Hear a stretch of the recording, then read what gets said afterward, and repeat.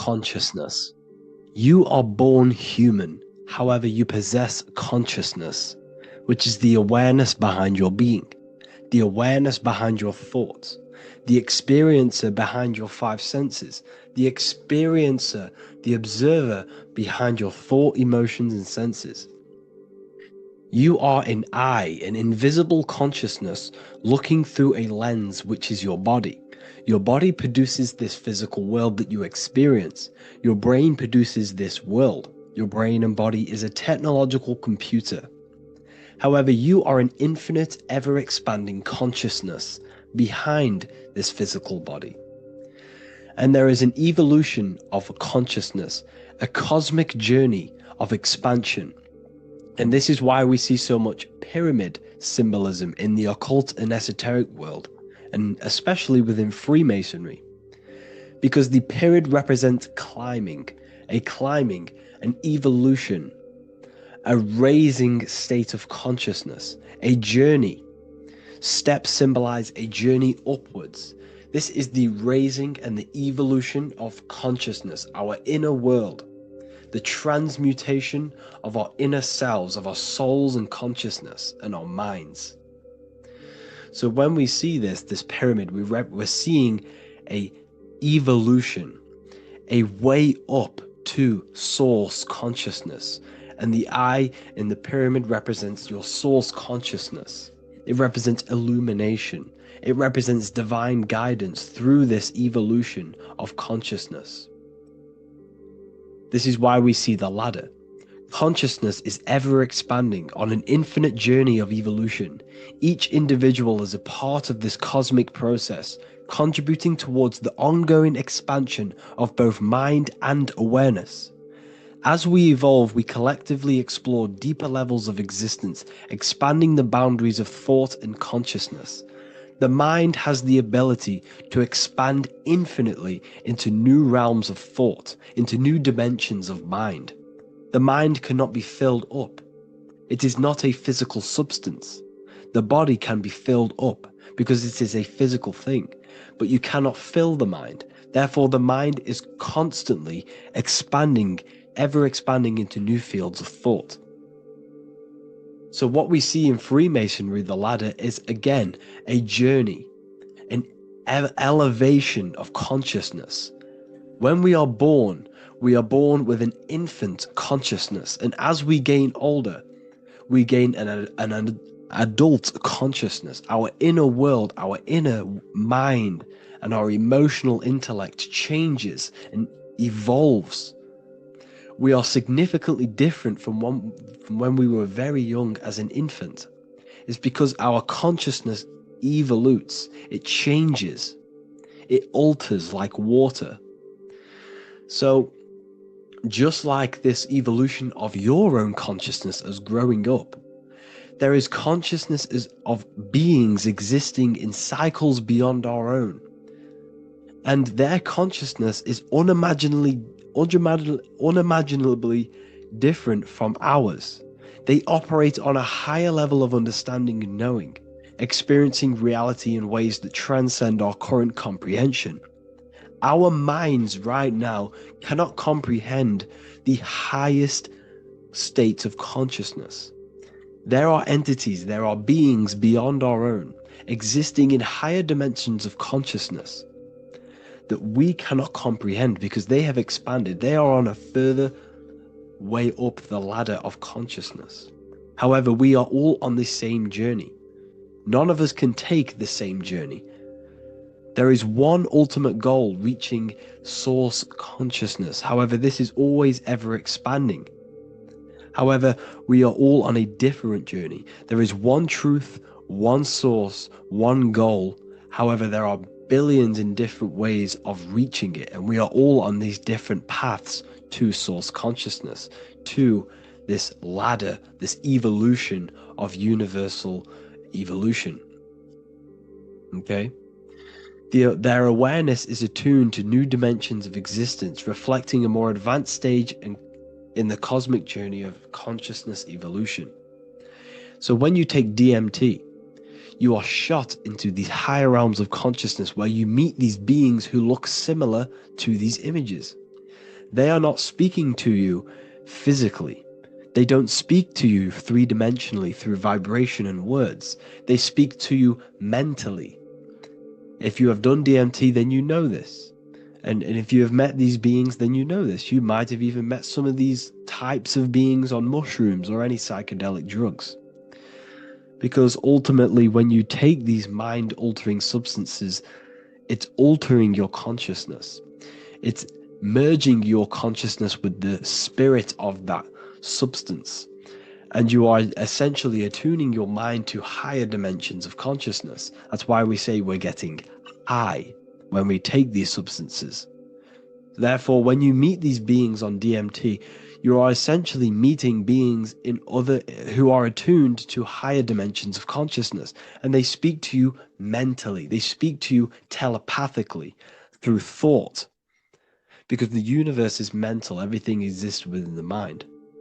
The way you are now, your physical existence, is a state of mind. Mind, thought creates matter. Spirit and matter are two opposing ways of thinking. If we have a very spiritual mind, we have an expanded mind, we are a spiritual person through the mind. However, if we have a very low state of consciousness where we think about food, sex, lust, and all physical things, then we have a physical consciousness. Matter and spirit are two opposing forces, two ways of thinking. The mind attunes itself to different levels of understanding in different dimensions. So, essentially, this is what we're looking at. The body is a vessel for the fluidic, formless consciousness, a temple that houses the essence of our awareness. While the five senses are limited to perceiving only the physical plane, the mind transcends these limitations, capable of perceiving the full scope of reality. It is through the mind that we access deeper truths beyond the material, tapping into boundless nature of existence. Physical existence is a thin band, a thin layer of reality. It's like 0.001% of reality. And your five senses are only tuned into this layer of reality. But the five senses are, by design, only allowed to perceive physicality. But the mind has the power to expand beyond this physical five sense state.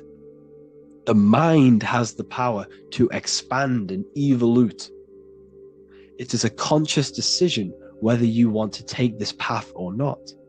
You can stay in a three-dimensional way of thinking, or you can expand your consciousness from within. It's not an external journey. There is no God going to save you. You must save yourself. Therefore, behind every single one of these eyes is the same source consciousness. However, we are all different cells in a different journey. The organs in your body, the cells in your body are all alive. They all possess same consciousness, universal consciousness. However, we are all on a different journey of evolution. As above, so below. As the baby is in the mother's womb, when the baby becomes conscious, there is a world outside of its mother. What does it do? It presses and seeks a way out to be born in the other world outside of its mother. It is the same with your consciousness, your mind.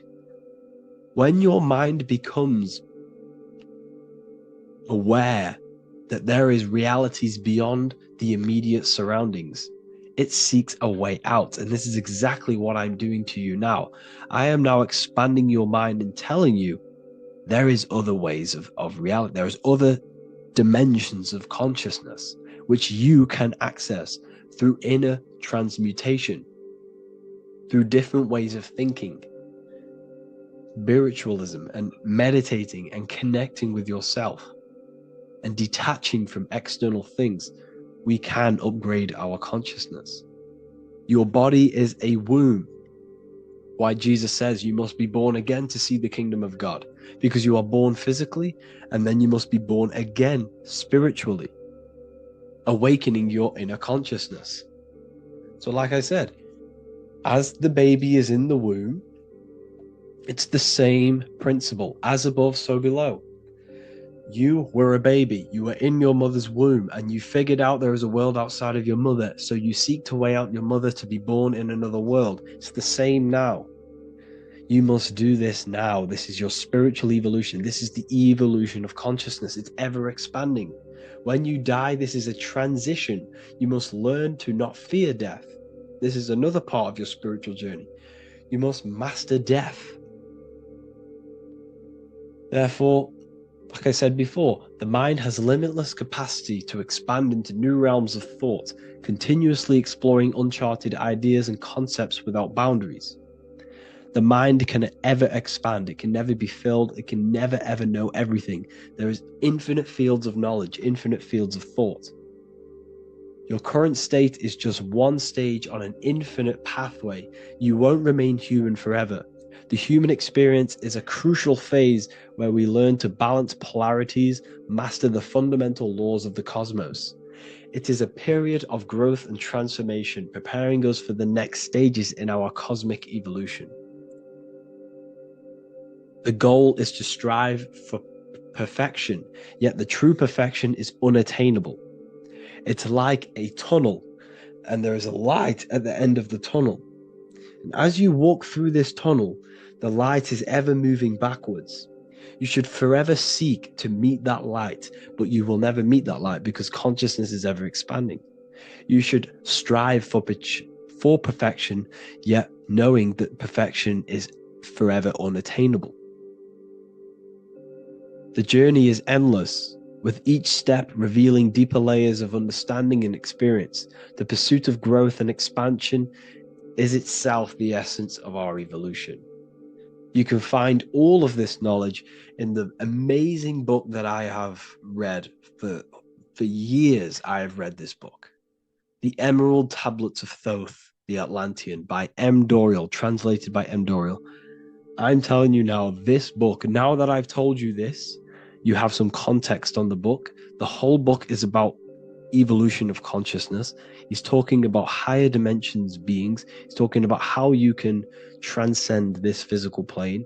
It is truly the most amazing book you will probably read. One of the best spiritual texts you'll see. It's hard to understand, so you must read it over and over again. And the more your mind progresses, like for me, I read this every couple months. And the more I learn about consciousness, the more I expand my own consciousness. And every time I read this book, I pick out something new that just completely blows my mind. Because you can only understand this book to your level of consciousness, to your level of understanding. So now that I've told you all this information, go and read this book and it will absolutely blow your mind. And so will the Book of Wisdom Volume 2, which is now available. I released it the other day. I'm just going to read a page out now. This page is called Spirit and Matter. The Earth is not merely a dense, lifeless rock drifting through space. It possesses spirit, a living essence that animates its form. But what do we mean by spirit? Spirit in esoteric terms refers to the energy, the life force, animating the principles infused in matter. So essentially, what this page is talking about is how everything has spirit, consciousness within it.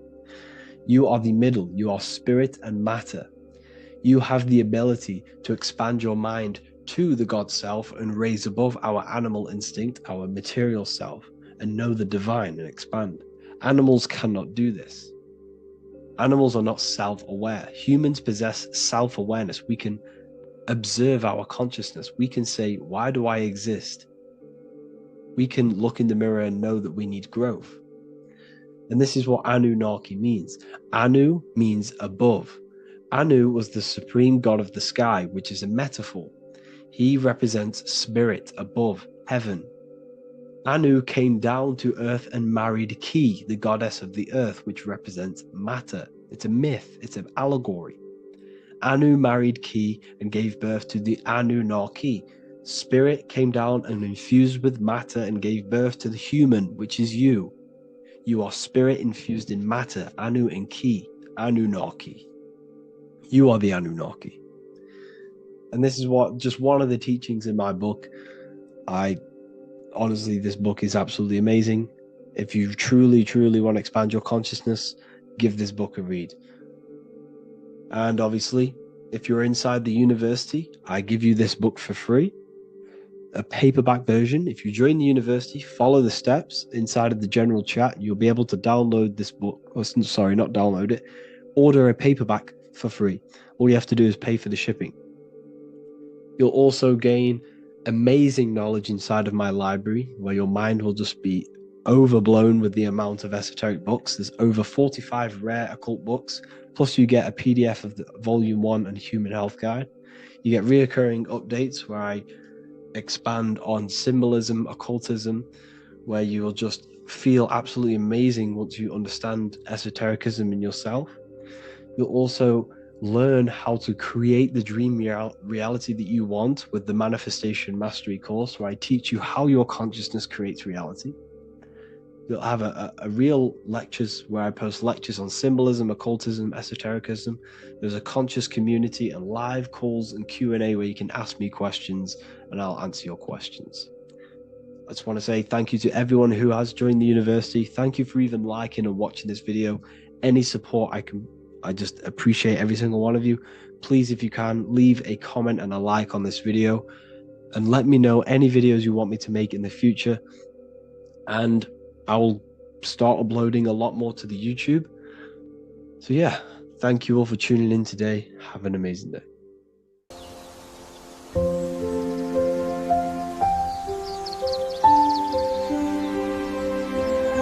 bookofwisdom.com. Visit today.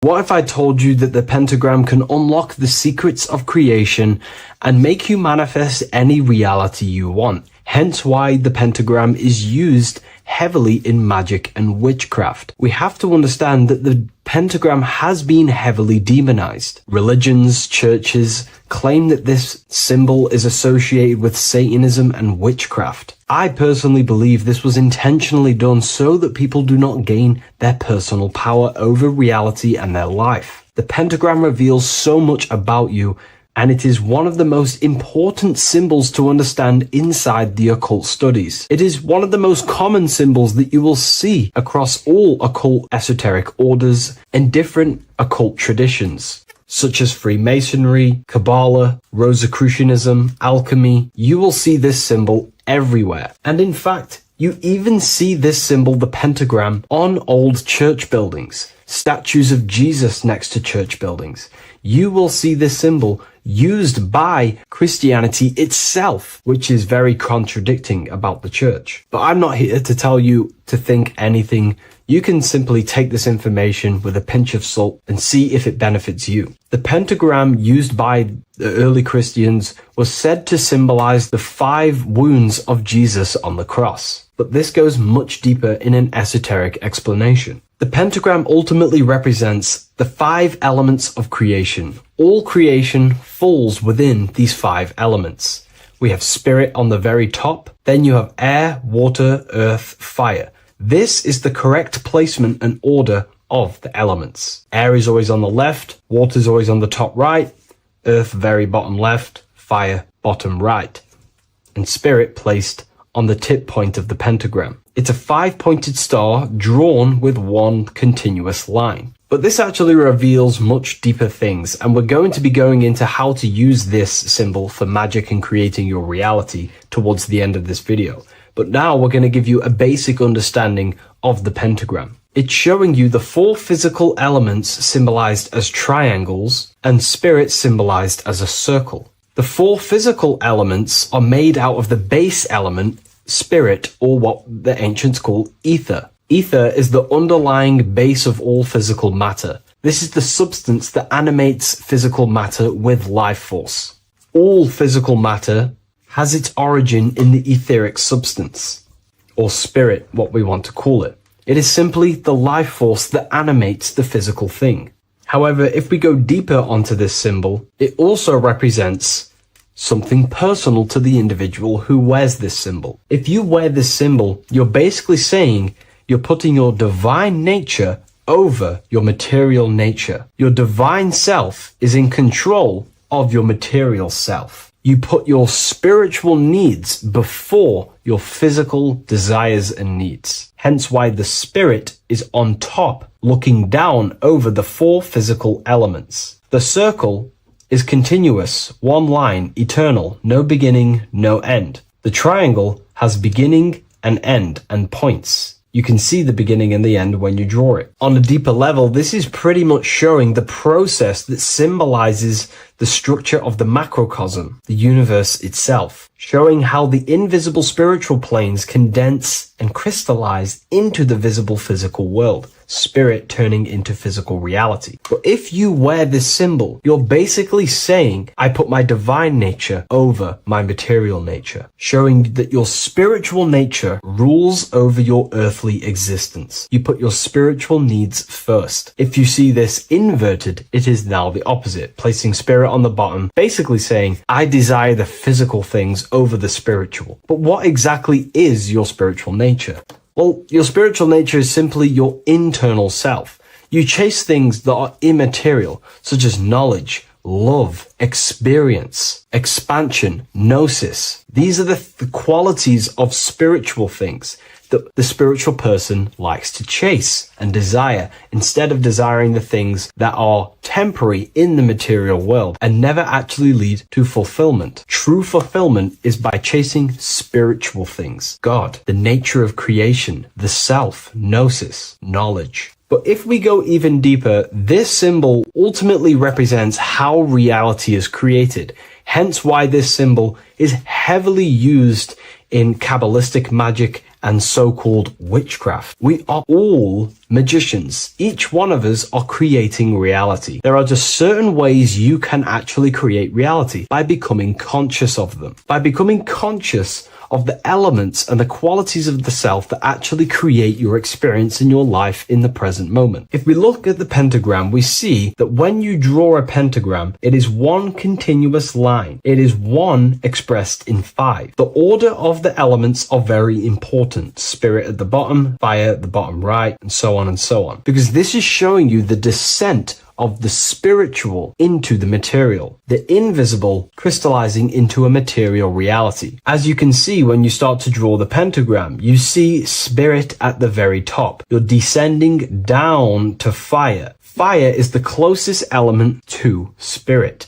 Hence why in magic and witchcraft, people like to use candles. So you're descending first into fire, then into air, then into water, then into earth, then back into spirit. Because of course, the cycle of creation unfolds itself. When you die, you return back to spirit, and then you reincarnate yourself back into physical reality if you wish and desire to. Everything is under this process of matter spiritual. In the daytime you wake up, you're in your material body. When you go to sleep, you enter your astral spiritual body. Everything's in this continual process, renewing itself in spiritual, then material. But the reason why this is associated with magic so heavily is because each one of these elements corresponds to a different body of consciousness, a different vehicle of consciousness. Consciousness has many different vehicles it uses to create the tangible self, the physical reality. For example, consciousness has a spiritual nature. The spirit element in this case symbolizes the emanation, the descent of the one power, the one force that we are all using. Each one of us is using this one power, the power of the source consciousness,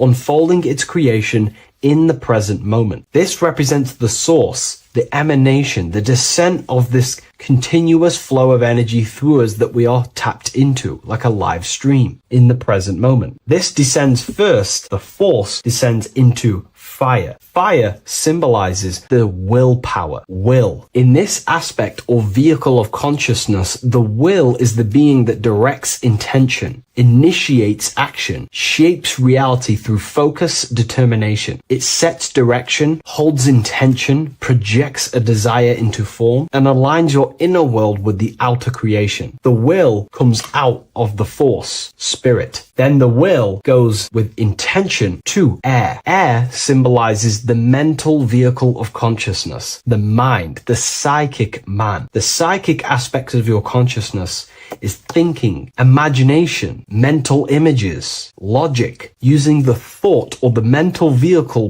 body of consciousness. Then that thought has an emotion, which is then water. So it goes from the force to the will to the intellect to the water, the emotional body of consciousness. The emotional vehicle of consciousness amplifies the thought into an emotional desire that you want to take action on. No one takes random actions, and if we do, we say we're very bored and we don't care. The water is the energy, the emotion you have to fulfill something. And that emotion then descends into earth, which is the physical body to take the physical action in the present moment, to fulfill that desire, to fulfill that will, that thought, that desire. And that is how reality is created all the time. Now, there is much more that you can go into with the pentagram, because true magic is about changing consciousness at will, not casting random spells. It's the ability to change the direction of consciousness using the power of the will to direct these forces to create change in the internal world so it can project outwardly in the external world. Because consciousness creates the external reality. What happens within us, we see change outside of us. So true magic is about manipulating the forces and the vehicles of consciousness that exist within our own mind to produce a change in the material world. There are other ways you can use magic, by purifying each body of consciousness or banishing each body of consciousness. Other forms of magic, you can dissect each body of consciousness and work with that specific body. If you think you're using your mind too much, you can start using banishing rituals to banish the power of the mind, to stop overthinking, for example. Or if you have lack of emotional connection with your emotional vehicle of consciousness, we can dissect this body, tap into this body, and invoke this body and strengthen it. We're dissecting each body and vehicle of consciousness so we can work with it to create a specific change inside ourselves, then to be mirrored outside of us. So pretty much this pentagram represents the descent of the spiritual turning into a material reality. Hence why sometimes we see a human figure standing in the point of a pentagram, because it ultimately represents the microcosm. You are the microcosm. You represent the entire process of spirit into matter, the invisible into the visible, the formless into form. The pentagram, drawn in one unbroken motion, captures this divine act of creation, showing how consciousness flows downward through the elements or the vehicles of consciousness to bring forth the material reality. The Book of Symbolism will teach you all about this. It was released November 17th. A lot of people have taken advantage of this. You also gain a free ebook with this copy. Every order comes with a free ebook. And if you wish to get your copy of the brand new Book of Symbolism, you can find it in the description or revivalofwisdom.com. Thank you, everyone. I'll see you in the next video.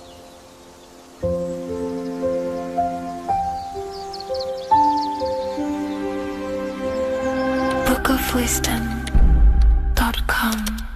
Visit today.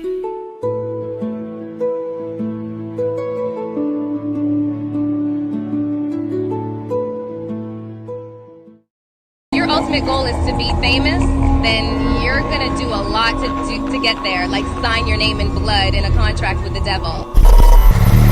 That's how I got introduced to the music industry. I swear I wanted to be like the Amy Grant of music. Yeah. But it didn't work out, and so I sold my soul to the devil. Well, needless to say, sold my soul. Alright, y'all. I'm finna sell my soul. I'ma hit y'all when I'm through. I'm gonna be rich as hell, alright?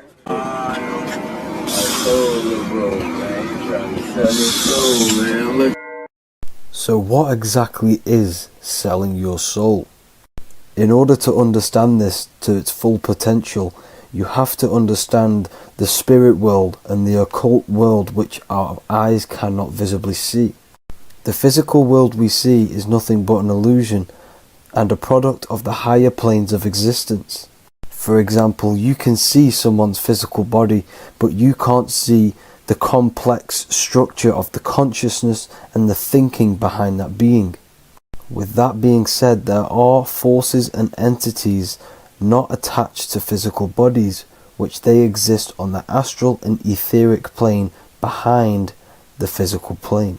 Now there are numerous videos and music with artists talking about this. For example, I sold my soul to the devil and the price was cheap. Why do you still do it? Why are you still out here? Well, it goes back to the destiny thing. I mean, I made a bargain with it, a long time ago, and I'm holding up my hand. What was your bargain? To get where I am now. Should I ask who you made the bargain with? with the chief commander. On this earth? And on this earth, and then in a world we can't see. So selling your soul is cutting a deal with an astral plane entity in exchange for wealth and fame on this physical plane. This is classed as black magic because you are bending reality against your intuition. Now, making deals with entities beyond the physical plane, you always have to give something in exchange. When it comes with demonic entities, it always involves some sort of sacrifice, bloodshed, or humiliation. Now, there are countless of rappers who someone close to them have died just before their career takes off to the next level.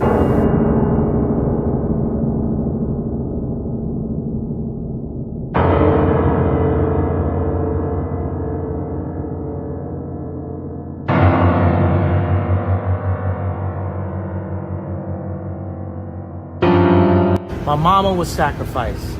Me too. You understand? Yeah. Appreciate Michael Jordan, what about him? His daddy, right? Bill Cosby, his son, right? Dr. Dre, his son. Out in Hollywood, a lot of people come up missing. So these rappers and celebrities do have to do sacrifice rituals in order to take their career to the next level. Top flight, I've been growing up, it's a ritual. So the occult side of this reality is heavily connected with the music industry and the elites. This is why they are all connected to Freemasonry.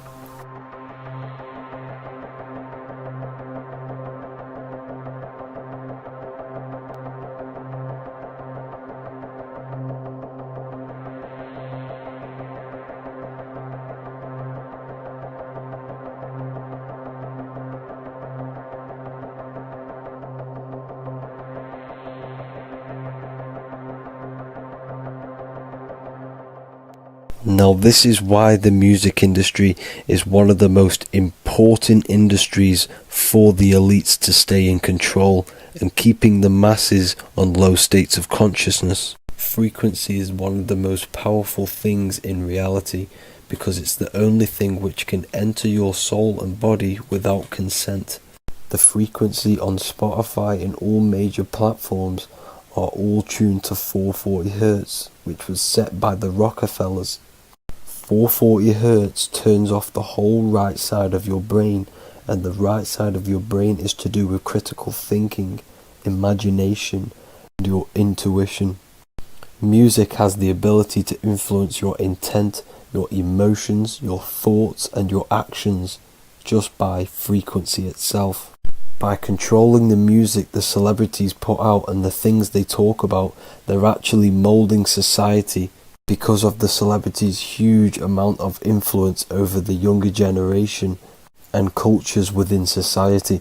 This is why the music industry is mainly talking about sex, guns, violence, and hating other people. These are all very low vibrational acts and things to do which destroys humanity and societies, keeping us all conquered and divided in order for them to stay in power.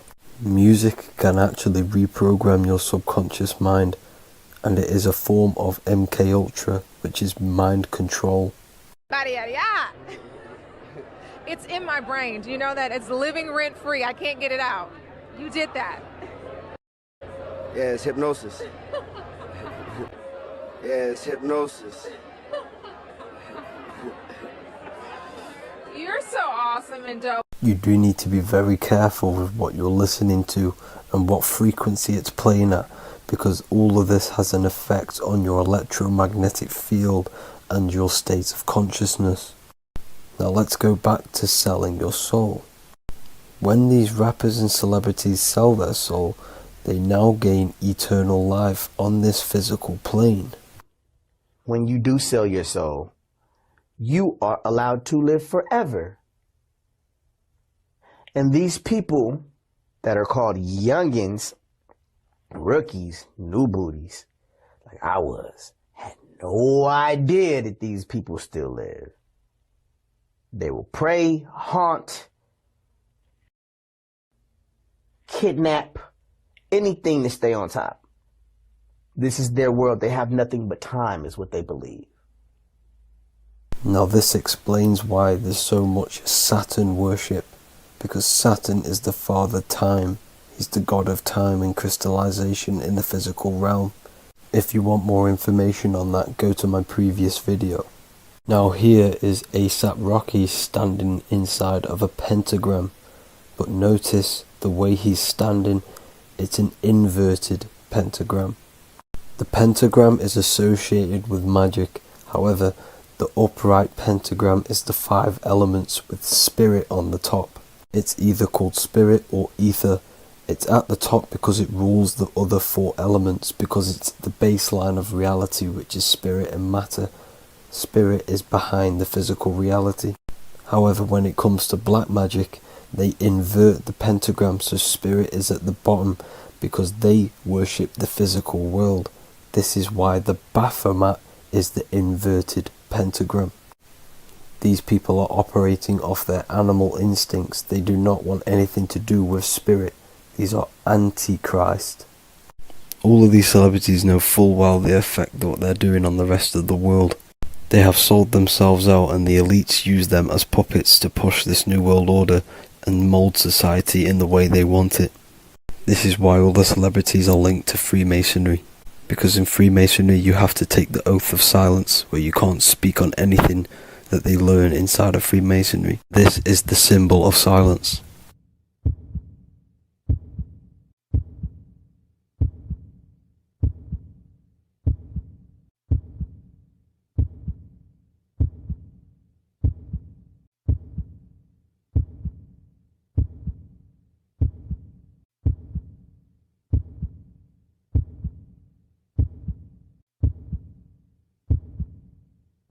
The elites need them under this oath, so they do not talk about certain topics and certain things to the public because of the amount of influence they have on society. Now, even the name Hollywood is an occult term, because back in the ancient days when they used to create wands, they used to create them out of holly wood, out of the holly tree, because each wood has certain attributes and virtues when it comes to magic. And the holly tree was known as the holy wood, and they used to create the wands out of it to cast spells. And Hollywood are still casting magic to this day through the films and through the music to the masses. That's it for this video, people. Hope you enjoyed. Please like and comment and subscribe. Peace and much love.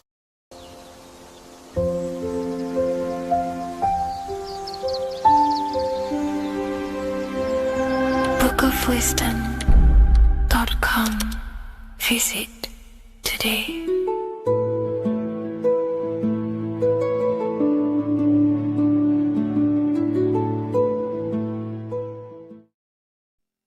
What is good, people? How are we all doing? Today we're going to be talking about the different planes of existence, the occult side of the world, the things they don't teach you in school. And of course, you can only find that on this channel, so welcome. So you need to understand is that your consciousness moves through these different planes of existence, these different states of consciousness, which make up all of you. Okay? They are all interlocked planes. They are all interpenetrated into each other. They are all one. They melt into the plane above and below. You see, each plane is a product of each plane. As above, so below. Now, the higher you go, the more fluid, the more dreamy, the less dense it becomes. The lower you go, the more denser it becomes, the more solid it becomes. The lowest plane is the physical plane, which you are obviously aware of. You are inside of the physical plane now. But while you are in this inside of this physical plane, You are indeed inside of all these other bodies which you have not awakened yet. You have to awaken these different bodies. You have these bodies. Okay? It's like a ripple effect. And the center is the most dense, the most solid. This is earth, heart, the heart of the ripple. And the lower you, the further you go out from the center, the more dreamy, the less fluid, the more fluid, the more less dense it gets until you're one with the all.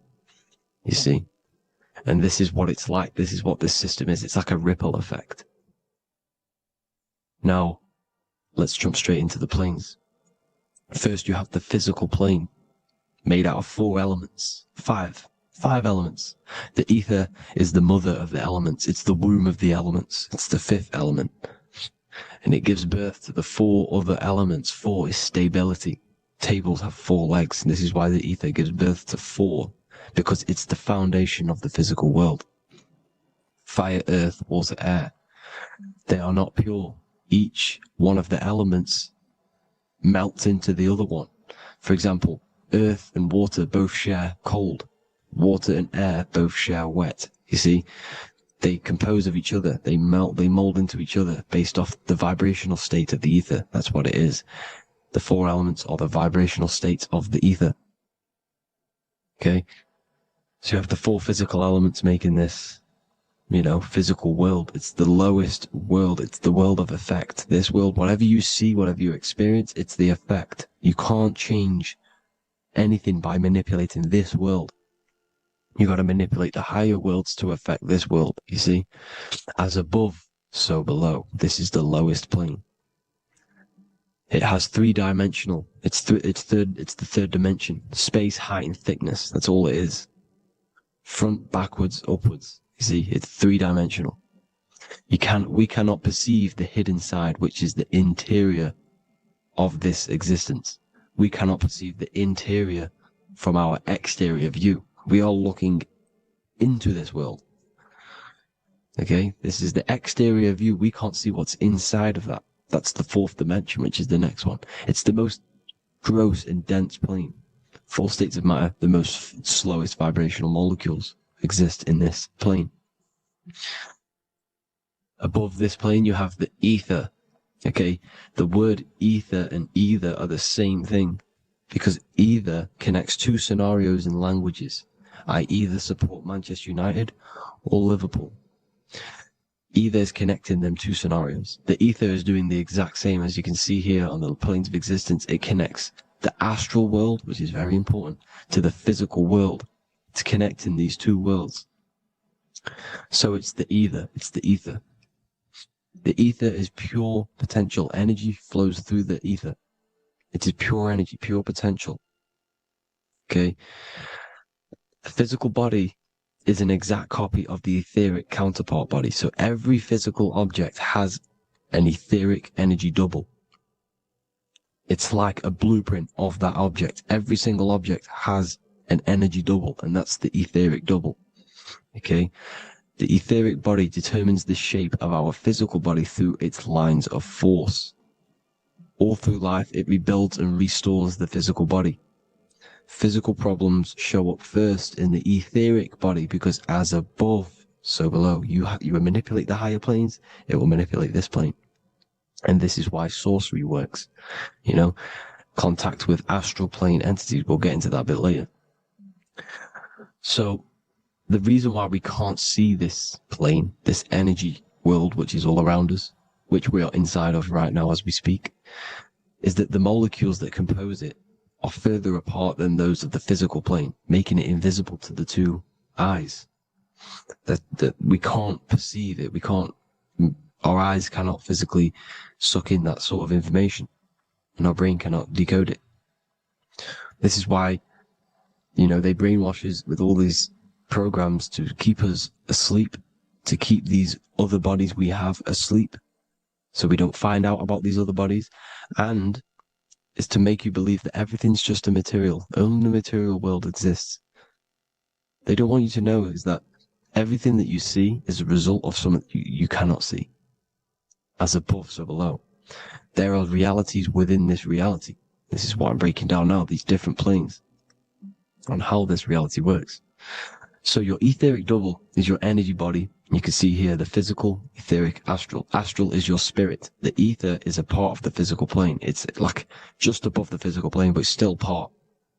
But then the astral plane is completely separate. It's another plane, but they're all interlocked. Don't think they're apart. They're all interlocked. They're all one. They all melt into each other.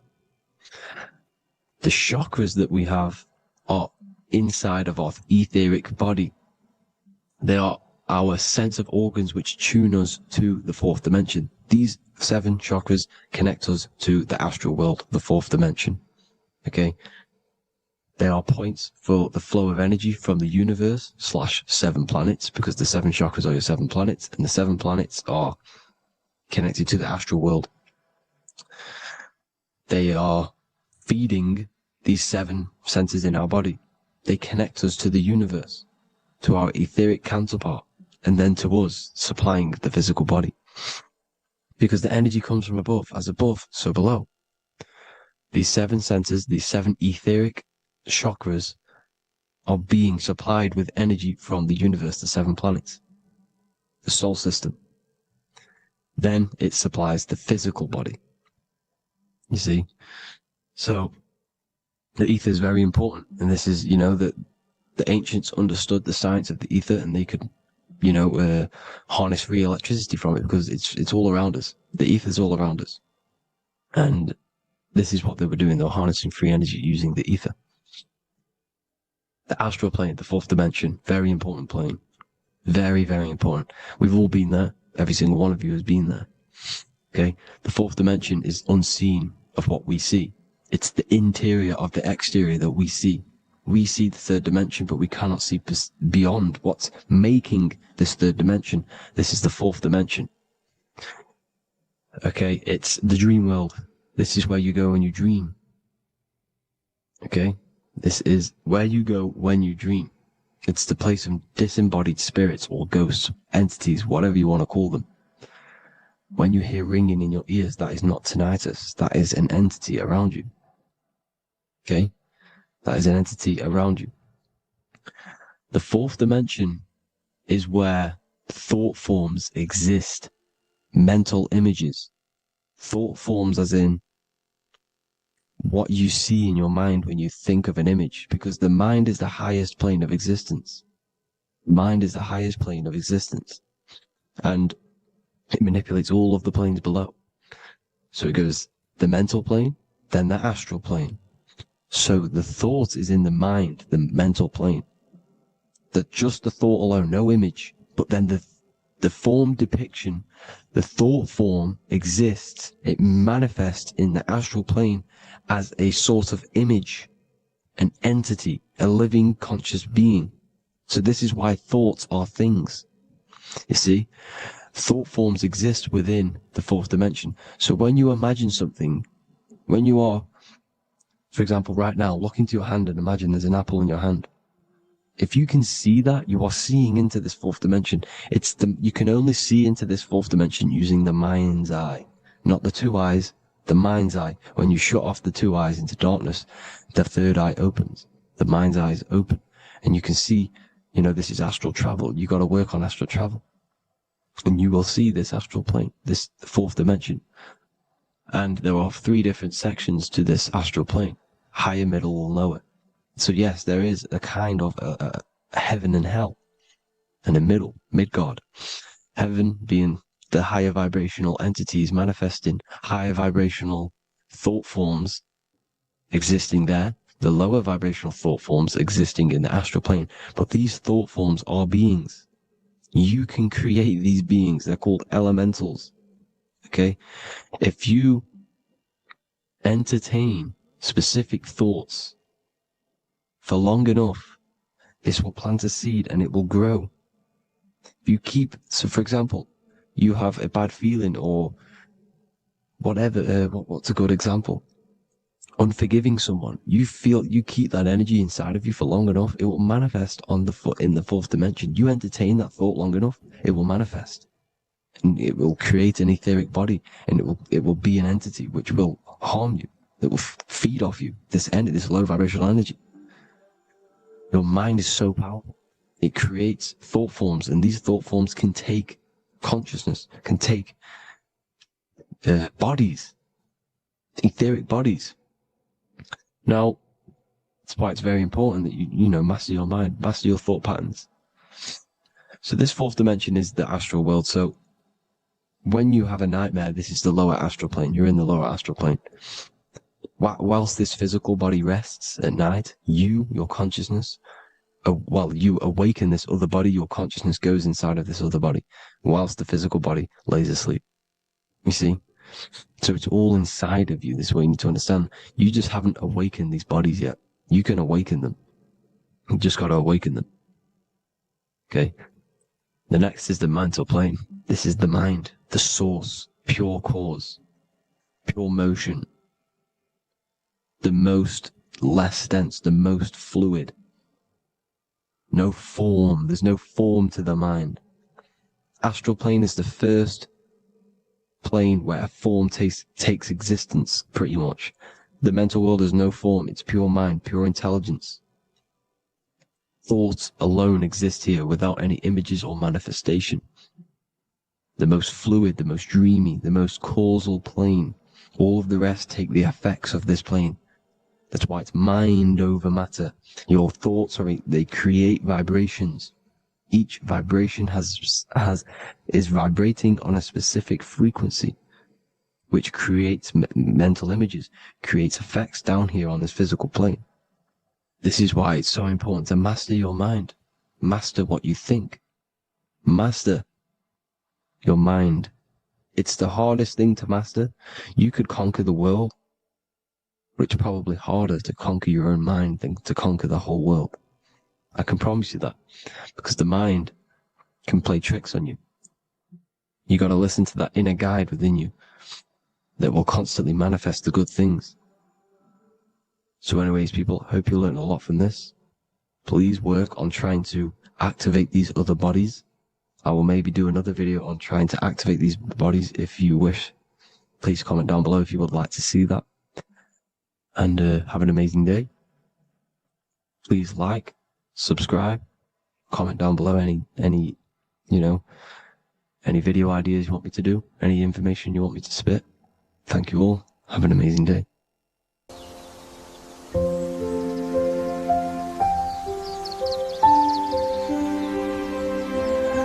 bookofwisdom.com. Visit today.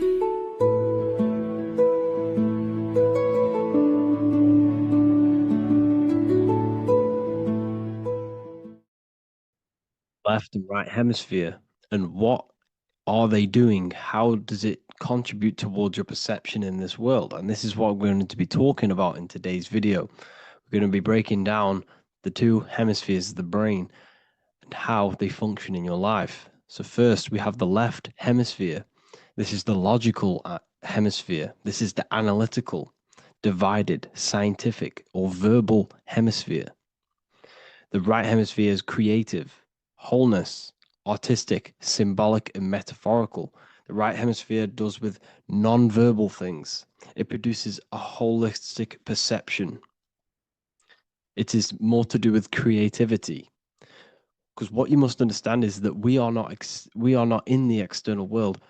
The world is produced by our brain. We see with our brain. Our eyes are a part of the brain. What we touch is the brain's interpretation of electrical signals on the nervous system. What we smell is the brain's interpretation of smell through the nose.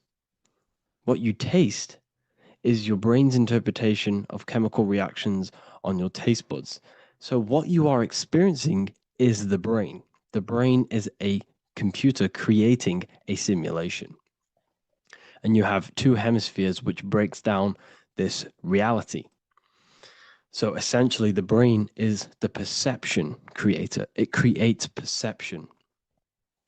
So if the brain is creating this, who is the one experiencing the brain? Well, that is you, the consciousness, the mind, the all-seeing eye. You are the all-seeing eye experiencing the brain, the observer behind the brain, behind reality, behind the emotions. So if you're walking through a woods, this left brain sees individual trees. The right brain sees the whole woods. It sees the biome. It sees the bigger picture. So when you are walking through this woods, the right brain picks up a holistic perception of reality. It creates the woods as one unified woods. The left brain's job is to break this down and analyze it so that we can see individual things. And this is also necessary for humans to have the ability to break things down and manipulate things in this world. So without this left hemisphere, we could not manipulate things and break things down. So this right hemisphere is important because it sees the whole woods. It sees humanity as one unified consciousness. However, the left hemisphere sees individual egos. So the left hemisphere is the place of the ego because it only understands it sees the world very divided. Okay, so for example, here's another example of the left and right hemisphere. If someone pulls out in front of you in traffic, your left brain's going to start going crazy and analyzing them, calling them names. The right hemisphere, however, sees the bigger picture. Maybe he didn't see you. Maybe it's just a mistake. Maybe he's in a rush. You see how the two brains are very different. They do the same thing, but they function in different ways. The right hemisphere is feminine, the left hemisphere is masculine. So, like I said, this person pulls out in front of you, you start to think with the left. If you start to perceive that in the left brain, you're going to start analyzing them, you're going to start going crazy and calling them names because you're analyzing it. You're not seeing the bigger picture behind it. You're not seeing it from his perspective. So there is a crossover. So the left hemisphere of the brain controls the right side of the body, the right ear, the right eye. Everything to do with the right side of the body is connected to the left hemisphere, and the right hemisphere controls everything on the left side of the body, including your eyes, your arms, your legs. So everything is crossed over, and even your visual field is crossed over. So this is your visual field, as you can see here, and even the left side of your visual field goes to the right brain. There's a crossover. No one really knows. There's not really a reason for this. However, this is how the human body is designed. As we all know, the human body is the most advanced piece of technology on the face of the earth. They cannot replicate the human body. And they tell you it has no creator. This is crazy. People are that brainwashed, they can't even understand that their body is the most advanced piece of technology. Your body is so advanced, the computers that you use are mimicked of the body. Everything they create is mimicking nature, but they don't show you how intelligent nature is because they don't want you to understand you're in an intelligent design. So anyways, let's get back on track. There is a crossover in the brain, and this is why they teach you to write with your right hand. And I was speaking to someone who's in a nunnery, or whatever you want to call it. They were a nun, or they knew someone who was who was a nun, and they forced these people, these nuns, to write with their right hand. You had to write with your right hand. This is why, I'd say at least 70% of the world, or 80%, is right-handed and right-legged, because they taught us this to activate the left hemisphere more because of this crossover that happens in the body. So when we are using this right side more, we are using that left hemisphere more. Why? Why are they doing this? Well, they also called it writing. Writing is a spell, to cast a spell on you to use that right side of the body so that you use this left hemisphere, because they want you to see the world as a divided perception. They don't want you using the right hemisphere, using that left side of the body to activate the right hemisphere to see the bigger picture and see how everything is all one and everything is created. This left hemisphere domination keeps you from seeing the connections between everything, because that left hemisphere analyzes, it breaks things down. So when we are left hemisphere dominated by using the right side of the body, we are essentially seeing everything as divided. And this is why so many people will not understand my work, because my work connects dots and connects fields of knowledge and makes you see the bigger picture. So people who are left hemisphere dominated will see my work and think this guy's crazy. But everything, it's all about activating that right hemisphere. So they call it writing because every word you say is molding your mind in some sort of way. The things you see is molding your mind. Everything you take in through the five senses is molding your mind. And language is a massive spell, especially the English language. They call it writing so that you use that right side. It's a spell because your subconscious mind picks up everything you say. And 90% of your daily basis behavior and thought patterns is produced by these subconscious programs within the subconscious mind. Essentially, your conscious mind is only the 10% of you. The conscious mind is just what you're aware of, what you're wearing, how you're feeling, what you're thinking. That's your conscious mind. The subconscious mind is controlling every system in your body. It's telling your heart to beat without you being conscious of it. So essentially, this is what they're programming. They're programming this system in the back of the mind, which is controlling everything through the words. And this is what spells are, because it's all about creating perception in the subconscious. So they want you to use that right side more. I truly believe the ancients, they were balanced. They used the left and the right side of the body. They didn't have a stronger side because they understood this science of the body and how the body works. So this is actually called phonetics. It's not etymology. Etymology is the study of root words. Phonetics is the study of how words sound similar. The way words are spoken. So phonetics, phone is why we call them a phone, because you speak into a phone. So this is write and writing, to use that right side to activate the left hemisphere more. So your hands are a manifestation of your brain. The left hand is the right brain, the right hand is the left brain. And as a child, we were always taught that when you place your hands together like this is the size of your brain, which is true because your hands are a part of your brain. They're an extension of your brain. Every part of your body other than your brain is an extension of the brain. Everything's working and feeding back information to the brain because you're experiencing the brain. So another trick that you can do, or another exercise, is looking in the mirror and closing one eye at a time. If you close your right eye, if you take your top off, for example, you'll analyze your body if you close your right eye because you're using that left hemisphere. Sorry, other way around. If you look at yourself through your right eye, you'll use that left hemisphere, which will analyze yourself. You'll see individual body parts. If you close the right eye and use the left eye, you'll see your body as a whole. You won't really analyze it.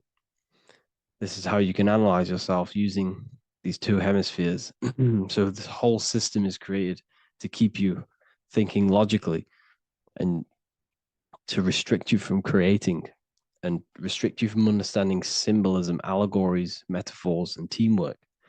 They want you stuck in a logical way of thinking and a logical way of seeing the world. This is why when you go to school, you are told exactly what to do. You're told to think this way and no other way. You're told to do orders, do this. It's a very left-brained system, because if we all started to open up this right hemisphere, we'd all see, wow, everything is all one, everything's all connected. And this is what my work is doing. I'm showing you everything is one. The physical world is an illusion of duality, but everything comes from the one source, the one mind. The universe is a giant mind. I am mind, you express mind. We all possess mind. Behind the physical body is the same mind consciousness. And we are all expressions and fractals of this infinite consciousness called mind. And this is what they don't want us to figure out, is that we are all just one consciousness expressed. It's an infinite consciousness. It's even in the squirrel, it's in the dog. All of these different animals, they're just different bodies, but behind the bodies is the same consciousness, which is mind. That's what the pineal gland is. The pineal gland is not the mind, and it's not the third eye. The third eye is your mind. If you have a closed third eye, it just means you have a closed mind. If you have an open third eye, it just means your mind has expanded from beyond physical things through astral projection and mystical experiences. This is how you gain an open third eye. It's just an open mind.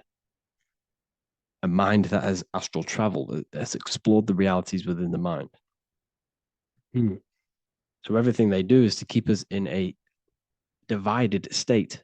Divide and conquer, right? That's their motto. All to keep you thinking how everything is divided. Everything they've done is division. Postcodes, countries, everything is divided. Like football teams and all this stuff. It's also a natural process when you grow up, because as you grow up, your brain is constantly analyzing the world. So this is sort of a natural process of how you become more left hemisphere dominated, because your brain is always analyzing. And unless something awakens you, you can awaken that right hemisphere where you can start to see the bigger picture. Even the music, all tuned to 440 hertz, shuts down the right hemisphere of the brain. 440 hertz, Spotify, Apple Music, the radio. Every time you turn on the radio, it's tuned to 440 hertz. This was specifically tuned. It never used to be tuned to this. It was in the 1950s. It was changed. The standard music tuning was changed to 440 hertz because it shuts down that right hemisphere of the brain. They don't want you thinking, seeing the world in this way and perceiving things as one. And I'm going to show you. It tells you this in the Bible. Cast the net onto the right-hand side of the boat and you will find the fish. What was Jesus saying? You see, people read the Bible and they don't understand it. If the Bible is not talking about you, then it has no meaning. The Bible, everything you read in the Bible is about you and how it can better your life. It occurs to you. So if Jesus says, cast the net onto the right-hand side of the boat, this is an allegory. The boat is your body. Cast the net. It's the awareness, the perception onto the right hemisphere of the brain, and you will find the fish. What's fish? What do fish do? They swim deep in the ocean. It represents the knowledge. Deep knowledge. Cast the net onto the right-hand side of the boat and you will find fish. You will find the wisdom. You will gain understanding when you cast that your awareness into that right hemisphere. You will see that I am you and you are me. We are all one consciousness. You will see everything. You'll see that the trees are the same patterns as the nerves in your body. You'll see everything is connected. Everything is a fractal of the one infinite consciousness. And how many fish did they catch? 153. That adds up to 9. This is now numerology. The Bible's filled with numerology. Adds up to 9. What's 9? Human consciousness. It represents consciousness. You're in the womb for 9 months. Feminine. It's all about consciousness. And in Revelation 14, and I looked and behold, the Lamb standing on Mount Zion. That's the spines, the mountain. With him, 144,000. 144 adds up to 9. It represents consciousness on top of the spine. You see? And he had his name the name of his Father written on the forehead. What's the Father? The higher mind, the higher consciousness within you. Where is that? In the forehead, the pineal gland. The pineal gland is the radio receiver for the higher consciousness. Because every body part of the body has consciousness. Your heart has consciousness. Your gut has consciousness. You are thinking with these different consciousnesses. You think with the gut. You think with your penis. You are thinking with all these consciousness. And it's about raising your consciousness to the higher consciousness, which is the Father, the mind in the head. Don't think with the lower parts of the body because that is your animal nature. Think with the higher parts of the body. It's all representing consciousness. How to activate the right hemisphere of the brain? Well, it's all to do with non-verbal things. So music will activate the right hemisphere. Make sure it's tuned to the right frequency though. 432 hertz, 528 hertz. Any frequency that adds up to 3, 6, or 9 is good for you. Meditation, turning off the thoughts, and you raise yourself to the higher brain. Symbolism. Symbolism is all right hemisphered. Reading between lines, metaphors, determining the Bible, it's all right hemisphered. Seeing the bigger picture, it's reading between the lines. So tithing in the Bible. these people in the churches are giving 10% of their money to the church. It's nothing but a scam. What these people have done is they have externalized the Bible. They have taken the Bible and literalized it so that they can make a business out of it. So what they're doing is a tenth of the produce of what it says in the Bible, a tenth of the produce of the land, whether grain or fruit, is the Lord's and is holy. So what's that saying? The tenth of it's basically saying give the 10% to the Lord, to God. What does that mean? Well, what's the land and the fruit? This represents physical things, the physical things that you have. The tenth of the physical things that you have. What's that? That's your ego. All the physical things that you have is all to do with your ego. That's the lower self. The ego, what is the ego? It's the mind's perception of the physical self. You had no ego when you were a child. Okay, when you were a child, you had no ego. As you grew older, you created the ego. But the ego is the full self. It's the echo. Ego, echo. It's the echo of the full self. So it's saying give the ego over. Take away the animal self. In that left hemisphere, that's all to do with the left hemisphere. That left hemisphere sees the ego. It sees individuality. It's divided. So it's saying give that 10%. Give that 10% of you over to the right hemisphere. The 90%. The 90% of you is in that right hemisphere. The higher self. Now, I'm not saying the left hemisphere is bad. Okay, I'm not saying that at all. But it sees it sees things divided. It's like I said, the left, the hands are manifestations of the brain. So when these Christians are praying, they're putting their hands together. What are they doing? They're syncing the brain hemispheres. What you're doing, because everything's an extension of your brain. So if you put your hands together, you're putting the two hemispheres together. And what's happening when you place the hands together? All the electricity in the body is now running in a circuit. So once you connect these two hands, the electrical energy is now running in a circuit. And energy can move around the body quicker and more efficiently. So when you pray, when these people are praying, they don't realize that they're engaging in ancient forms of meditation, of balancing the two hemispheres. So now we're talking about balancing the hemispheres, not the right hemisphere. This is what Israel is. Look at the symbol for Israel, the up triangle and the downward triangle. What's that?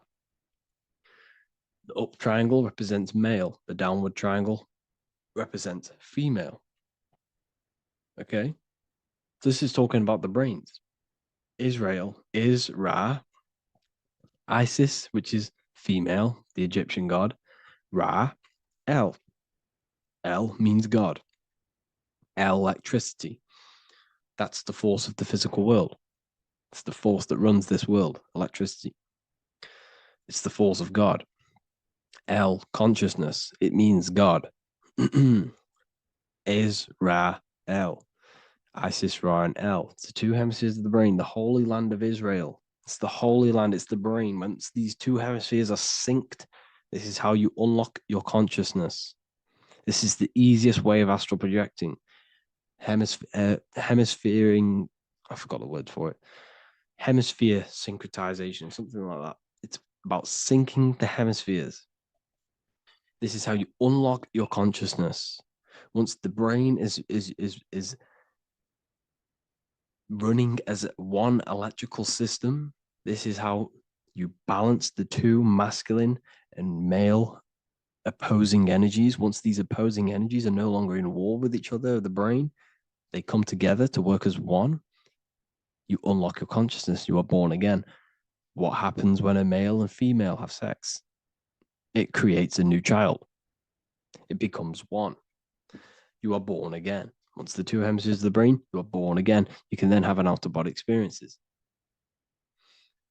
So this is why the symbol of the Holy Land, Israel, is the up and down triangle back combined together, because it represents unification of the male and female, unification of the hemispheres. You're born again. You unlock consciousness. And you can get this for free. It's called the Gateway Tapes on my website. Basically, it's a audio track from the government. And they did this in the Gateway Experience. It's a CIA document. And what they do is there are different forms of meditations you go through. I think there's about 5 waves of meditations you do, half an hour each one. And it will teach you, it will sync your hemisphere. Because what does it do? They understood that playing one frequency into one ear and another frequency into the other, they understood that the right ear is connected to the left hemisphere, the left ear is connected to the right hemisphere. So when you play 2 different frequencies into both ears, what happens? The brain picks this up, the 2 hemispheres of the brain picks this up, and it syncs it. It syncs these 2 hemispheres, these 2 frequencies together. So now the brain is working as one to sync this frequency. So this is how you can sync your hemispheres through listening to these frequencies. Okay, you can get them for free and do the meditations yourself. This will definitely help you. This is an easy way to astral project. So it's all about syncing the hemisphere and seeing reality from a unified perception.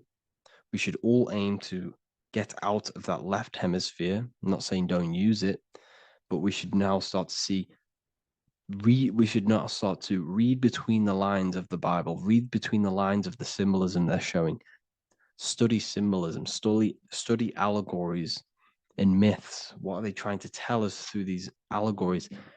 And, this is how we start seeing things in a better way. Once we understand that we are all microcosms of an infinite consciousness, we can all come to one, because love is the unifying force of this infinite consciousness. We are all divided. We are all disconnected from our hearts. Once we all connect with our hearts and see that everything is one, we can all start to love and come together as one, because love is the unifying force of consciousness. So if you haven't already seen, I now have launched the Ethereal University. I will be doing lectures like this one, but even better, deeper, and even releasing knowledge that I can't talk about online as they are censored. I'll be doing lectures every single week. I'll be doing live calls every single week. You also gain access to my library, which is filled with over 45 occult books, filled with knowledge. Okay, I'll show you now. Plus, you get my book, The Book of Wisdom, PDF form, and the Human Health Guide, PDF form. You also get all of this stuff, the health section, Q&As, Ethereal meditations. We've got some celestial studies, cosmology, and numerology coming soon. You also get the brand new Manifestation Mastery course, plus the library. And there'll be new books, new lectures, new live calls every single week. Or you can get the Book of Wisdom, use the code WISDOM in all capital letters to gain 40% off. This sale will be ending very, very soon. So if you're watching this, be very quick to get yourself a physical version or a PDF of my book. You can get it in all these languages. Hope you enjoyed this video, people. I'll see you inside the Ethereal University, the real university. Have an amazing day.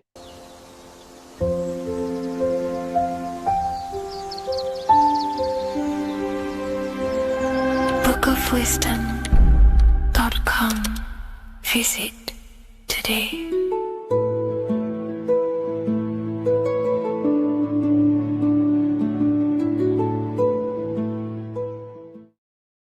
What is up, people? How are we all doing? Today, we're talking about the flat earth cosmology. So let's jump straight into this. Please drop a follow and leave a like to help the algorithm. So we live in a torus field. Everything's made out of torus fields. And every torus field has motion. It's what it is. It's the motion of energy. And every torus field has a center, which is the black hole. It's a womb of creation. It's counter space. Now, this is why the North Pole is magnetic, because the center of this torus field is the most magnetic part, the strongest part of the field. So this is why all compasses will point you to the center. And the Earth's magnetic field is spread across the whole of the Earth. and it's spinning, as you can see here. It's like a tornado at the center, and this tornado is the force which is spinning the sun and the moon around us. You got the sun, the moon, Polaris, just like in the Masonic cosmos here. The sun, the moon, Polaris, the all-seeing eye. Now we'll get into Polaris a bit later, but the sun is the magnetic force. Sorry, is the electric force, because every field is electromagnetic. Now, the sun is electric. It's positively charged. It's gonna give you energy. It's feeding energy. The moon is more magnetic energy, which is taking your energy away from you. And this is why you become sleepy when the moon comes out. Because it's taking away your energy. So these two forces is the balance. It's the yin and yang. It's the balance. Everything in this creation is balanced. Because the torus field is the earth is the plane of inertia, the 0 point within the field. Because physical matter is a result of two opposing forces equalized on the plane of inertia. And that is where matter crystallizes into physical results. And this physical plane is the plane of inertia, planet Earth. And at the center of this plane is the black hole, the womb of creation. And outside of this black hole gives birth to light. So the torus field is constantly rotating, going into counter space, the black hole, and then out of counter space gives birth to the white hole, white light. You see? So it's going around, black hole, birth again, black hole, birth again. And it just keeps going around. It's an infinite cycle of energy. And this is where the infinity sign comes from. This is the motion, this is the force which is creating everything to spin inside of this circle. Okay? And it's making the stars spin. It's making the sun and moon spin around us, around this center point. Now here you see Horus and Set. Horus and Set putting their feet inside of this dome. This is the royal arch, the arch of the dome above us, which is like you see in the Masonic cosmos, the royal arch of Freemasonry. This is the dome above us, the firmament that the Bible talks about. You see, they're putting their feet in because Set symbolizes the moon and Horus is the sun. Horizon, Horus. Horus is rising, the sun. So they're both putting their feet around the center magnetic pole, which is the pole, North Pole. And above the North Pole, you have Polaris, the pole of electromagnetic energy. You see? And this is how we get the sun and the seasons. Because the sun, for us, when it becomes summer, it's on the Tropic of Cancer. Then it spirals outwards, going out and out and out, then goes to the Tropic of Capricorn. That's winter for us. Then it comes back in and creates summer again. So it's constantly spiraling around this center magnetic North Pole. You see? So this roof above our heads is the firmament. And this is what they've taken off of us. They haven't physically taken it, but mentally they have taken this away from you. It's a female energy. And this is what the Egyptians called Nut, the sky god Nut. And this is the womb. We are inside God's creation, God's womb. And the woman's womb, when she has a baby, is a microcosm of this. Because everything inside of this creation is macro. It's a reflection of the bigger things, as above, so below. So the dome above our heads is the dome we are in when we are a baby. And you can see the sacred geometry of it is the exact same. It's the dome. And when we are inside of the womb, the woman, the sacred maker, which is the M, the Masonic M, this is the Gmail symbol. The Masonic M is maker, mason, matter, male. She delivers the male, you see. She delivers the male because it's the maker, the female, the magnetic. The woman is magnetic in nature. The male is electric in nature. So when we are in this womb, the female, we are being fed by the center umbilical cord, by the center of the mother's stomach. We're connected to the center of the woman's stomach, just like we are when we are in the earth. The center is where the aurora borealis is being emitted from, the electromagnetic aurora borealis, the northern lights. This is our spiritual umbilical cord, connecting us to counter space, connecting us to the realms beyond this world. Because at the center of every torus field is counter space. And at the center of the earth is our spiritual umbilical cord. And this is the earth's belly button, as you see. As above, so below. We had a physical umbilical cord. We have a spiritual umbilical cord. And this gets cut when we die, when we're cut away from the physical reality. You see, here's the ancient Egyptian tablet showing this female. You can see the hair, it's a female above us, because the female energy is nurturing, helping, looking after. And that's exactly what the dome is. It's protecting us. It's the Ark of the Covenant, the Ark covering us, you see? And this is what they've taken away from us. By you believing in space, it completely destroys the idea of this being a sacred creation. They've taken the roof off your head, whether if you believe in space, you believe that there's chaos, there's planets, there's asteroids that could kill us at any moment. But this isn't true. They've made you fear your own creation that you're inside of. They've made you fear what's above you.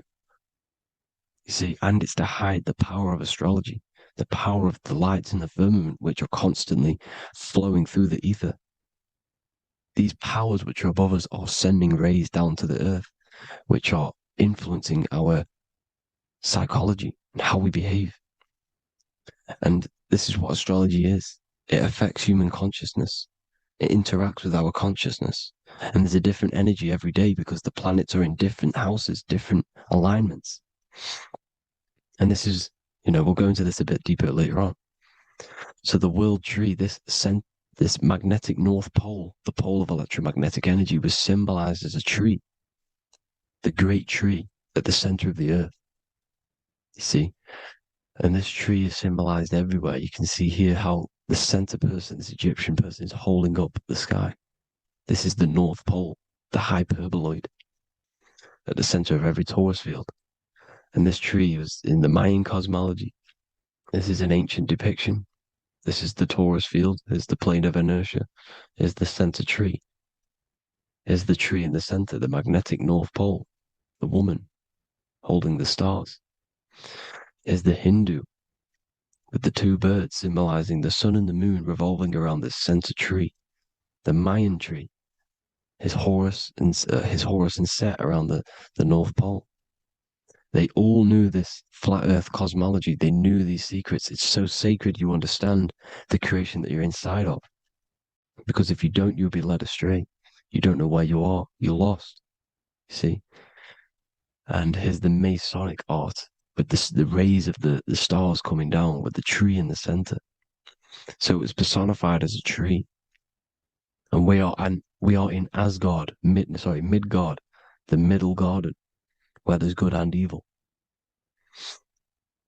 So the 7 layers of heaven, which is talked about in the Quran. Each planet has a different layer of the firmament, and this is the 7 layers of heaven, and these are our 7 layers of the energy centers in our body. So we start in the stars. So we are stars in a physical body. And this is why we say Mr., Sister, Fraudster, Sinister. Stir is star, and we are in the stars. And our star descends into the soul system, not solar system. And as we descend into the soul system, we enter Satan's kingdom, Satan's world. As it says in the Bible, Satan is the god of this world. Well, if you've been into my research for a while, you know Satan is Saturn. Saturn's world, because Saturn's the outermost ring. He's the Lord of the Rings.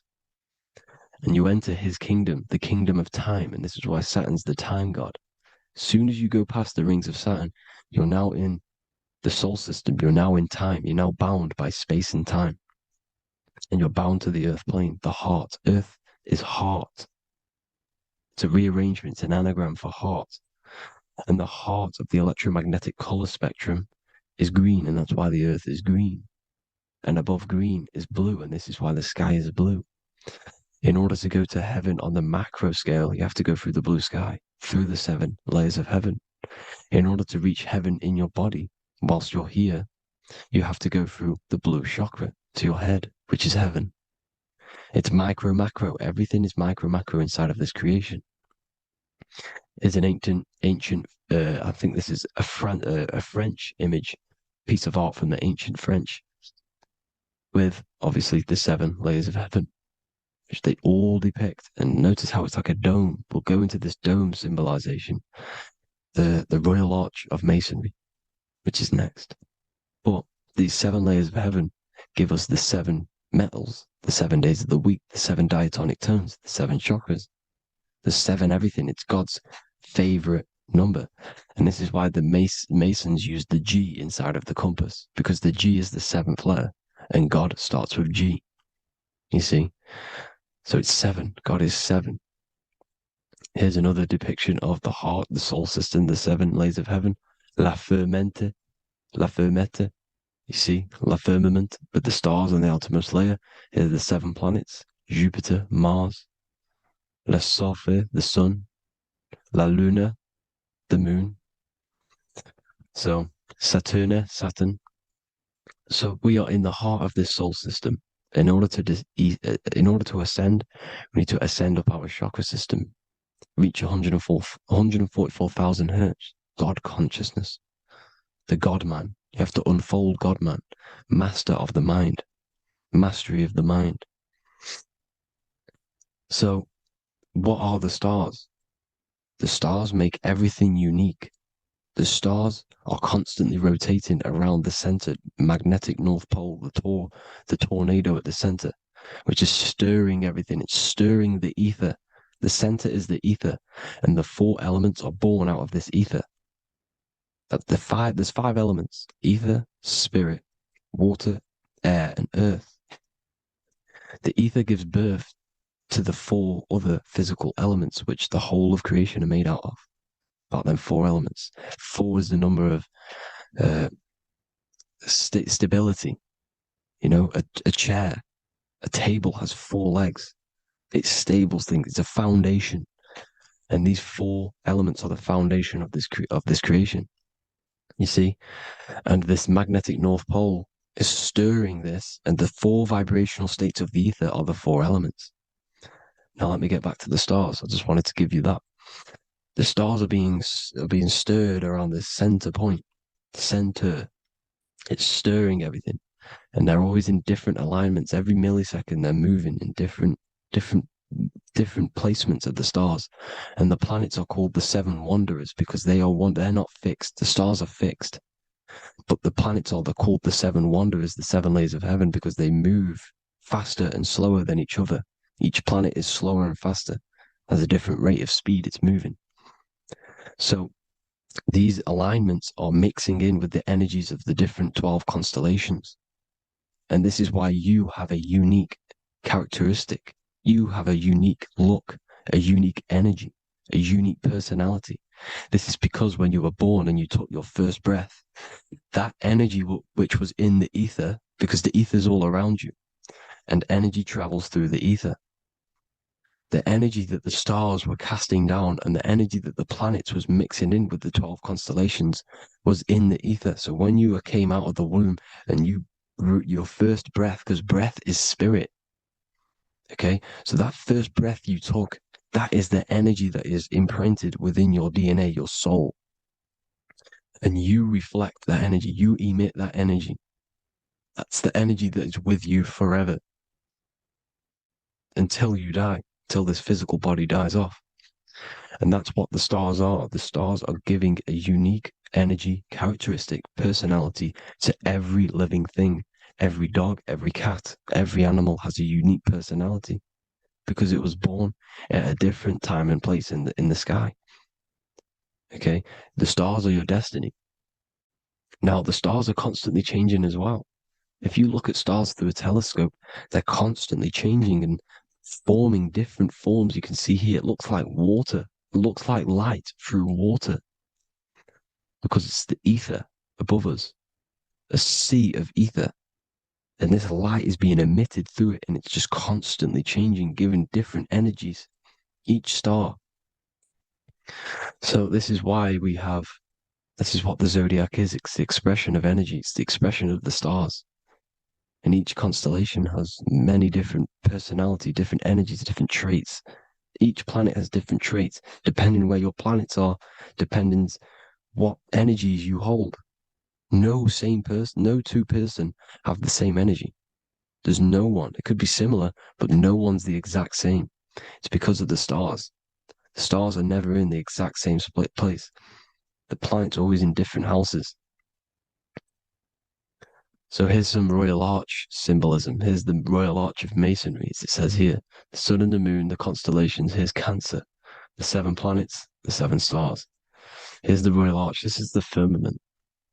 Here's the duality. Black and white, duality, good and evil, rest and motion, dielectricity, magnetism. See? So this is what the Royal Arch is. It's symbolizing the cosmic dome above us. The womb we're in. We're inside God's womb. And here's George Washington, the Freemason, inside of the Royal Arch. You see? With the G, the Masonic G, God, 7. Here you see another depiction of George Washington with the stars in the dome above his head, his Polaris, the sky vault, Polaris. We'll get into that later. Go inside of all of your ancient churches, you will see the dome. Go to the Vatican, you'll see the dome. All of your ancient churches have this dome because it's the dome above your head. The ancients knew this. This was known. We did not live in space. It was known back then. They all knew. This is Crown Court, which is one of the most important courts in the UK. You can see it's clearly so much Masonic symbolism. You've got the 4 pillars of Masonry. The Royal Arch is like an arrow pointing upwards to Polaris. His Disney World is under a dome. In his Polaris, the sky vault. You see? And also 666 in the symbol. Here's more 7 layers of heaven. Here's an ancient depiction. The firmament. Here's the astral plane outside of the firmament. The Royal Arch. You see? It's everywhere. Here's Polaris, the 8-pointed star. Polaris is in between the sun and the moon. It's at the center of the Taurus field. And Polaris corresponds with the pineal gland as well because it's the all-seeing eye. See? So, is Polaris, the 8-pointed star, which is at the very top. It's the very center. It's on top of the North Pole. And it's an 8-pointed star that's always symbolized as an 8-pointed star. Here you see the Vatican. The Vatican is a giant key with an 8-pointed star. See, it's a key. Here's the dome. Here's the Space Delta, the USA Space Delta logos. Here you see the Egyptian god looking from the center of the North Pole, looking upward to an 8-pointed star, Polaris. An arrow pointing up to Polaris. Here's another, the bear holding a key with an arrow up to Polaris, 7. Holds the key to Polaris. Here's an eagle holding a key above the North Pole to Polaris. Polaris, and here's another one. There's another bird, like a dragon, holding a key to Polaris. Because Polaris is definitely something to do with leaving this creation. Okay, maybe, I can't say for sure, but maybe it's to do with ascension, and this is why the Vatican hold the key to the 8-pointed star. And this is why the space, well, we all know space is a lie, but they're showing Polaris and its sacred symbology. Maybe it's to do with something leaving this creation, going to another. Here's some North Pole symbolism. As above, so below. You see the four seasons of the Big Dipper constellation going around Polaris.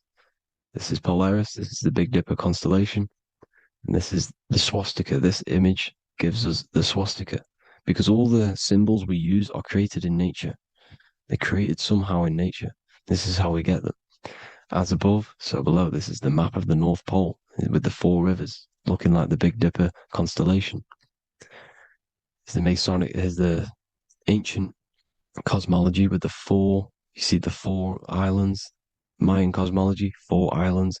This is the alchemical symbol for Earth, 4 sections. The windows, because the center at the North Pole is a window to another dimension. The 4 lucky 4-leaf clover, which is supposed to be lucky. It's truth in plain sight. And here's Hitler looking at 2 flat Earth maps. So this swastika has been used for thousands of years, thousands and thousands of years. And it's symbolic for the most sacred land on this plane, the North Pole. Shambhala. Do some research on Shambhala, people. It's a it's a Hindu mythology about the sacred lands at the center of the earth. And it's known to be full of enlightened beings. And it's all symbolized at the center. You can see their paintings of Shambhala. It's all at the center, the North Pole. And it's known to be the most godly place ever, because it takes you to a portal to the higher places. And maybe this is something to do with Polaris, connecting you to this sacred land at the very center. But anyways, people, thank you all for tapping in. Hope you all learned something. Have an amazing day. Please follow, subscribe, like, all the links in the description for the courses, the PDF. Please have an amazing day. God bless.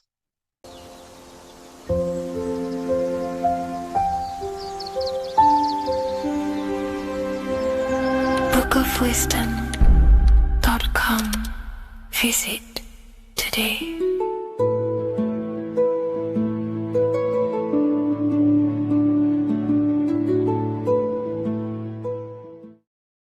Geometry.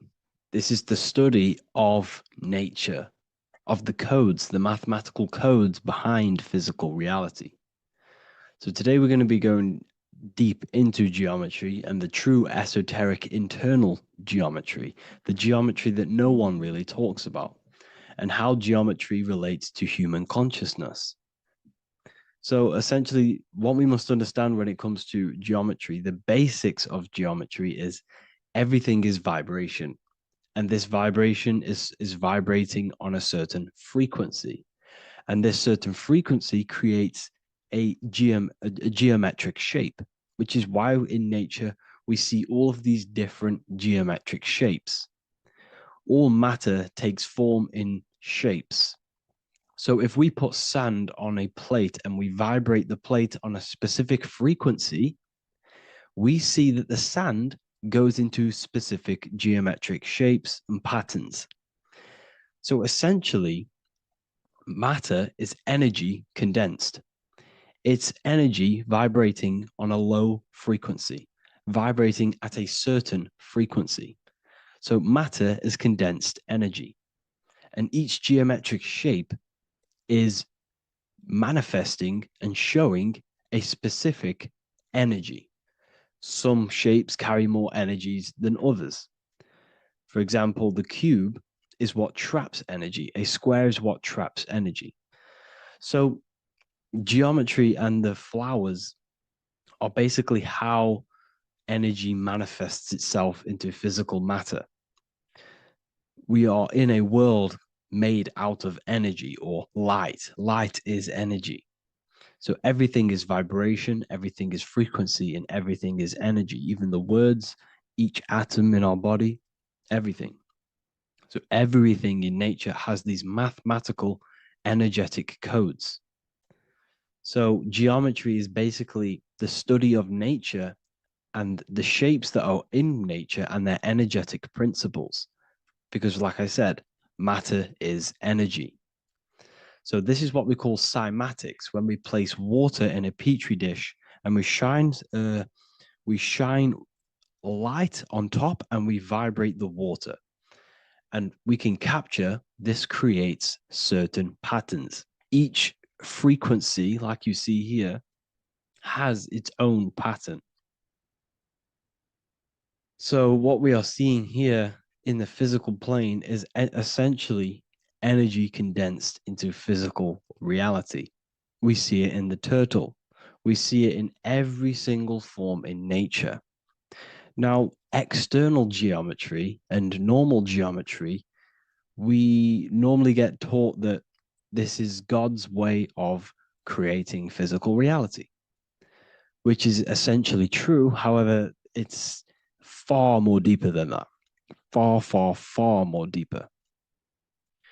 Okay, so what geometry truly is, it's not God's codes to reality. What we must understand is what the brain truly is.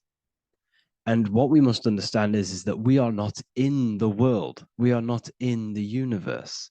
The universe is us ourselves, and the world is produced by our brain itself. Okay?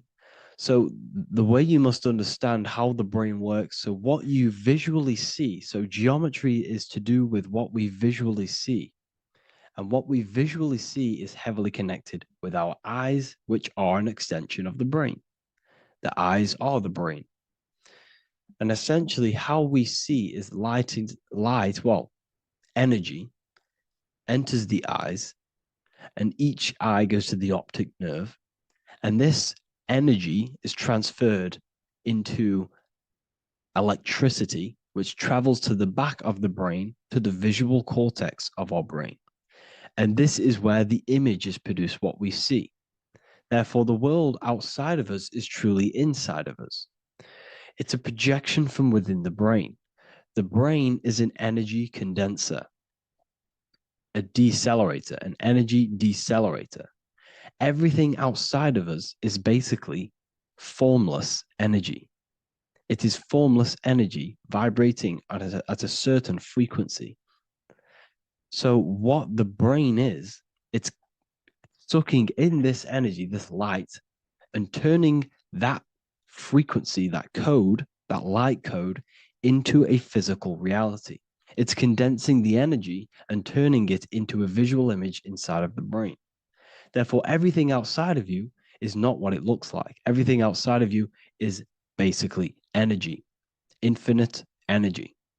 And our brain is condensing this into a physical reality and projecting it outwardly, which you experience your visual field. Okay? And the ancients knew this. So this is basically called the sigil of Lucifer. Lucifer is known as the light bringer. Lucifer in Latin means to bring the light. This is the sigil of Lucifer, which shows the visual field and the brain. We also see this in the Google Play symbol. It's a powerful symbol showing you the visual field, which is basically a symbol that tells you that reality is inside of the brain. The brain is what produces reality, but consciousness is not produced in the brain. The brain is essentially a consciousness downloader. It's a computer, and it's a reality simulator. The body is a simulation of physical reality. You are inside of the body experiencing the body simulation. The body produces this reality. It's a piece of technology. So Lucifer is to bring the light. Lucifer is the light being produced in our brains. Okay? So this is why they say Lucifer can tempt you. Lucifer can be the devil because it represents physicality. It represents the false light. Lucifer can trick you because it represents the physical world can trick who you truly are. So now that you understand how the brain is basically an energy decelerator and it creates and simulates a reality to your consciousness, you are no longer a person in a universe. You are the universe itself experiencing itself. Therefore, geometry is heavily linked in with the brain. Geometry is essentially how your brain and how your eyes decode energy. So what you are seeing is the mathematical codes of your brain creating reality. So what they teach you is the external is that geometry is God's way of creating this world, and these are the mathematical codes God's created. But now I'm telling you the internal. This is the truth. Geometry is how your brain mathematically condenses energy and light into a physical reality. So therefore, your brain is a computer program. So now geometry is nothing outside of you.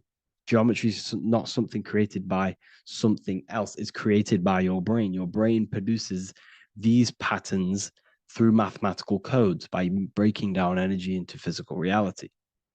And this is why you see geometry in everything around you.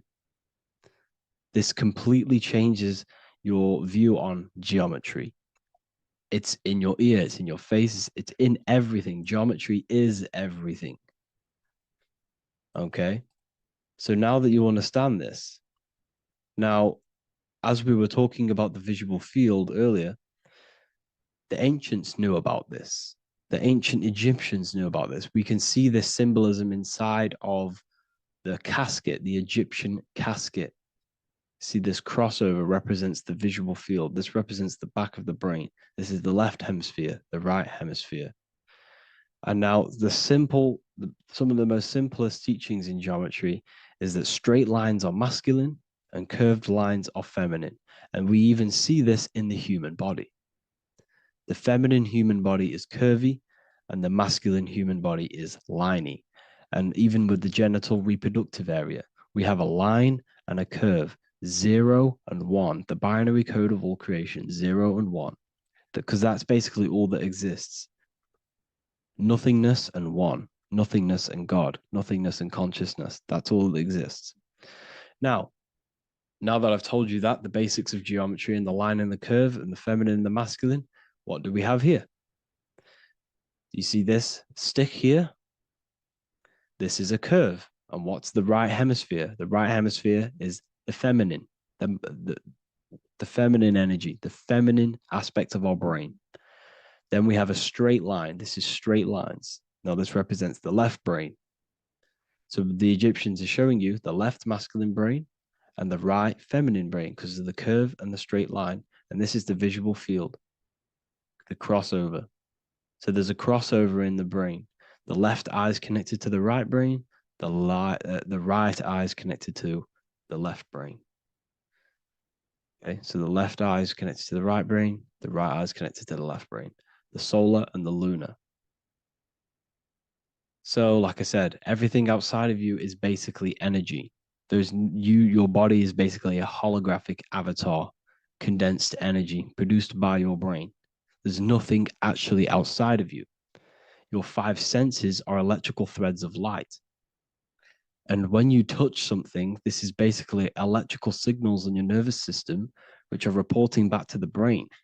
Therefore, what you touch is actually, you're not touching. The feeling that you feel when you touch something is not the true feeling. That's your nervous system you're feeling. You're feeling your nervous system in the brain. It's electrical signals to your brain. So the 5 senses do not decode, well, what you're experiencing as the 5 senses is not outside of you. This is your brain interpreting electrical signals. You don't experience the world, you experience your nervous system and your brain. The nervous system is an extension of the brain. So this is the truth. This is not woo-woo spirituality. This is true consciousness science that I'm teaching you here. Okay?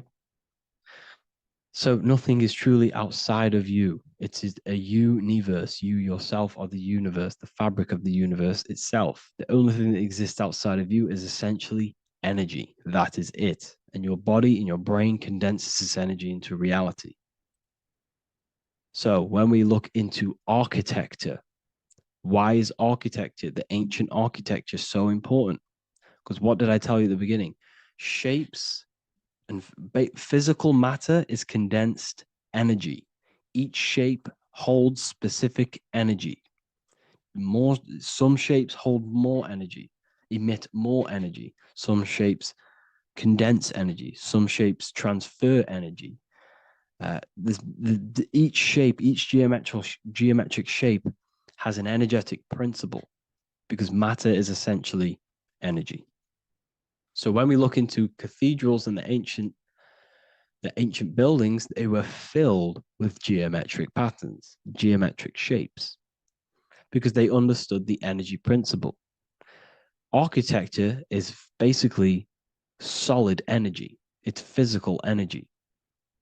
If we create this pattern here is an energy code. And if you stand next to it, you're going to gain that energy. It's going to be imprinted on your body. So essentially, they filled their buildings with high energy geometric shapes, points, triangles, pyramids are very, very energetic. This is why you have crystal pyramids made, orgonite pyramids. They're always in pyramid shapes. That's why the Egyptians built in pyramids, because pyramids hold high energy. They emit high energy. So this is why you see all these different geometric patterns. Okay. So in the real reality, in the energetic plane, this building would basically look like this: lines and grids of energy. Okay. This is what it would look like in the energetic plane, a blueprint of the energy body. So as you see here, these are the different frequencies in a petri dish, of water in a petri dish. And you can see they are specifically aligned up with these specific patterns. You can see geometry even within geometry. It's fractal. So essentially, when you would stand inside of these buildings, they would imprint the energy of the building in your body, because your body is healed through energy. You have an electromagnetic field around your body. So by creating buildings with geometric patterns, we are essentially increasing the energy of the building, because the building itself is energy. Okay. So when we fill it with geometric patterns, we're increasing the energy. We're giving it a certain energetic imprint. So when you stand inside of that building, you're being imprinted with that energy. Okay. So especially with these windows, these stained glass windows. Well, why are they stained glass? Well, color is frequency. So when you have all of these different colors, and not only were they just painted, some of these colors are specific gemstones, crystals, natural stones, which all hold energetic principles. Each crystal is vibrating on a certain frequency. Wood has its own frequency. Metal has its own frequency. What you must understand is that everything in nature is not just a piece of matter. It's vibrating. The atoms of wood are vibrating on a certain level, which give it a certain energetic principle. Each crystal is vibrating. The atoms of the crystal are vibrating on a certain frequency, which give it a certain energetic principle, quality. So each thing, this is why the ancients were obsessed with natural stones, natural things, crystals, natural metals, and they wore different metals, different things like copper on their bodies, because they understood the atoms of these natural things are vibrating, which give certain qualities to you if you wear them. So you're not wearing it, you're basically putting that frequency onto your body, because they understood this is energy. If I put copper on my body, I'm not putting copper on the body. I'm putting the frequency and the energy of the atoms onto my skin. And that frequency of them atoms are going to vibrate my skin, that frequency, and heal my body. So this is why this is so important. So each building is an energetic code. Okay. So when you stand in these buildings, it can heal your body. This is why when people walk into these ancient churches, they feel like they've met God. They feel a certain way. They feel so amazing when they enter these churches. They feel holy, for example. It's not because God's there. It's not because these man in the sky dwells in these holy places. It's because the energy of these buildings affect our consciousness. They increase your energy. They raise your vibration. They heal your body. They heal your cells. They imprint the water in your body, especially with these stained glass windows. Like I went a bit on a tangent there, but these stained glass windows were encoded. Well, they use different gemstones, different lights, different colors. And when the sun would shine through this window, well, what's the sun? The sun is light. Light is energy. The sun's light would go through this filter of the window, of the crystals and the different gemstones and the different colors, and the sun's light would be encoded, imprinted with these crystals, with these colors and these natural glasses, which have healing energetic principles, and when you are inside that building, the sun's encoded energy of the window would be imprinted into your body, into your energy field, and it will heal your energy field, and it would heal your body, your cells on a cellular level. Because your body is what? 60 to 70 to 80, some people say 80% water. And water is encoded with vibration. If you say certain things into water, it gives it a specific geometric pattern, like I broke down in the beginning. If you say love to a water and then freeze it, it will go to this. If you say hate, it will go to a distorted pattern. So when you are in these buildings, you're being imprinted by the energetic codes of these buildings, the energetic principles of the windows, of the structure itself. The ancients never used to build in squares. Their buildings, their insides were never square rooms because they understood squares trap energy. They always had pointed roofs so energy can escape. So there's many little things that we need to look into geometry. For example, when you see magicians, when you look at ancient magic, why do they stand in circles with different geometric patterns? They use different geometric shapes. Why? Because shapes are energy. They hold specific energy. So when the magician stands in a circle with a pentacle, they're working with the energy of that pentacle. You can work with different energies based upon the different geometric shapes that you draw. And you can use this in your structure, in your architecture, in your work, and it can influence everything. So this is the true geometry. I hope you gained a deeper understanding on geometry and how it relates with you and your consciousness. Like I said earlier, your brain produces geometry. It's basically how your brain decodes energy. It's not God, how God creates this reality. And no, you're in this reality. You are the reality itself. Your body produces the reality. Therefore, geometry is one with you. So therefore, if I play with the geometry of the buildings, for example, like the government have, everything's in squares. If you look outside, everything's a square, everything's a rectangle. You go to a city, every window is a rectangle, every building is a rectangle. You live in a box room, everything is boxed and squared off in this reality, in this modern society. Why? Because they're trapping energy. The cube is the most simple geometric shape, which basically condenses energy and it traps energy. And if you subconsciously see squares all the time, your phone's a square, your TV screen, everything's a square, your keyboard, your desk. Go and look at the ancients. They never used to build in squares and cubes. And if you go into nature, you'll never see squares and cubes. Nature doesn't create squares and cubes.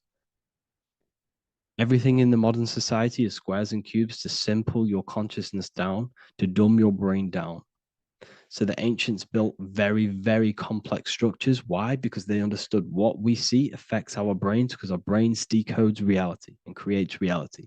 If you see a sophisticated building, this is going to give you a sophisticated mind and raise your IQ levels over time, subconsciously. I'm not saying if you look at this building, you're going to become smart. I'm saying if every single building in your environment, ment is mind, mental, every single building in your environment was this complex and complicated, it would increase your IQ on a subconscious level. It'd make you more complex, make you more intelligent. So they've dumbed everything down. They've dulled everything down. Look at everything. Everything is being dulled down. So anyways, I hope you all gained a better understanding on this. If you want to gain more occult knowledge and esoteric knowledge, make sure to read the Book of Wisdom, Volume 2. If you're inside the university, you can get this book for free. Go to the general chat area and follow the instructions and you can order yours for free. Truly life-changing stuff, because the issue is with the world is that no one really understands who they are, what they are, and why we are here. That is the issue for people's depression, for people's wrongdoings. They don't understand who they are, what their emotions are, what their mind is, what their body is, what reality is. This book gives you that. This book gives you the sense of understanding, the sense of well-being that will give you a better life because you understand life and what life is. And if you truly want to take your studies to the next level, we have the Ethereal University. This is the place for truth seekers where you can connect with like-minded people so you don't have to feel insane, because not many people think this way. I've been there. I've been there when you wake up and not many people around you are thinking the same way, and you start to feel a bit insane and you can't really talk to people about these things. That's why I created this, so you can connect with people and learn at the same time and become the best version of yourself by understanding truth and knowledge. If you join, you'll gain access to free live calls every single week, every single Saturday morning. We do live calls. You can ask me questions and all sorts. So make sure to leave a like and a comment. And thank you all for tapping in.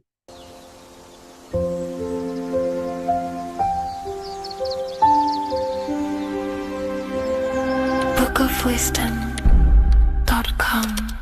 Visit today.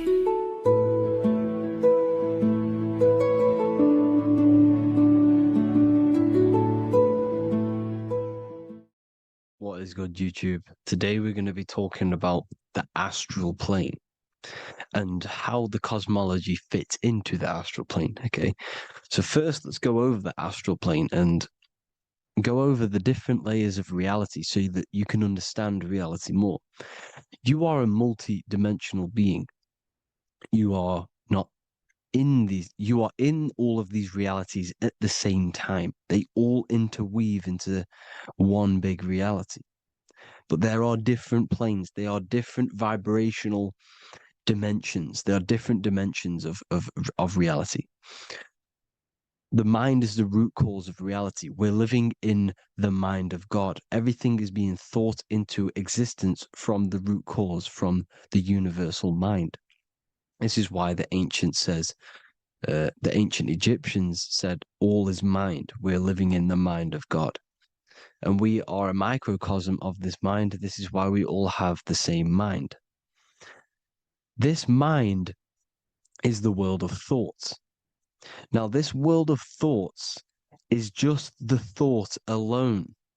For example, it is the thought of a chair.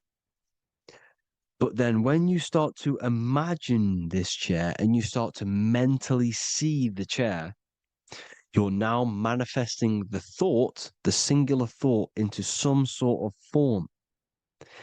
So now you're imagining the chair. You're imagining the form of this chair, which is then manifesting into the astral plane. The astral plane is the world of thought forms manifesting. So when you are imagining something, you are seeing into the astral plane. Okay? Your third eye, it is an eye because it sees the astral plane. It is seeing the other side through imagination, through dreaming. Well, we'll go over dreaming later. So the thought of a chair is a singular thought. The imagination of the chair is the manifestation of the chair. And in the astral plane, it's basically the world of all the chairs that could ever exist. So you're thinking of the chair as a singular thought, which is the mental plane. The astral plane is the imagination of that chair, is the thought, the manifestation of it. Depending on the vibrational state of the thought will depend what level of the astral plane it will go to. For example, if you're thinking about a chair to torture someone on it, it's going to go on the lower astral plane. Or if you're thinking and imagining happy things, it's going to go to the higher astral plane. So wherever your mindset is, that we call it a mindset because your mind is setting frequencies to certain things. Thoughts are frequencies. And a mindset is setting your frequency, setting your mind to a certain frequency.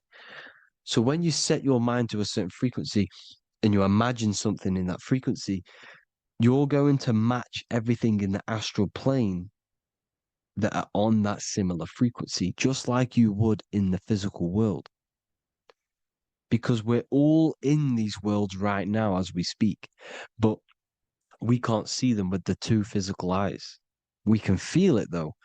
When you're around someone and you've just met a new person, for example, you can feel their vibration, and if you're not on if you're not on a similar vibrational match, you will not get along with that person, or you just won't not get along, but you won't connect with that person because you're on two opposing frequencies, not matching. And this is something that you can't see, you can only feel, because it's the astral plane. It exists within the astral plane. Everything in the astral plane is made out of vibrations. So if you do astral project, and if you already know how to astral project, you will see beings and people and things that are on the same frequency as you. This is why before you astral project, you need to sort your vibration out before you enter, before you astral project, because you are projecting your consciousness into this. It's the mind. The mind is the bridge. It can move between realities. You are a observer. You are a observing soul which observes different realities. And the mind is the bridge between all of these different realities. The mind can choose. If you want to project into the astral, you set your mind to it, you can. Okay? So let's not get off track. The lower astral plane is where demons are. The higher astral plane is where heavenly beings are. Heaven and hell are kind of a real thing. The etheric plane is a powerful substance, the ether, the fifth element that they don't tell us about. If you type in on Google the 5 elements, they will try to remove it with wood or metal because they don't want you knowing about the ether. Ether is the energy double behind all physical objects. So the ether is very important. It is the 5th element. It is part of the physical world, but it's also part of the astral world. It is on either side. You see how they're showing you the truth in the language? Ether and either are the same word. The ether has 1 foot in the astral and 1 foot in the physical world. It's a substance that connects the physical to the astral world. It is the either. It's on either side of reality. It's on the other side. Other, either, same word. Ether is connecting the physical to the astral plane. It's the world of frequency. Frequencies, EMFs, torus fields are in the etheric plane. It is the energy plane. It's where energy moves through the ether. Okay? So then you have the physical world, the world of effect. Everything you see in the physical world is the effect of the higher planes. Each plane is a product of the plane above. So, and it melts into each plane. The physical plane is the lowest plane, it's the most densest, and the highest is the most fluid. This is the most fluid, this is the most dense. This is where we get the saying, as above, so below from. As above, so below comes from the different planes of reality. And magicians understand this. This is why magicians always say as above, so below. Because they understand if you manipulate the higher planes of reality, you manipulate the lower planes. Because the astral plane is a direct copy of the physical world, but in the astral plane. It is mirrored. The physical world is mirrored in the astral plane. They are both the same world, but there's different vibrational states of the world. Kind of. It's hard to put this in words, people. So just try and understand. The astral plane is the double. It is whatever happens in the astral plane happens in the physical plane. This is why magic works. This is why demons work. This is why spirit communication works. Because if you manipulate the higher planes, you manipulate the lower planes. As above, As above in the astral, so below. Leonardo da Vinci showing you to look up, pointing up. You got to look up. He's telling you to change the mind, you change the physical world. You change your emotions, you're on the astral plane, you change the physical world. You change your reality by changing the higher planes. This is the Masonic 11. The two pillars. This is the 11, also symbolizing the two hemispheres of the brain here. But the 11 symbolizes the two mirrors. 11. 11. 9, 11. 9, 11 adds to 11. 9 plus 1 plus 1 equals 11. The Twin Towers were in 11. Flight 11 was hijacked. Because it's a mass ritual within the astral plane. Now, we're going to go deep into that later, and I'll show you these rituals they do in order to manipulate the astral plane. So, this is what the 11 is. It's the mirroring of reality. If you contact spirits and conjure spirits, you can either summon or attract demons and spirits. Summoning is creating a spirit. You create demons. Okay? Like I said here, the mind is the root cause of reality. If you think of if you think of a traumatic event that happened in your life over and over and over and over again for years and years and years, where attention goes, energy flows. The mind is the director of energy. If you are directing energy into the specific emotion, the specific thing that is torturing you in your mind, that will manifest as some sort of being in the astral plane, which is called an elemental. And this elemental being that you have created through your thought forms and emotions will latch onto you and feed off this energy. So it's important that you get your mind right, okay? It's important that you sort that you file the mind and you discipline the mind. Make sure it's only entertaining positive things, because you are quite literally creating your own demons. The word demon has the word mon in it. And if you've watched my videos, you know mon means moon. The moon is your mind, the sun is your soul, the earth is your physical body. Demon is mon means mind, moon is mind. You create demons with your mind. Summoning. Now, this is where the rituals come in. 9/11 was a ritual because everyone was thinking about this big fearing, the death of 9/11. Everyone was thinking about it. And all of their minds thinking about this horrific thing will manifest and summon a negative energy spirit elemental within the astral plane. That's how all of this works. This is why it was a mass ritual.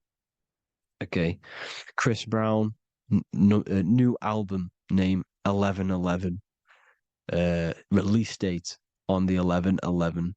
This will be my 11th album and contain 11 songs. All of these people know the occult. This is Hermes Trismegistus with the star of Saturn, the six-pointed star, as above, so below. The mirroring of reality, physical and astral, the two Masonic pillars. So as above, so below. What's above us? The stars. The stars are connected to the astral plane. This is why we call them stargates. When we dream, we are experiencing these different realities. And what are stars? They tell in the Bible, it says Genesis 1:14. And God said, "Let there be lights in the firmament of the heaven to divide the day from the night, and let them be for signs." Signs translates to things to come. Why things to come? The stars tell the future. Why? And why do we say as above, so below? As above us is the astral plane and the etheric plane. As above, so below. Whatever happens in the stars happens on Earth. The stars are connected to the astral plane. Above us is the astral plane. We are a star in a physical body. This is why we say Mr., sister, stir equals star. The E and the A are interchangeable. We are stars. And the stars are the start of our incarnation. We start in the stars, same root word, and we descend through the 7 energies, which are our 7 chakras. Then we enter the heart of the soul system. The heart rearranged spells earth. And this is the true cosmology. Here's the Masonic cosmology. This is Masonic now. Here's the firmament. Let there be a firmament in the midst of the waters to divide the waters from above, from the waters that below. Genesis 1:6. The firmament, firmament comes from the word firma, Latin, I'm pretty sure, which means firm. When something is firm, meaning it's stable, it does not move, it is firm. The firmament is firm. So, is the firmament Genesis 1:6. What does he say? Genesis 1:3, sorry. Let there be light. This is before the sun and the moon was created. Let there be light. Before the sun and the moon was created, light was appeared. So what's that tell you? This is a holographic projection from some sort of light being, some sort of projector.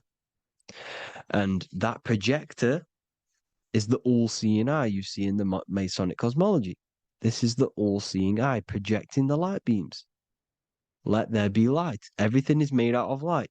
The universe is created out of light waves. The torus field is one unit of light. The light projecting this reality is Polaris. Okay, the famous all-seeing eye. Now, what else? Then we have after let there be light in Genesis 1:16, and God made the 2 great lights. This is the sun and the moon, electric, magnetic, male and female. Then we have the Masonic checkered board, the black and white symbolizing dualities within the dualistic reality we're in, spirit and matter, light and matter, rest and motion, positive and negative, good and evil. Everything's dualistic here. Okay? And it's a dance. The universe is a dance between flickering of white and black light, which is the torus field. We're not going to go over that, but this is all connected to the astral plane. This is the true cosmology. The astral plane cannot work on a spinning monkey ball in the middle of space. Does not work. Cannot work. It's impossible. Okay? Impossible. So, even in the Quran, it says, Allah has made the earth for you as a carpet, flat. Quran 15:19.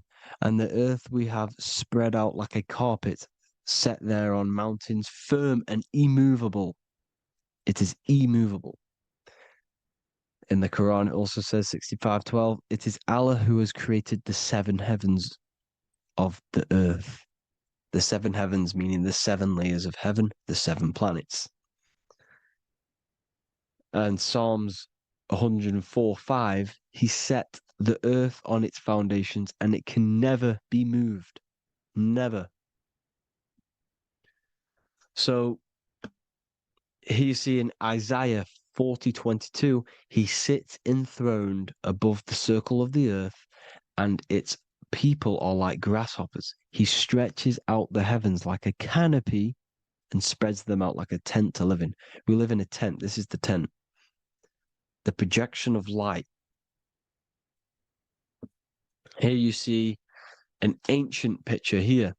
Here you see the ethereal barrier, meaning the firmament, the etheric barrier. And here you see his head popping out. Why is his head popping out? Because your head is heaven. Your heel is hell. Your head has access to the astral plane. This is why your head is heaven. The pineal gland, when stimulated, has access to project itself, project consciousness into the astral plane. Here you see another ancient picture here with the Masonic Royal Arch, with the zodiac here, the zodiac on the top, arching, because there's a firmament above us. Here's God in the brain. Consciousness is God. Here you see the Masonic Royal Arch, symbolizing the firmament. George Washington above the Masonic Royal Arch. These are the stars. This is Polaris projecting reality. Here's ancient churches with the dome. Polaris projecting reality with Jesus. Disney World is under the dome. The seven layers of heaven, ancient paintings, all depict the if you go and look at the ancient paintings, they'll all depict the firmament, the arch above us. This is where we get interesting. The Masonic Royal Arch has the 6-9, which is Cancer. The constellation Cancer, which is 6-9 is associated with portals because CERN is the 6-9. Okay, CERN is opening portals. They're trying to create a portal to the other side. Cancer has the word CERN within it, so there is a link between Cancer and the opening, the firmament opening above us to ascension. Here you see the Masonic Arch with the Royal Arch and the light and the opening. Here you see the light and the opening. This is the opening of the firmament. Here's the Hebrew cosmology with Sheol, the underworld, and the opening. So Cancer is definitely some sort of portal in and out of this reality. I'm just connecting dots here. Now, we're going to go change a bit now. These celebrities that you are seeing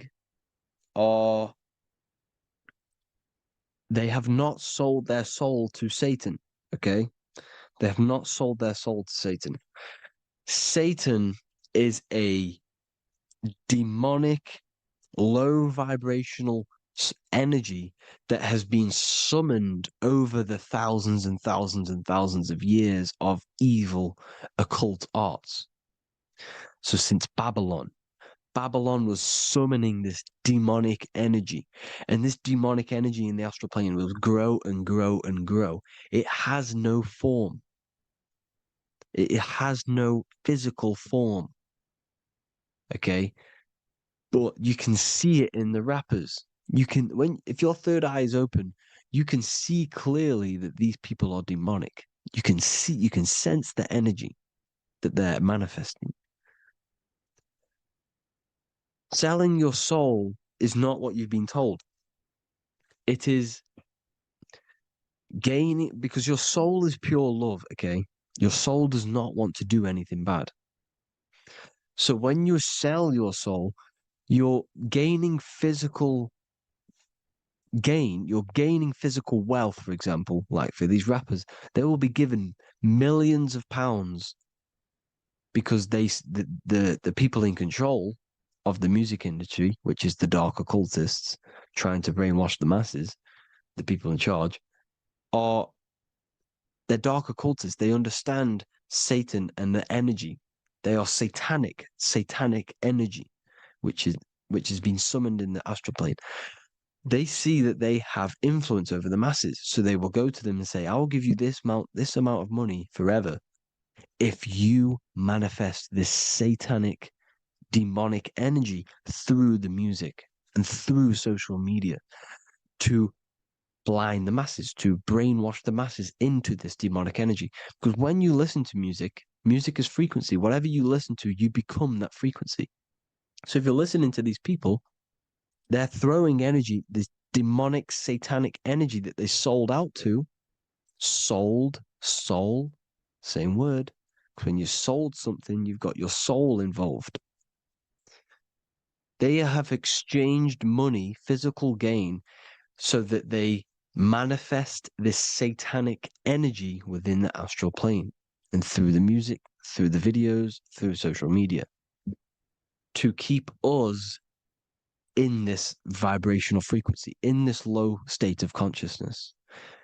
This is what it actually is. It's not, you're not selling your soul to some sort of devil. This satanic energy has no physical form it is formless in the astral plane. It's a summoned energy.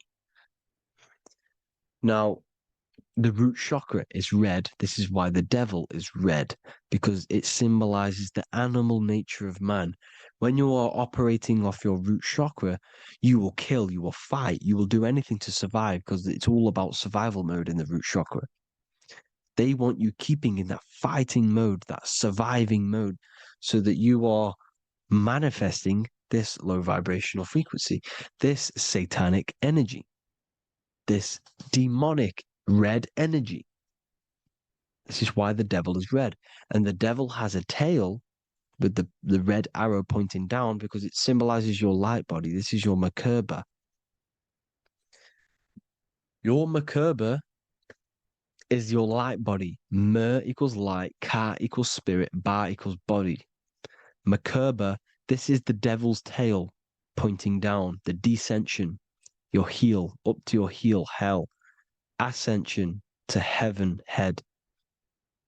You see, this is the all-seeing eye with the illumination coming off it, your head, when you're illuminated. The Merkaba is your celestial sphere to portray different planes of reality. It is the vehicle of ascension. It's your light body.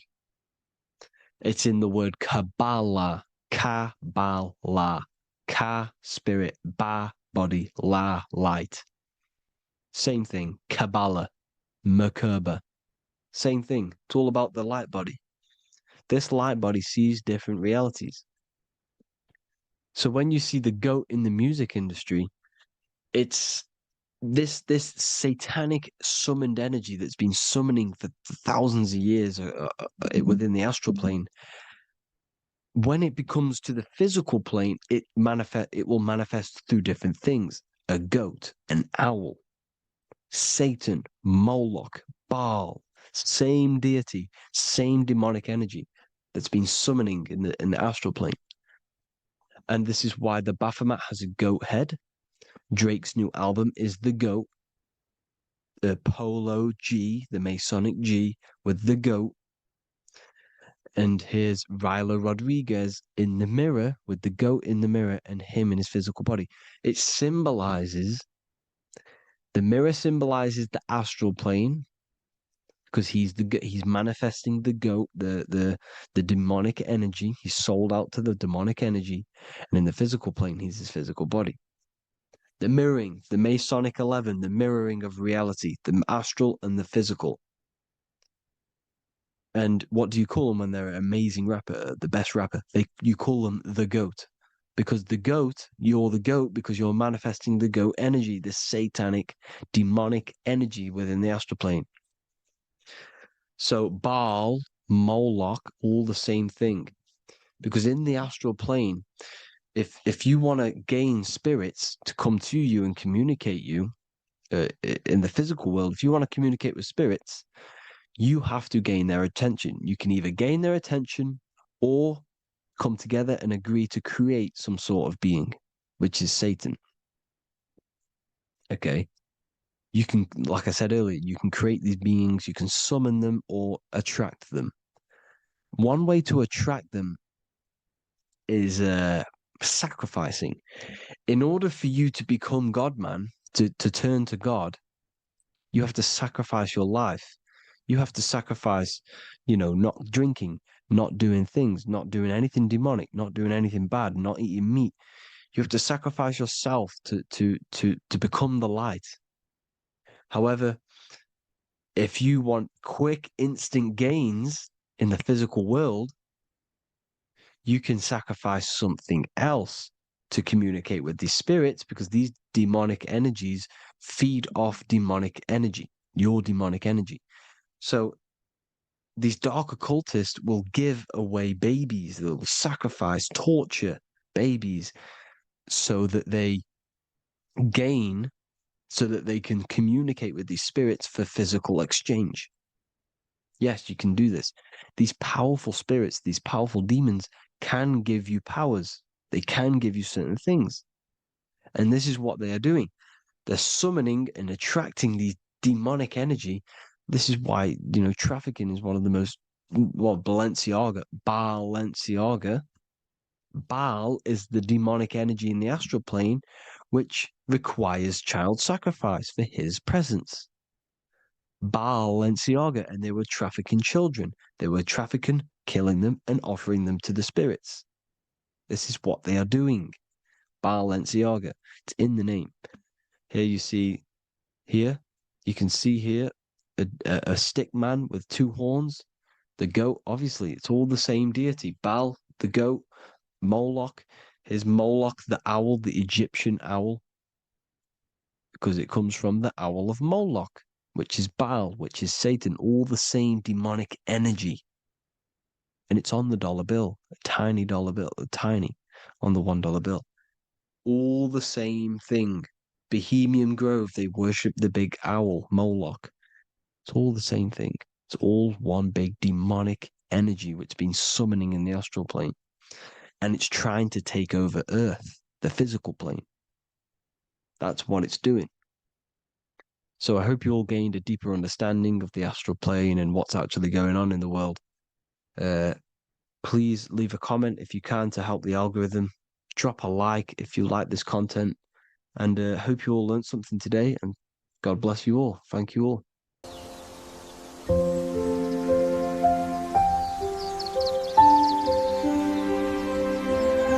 bookofwisdom.com. Visit today.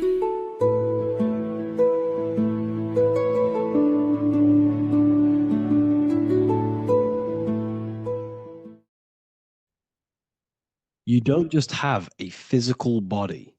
You have a physical, mental, spiritual, and emotional body. Each one of these aspects are a body of its own. Body does not just refer to a physical substance. You have a mental body for thinking, an emotional body for your emotions, a spiritual body for your energy in your astral form, and a physical body to encapsulate all of these. Each four of these aspects are essential for the human experience and essential to balance. Now, today we're going to be syncing the four aspects of your consciousness with the four seasons and the four elements and how this ties into the Bible. So we have four physical elements. We have 5 elements in total, spirit being the most important, but spirit is pure invisible. We have 4 physical elements. We have air, fire, earth, water. Earth and water are feminine.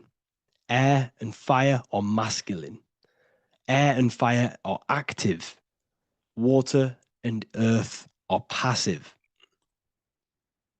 The air corresponds with the mental body of consciousness. This is where your intellect, this is where your communication, this is where your thoughts, intuition all comes from.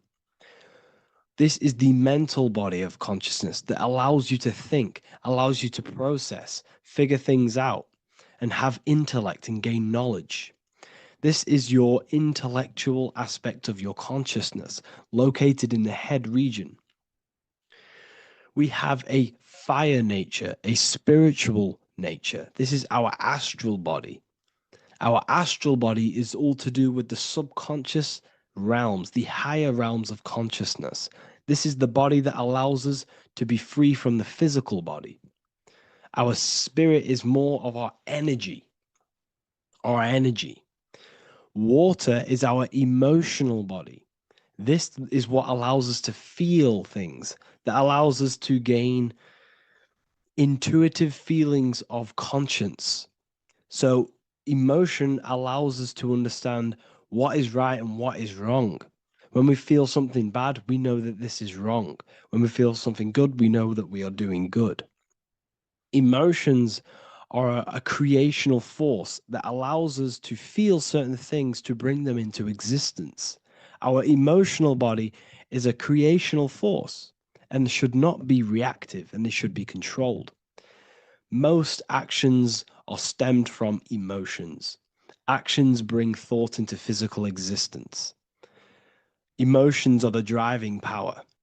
They are what drives your actions. The thought then the emotion, then the action. Earth is your physical body. This is your physical state that allows you to take mind and emotion into action, into fruition, into physical matter. This is what your physical body allows your consciousness, your soul, to interact with the physical world and bring things into physical existence. The physical body, the physical world, is an outcome and an effect of the thinking mind. All physical substance comes from the thinking mind. The pen, the phone you're holding, the microphone I'm speaking into, all began as a thought in the thinking mind, then it was brought into physical reality. Earth is the most dense. So it goes in this order: body, emotions, spirit, mind. The higher you go up, the more lucid and fluidic it becomes. The lower you go down, the more dense and dull it becomes. Air is the mind, fire is the spirit, water is the emotion, earth is the physical body. So this is why you are a microcosm. You have these four things within you. You contain of these four elements, which correspond to the four bodies of your consciousness, the four bodies of the soul. You are the soul. You are the spirit. So this is why in Theologians 4:17, it says, caught up together with them in the clouds to meet the Lord in the air. You don't meet God or the Lord in the physical air, in the clouds. This is clearly a parable. A human being cannot go up to the clouds and meet a mystical man in the clouds. This is obviously a parable, a metaphor. The air is your mind. You must raise your consciousness beyond the body, beyond the emotions, beyond the spirit, and enter in the mind during meditation, turning the mind inward to connect with the Lord. The Lord is the highest aspect of your consciousness, the one that exists beyond the physical body, beyond your emotions, beyond the thought. So you meet the Lord in the air, in the mind. The mind represents the air. This is why in America there's a saying called an airhead. You're an airhead. This means that you are stupid, or you don't think, or you have nothing in your mind. You have nothing in your head. When someone's very stupid, you call them an airhead, because air represents the mind. The air is elevated. The air is invisible. The mind is totally invisible to the human eyes. It is a metaphysical substance. In fact, it's not a substance at all. It's so fluidic. It's everywhere. The mind can be everywhere at all times. It can be anything. Nothing is impossible within the mind. Now, this is synced with the four seasons. The four seasons represent the four aspects of human consciousness, the four bodies of your consciousness, the four bodies of your soul. The sun is your soul. Okay, and the sun travels around four seasons. Summer, when the sun is the most hottest point. Autumn, when the sun starts to move away from the hottest point. Things start to die. Then it goes to winter. This is when everything dies. This is when things enter in within itself. This is when darkness occurs. Then spring. This is the reignition of the sun. This is when the sun starts to bring back the warmth back to the summer. You have four seasons which correspond to the four bodies of consciousness. Fire is the spirit. This is when you are passionate. This is when you are taking action. This is when you are fiery. The sun is blazing. You're taking action. You're very passionate. You're very spirit. You're in the spirit. Autumn is water, emotion. This is when you start to become very reflecting. This is when you start to feel emotional, because in autumn there's lots of water. This represents the emotional body of consciousness. Winter is the mind. This is air. Winter, what happens in winter? Everything enters within itself. The leaves die, the trees die, everything dies and goes within. This is the mind. The mind is the darkness, remember. You close your eyes to enter within the mind. The winter represents meditation. In the winter, what do people do? They stay inside of their house. They research more. They read more books. They become more intellectual. They think more in the winter because we are so we're stuck inside. So we're more reflective. We're thinking more. We're more communicative. We're more intellectual. In the spring, this represents the earth, the body. This is when we start to come out of the mind and we awaken to the body, and things start to grow again. The plants start to grow. The earth is growing again and reborn again. This is the body. This is when you become more active in the spring. And then the summer, back to the summer, we then take action on these thoughts and these thoughts that we gained over the winter. Essentially, this is just a massive cycle. And this is a daily cycle also. The nighttime is the winter. The morning is the spring. The midday is the summer. And the evening time is the autumn. This is a microcosm. We have 4 bodies of consciousness. You are the sun, you are the soul, and the soul has 4 bodies: summer, autumn, winter, spring. Emotion, air, body, spirit. Sorry, emotion, mind, body, spirit. So you are the soul. You are the pure essence of consciousness. The sun is your soul in the heart. And the seasons are inside of you because you are a microcosm. Okay? You are a microcosm. The word sun is son. The Latin word for sun is sol, which is soul or solo, because the sun is solo. It's on its own. You are the soul, and the soul has the 4 different bodies of consciousness. So before we move on any further, if I've blown your mind, please, if you can, leave a like, a comment, a share, and a subscribe. Let me know what videos you want me to make in the future. Please drop a like. It definitely will help me. You are a microcosm of the macrocosm. Man is a miniature universe that goes through its own cycles. The seasons of the summer, winter, spring, and autumn do not occur merely outside of him, but within him as well. The summer is within you. You feel different in the summer. You feel different in the winter. You feel, depending on the body of consciousness, it's your soul's interacting with.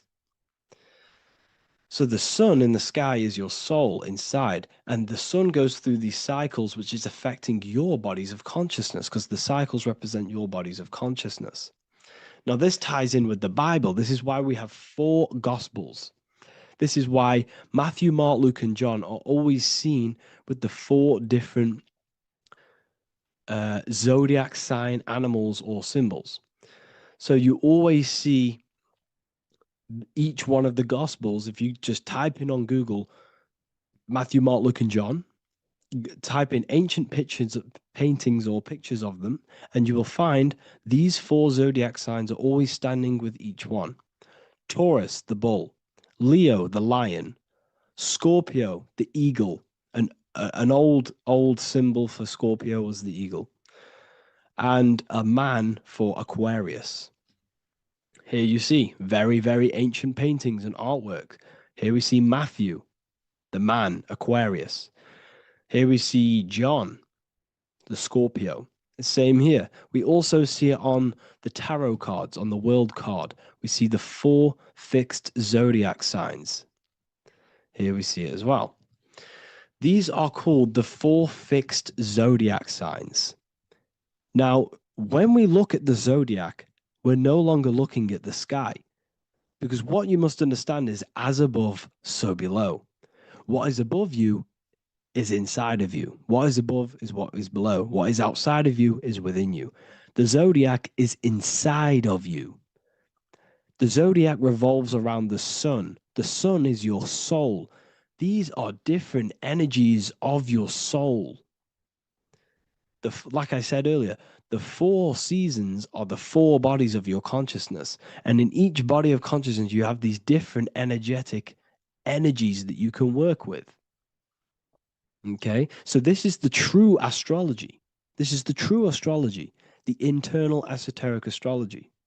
You can't find much information on this at all. Very hard to find. Uh, so what we're looking at are the four bodies of consciousness. Obviously, when you look in the middle of each, when we look in the middle of each season, spring, the middle of spring is Taurus. The middle of winter is Aquarius. The middle of autumn is Scorpio. The middle of summer is Leo. These four signs are known as the four fixed signs. Okay, Scorpio is fixed. It's the middle of autumn. Scorpio is a water sign, emotion. Aquarius is the air sign, the mind. Taurus is an earth sign, the body. Leo is a fire sign, the spirit. This is why we see Matthew, Mark, Luke, and John with the four fixed signs of the zodiac, which represent the four bodies of consciousness. Leo, the spirit, fire. Luke, Taurus, earth, body. Matthew, Aquarius, air, mind. John, Scorpio, water, emotion. Each gospel is depicting Jesus and showing Jesus in each gospel. Each one of these gospels is showing and depicting Jesus according to the different body of consciousness. In John, this is when Jesus starts to turn water into wine. Water is emotion. Wine is transmuted emotion. This is when he does miracles with his emotions, water into wine. Aquarius, which is Matthew, air, the mind. Inside of the Gospel of Matthew, this depicts Jesus as an intellectual person, a person who's communicating and using his mind, his mental body a lot inside of the Gospel of Matthew. Go and read it, and you will see this. Luke, Taurus, earth, the body. Luke shows and depicts Jesus according to the body of consciousness, the physical body. He shows Jesus as a human, being a human being, helping people physically and helping people's physical needs, like giving away food and doing all sorts of good things for other people. Leo, Mark, inside of the Gospel of Mark, this shows Jesus as a spiritual teacher, a passionate person who is taking action. Each gospel is showing Jesus according to the different body of consciousness. And Jesus represents you, the Son. That's why it's called the Son of God, the light of the world. Jesus represents your soul, and your soul has these four gospels, the four bodies of consciousness, the four fixed signs, the four elements, and the four seasons. These things all correspond to your consciousness. So this is Leonardo da Vinci, showing you the exact same thing. Jesus is the I am, the Son, the soul, in the middle, on his own. Luke, spring, earth, body. There are three people in each group. There are four groups, and there are three people in each group. 1, 2, 3. 1, 2, 3, 1, 2, 3, 1, 2, 3. Fall, winter, summer, spring. These are according to the four bodies of consciousness. Here we see Aries, which rules the head region. He's on the head of the table. Gemini, he's holding up the two hands because Gemini rules the two hands, the two arms. Gemini is the two twins, which is the two arms and two hands, and the two lungs. Here we see the beginning of summer, which is Cancer. You see the big knife here. Cancer, him here, this gray-haired guy, holding a knife for the crab. Cancer, they pinch. You have a knife, symbolizing the crab. Leo, the middle of summer, showing dominance. The sun is very dominant. He's got his elbow on the table, showing dominance. Virgo has no Adam's apple.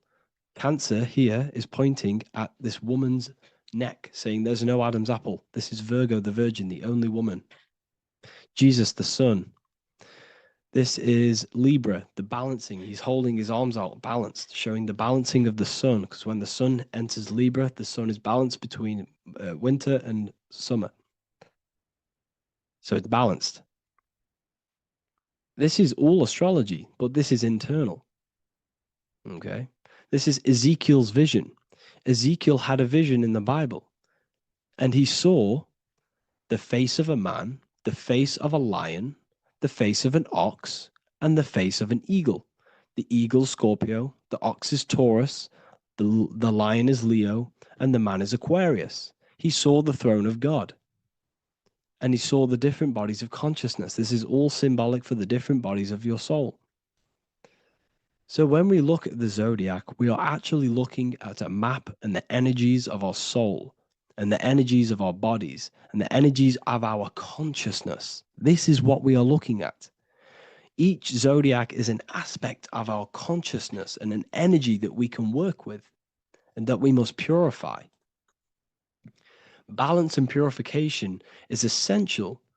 Imagine playing a brand new video game. Let's say a brand new video game came out and you had to play it.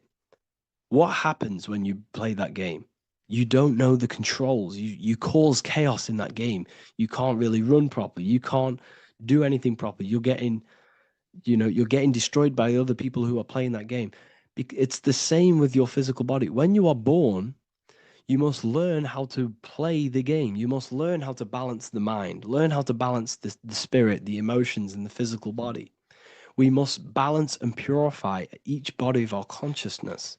We must look after our physical body with our physical health by eating physical, electrical food like fruits and veg. We must look after our minds by being conscious of what enters our eyes, enters our ears, enters everything. Whatever enters our five senses is affecting our mind, our mental health, our environment, mental. We need to look after our thoughts, control our thoughts by purifying our thoughts, only positive thoughts. Then we must purify our emotions, feeling only gratitude and love and not feeling these negative, dull emotions. Then we must look after our spiritual body through meditation and looking after our spirit. But remember, when we look after our mind, it all begins in the mind. Each body of consciousness is interlocked with the other. If you have if you have an unhealthy body, you have an unhealthy mind, spirit, and emotions. If you have an unhealthy mind, you have an unhealthy body, spirit, and emotions. If you have an unhealthy emotions, you have an unhealthy spirit, mind, and physical body. They're all interlocked. You must balance each one of them. Look after your physical body, look after your thoughts, look after your emotions, look after your spirit. But remember, the mind is the most powerful one. It's mind over matter.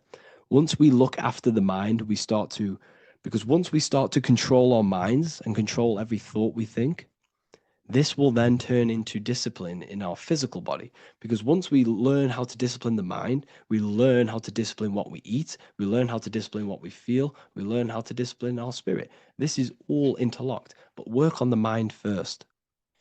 Work on the mind first. All of this knowledge is inside of the brand new Book of Wisdom, Volume 2. This is a revolution of human consciousness. If you've read it, please leave a review down below. If you've read Volume 1, leave a review down below. This is the next revolution. I don't see this information anywhere. This is the next revolution of human consciousness. And of course, if you are serious about this and you truly want to gain enlightenment and join an amazing community where you can connect with me on live calls, lectures, the Manifestation Mastery course, you can gain access to my library with over 45 PDFs plus my books. And if you do join the university, you can order a Volume 2 free of charge. All you have to do is to pay for shipping. If you truly take your knowledge serious and you want to take advantage of life, join the university. This is where truth seekers belong. Just want to say thank you all. Please leave a comment. Please leave a like. It's going to help me a lot spread this knowledge to the world. And yeah, share this with a friend and subscribe. Thank you all.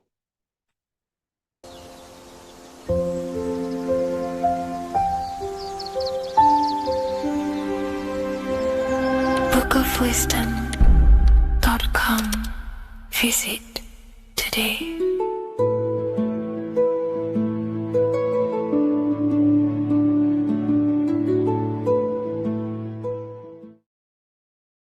doing, people? Survival wisdom. Today we're going to be breaking down the Bible and its real, true metaphysical meaning. All of these slides within this video is taken from my book, The Book of Wisdom. So you can get all of these slides. So the Temple of Solomon, you are body, mind, and soul, which is the Holy Trinity. The moon, sun, and earth. The sun is your soul because the sun is its infinite source of energy. It is its own source of energy. And that is what your soul is. It's its own source of energy. The moon is mind. This is why you call people a lunatic. You're a lunatic. Luna means the moon. And inside of your mind, you have a specific mood. Mood is moon. And mind in German is Mond. And the word Mon means moon.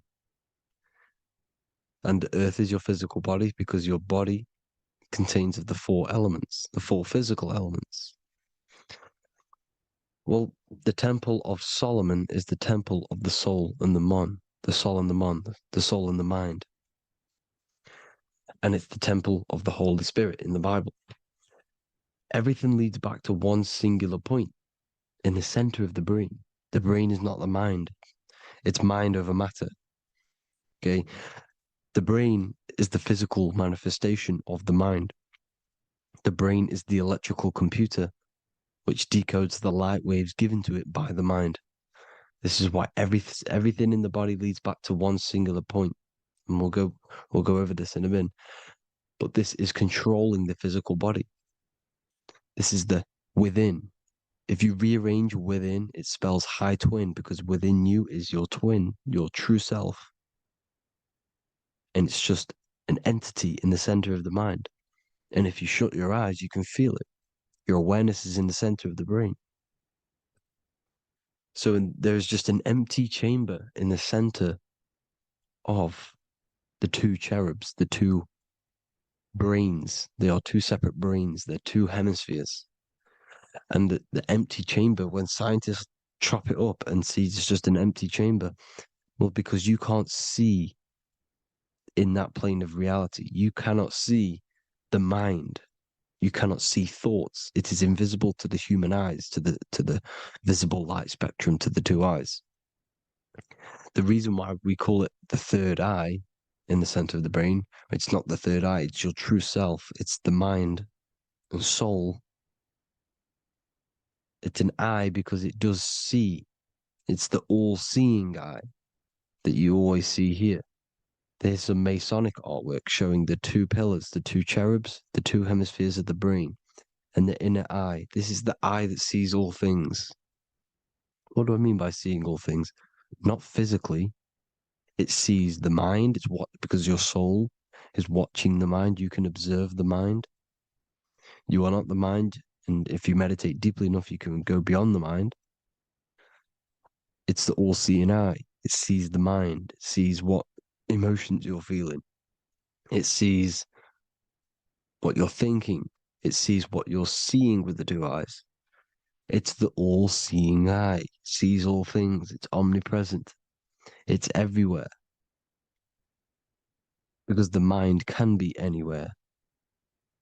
The mind can switch itself into any place it wants. There is no limitations with the mind. So there is two hemispheres in the brain. And in the Bible, there is a quote saying, the most holy place between the two cherubs. The two cherubs is the two hemispheres of the brain, and the most holy place is between them, which is what the Masonic artwork is showing. This is the all-seeing eye, the soul and the mind in the center of the brain. And you will not see this with the two eyes. So when scientists come to seeing the empty chamber in the center of the brain, they wonder because they do not understand the occult side of the world. They do not understand the layers of reality. How the two eyes, everything physical comes from the unseen. Everything seen comes from the unseen. Now, the two hemispheres of the brain play a major role in our lives. The right hemisphere is the artist. The left hemisphere is the scientist. The right hemisphere controls the left side of the body. The left hemisphere controls the right side, so there's a crossover. Now, the right hemisphere is to do with your feminine energy, creativity, unification, metaphors, visualization, intuition. The left hemisphere is to do with sequencing, facts, materialistic details, language, and logic. So they keep us normally trapped within the male aspect of our mind, which is the left hemisphere. You know, if you listen to Spotify, Apple Music, and radio, they're all tuned to 440 hertz, which shuts down the right side of the brain, makes you left brain dominant. And we learn, well, 90% of people learn to write with their right hand. They're taught to learn with their right hand, which is to do with the left brain. You see, so we are being trapped within this left side of the brain, which is all to do with logic, thinking logical, not creative. You know, very analytic. But the right side of the brain is to do with your creativity. So the right side of the brain is perceiving reality as a holistic perception. Now, what do I mean? If you're riding through a woods, for example, if you're riding through a woods, your right hemisphere is seeing the whole woods as one unified woods. The left hemisphere's job is to break down the perception given to it by the right hemisphere and break it down into individual trees. So what am I saying? The right hemisphere is seeing humans and everything in creation as one unified consciousness. The left hemisphere is seeing individual egos. This is why the left hemisphere is the place of the ego, the right hemisphere is to do with the higher self. They're both needed, though. I'm not saying one's better than the other. It's balance. Now, they don't want you to see the unified perception of creation. They want you to think everything is individual, everything doesn't come from the one, because all things come from the one. And we experience the two in this reality, dualism. In order to understand the one, we have to experience the two to advance. So, anyways, let's get away from the two hemispheres. The right hemisphere, like I said, is to do with the higher self. And this is why in John 21:6, it says, cast the net onto the right-hand side of the boat and you will find fish. Meaning, cast your energy, cast your perception into the right hemisphere of the brain, and you will find God, unification, and higher self. You will see things from a unified perspective. How we are all one, because we are all the same consciousness. The same spark that is in me is in you. This is why I am you and you are me. We are all the all-seeing eyes of God, just split up into individual bodies. We are all made up of the same essence, consciousness. And that consciousness, that mind and soul, is in the center of the brain. You are just in different avatars. And until we see this, we'll forever be divided and conquered. Until we figure this out as a collective consciousness, we will forever be divided and conquered and ruled over. This is why the Bible says, ye are gods. You are the sons of the Most High, because we are. We are the Word made flesh. We are God made flesh. Mark 16:19. So then after the Lord had spoken unto them, he was received up into heaven, head is heaven, H-E-A, and sat on the right hand of God. God is the consciousness in the center of the brain.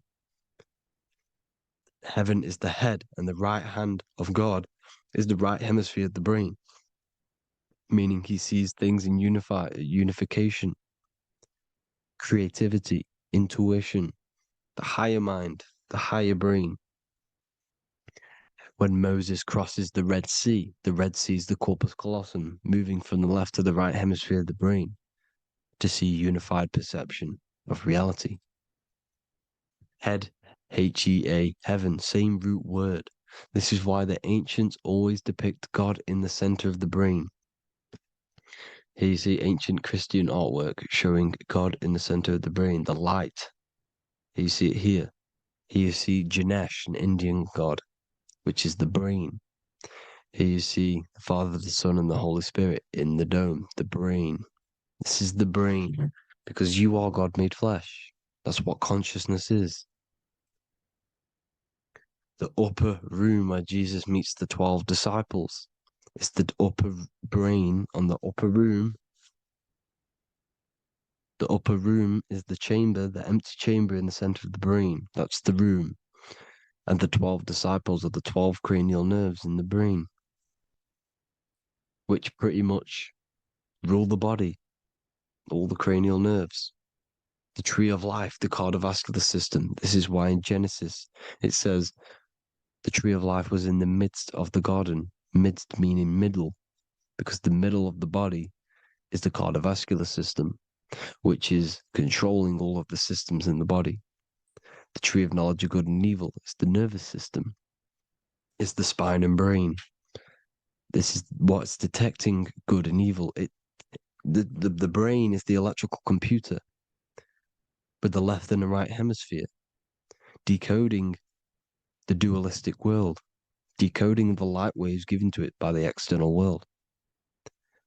It is an electromagnetic computer. It is artificial intelligence. It is very intelligent, the brain and the nervous system, the human body as a whole. But the tree of knowledge of good and evil is the nervous system, because it is the tree that detects good and evil, makes you learn good and evil in this dualistic reality. Here you see Adam and Eve around the tree of knowledge of good and evil. Adam and Eve, male and female energies, with the serpent in the tree, and the tree of knowledge of good and evil. Well, this is the spine, the brain, and the serpent is the kundalini up the spine. The serpent is the S. That's why S, serpent, S, the letter S is the serpent. Sex and serpents make an S noise. You know, the Bible cursed the serpent. So we don't figure out the true religion. The true religion is raising the kundalini and becoming God-man and reaching our higher states, our true God self. Because once the kundalini is saved and hits the pineal gland, it activates 100% of the brain, when we're only using around 20 to 10% as of right now without the kundalini awakening. So when you use it, you're activating 100% of the brain. You're activating all the dormant brain cells. You're regenerating the body. And this is the serpent in the tree of knowledge of good and evil. This is the spine, brain. This is Adam, Eve, the male and female energies. The light of the body is the eye. Therefore, if thine eye be single, thy whole body should be full of light. Matthew 6:22. This is the single eye in the center of the brain. It is not the pineal gland. It is what's inside the pineal gland. You have to go beyond the physical world, and there are no words to describe things that are not physical, metaphysics. And the whole body should be full of light. Well, this light is the same pyramid that you see. You are the pyramid with the all-seeing eye on top. This is why the ancients built the pyramids with the stairs in the middle symbolizing the spine, because once you open all the chakras and balance them and raise the kundalini, you activate all of the brain, which gives enlightenment. The word enlight in ment. Ment means mind, light in the mind. Enlighten the mind. And this is enlightenment. We are the temple. And Jacob called the name of the place Peniel, for I have seen God face to face. Within spells high twin. Within you is the God self, which you need to manifest into the external world. And he's seen God in Peniel, the consciousness. He's seen his true self consciousness in the pineal gland. Genesis 28:10, Jacob's ladder. Jacob, he took a rock there and laid his head on it to sleep. Jacob had a dream. He dreamed there was a ladder that was on the ground and reached up into heaven. Head is heaven. The rock he fell asleep on is the sacrum bone, because he's symbolizing the oil that comes down the spine, hits the sacrum bone and rests there, falls asleep, and it looks up and it sees the ladder to heaven. Because when you raise this oil, you become God man. You become God in heaven. You can leave the body at will. Do you not know that your body is the temple, that your body is the temple of the Holy Spirit? Corinthians 16:19-20. Or do you not know that your body is the temple of the Holy Spirit within you? Your body is the temple of the Holy Spirit, the soul and the mind within the center of the brain, the temple of Solomon, temple of the soul and the mind. Romans 8:10. Christ is in you. It's not external. When you give where attention goes, energy flows. When you give your energy to external things, your attention, your worship to external things, you're giving energy, meaning it's draining you, and you're feeding something within the astral plane, a mental thought within the astral plane. So with you realizing that the Christ is in you, that you don't have to worship anything outside of you, this means that you're internalizing your energy. You're not giving your energy, because where attention goes, energy flows, which means you become more present. You become healthier because you're not giving off all of your special electromagnetic energy that's charging you. This is why the religions run by the Vatican is all external. They're exoteric. Exoteric means external teachings. The esoteric is the internal, the hidden teachings. In Psalms 82, I have said, ye are gods, and all of you are children of the Most High, because we are the Most High, split up into individual bodies. That's what consciousness is. Consciousness is the Most High, and we have to raise ourselves to the Most High. Brahma, Vishnu, Shiva, the Father, the Son, and the Holy Spirit. Why is it always a trio? It's a trio because it symbolizes us, the soul, mind, and body. The mind is the bridge for the soul to be in the body. What is the soul? It's the life force. It's the watcher. It's the all-seeing eye. The soul sees into different realities, and it gives life to the body of every reality it goes in. This is why you always see light around the all-seeing eye, because it is the energy, the life force, the light, life, L-I. Life is light, and it's the eye because it sees into the different realities. It sees into the dream world. When you're going to sleep at night and you dream, it's not a dream. It's another reality. You're a multi-dimensional creature. We live in a multiverse. There's infinite amount of yous. And there is a version of you which is the highest self in a reality somewhere. And this eye has the ability to switch realities, which is exactly what astral travel is. Astral travel is the ability to switch reality beyond the 3D construct of this world. The Father, the Son, and the Holy Spirit, Brahma, Vishnu, Shiva. Brahma, the soul, inhabits different bodies. This is why they have different heads. Vishnu, the mind, symbolizing gnosis, meaning knowledge. This is the serpent. The serpent symbolized knowledge. Shiva, the body. Father, the Son, and the Holy Spirit. The bird, the soul, because the bird symbolizes the soul. This is why you have here the Egyptians showing you the soul leaving the body. Here you see here with the twin head, the same head, and it's a bird. This is the soul self. This is the ego self. The Egyptians knew this. They knew all of this. Of course they did. Now, the whole story of Jesus is all metaphorical for the process which goes on within your body. Your neck and head is the holy grail which the sun and the moon creates. Sorry, the sun and the moon creates the fluid within the holy grail, the brain, the skull. And the moon creates the milk. Sorry, the moon makes the milk. The sun makes the honey, the land flowing with milk and honey in the Bible. The land flowing with milk and honey is the center of the brain in the Holy Grail. Here you see the Masonic artwork showing you the sun and the moon creating the fluid in the spine. Here's the serpent. Serpent symbolizing the two Kundalini channels, the Ida Pingala up the spine. Here's the furnace raising the Kundalini, raising the oil, heating it up, and rising it to the crown. You see?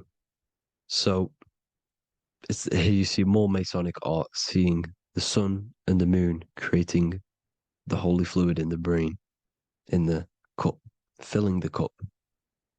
This is why it's a cup, because it's the Holy Grail.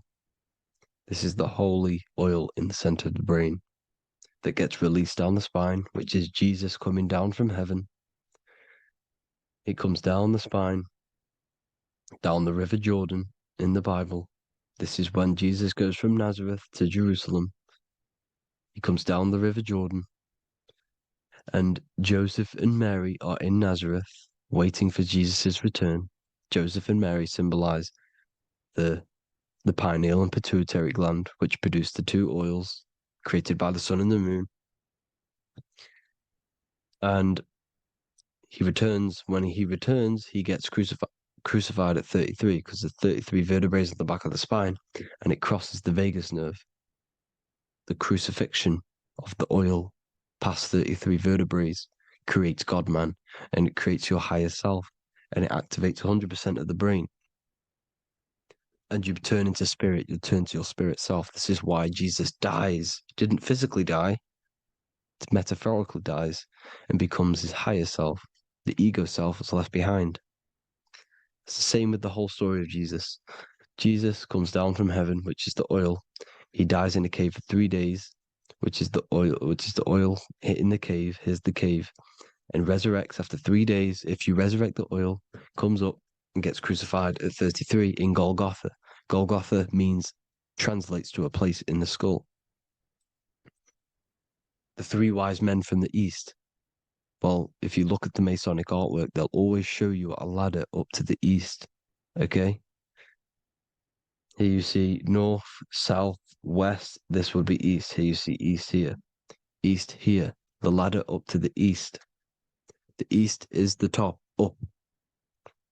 Three wise men from the east. The thalamus, pituitary, and pineal gland in the center of the brain.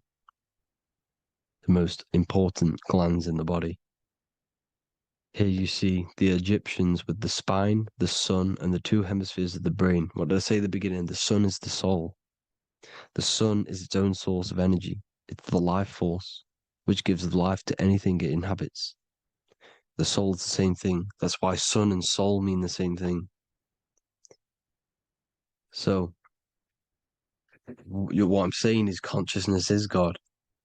And this is why when it refers to as God in the Bible, means your higher self, pretty much.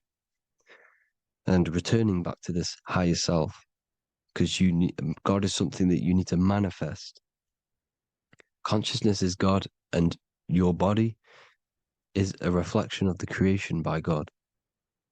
This is why everything in the body corresponds with the stars. The stars rule the body. We are an image of the stars. This body is an image of the whole of creation. Aries rules the head. This is the cerebrum, the ram in the brain. Is the ram, Aries. And we have something called the cerebrum, Aries, the ram. This is the Lamb of God moving to the higher mind. Taurus, which is the lower brain and neck, the cerebellum, the bull Taurus, the lower mind.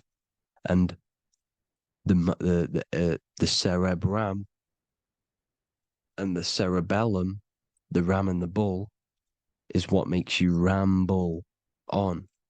Ramble meaning walking. The higher mind and the lower mind working together makes the body ramble. Ramble is what makes you walk along. Thank you to Santos Bonacci. Gemini, the two twins, rules the two arms, the hands, and the lungs. These are the two twins of the body. Sagittarius, the horse, which rules the hips. Hips means hippo. Hippo means horse. Hippopotamus means water horse. Hippo means horse, and this is why we call them hips, because horses have massive hips. Capricorn, the kneecaps. Pisces, the two fish, the 2 feet. Then they make us swim. We are an image of the stars, people. Well, the body is anyway. Consciousness is God, and the body is the image of the whole of creation. It's a reflection of the whole creation, as above, so below. 12 systems in the body, 12 cranial nerves for the 12 constellations, 12 cell salts. The body's made out of 12 cell salts. So, this is where it gets kind of deep. You know, this is where we get deep. And he said, Jesus was known as the fisher of man. And fisher of man, meaning man does not mean man as in the male. Man means mind. He's the fisher of minds. So the Bible is not patriarchal. It's not patriarchal. Man just means mind, pretty much.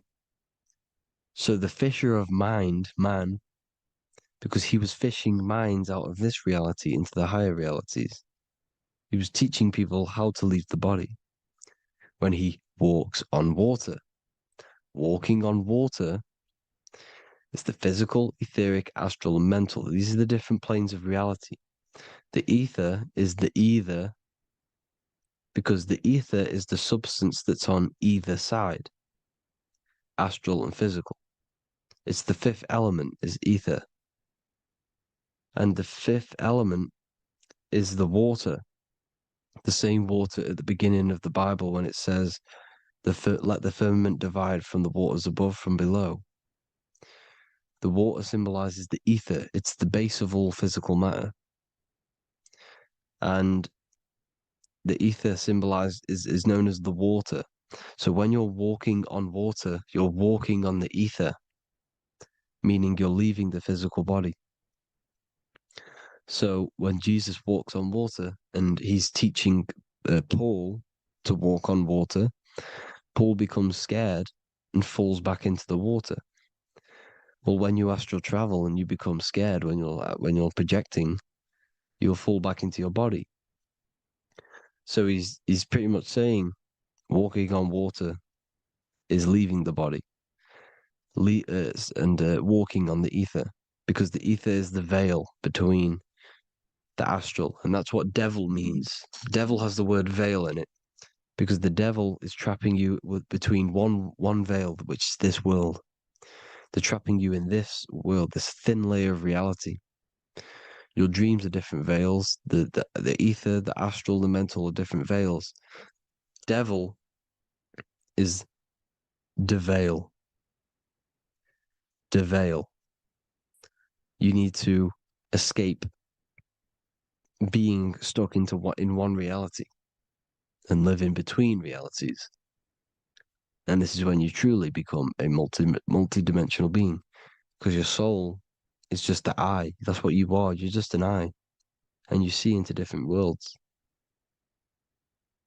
And it also, when Jesus means the fisher of man, the fisher of minds, he is. I truly believe, because of my research, that there is other worlds. It's not just this one. There's higher worlds. There's an infinite amount of you, and you've been in them dreams you call dreams. Them dreams are other realities that you are in. That's why when you're there, you don't feel like you're in a dream. You feel like it's 100% real, because it is real. So this is why the ancients always depicted the many different heads, because there's many different versions of you. And this I, the soul, the watcher, is switching itself into different bodies at all times. Well, when you sleep, when you astral project. And this is what the ancients were doing. They understood the multiverse, and they could switch bodies at will. And this is what the 7 seals are in the Bible, also known as the 7 chakras. These are literally portals within us to these different worlds. We're in the heart at the moment. Earth rearranged spells heart, meaning middle. This is where good and evil exist. It's the middle point, the midpoint of realities. So, I hope you all enjoyed the video. All of this knowledge that I've give you in this video is inside of my book, the Book of Wisdom. The Book of Wisdom gets updated every single month with new pages. It's a one-time payment for a lifetime worth of research and knowledge by me. So if you do want to get it, the link will be in the description. But I hope you will gain some amazing insight. Please like, comment, and share to help the algorithm, and drop a subscription. And for more lectures, every 2 days, I drop lectures and knowledge within the Patreon. If you want to support the channel, join the Patreon. Everything's in the description, because we are not monetized on YouTube. Thank you all. Have an amazing day.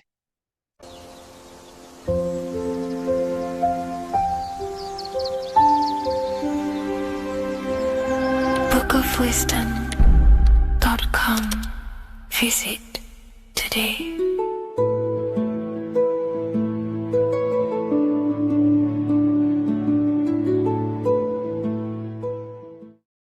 There is a secret meaning behind the number 666. 666 is 3 sixes. The number 3 in occult and esoteric numerology represents the 3 aspects of human consciousness.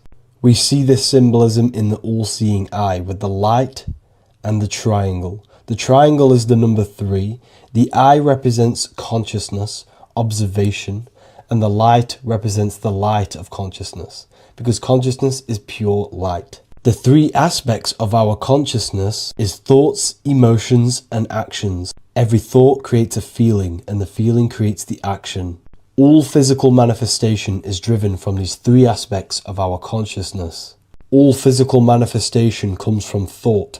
Every object you see around you, this screen, the phone you're on, the laptop you're using, or the iPad, was a thought in the invisible realms of consciousness.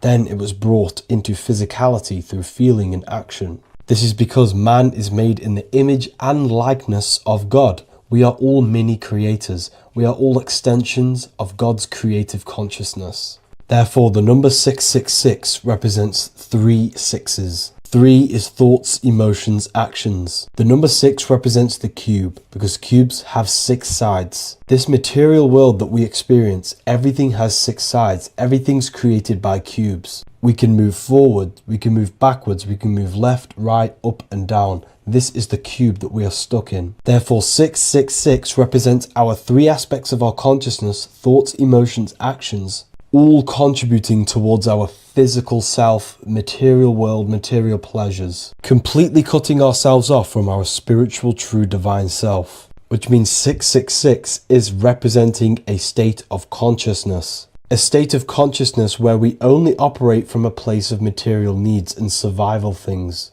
As humans, we possess a physical material body in the physical material external world, but we also possess an invisible inner world, which is what we call spirit. When we disconnect ourselves from our inner worlds, we become lost in this materialistic way of thinking and acting, which can lead to no life purpose, a feeling of emptiness and voidness in our hearts. Humans possess the ability to transcend our animal instinctual natures and turn to the divine mind, to the spiritual inner world. It is our inner world that is projecting our outer world. The outer world is just an effect of our inner state of consciousness. It's important as we go through this human life to not lose ourselves and look for our validations outside of ourselves. The external world is simply just a mirror, mirroring with mathematical precision what happens inside our consciousness. When we change our inner world, we produce effect in the outer world. To get back on track about this number, this represents when we are lost in our material self and we are completely cut off from our true divine self. The devil is always having goat horns, which represents a ground animal. This is the lower animal self of man.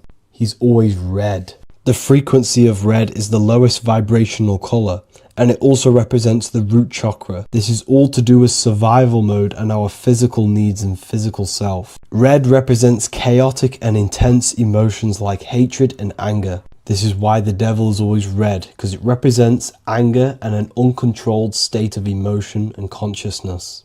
You see, we've been taught in the church and all through religion indoctrinations that the devil is an external deity which influences humans. And in fact, this is nothing but a metaphorical story. The devil is a character which represents an aspect of the human mind, the lower aspect of the human mind, a facet of our own consciousness and psyche. The voice that we have in our head that tells us to do these negative things is not an external deity pushing us to do something bad. This is an aspect of our own mind. Jesus and Satan are just two characters which represent the two voices that we have in our own consciousness. In fact, the word devil was never present in the early Gospels. Instead, what was mentioned was a spirit of evil. A term spirit of evil was not meant to denote a specific deity or being, but rather any force of negativity, whether it manifests as a destructive thought, emotion, or action. The spirit of evil represents the darker sides of our mind, the part that leads us astray and brings forth negativity in our lives. The reason why they want you to believe in a devil is because they don't want you taking responsibility for your creations. They don't want you to realize that the external world is truly a mirror of your inner state of consciousness. Instead, when something bad happens in your life, you blame it on some external devil or Satan who tempted you. Everything is your creation in your life. When you realize this, you take full control and you begin to reshape your external world by changing your inner state of consciousness.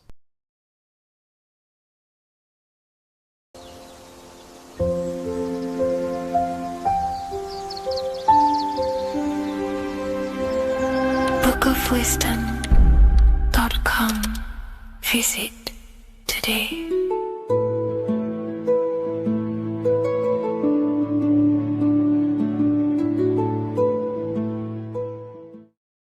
Hello, Seeker. Welcome to Revival of Symbolism, a channel devoted to the language of esoteric symbolism, guiding you to discover yourself and expand your consciousness into deeper realms of thought. I'm Harry B. Joseph, also known as Revival of Wisdom, and today we're going to be discussing the symbol of an eye inside of a triangle. So the first thing we need to understand about symbolism is that symbolism is a subconscious language. We don't just look at these symbols and get a basic understanding. Like a word, for example, if I wrote the word hello here, you look at this and you have an instant understanding of this word in your mind. It has no deeper meaning, or veil, what we like to call it. There's no deeper meaning of this beyond a veil. It's simply just a very logical thing to do and understand. But symbolism, on the other hand, goes deep within the subconscious mind. It forces the individual to go inward on themselves. This is why symbolism is so powerful. It makes you turn inward. When you look at this eye in a triangle, you're not just looking at a word, you're looking at a picture. And this forces you to go inward so you can start to try and figure out what this symbol means. You start to think critically. You also start to follow the chains of thought. This is very important inside the occult. Symbols have many layers and veils of meaning. They don't just have one layer or meaning. On the surface level, it has a surface level understanding. But then as you follow the deeper chains of thought, you start to unveil and unravel its deeper meaning. As you awaken in your journey, the deeper levels of consciousness you access, the higher levels of understanding you access, the deeper meanings of these symbols start to reveal themselves. So studying yourself and studying symbolism go hand in hand. So when you're studying symbolism, you're actually studying consciousness. This is what we need to understand, is that these symbols represent forces of consciousness and aspects of consciousness. So what we need to do is to follow the chain of thoughts. Now, what do I mean by the chain of thoughts? If I think of a triangle, it instantly in my mind, I get the number 3. Then if that number 3 leads to another thought, for example, father, mother, child, father, mother, and child. Father, mother, and child then leads to another thought, then another thought, then another thought. So this is the chain of thought that we have to follow. This is why symbols must be meditated upon. We meditate upon symbols to unravel the deeper meanings of these, so we can unlock deeper levels of awareness. Okay, so we're diving straight into the subconscious mind with the language of symbolism. It's why it's so powerful, because it forces the individual to go inward and actually use their mind. Symbols train you to think critically. They train you to think in a subconscious way, unlike words. So these symbols represent thought vibrations or thought forms within the individual's mind. So let's jump straight into this symbol of the eye in the triangle, and let's go, very surface level, and then towards the end we'll go deeper into the deeper mysteries of this symbol. On this channel, I don't give spiritual fluff. I give very deep esoteric teachings. Okay, so it would be amazing if you could show some support. Simply just leave a like, comment, and a share on the video. Share this video to a friend. So, first of all, let's look at the number 3, because this triangle symbolizes the number 3, okay? 3. We have a father, we have a mother, and together they unify to create a child.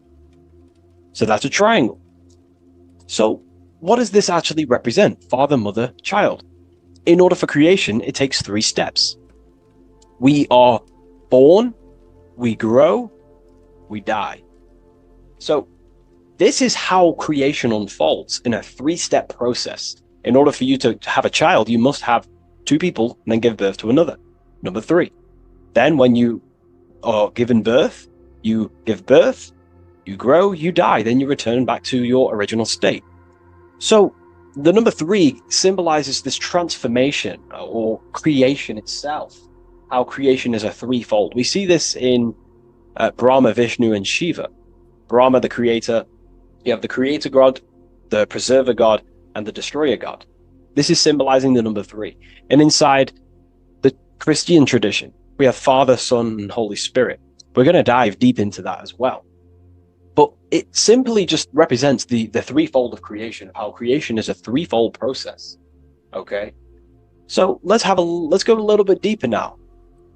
That's more exoteric. That's an external teaching. I've just taught you something that's very external. But what does this represent to the internal, to the esoteric? The number 3 is the 3 forces of the soul. The 3 forces of the soul. The soul thinks. It thinks. We have a mental field. We have a mind. All around us is a field of mind. We don't just have a mind. All around you is a field of thought and a field of mind. Okay, this is what we have to understand. A lot of people just think they have a mind. Your mind is attuned to the mental plane, and the mental plane is surrounding you. There are thought forms surrounding you. There are ideas. There are, all of these things in the mind that exist in an infinite field made of mental matter. Mental matter. So the soul thinks. The soul feels. It has feeling. We have emotion. And the soul takes actions. So the soul has 3 ways it expresses itself. Consciousness expresses itself through mentalism, through emotionalism, and through actions. This is how the soul is creating, through 3 different dimensions. Before you take a physical action, you don't just take the action. You first think, you feel, then you act. You only take action on what you feel, what you have a love towards, what you have a care towards. This is what the Freemasons call the generative principle. It's about, this is what generates your reality, your feeling. Because you can think infinite thoughts, But if you don't care about them, you don't take action on them. As soon as you ever care about a specific character of thought, your body then takes an action. Okay? So this is representing the 3 expressions of the soul. Now, the number 3 is actually the number 1, because this is all one line, remember. This is all interconnected. And here we have the number 1 in the middle, one eye. We'll go deeper into that. So the number 1 is symbolized by the eye because there's one eye. So pretty much what this symbol is the number 1 and the number 1, 2, and 3. So it's 1 and 3. The 1 is expressed in 3 ways, which is the soul expressing itself and creating reality through 3 ways: thought, emotion, actions. Okay? These are all actually one force. These are all one force. When we think, we feel, we act. When we act, this gives birth to a new thought and feeling. They're all one. They're all interconnected. So if I take an action, that can lead to a different thought. Or if I think, if I start to feel something, I don't know, hate, that then gives birth to a different thought or a different action. So you can see how each body of consciousness is actually affecting each of them. If we have an unhealthy mind, this will affect having an unhealthy emotional state and an unhealthy body. Because what we think, the mind holds power over the body. Every single thought commands 50 trillion cells in your body. Think of that for a second. You are governing 50 trillion cells, and these cells religiously obey every single command you give. You are governing a whole universe. 50 trillion living conscious cells. Okay? Think of that for a second. 50 trillion cells, and you are commanding them, and they religiously obey you. This is what we mean by you are a microcosm of God. Your body is literally a whole universe. There is living beings in your body that you are commanding and controlling, and they religiously obey you. Very, very powerful. This is how powerful you are. So each thought you command to the body is either destroying the life of the body or uplifting the life of the body, good and evil. So you're either creating more life or destroying your life of the body, of the health, of the body, of the cells. It's a whole civilization inside of your body, and you're governing it. You're the government. You are the master. This is why in the occult they say, you are the master. Everyone is a master of their own being, their own microcosmic universe that they govern. You govern a whole reality, don't forget that. But we've lost this knowingness and understanding, and we're now giving our power to the external government, man-made government. Okay? So that's what the word government means. Government, govern mind control. But you are the government. You control your own being. You control your own universe. You control your reality. So, you are the creator of your reality. This is the context behind the symbol here. You are the creator. What is an eye? An eye sees things. What does that symbolize? So an eye on a basic level shows looking at something. But this is referring to the internal eye, the internal observer. You're observing something when you look at something. So the inside eye is the person, the self that is looking over and experiencing our thoughts, emotions, and actions. Who is the one that feels the actions? Who is the one who suffers from the negative thoughts and the negative emotions? Have you ever thought about that? Go deep within yourself. Who is the one suffering from your emotions? It's not your body. It's not your mind. It's this soul. It's the soul observing through these different bodies of consciousness, through the mind, through the emotions, and through the body. This is the observer behind it all. So, this eye is not closed. It's not closed. Very, very important. Every detail in symbolism is very important. It's not closed. It's open. It's looking, and it's conscious. That's. I'm just giving you the key of what the symbol means. It's about remaining conscious. Now, this will go over people's head. They may not even understand this. Most people are unconscious, and it's fine if you are unconscious. We're all on a different level of our journey. We're all on a different level. I'm not trying to offend you. I'm just stating these facts. Most people are unconscious. They only think, feel, and act out of, reaction. They're not even aware they exist because they're so caught up in the external world. They have no idea they exist. They've never deeped how they exist, why they exist, what life is, what this piece of technology they're inside of is. So I'm giving you a bit of an insight of a person with a higher consciousness. A person with a higher consciousness is always looking, this is what this symbol means, always looking, not with the eyes, but with the internal self, because they understand these three powers, the triangle, is creating their reality. Thought, emotion, action. Person with a higher consciousness who knows mastered themselves is someone who is always looking and observing their thoughts and emotions and the actions they take in the world. I'll give you a bit of a key here. I'll give you a key. In my life, I like to govern myself, be my own master, through this way. Every action or decision I am about to make, every decision, I always say to myself internally, I remind myself of this symbol. This is what symbols are. You're meant to remember these things. There are tools to help you in life and gain control of yourself so you can ultimately live a better life and create your own reality. I remind myself, if I take this action, what is the effect that's going to come from this action?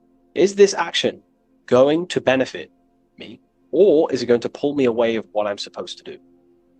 And through that, I live through this law of polarity, law of cause and effect. We cannot escape that law. You have to deeply understand this. You cannot escape the laws of cause and effect. They are always infinitely creating your reality. Cause and effect. Every thought is producing an effect. Every emotion is producing an effect.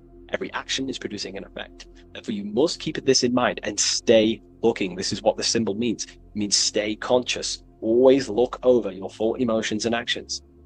Always look over them. Because if you are not looking at your thoughts, emotions, and actions, and you're living, you're thinking, you're feeling, and acting unconsciously, subconsciously, without conscious awareness, you're unknowingly creating your reality. You can reach a level of mastery. There is a level of mastery. I'm not fully there yet. I'll openly admit that. But it's a goal in mind. There is a level of mastery that one can achieve where they are conscious of every single thought, every single action, every single emotion they feel throughout their day. Very, very difficult because we think around 7,000 thoughts a day, But this is ultimately the goal of mine anyway. It's completely up to you what you do. I'm just giving you this insight that's helped me in life. So it's about being conscious. This is a very overlooked thing in today's world. Most people are unconscious, that they're walking around as zombies. They don't even realize they think. They don't even realize they have a mind. They think their mind is their brain. If the mind was the brain, then how can the mind go in the past, present, and future? Which means it exists outside of time, but the body remains in the present moment. If the body remains in the present moment, that means it exists underneath time, underneath the law of time, but the mind transcends it, which means the mind operates outside of time, space, and matter. So, that is a key. You are a higher dimensional being manifesting in a physical form, and you're looking into the world. This is also another veil of the eye. The eye symbolizes your higher dimensional being. You have no true form. This is one of the biggest secrets. You have no true form. You form what you think, feel, and act. In the astral plane, you become what you think about. You can become an owl. You can become an owl with goat heads or, T-Rex arms. You can be anything you wish. Anything you think about, that's the form you take in the astral and imagination. But beyond the very causal plane, the higher dimensions, you are formless. You are nothingness. But that formless is connected to God. That is the unmanifest. That's the source of all creation. So you are something but nothing. Very difficult to get your head around, but essentially you emerge out of darkness. Emerge out of nothingness. Okay, and that's what the mental plane is. The mental plane is kind of like the first dimension that basically expands into infinite realities. The mind can think anything. There's nothing impossible in the mind. Nothing. But there are things impossible in the physical plane, because the physical plane is more dense and it's governed by more laws. So again, this is symbolizing staying conscious of your thought, emotions, and actions. Now, another veil, if we go deeper on this symbol now, another veil, another chain that's connected to this symbol, a chain of thought, is that this symbol represents unity consciousness. Person who thinks, feels, and acts in unity. Their soul is operating in one force. Their soul is operating in one force, which means they think, they feel, they act. For example, I'll be writing my book sometimes. You know, the book of Symbolism, my third book, is coming out very soon. I'll leave a link in the description for you can sign up to the email, the waiting list. We've got a lot of people in there already. You know, this next book's going to be insane. But yeah, you can get notified when that comes out. I'll put a link in the description. When I'm writing my book, I'll get an idea to, you know, go play Call of Duty or go play the Xbox. But then I instantly remember this symbol, thought, emotion, action. Instantly, I then unify my consciousness, my three powers to create reality. These are your powers. These are your rights. These are your things that you have full control over. These are the biggest gifts in life. This is so overlooked. So overlooked because people are so unconscious. These three things are your biggest gifts. They're so beautiful. You have been given the gift of creation. You can mold a whole world, your own world. You govern it. You can think infinite thoughts. No impossibilities, no limitations. You can feel. Feeling is a life essence. Without feeling, you'd be an AI robot. And you can act. These are your three gifts. These are your three creational powers. You hold the power of creation. You hold the power to kill another life, or you hold the power to spread love in the world, to spread the light. So this is why you see the light emerging out of this eye. This is the light of the soul. That's what consciousness is. It's light. And this is creation unfolding from this through these three powers. Light emerging and crystallizing your reality through thought, emotion, and action. So, again, this is unity consciousness, acting in one force, thinking, feeling, and acting, all directed towards one goal, and that's how you manifest things quickly. Speed. You know, if your thought is, if you think about, I don't know, playing the Xbox, and then you feel like eating, and then you take action scrolling on TikTok, that's divided consciousness. You're wasting time, energy, and you're scattering your creative powers throughout these three forms. But once you unify them, which is the I, the number one, you unify thought, emotion, and action. You direct your thought, emotion, and action all towards one goal. You quickly create these goals. You know, so this ties in with time and attention. These are your two spiritual currencies. You spend time and you pay attention. These are your two spiritual currencies that pretty much create your reality, your experience. Thought, emotion, action. And this is what the Holy Trinity is on the deepest level. You know, this may trigger some people, but you know, if you believe in religion, then maybe this account to YouTube isn't for you. But religion is an esoteric. It's esoteric. It's not meant to be taken literally. The Bible is an encrypted allegorical text talking about human consciousness. Jesus is a person and a master of consciousness that we should achieve within ourselves. We should aim to become like Jesus, not worship Jesus, because we are all God. We're all governing the microcosm. So, also, this symbol represents the movement of the spirit, the movement of the soul. The soul goes through this triangular process, and the soul always remains, returns back to its original state. The soul is given birth into physical reality. We live, and then, we grow, then we die. Then it moves in this three triad form. The soul, wakes up in the morning. It grows throughout its day. Then it dies at nighttime to return back to its original state, to spiritual state. And everything goes through this process. Birth, growth, decay. Birth, growth, and death. And everything returns back to its original state. So, ultimately, this is what this symbol represents. Okay? If you want to go deeper on this, we have an amazing community.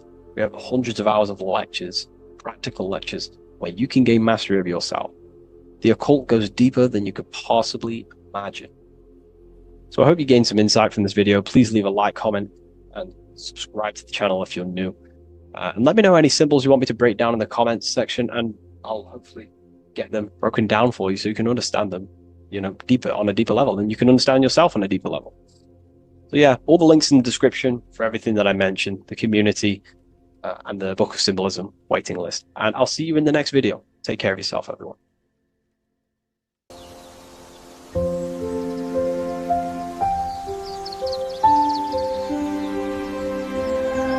bookofwisdom.com. Visit today.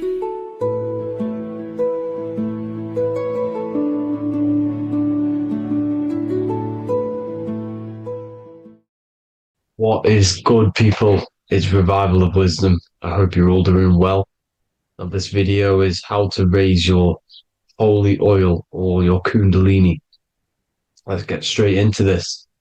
So this is a monthly cycle. Every month, when the moon is in your zodiac sign, this oil is released. Now, the moon is in control of monthly cycles. For women, it's the menstrual cycle, and as well, this holy oil cycle. The moon changes sign every 2.5 days and passes through the zodiac signs in 27 days. So the moon tells the day, the sun tells the time, the stars tell the month. This reality is a massive clock, if you like to say. It's a cycle. Okay. The moon controls the night, emotions, water, fluids, and the mind. Okay. So this oil is produced in the claustrum. It's produced in the claustrum, which is here, right? This is where you get Santa Claus from. Now, the claustrum is at the center of the brain, and it is next to the pineal gland and the pituitary gland. Once it starts in the claustrum, this is the holy present. This is the present that Santa gives to us, Santa Claus. And it goes to the pituitary gland and the pineal gland. And what's connected to the pituitary gland and the pineal gland is the Ida and the Pingala. The Pingala is the pineal gland's nerve, which is the honey, which is the positive charge, electric. And the pituitary is the Ida nerve, which is the magnetic charge. This is the milk, the land flowing with milk and honey. This is the brain, the heaven, okay? And it travels down the spine using these two nerves, these electromagnetic charge. And this is what the ancients symbolized with the two serpents wrapped around the spinal cord, the Ida and the Pingala. And this travels down to the sacrum or the solar plexus. Okay, so once it's here, okay, the spine is an elongation of the brain. So the spine is pretty much the brain. It's an extension of it. And it's kind of a microcosm of how we descended from heaven to physical reality, to physical matter, which is our consciousness has done. Our consciousness has descended from heaven into physical matter. And this is a microcosm of it. Okay. So once we're in the sacrum bone, this holy oil, like I've just explained, this holy oil starts in the Santa Claustrum, goes down the chimney to the sacrum. This is the sacrum, the solar plexus, and drops the present off at the sacrum. Now, once we're at the sacrum, we need to raise our vibration to take this oil back up the spine. Okay.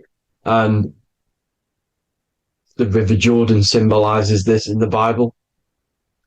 King Herod wants to kill Jesus in Nazareth, which is here, this is the River Jordan, is Nazareth. He goes to be born in Bethlehem and then goes back up to Nazareth to Joseph and Mary. Joseph and Mary, the pineal gland and the pituitary gland.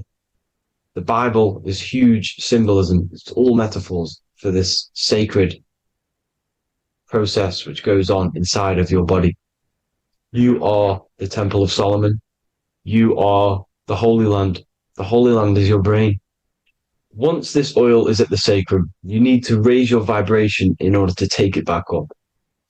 Once this oil has gone back up to the pineal gland, it activates the crystals which are wrapped around your pineal gland.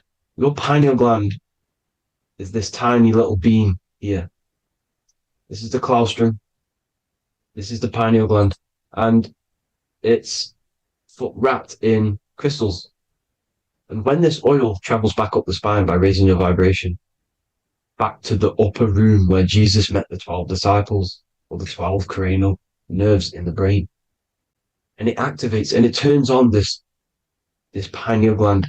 And once it's turned on, it illuminates all the cells and the nerves in your brain and turns them all on and activates the higher God man, the God consciousness, Christ consciousness. And it regenerates the whole body. This is the secret to regeneration. It regenerates all the cells in the body. And this is how the ancients lived for thousands and thousands of years, as talked about in ancient texts. They lived for hundreds and thousands of years because they knew this secret. And this fluid, this brain fluid, the secretion, or the Christos in Greek, which means gold, because this is the alchemical process from turning lead to gold. Your body is the alchemical furnace. Now, the ancients knew about this center of the brain because they symboled it. This is the eye of Ra, and it's the brain. And this is what's wrapped around our consciousness. Our consciousness isn't wrapped around the brain. The brain is built around the consciousness. We are the consciousness. You don't have a soul, you are the soul. Okay? Now, the head, heaven, hell, heel at the bottom of your foot, that's hell. Head is heaven and hell. Simple. Now, the pineal gland produces DMT, which is dimethyltryptamine, which is known as the spirit molecule. So, let's move on. Now, when this oil travels up, back, the spine, the chimney, it crucifies at the top, which is called the vagus nerve. So when it reaches here, the optic thalamus, it crosses and crucifies once it's raised back up. And this is why Jesus dies at 33. He was crucified at 33. Because you have 33 vertebrae on the back of the spine. And then it's crucified by the cross of the vagus nerve. When this oil crosses the vagus nerve, this is the crucifixion at 33. And it symbolizes the death of the physical consciousness. You then become spirit. You then become God consciousness, activating the Kundalini, regenerating the body and the mind. Okay. The Garden of Eden. You are the Garden of Eden. The land of milk and honey is upstairs. The pituitary, which is the milk, the pineal gland, which is the honey, which is DMT. It even says this in the Bible. As he brought us into the place, and he has given us this land, a land flowing with milk and honey, which is also symbolized as the sun and the moon. The Bible also says, the light of the body is the eye, not the eyes, the eye. If therefore thine eye be single, thy whole body shall be full of light. This is the activation of the pineal gland by raising this oil back up to the pineal gland, to the center of the brain. Neither shall they say, see that here, or see there, for behold, the kingdom of God is within you. So he's saying, don't look out there. Nothing is out there. It's all inside of you. Everything's inside of you. You're the universe. Now, how to raise this oil back up to the pineal gland? Every month, like I said. The moon controls the cycle. The moon controls monthly cycles. When the moon is going into your zodiac sign every month, this oil goes down the spine and you must raise your frequency to get it back up. You must retain your seed. This is the most important. Your fluid, your secret, your holy fluid, your life force. You can't let that go. That life force is the reason you're alive. This holy oil is the reason you're alive, because it feeds all of the systems in your body. It feeds all the systems in your body. You have to retain your seed, alkaline diet, positive thinking, and meditation. Okay? When you retain your seed, you will live longer. The moment you release it, you're killing yourself. You're killing a piece of yourself every time you release your seed. Every single time. You're killing a part of yourself. Okay?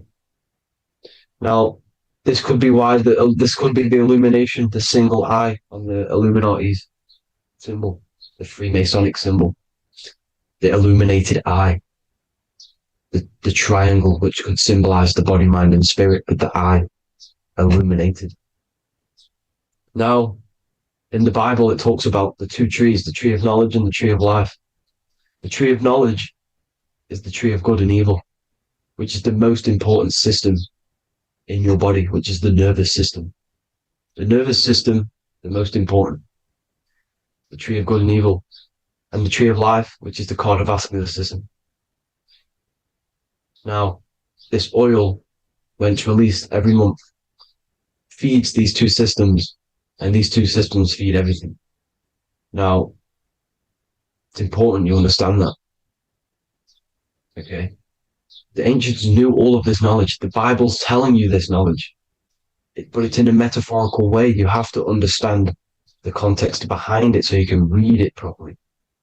Now, eating of the tree of life, which is when it talks about in the Bible, eating from the tree of life is actually symbolizing a bad diet, ejaculation. Because you're eating from these two systems, you're killing yourself with a bad diet. You're killing yourself with an ejaculation. Okay? So, that's important to understand. Now, this is Jacob's ladder in the Freemasons. Jacob's ladder, which is the spinal cord, it's the stairway to heaven. And this is Jack and the Beanstalk when he goes up the beanstalk and finds the golden egg in the grey clouds. The grey clouds symbolize the grey matter in your brain. Now, the Garden of Eden talks about the 4 different rivers in Garden of Eden. As we see here, the North Pole map, the ancient North Pole map, because the center of the earth is the center of the torus field. Everything's the torus field. Atoms are torus fields. Everything's torus fields. You are the universe. Everything is within you. The North Pole is your spinal cord. This is why they say Santa Claustrum comes from the North Pole. This is the North Pole. And the Santa Claustrum is the center of your brain. Now, there's 4 rivers which come from the Garden of Eden. There's the blood, the Christ oil, which is the oil we're talking about, urine, and saliva. These are the 4 sacred oil, 4 sacred fluids in your body. And these are constantly abused in today's society. These secret societies are targeting these fluids. Okay? This is why porn is free.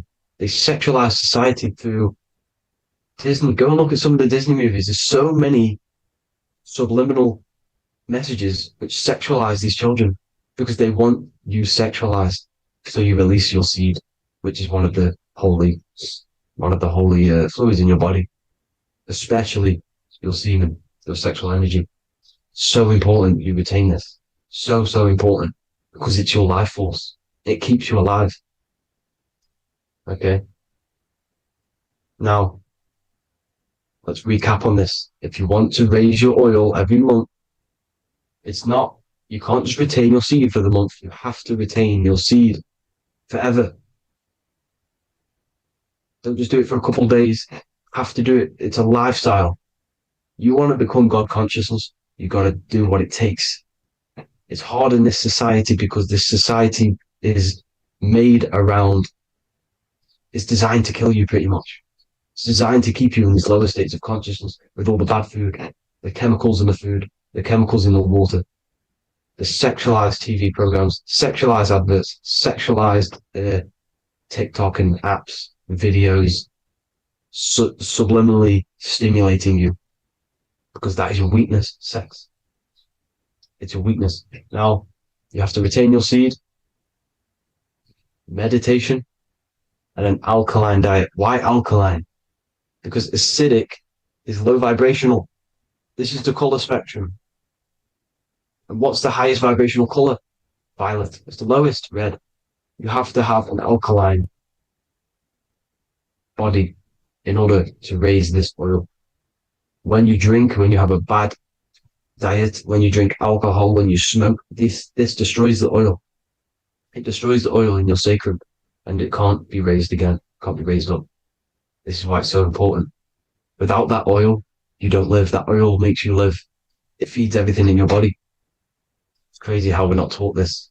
It's insane. But that is how you raise the oil, people. I hope you all gain some knowledge out of this video. And I hope this assists you on your journey, your spiritual journey. And please like and share this video. We need this knowledge out to the public to wake up humanity. Thank you all, people. God bless.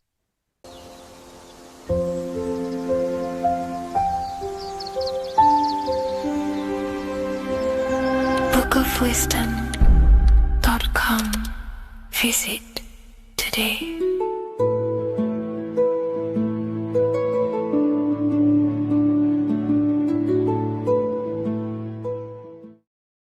People, how are you all doing? It's Revival of Wisdom, and today we're going to be talking about your birth certificates and how we are slaves to a system and how they have trapped us into this system.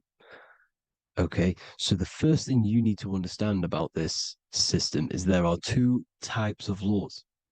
You have the law of water, which is admiralty law, and the law of the land. So the admiralty law is the law of water, and this is what money is. Money is water. This is why we say liquidity, currency, the current. A current is water, something moving through something. Cash flow. And this is why banks are called banks, because a river bank is on either side of the water, and it directs the currency. You see? So money is water. And as you can see here, Ripple, the cryptocurrency, Ripple, water Ripple, and they're building a bridge over water, overseas, international banking with cryptocurrency. So money is water, and this has specific laws about water, but water is the same everywhere, you see. What the difference is with the law of the land is that you can have different laws in different lands.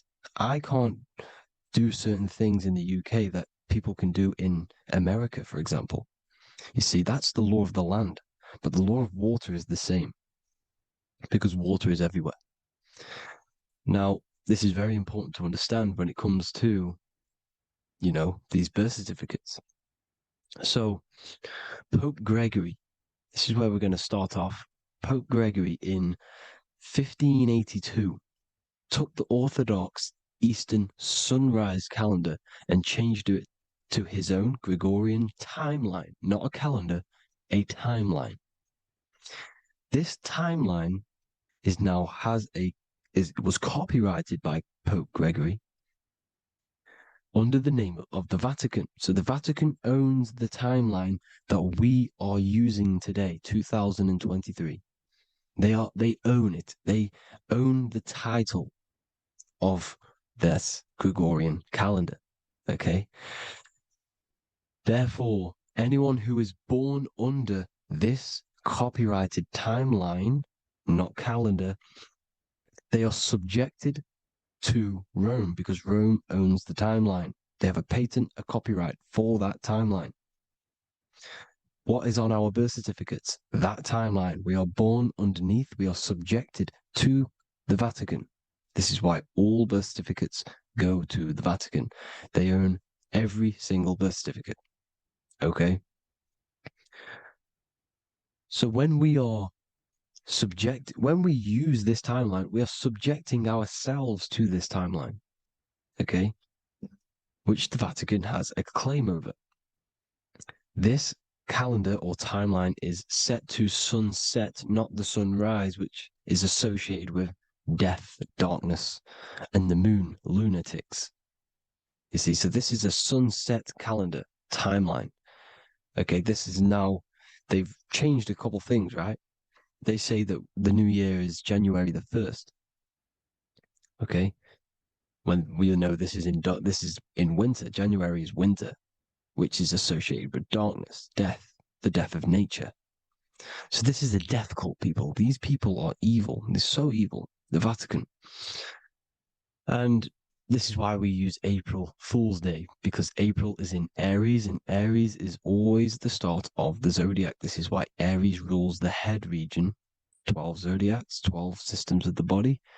Each zodiac is associated with each part of the body, and this is why Aries is the head, cerebrum. But we're not going to talk about it in this video. But yes, that is what April Fool's Day is. They're putting it in your face. April Fool's Day is the real start of the year, when the sun starts to rise again, when the risen Savior is resurrected, when it's born again. This is when the Jews celebrate the Passover. This is when the Christians celebrate the resurrection of Jesus, and they eat lamb. The Jews eat lamb because we're in Aries, the new year. The sun is now born again, our risen Savior, the light of the world. So yes, this is what April Fool's Day is. It's the first day of the year, which they changed. Pope Gregory changed. So you need to understand is that you are in the womb. You are inside of a ship, because every ship, literally a ship, every ship is female. This is why they say she delivers the product, because she does deliver the product, you, the baby. Same thing with a ship, they deliver products. They are a she. And when they pull up to the bay, like you can see on this picture, they're pulling up to the bay. This is now called the birth canal. The ship is now in birth, on paper. Okay, this is law. And when they pull up, they tie up to the bay, and now they get a certificate of manifest certifying all of the products which are on the ship and what they are bringing into that nation.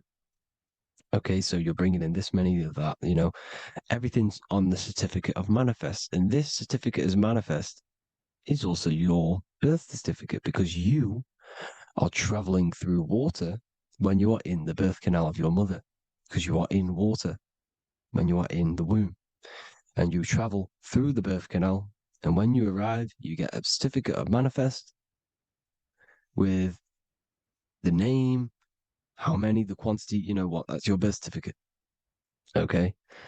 And this is what it is. We are a we're not a corporation, but we represent a corporation, which is your name in full capital letters. That is your corporation. You cannot physically tax a body, but you can tax a corporation. This is why we get charged. This is why we get taxed, because it all goes down to the corporation which our name represents, which we are subjecting ourselves to. We are my name. I am subjecting myself to this name, and that name has a corporation which I represent, which I subject myself to. You see, this is how we are attached to this straw man, this character that they have built on paper. So it's a character which is on paper. This is what we represent. So when the woman gives birth, she delivers the baby, and then she has another substance. Now I'm going to break down how they attach this name to us, how they do it. Okay. Our mother is carrying us the product in the womb, the water. And it goes, for example, from the United Kingdom into a state-owned, corporate, federal-owned hospital, which is government-owned. She does not declare the package when she enters the building. Aha, so keep that in mind. When she delivers the package in the federal territory. She does not declare the package either when she leaves. Therefore, there is no evidence that we exist when we arrive on paper. On paper, there is no evidence that we came into the building or left the building. We have not been declared. So we do not exist on paper at this point. When the woman gives birth, she delivers the baby, and then she has another substance, which is called the afterbirth material. Okay? This afterbirth material has the same DNA as our physical body, with the body, mind, and spirit. Okay? This is how they get this cooperation. Hold on. The afterbirth material does not get claimed by the mother nor anyone. Therefore, they salvage that substance because we are under the Vatican. Every state is all Catholic. Your birth certificate is Catholic. No matter what religion you think you are, every single birth certificate is Catholic because we are subjected to Rome. All roads lead to Rome. Rome runs all of this. Okay? We're still under the Roman Empire. Okay, so Rome are Catholic and they believe in salvation. This is how religion comes into this. This is how they use religion to get this. So they salvage the afterbirth material and they claim it and they salvage it and give it and charge it to Rome. And they give it a name. Here's the legal term, born alive. Here's what it says. Each product of such birth is considered live, born, and fully recognized as a human person. So each product of such birth, so that could be anything, the afterbirth, the person who actually comes out, the baby. So your afterbirth, which we do not take with us, we take the baby with us, they keep that in the hospital, they collect the afterbirth, and they salvage it, and they give it the name, which it is us. We are a representative to that afterbirth material, which they put the name on, they claimed, which is subject to Rome. So we are walking around our whole lives as a representative to that claimed salvaged afterbirth material, which the federal state have. Okay. We are under the Catholic Church, Vatican. Therefore, the afterbirth material is a child of God. See? On paper, therefore, they believe in salvation and salvage the afterbirth material. This material has no mother or father. The state pick it up. It becomes a war to the courts and gets charged to the state. So we are a representative to that character they salvage because it is the exact same DNA as you. Subject is the name or the title, and the matter is the physical aspect left behind in the hospital, which represents us. You see? So now we're moving on to Unum Sanctum. Unum Sanctum was in 1302, a very, very important year. Very important year. Unum Sanctum says this is basically how they claim everyone in the world. So the Vatican had all this power, all this gold, all these people under them. They need to get a claim for them so then they can rule over them and make them slaves. So what they did, they created Unum Sanctum. Pope Boniface VIII did this. And it says, the spiritual man judges of all things and he himself is judged by no man. The spiritual man, keep that in mind, unless he invent like Manichaeus, two beginnings, which is false and judged by heretical, since according to the testimony of Moses, it is not in the beginnings, but in the beginning that God created heaven and earth. Furthermore, we declare, we proclaim, we define that it is absolutely necessary for salvation that every human creature to be subjected to the Roman pontiff. So they are claiming us in Unum Sanctum, and it's in the vaults in the Vatican. They will put a spell on it because they are sorcerers, they are magicians, They put a spell on it, they lock it up, and whatever goes on that piece of paper goes. And this Unum Sanctum is claiming all of us. So what does it say in the beginning? The spiritual man judges of all things, and he himself is judged by no man. The spiritual man, the man with the body, mind, and soul, the first baby that comes out the birth canal. That's you, your body, you, body, mind, and soul. You have the Christ, which is I am, which is grace. Grace means here now, in the present. You have the Christ, which means I am. Therefore, you have a soul. If you can say I am, you have the Christ. You have a soul. But a creature can be anything with no soul. You see, so no man can judge the man with the soul. However, as it says in the second part, we proclaim, we define that it's absolutely necessary for salvation that every human creature to be subject to the Roman pontiff.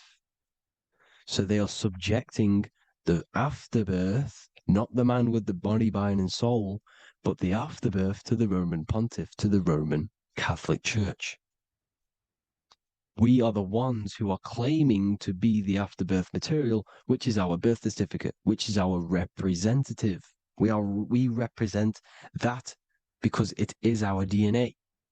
This is how we are stuck. We are stuck because we represent this DNA, which is on paper, recorded. You see? So we, being untaught, uneducated in these subjects, we are subjecting ourselves to this system, to this slavery, because we just want to live. We just want to live happily, just peaceful. Think about it. Where's all this coming from? Where's all this war, all this killing, deaths coming from? We just want to live. It's coming from the Catholic Church, these evil death cult, which has subjected us, which has used us as slaves, and we are still slaves, and it's just going to get worse and worse and worse. So this is how we have subjected ourselves to be the slaves to this system. It's a lot to take in, and there's a lot more deeper stuff which goes into this. I'm just going over the surface. I'm going quite deep, but there is little details that I still need to learn myself. But this is the general how that we've been stuck to this slave system. So we are batteries, okay? This is why we get charged. When you go in a court, you get charged, okay? Because you're a biological battery. This is why cities look like motherboards, because we are feeding energy to this matrix. Okay, when we look outside of ourselves, when we give power to so-called Jesus Christ, worshipping idols outside of ourselves, where attention goes, energy flows. We are feeding the matrix with energy. By looking within, placing your attention within yourself, you are taking back your power. Because the I am is Christ. The you, the soul, is Christ. It's God. The awareness is God. Okay? However, we are subjecting ourselves to this system. We're subjecting ourselves to this system and the feeding of our energy. So what we need to look for the future is that, think about it, with the end goal is to change our DNA, is to literally make us robots, transhumanism, slaves. This is why we have smart cars, smartphones, smart watches, smart meters, smart cities.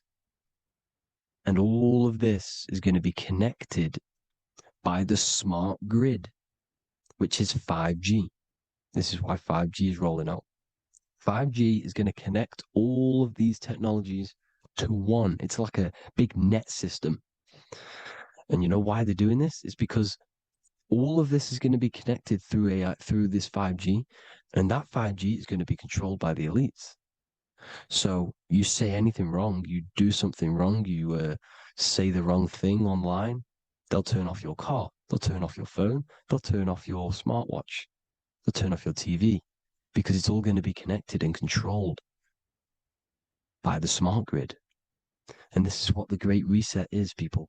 But they're going to trap us inside of these 15-minute smart cities so we can't leave the area, because they're going to use climate change as a tool to enslave us to not travel because of so-called climate change and the fumes that we are putting into the air, which is all BS. They're doing this to push these new cities, to push all of it. But listen, they're trying to get inside of your body. The only way they can do that is to get you addicted and using this technology. First, they got on the body with the smartphone. Well, first of all, we use the technology. We get used to it with it in our hand. The next step for them was to get on the body, which is the Apple Watch, as you see down here. They have now successfully got onto the body. The next thing is to get inside of the body. This is the brain chip. You see how they've slowly lured their way in, slowly got you addicted to this technology, got you dependent on this technology. And what they're going to do is that they're going to mold society to be dependent on the brain chip. So in order, for example, if you want to go and pay for food, you're going to have to get a chip to pay for the food, because it's all going to be digital money. And that digital money will be connected to the chip, and you'll need the chip to pay for things. You see? So this is how they're slowly transhumanizing us. These phones, these apps, these things which are all which are all using, was created by Freemasons. Mason means traveler, because they travel the depths of the mind. They understand human consciousness. They understand the brain. They understand the mind. By the deepest root cause, they understand it. This is what Masonry is. It's the occult. So these technologies is designed by these people. This is why they're so addictive, because they understand how it works. They understand how to get people addicted, because they understand human consciousness, the brain, the body, and the mind. So this is the advantage Freemasons have over us. And these secret societies, which have gone through the orders of Freemasonry and progressed onto these secret societies, which are the evil side, because I'm not saying Freemasonry is evil, okay? But the societies which they go beyond Freemasonry, because you can go beyond the 33rd degree into these secret societies, and they use this knowledge for the bad, to enslave people. And this is what's going to happen. Transhumanism. So I hope you all learned some insight for today. Please do a bit more research on, the birth certificate and stuff like that, the straw man. And have an amazing day, people. Please like, comment, and subscribe. Peace.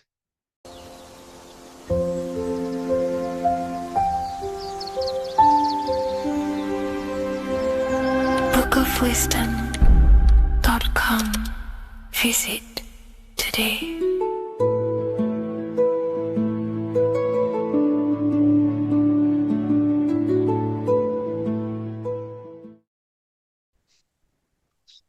Matthew 21:1, Jesus went into the temple of God. Corinthians 3:16, do you not know that you are the temple of God? Now what is this telling you? That God is within you. Hence why in Luke 21:12 it tells you the kingdom of God is within you. And the side of your head region is called a temple for a reason. Because the brain encapsulates the mind. The brain is a physical manifestation of the mind. The heart is a physical manifestation of emotion.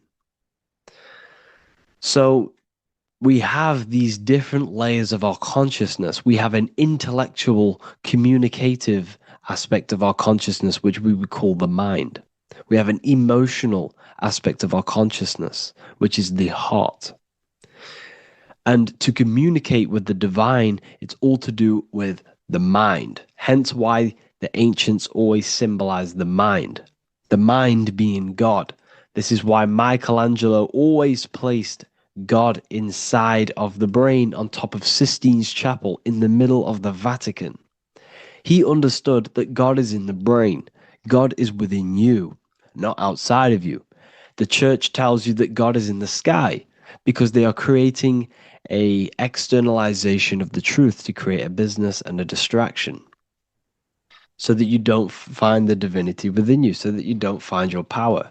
Now you have Adam, the physical man, the physical body, the ego, the lower self. And he is resting. He's not trying to reach to God, but God is reaching, because the higher consciousness within you is always trying to communicate with you. It's always trying to wake you up to your divinity. But the lower mind, the lower self, Adam, the physical self, is always in ignorance of truth, always in ignorance, and stays in a materialistic way of thinking, which is the lower animal self. And this is what we call a sleep, or an NPC. This is the lower mind of man. But all you have to do is to move your finger to touch God. You have to look within yourself, within the brain, meditate, and you can find God. This is why in the Bible we see many references to the human body and anatomy to truly connect with God. Kings 6:8, the door to the middle chamber was in the right side of the house, which is the right hemisphere of the brain. The middle chamber is the pineal gland, where the seat of your consciousness is, where the seat of your higher consciousness is, the mind. And they went up the winding stairs, which is your spinal column, into the middle chamber, and out of the middle chamber into the third. So they went up the winding stairs. This represents raising your consciousness up the winding stairs. Your spinal column acts as a stairway of consciousness. Depending on what sort of consciousness you are operating in, depends on what part of the spinal column you are using. Because the spinal column ascends and descends consciousness. What do I mean? If you are in a reproductive way of thinking and you're always thinking about sex, you're jerking off all the time and you're always eating, all of your brain's power and your mind's power is being descended into the lower aspects of the spinal column, which represents hell, the physical state of man, Adam, the ignorant state. We're basically living off low-level pleasures like an animal. And the stairway to heaven is your spinal column. They went up the winding stairs into the middle chamber, which is your mind, your pineal gland, and out of the middle into the third stage of consciousness, physical, etheric, astral. When you meditate and you start to raise your consciousness during meditation, you enter the astral plane when you turn off thought. But this is the middle chamber inside of the brain. Here we see another painting inside of Sistine's Chapel of God inside of the brain. This is the brainstem. This is the brain. This is the frontal lobe. This is the back lobe. This is the back lobe. This is the cerebellum. Here's the reptilian brainstem. Here's the claustrum. This is what we are seeing here. Anatomy. Here is another one in Sistine's Chapel in the middle of the Vatican. This is depicting the brainstem. God's neck looks exactly like the brainstem. Here we see a real brain compared to God's neck, because the neck is just below the brainstem. And this is what they are symbolizing, because they knew that God is within you. God is a part of the human body. God is inside of the body, because the body is a vessel for consciousness, for universal consciousness. Inside of you, inside of me, is the same spark of consciousness. And this same consciousness is spread out into every living essence, because everything comes from the one source, the one God, the one consciousness. Matthew 6:22-23. The light of the body is the eye. If therefore thine eye be single, thy whole body shall be full of light. Practicing the single eye. What is this? This is meditation. This is entering within yourself. So the Bible's telling you to practice the single eye. But if thine eye be evil, thy whole body shall be full of darkness. What does this mean? If your consciousness is in an evil way of thinking, if your mind is filled with an evil, negative mind space, then your body shall be filled with darkness, with evil, with negativity. Because negative thoughts destruct the body. Positive thoughts heal and regenerate the body. So he tells you to be, the light of the body is the eye, your consciousness, the inner eye of consciousness, the eye that lets you see. And what do I mean? You look with your two physical eyes, but you see with the inner eye. What you see is perception. You look with the two eyes, and what you see is perception. You are seeing, you are understanding, and that's what consciousness, the mind, gives you. Consciousness, or the mind, is the force that allows you to be a human being, that allows you to understand things and interact with things and make decisions. It's an infinite intelligence. See, the mind is not the brain. This is a big confusion with people. Hence why the eye on top of the pyramid is separate from the bottom half of the pyramid, because the consciousness is separate from the body, the eye, the all-seeing eye. It represents the observer, the eye that sees into this body, into this world, into this. You are the perceiver. You are the invisible spirit within the body. Theologians 4:17. After that, we are still alive, and our left will be caught up together with them in the clouds to meet the Lord in the air. You don't meet the Lord in the physical air. Okay?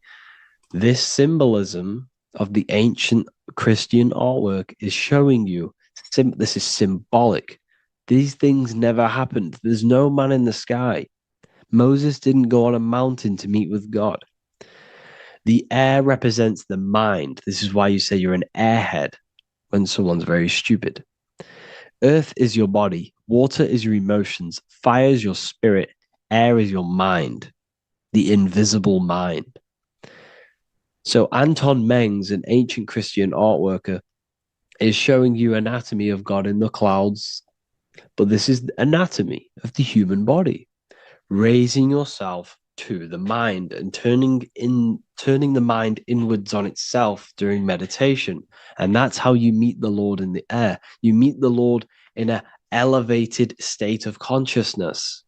The air represents an elevated state of consciousness because the air is up. You have to raise your consciousness to meet the Lord in the air. This is why Moses went on a mountain to meet with God. The mountain represents elevation of consciousness, raising the mind up the spinal column, taking all of the mind's attention away from the reproduction and the physical aspects of self and raising it to the brain and turning off the brain and going inward into the air. It's talking about raising consciousness. It's allegorical. It's a spiritual, metaphorical text. The side of your head's called a temple because inside that where that temple is, right in the middle of where you call the temple, is the inner chamber, the open room, the holies of holies in the Bible, or the land flowing with milk and honey, or Mount Zion. There's so many different names for the brain, or the upper room where Jesus meets his 12 disciples, the 12 cranial nerves in your brain. This is the temple of God. Your body is a temple of consciousness. It encapsulates the consciousness. It encapsulates the mind and soul. John 10:30, Jesus states, I and the Father are one. Psalms 46:10, be still and know that I am God. He's talking about the I am within you, not within Jesus. Everyone refers to ourselves as I. I am God. I When you say I, you're referring to the highest aspect of yourself, the aspect that is above all thought, above all emotion, and above all things. When you say I, you're referring to your pure awareness, your pure consciousness, the highest aspect of yourself. And anything after I is egotistical. I is God. The letter I is the Roman numerals for one, because there is one God, one consciousness.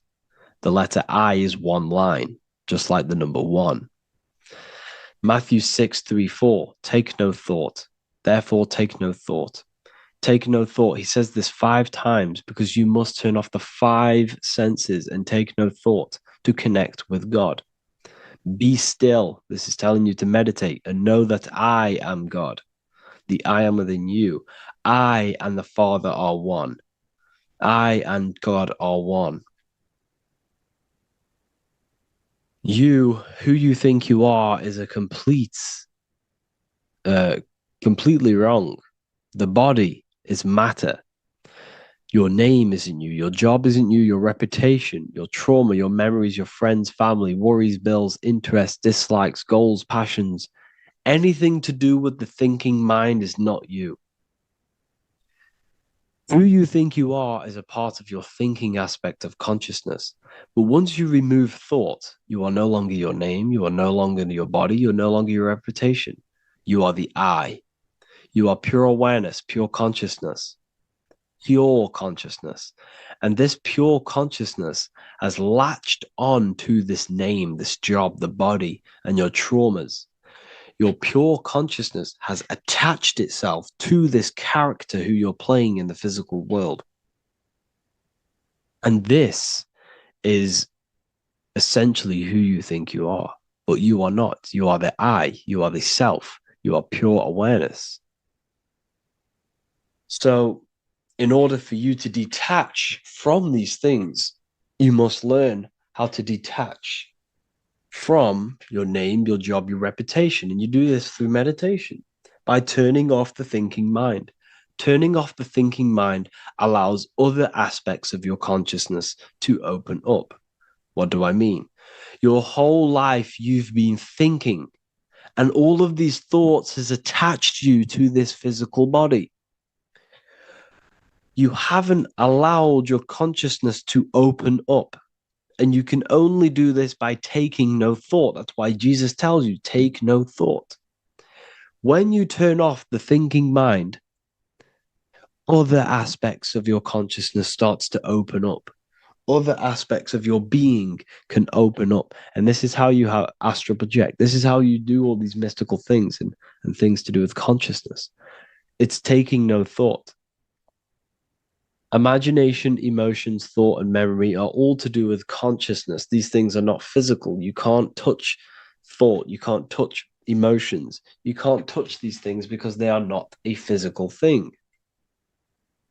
So you must turn off these things for other aspects of your consciousness to open up. Okay? So essentially, the Bible is a metaphorical, astrological, numerological, metaphysical, spiritual, encoded text that talks about human anatomy, spirituality, and the true nature of the human experience. Everything they teach you in school is to make you think that you are this body. Everything they teach you in church is the externalization of the true teachings of Jesus. Jesus was telling you to meditate. Jesus was telling you to practice the single eye. Jesus was telling you to look within yourself and find God. He wasn't telling you to pray to him. Mark 16:19, he was taken up to heaven and sat at the right hand of God, the right hemisphere of your brain. John 21:6, cast the net onto the right hand side of the boat and ye shall find fish. Fish is understanding. The boat is your body, your brain. Cast your awareness into the right side of your brain and you will find understanding, because the right side of your brain is all to do with the creative aspect and the intuition and the spiritual sides of your consciousness. This is why God is here. This is why Michelangelo depicted God in the right hemisphere of your brain, because this is all human anatomy. And I speak about all of this in the brand new Book of Wisdom, Volume 2, which is now available. The start of the revolution has begun. This book is truly going to change the way people see the world. It's got so many more topics than the last one. It's truly a revolution. It's written in so much detail. It's very practical. I cannot wait to share this one with you. I just want to say thank you for the opportunity for me to create this book, because without you, I couldn't have created this. And I just love sharing my work with you. And I thank every single one of you for the support, the watch, like the views and the likes, everything, especially the people who have joined the university and stuff like that. And for people who have joined the university, you do get a free Book of Wisdom paperback if you just go to the general chat and follow the description, follow what the instructions that I gave you in the chat, and you'll be able to order a free Book of Wisdom if you are inside of the university. Plus, you get all of my other books, 2 books, and over 45 occult books on occult and esoteric things. You get lectures, live calls, a community, a manifestation mastery course, and a whole library and reoccurring updates every month, every week. So yeah, I hope you all enjoyed this video. Thank you all. Please leave a comment to help the algorithm, and leave a comment on what videos I should make. And yeah, I'll get to uploading on the YouTube a lot more now the second book is now released. I have a lot more time on my hands. No longer using my energy to create the book. I am now going to redirect this mental energy into the YouTube. So there will be a lot more content coming. So I need some content ideas. So feel free to comment some ideas, some YouTube videos that I can create. Thank you all, people. Have an amazing day.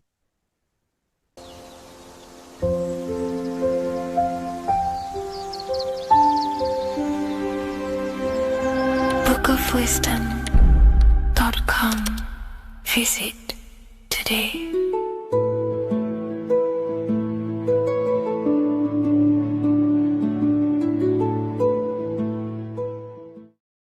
Welcome to Revival of Wisdom. What is good, people? Is Revival of Wisdom. We're back with another video. Today we're going to be talking about the importance of Saturn and the occult. Let's jump straight into this. So Saturn is the god of the earth, right? It's the time of God, change, destruction, physical matter. He creates and destroys, because the energy of Saturn is the key to crystallization. It wraps things in physical matter, right? He creates everything, all life forms, and he takes things back, because the day that you're born, that's the day that your expiry date is coming. The time is ticking until Saturn takes your life. This is why he's known as the Reaper. Okay? As he's personified as eating his child here in this ancient Roman painting. As you can see, he's eating the child. We are all children of Saturn, right? He creates physical matter, our physical bodies, right? He's the god of time because he's the slowest moving celestial body. He's the Lord of the Rings, as you can see here. He's the last one on the ring. He's the slowest one moving, okay?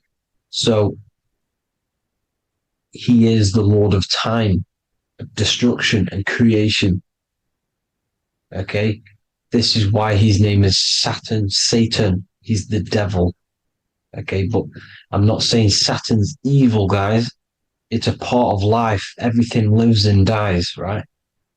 He's the key to crystallization. Now, as we have the clock here, our god Saturn, or Chronos in Greek, just means time. He's also the god of time, as I've already said. 60 seconds in a minute, 60 minutes in an hour, 24 hours in a day. Add 2 plus 4 equals 6. 60 seconds, 60 minutes, 2 plus 4 equals 6. That's 666. Okay? And as you see on the clock, 6 take away 12 equals 6. 7 take away 1 equals 6. 9 take away 3 equals 6. 6 is the number of Saturn. It's associated with Saturn, right? He's the god of time, of justice. Everything goes back to the Reaper in the end. Everything lives and dies. Now, the artwork of him, he's always got the Reaper staff. You see, it's personifying death. Now, when you see this, the Romans were not saying Saturn was a real person, a real god in human form. No, this is personification. This is what the ancients always did. They personified, just like the Bible. It's all personification. So the personifying Saturn eating its children because it eats, it's the Reaper. No one can escape the Reaper. No one can escape death. Now, Saturn is 666, which is in the Bible, the number of the beast, right? The number of the beast, Satan, 666, right? So on the North Pole of Saturn, you have a hexagon which makes a cube, right? Now this hexagon, when you join up all the corners, creates the 6-pointed star known as the Star of David, right? In the Jewish religion. Now, as you can see, the 6-pointed star has 6 points, 6 mini triangles, and a 6-sided hexagon. That makes 666. And also, you have Saturday is named after Saturn, the 6th planet, the 6th day of the week, and has a 6-sided polygon on its north pole. That's also 666. Now, this Star of David, this symbol goes back thousands of years, and it originates from Saturn. It's not the Star of David, right? It originates from Saturn. It symbolizes the physical and spiritual aspect combined into one, which makes us humans, right? Also symbolizes the male and female combined into one. These two sacred energies create the human. We consist of both male and female energy, also known as the Seal of Solomon. And we all know if Solomon was a real person, he talks about communicating with 72 demons. He could apparently, in the text, he could communicate with 72 demons, and this is sorcery. This is black magic. Now, this symbol is associated with hexing people. When you place a hex on someone, that is a form of witchcraft, which a hex is just a curse. When you're cursing someone, this is black magic. Now, the black magician would stand in the middle of the symbol and cast his spells onto other people. Now, this symbol is obviously on the $1 bill, twice on the $1 bill. And it's very, very ancient symbol. And it originates from Saturn. And let's keep going. So the cube. So I've just said how you see the cube on the North Pole of Saturn, right? The cube is limited. It's a 3D shape. It symbolizes limitations to the physical 3D dimension, the third dimension, the physical realm which we are in.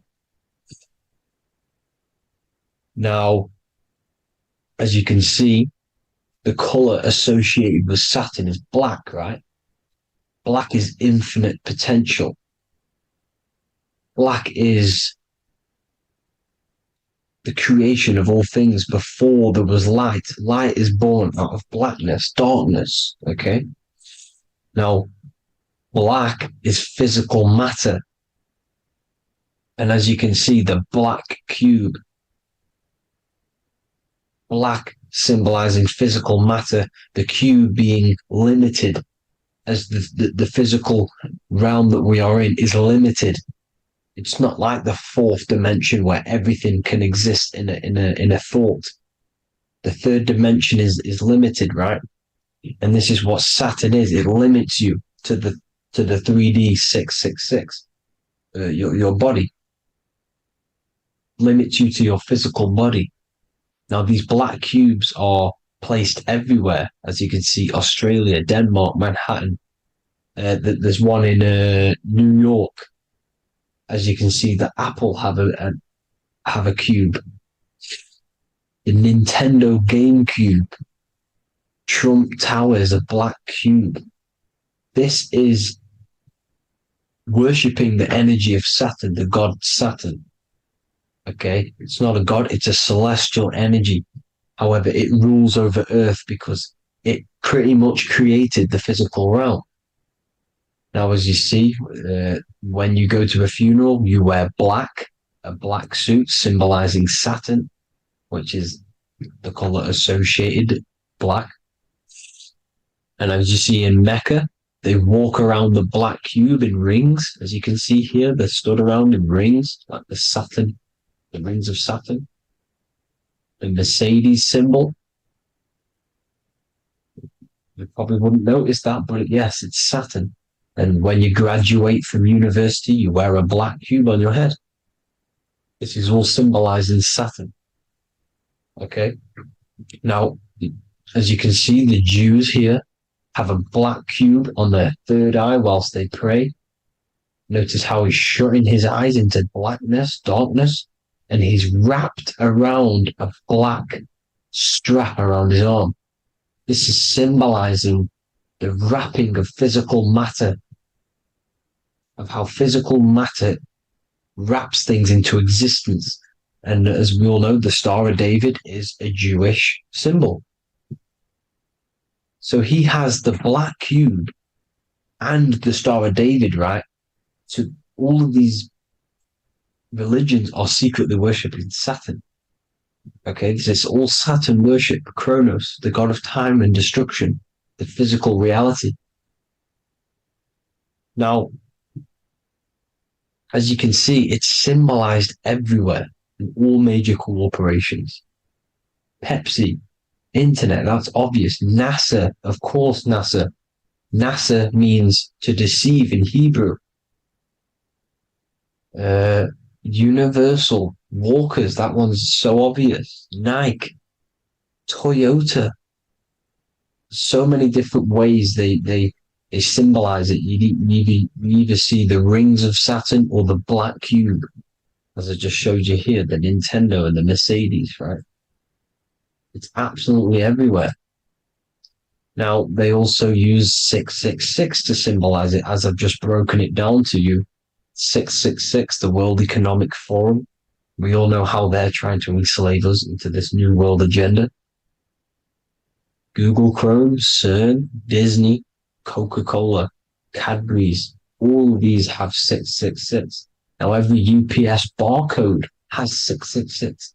And even www. Is Hebrew for 666, as you can see here. Monster. It's the same Hebrew letter that means 666. Drake, 6 God. That's his God, Saturn. Why? Because they love physical realm. They love the physical dimension, the third dimension. Because they can rule here through riches. They can build an empire here. It's not like the fourth dimension. They don't want to ascend. They want to stay down here in the physical realm. Okay? Now, this is why they're cloning. They can move their consciousness into other clones to live forever. This technology exists. This is why they love the third dimension. As you can see, all of these sellouts here, Drake, Leonardo DiCaprio, you know, all of these people doing 666 because this is their God. This is their God. They loved the physical realm. They sold their souls for wealth and fame in this physical realm. So why would they leave? You see? Now, this isn't all just evil, okay? So you have 7 chakras, right? You have 7 days of the week, 7 solfeggio scale notes. These are frequencies, the solfeggio scale. Now, it's called the Saturn moon matrix because the moon symbolizes your mind, because you're created out of the Holy Trinity, which is body, mind, and spirit, right? That's the triangle, the equal triangle, body, mind, and spirit. Now, the 3 main celestial bodies are Earth, Moon, and Sun. The Earth being your physical body, the Moon being your mind, and the Sun is your soul, hence why it's called solar. It's a solar, soul. Now, these symbols are alchemical symbols. So when you're doing alchemy, you use these symbols to obviously symbolize what we're talking about. Now, as you can see, these are all the symbols of the planets. Of Saturn is created out of the moon on top, the moon on the bottom and the earth on top, as you can see here. You see? And this creates the number 5. Now, with the moon being your mind and the earth being your physical body, this is mind over matter, because the earth is your body's matter. This is matter over mind. You don't want to be matter over mind. This is low states of consciousness. You won't be mind over matter. You see, to manipulate matter, to create your own reality. Now, obviously, we all know Saturn is associated with the lowest chakra, which is the root chakra. This is to deal with your animal instincts. When you're down here, you identify as the physical body. You don't know anything spiritual. You're you have a pure physical mind. You don't believe in anything spiritual. This is survival mode, consumption. They want you trapped down here, which is matter over mind. They don't want you to create your own reality, which is mind over matter. You see? Now, that's what Jupiter is. Saturn is the moon on the bottom and the earth on top. But Jupiter is the moon on top with the earth on the bottom. That's mind over matter, you see? So, these chakras are an ascension process from matter, physical matter to spiritual. This is the ascension. This is the stairway to heaven. This is Jacob's ladder. You see? Now, the number 5, which is obviously associated with Saturn as well, which create the symbol for Saturn, created the number 5. You have 5 senses, 5 elements, 5 physical elements. As we all know, Saturn crystallizes everything into physical matter out of the 4 elements. 5 fingers and toes, 5 points of man. Okay, the number 5 is the number of justice. Saturn holds things back. He restrains things from you, makes you learn the lesson. Now, 666 is not all evil. 666 is the atomic structure of the carbon atom. 6 protons, 6 electrons, 6 neutrons, right? We are carbon-based life forms. All life forms are based on the bonding properties of the element carbon. Because Saturn crystallizes everything into physical matter. Now, the Masons symbolize this with the checkered boards. They have the black square, which is obviously matter. As I just said, the black cube. And spirit is the white square. Because white is eternal light. White and light. You see? Black is physical matter. Now, this is what we are. The point of our soul is to transmute from matter to spirit. but these are interchangeable. This is the constant cycle between spirit and matter, spirit and matter. High vibrational matter turns into spirit. Low vibrational spirit turns into physical matter. You see? Now, we are carbon-based life forms. This is what 666 is, the number of the beast. When I say we, the physical body is the beast. It's the animal. It's the carbon suit to operate in this physical dimension, in this physical realm. See? It's the vehicle used to operate in this physical realm. But your mind isn't from this physical realm, you see? The brain is the physical manifestation of the soul. Okay? So, as you can see here, the spine is an extension of the brain. Everything goes back to the brain. This is literally what your physical body is. You see, this is the nervous system, and everything reports back to the brain, and everything's controlled from this control center. And this spinal column, at the top of the spinal column, is your third eye, which is known as the pineal gland. And this is the seat of consciousness. It's the center of consciousness. That is your true self, pure consciousness. This body is just a physical body. This body is mortal. This body runs out, but your consciousness lives forever. They don't want you knowing this. This is why they keep you down here in your lower chakra. They want you to believe everything is just physical. They don't want you to believe in the spiritual side of reality. Because this way they can manipulate you, right? They want you matter over mind because they know your mind creates reality. They know your mind is the root cause of reality. You manifest your own reality from the inside out. So this is why they control your perception of reality. They control your information in order to manifest their new world order. You, who are ignorant to knowledge and wisdom, you who are ignorant are manifesting their agenda because you accept their information and their perception of this reality. Now, this is why they tell you the globe model, the heliocentric model, to trap you into physical matter.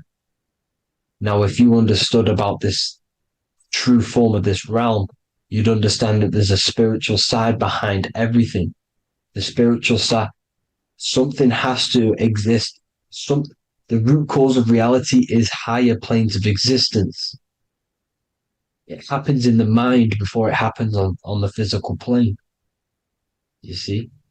They don't want you knowing this. They want you matter over mind, which is the symbol for Saturn. Moon over Earth. The Holy Trinity.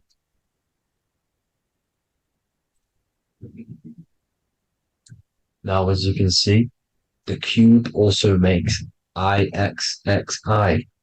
This is Roman numerals. This is Roman numerals, and when it's translated from 9/11. Yes, 9/11. This is the secret code of the One World Order. The two twin towers, when the two become one. Okay, when the two become one, this is how you reach the higher states of consciousness, the physical and spiritual. Now, as you can see, the 9/11 memorial are two black cubes. It's two black cubes. This is all Saturn worship. Now, I'm not saying that Saturn is an evil celestial body, right? No, everything has a good side and a bad side, right? It's duality. The spirits of Saturn on the dark side are the most evil demonic spirits. Now, these are the spirits that these are invoking through these rituals, right? Yes, 9/11 was a massive, ritual. It's a satanic ritual, okay? Now, we all know Elon Musk. Elon Musk is coming with the mark of the beast.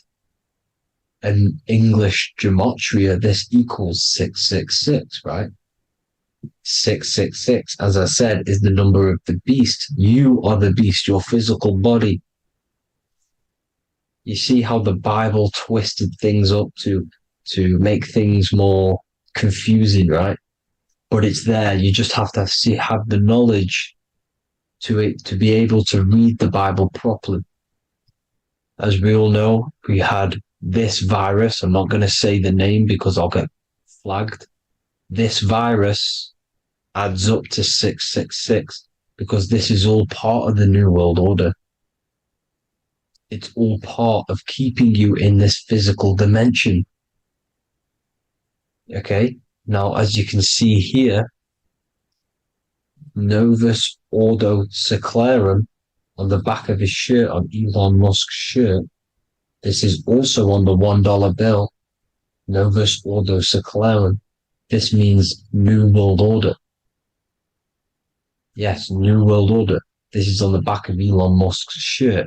And as you can see here, he owns Neuralink, which is the brain chip, which they're going to be putting into implanting this onto your brain. This is the New World Order to connect you and merge your consciousness with AI. Neuralink and Meta, he owns Meta as well, which is the metaverse. These are going to be linked in, hence why they have the same symbol, but just in a different format. It's the infinity symbol. And the infinity symbol comes from the torus field, as you can see here, your electromagnetic field from around your body.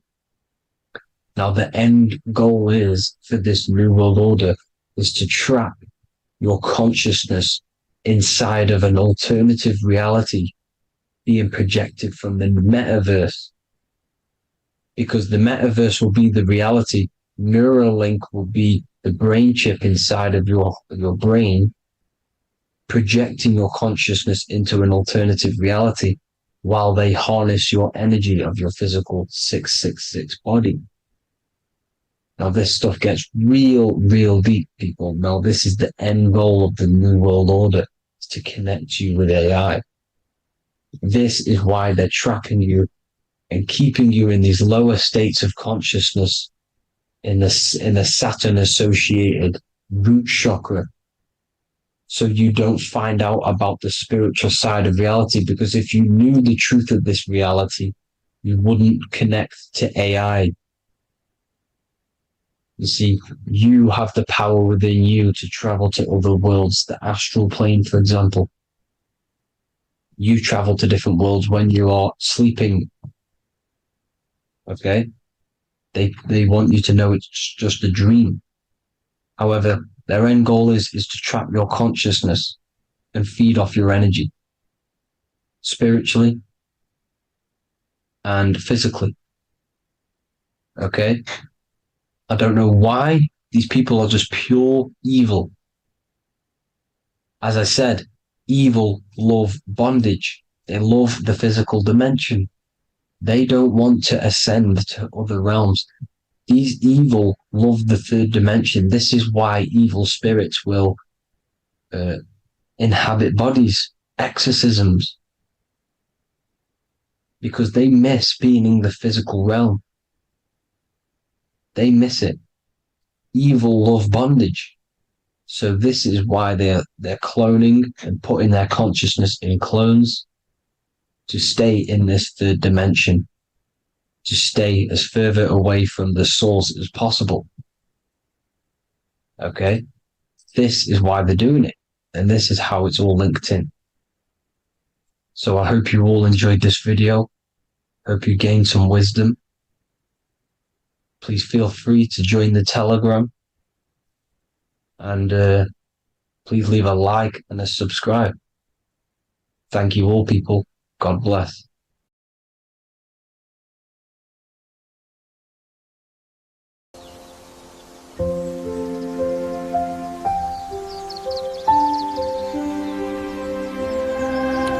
wisdom.com. Visit today.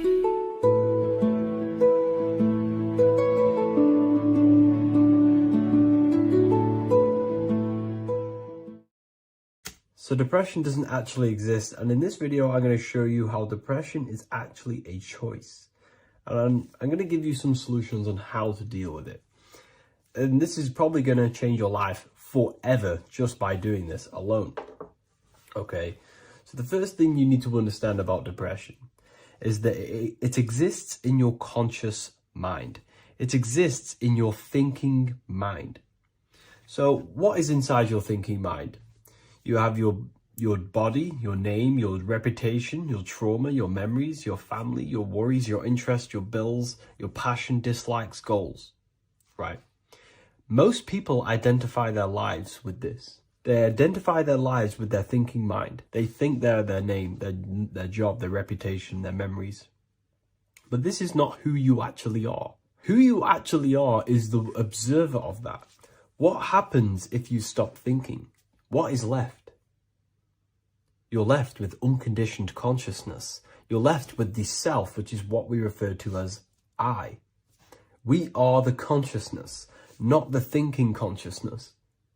You are not these labels. You are not your thoughts. You are not your job, your name, your reputation. Okay? And the reason why I'm telling you this is because it's very important, is that we are something beyond this body, beyond this name, beyond our thoughts. We are the consciousness. So depression exists inside of the thinking mind, the conscious mind. Okay?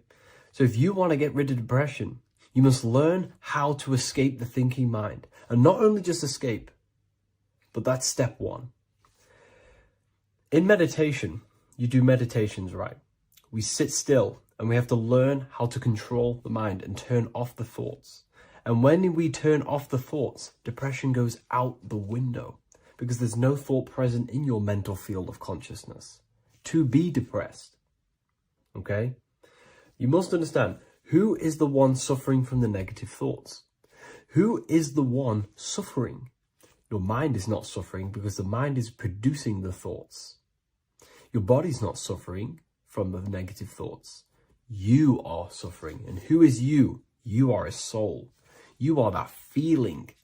You are that person beyond the thoughts, beyond the feelings, beyond that. You are the one experiencing. You are that. Meditation gives us the ability to turn off the thinking mind. This allows us to escape our thoughts. Okay? And it gives us, over a long period of time after meditation, you'll be able to turn this switch. And this switch will be able to turn off your thoughts. And by doing this, we will be able to control our conscious mind directly by the hand. So when you notice yourself gaining them negative thoughts, we can then turn off the switch of turning off the conscious mind and rising to our authentic self and knowing the thoughts are just illusions. Now, let me tell you something that's very powerful. Most of your thoughts are coming from beliefs. Most of your feelings are coming from beliefs. So if you have a feeling of lack, this is coming from a belief that you don't have much. If you are feeling alone, this is coming from a belief that you are alone.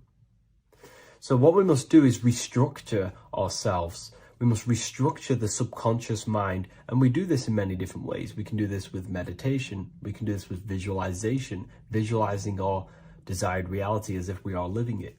We can do this with affirmation. Now, a lot of people think, oh, I'm trying to speak something into existence with affirmation. No, you're not using vibration to try and change reality with what a lot of these new age people will teach you. Vibration, your words will not have much an impact on reality. That's the truth. But what they do have an impact on is reprogramming and recrafting and refining your mind. If you repeat, I am wealthy all day long, your subconscious mind, that word will be lingering inside your subconscious and you will start to mold that into your conscious. You'll start to be consciously thinking about this. Most of your thoughts are coming from your subconscious. So if you want to get rid of depression, you got to figure out the trigger. What are you depressed about? What are you feeling? What are the beliefs that are making you feeling and thinking this way? And that's what you must restructure. You must restructure your subconscious mind through visualization, meditation, and affirmation. You do these all the time. You do these every single day, and you will slowly, if not surely, restructure your subconscious mind. While by doing the practice of meditation, you'll gain the off switch as well. Sometimes depression comes from not living in your authentic self. You're not doing the things that your soul is telling you to do. We all know what we should be doing at all times. I don't care what you have on.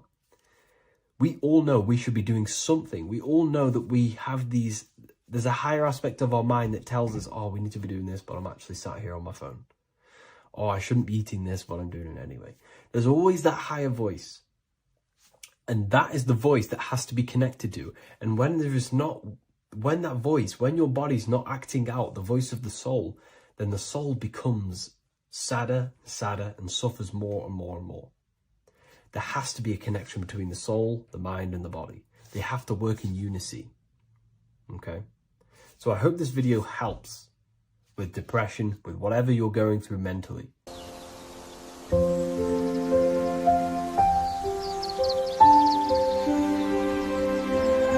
bookofwisdom.com. Visit today.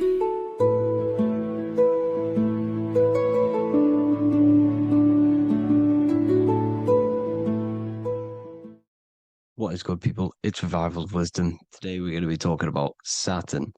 I've done this video in the past. However, this video is going to contain a lot more in-depth explanation of Saturn.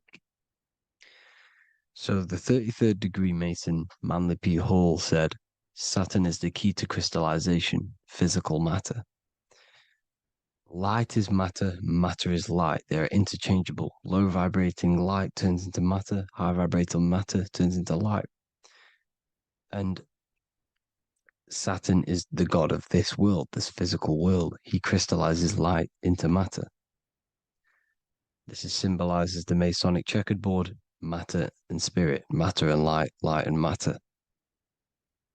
He's also the god of time, destruction, justice. He creates and destroys, because all things in time die. He creates and destroys you. So, because we live in this physical world, which is the electric world, this is why we say electricity, because it comes from the root word of El, Saturn. They used to call Saturn El, E-L. This is why we used to say Elohim is God. The real God of this world is Saturn, but it's being hid. This is being hid. Jesus is Saturn. All of this is Saturn. It's all Saturn worship. It's the real God of this world,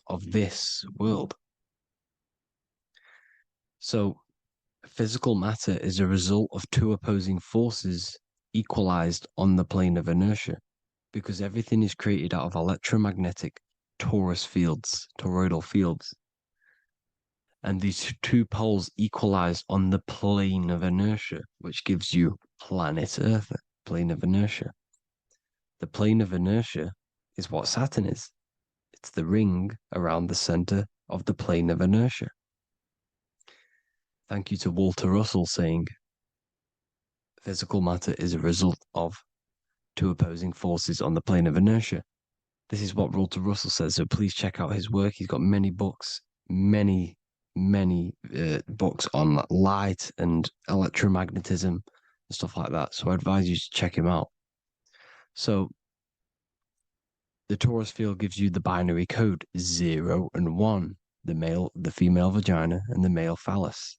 This is the code for this world. Saturn crystallizes physical matter. Now Saturn is the most outermost layer of the 7 layers of heaven, where it says in the Quran, it says, Allah, it is He who created the 7 layers of heaven. Saturn is the outermost layer. He's the top. He's the most high. So when we say the most high, we're referring to Saturn. He's the most high before the firmament, before the stars.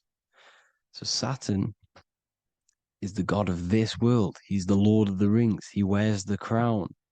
The crown is the rings. Crown, Kronos. So the planets are luminaries. They are lights. They are beings. They are energy, conscious energy. And we're in the heart of the solar system. Saturn is the outermost layer. He is the one of this world. He's the god of this world. Now, on the North Pole of Saturn, you have the hexagon. Add up all the sides. It creates the six-pointed star. Or it can be created as a cube. The cube is very important. The six-pointed star is very important. 6 points, 6 triangles, 6 side, 6, 6, 6. Black cube adds up to 6 in gematria. Now, what did I say in the beginning? Saturn crystallizes the physical world. He creates physical things out of light. You are a light being. This is why we say human. Hue means the light spectrum. Hue, man, we are light manifested into physical forms. Human. And we are incarnated through Saturn. Satan, same thing. The number of the beast is 666, and the 666 comes from the 6.6 triangle, 6 sides of Saturn, 666. We are all known as carbon-based life forms. Carbon, the atomic structure of carbon, is 666, 6 protons, 6 electrons, 6 neutrons. We are materialized into our physical bodies through Saturn, through the number of the beast. These bodies are the beast, it's the animal. The divine, the Christ, is the consciousness within, because you are a physical, spiritual being combined into one, hexed into one. Hexagram. This is a hexagram. You're hexed into physical matter, spirit and matter, light and dark, combined into one. Now you contain of the mark of the beast, the mark of your body. Your body's the beast. It says in the Bible, Satan, who is the god of this world. This world. There are many different worlds, but this world is run by Saturn, and it says that in the Bible. Saturn is Satan. It's the same thing. And look at the crown of thorns wrapped around the heart. The soul is in the heart. The mind is in the brain. The soul is wrapped around the rings of Saturn. You're wrapped in physical matter. This is what it's showing you. This is symbolizing the rings of Saturn wrapping you. And the cross on top is the cross of the cube. The cube, the black cube of Saturn, unfolds into a cross. So Satan, who is the god of this world, Corinthians 4:4 in the Bible, Satan, who is the god of this world, has blinded the minds of those who don't believe. Saturn blinds your mind because the god of this world materializes you, and he blinds your mind when you incarnate into physical matter. When you enter this soul system, not the solar system, you hit Saturn first. He materializes you. And look at the symbol for Saturn. This is the symbol for Saturn. All of the planet symbols are created out of the Holy Trinity. The Earth, Moon, and Sun. Body, mind, and soul. The sun is your soul, the moon is your mind, the earth is your body. Your body's made out of the 5 elements. The sun is your soul because the sun is life force, gives life to everything. Your sun is a soul. Your soul is the sun of your body.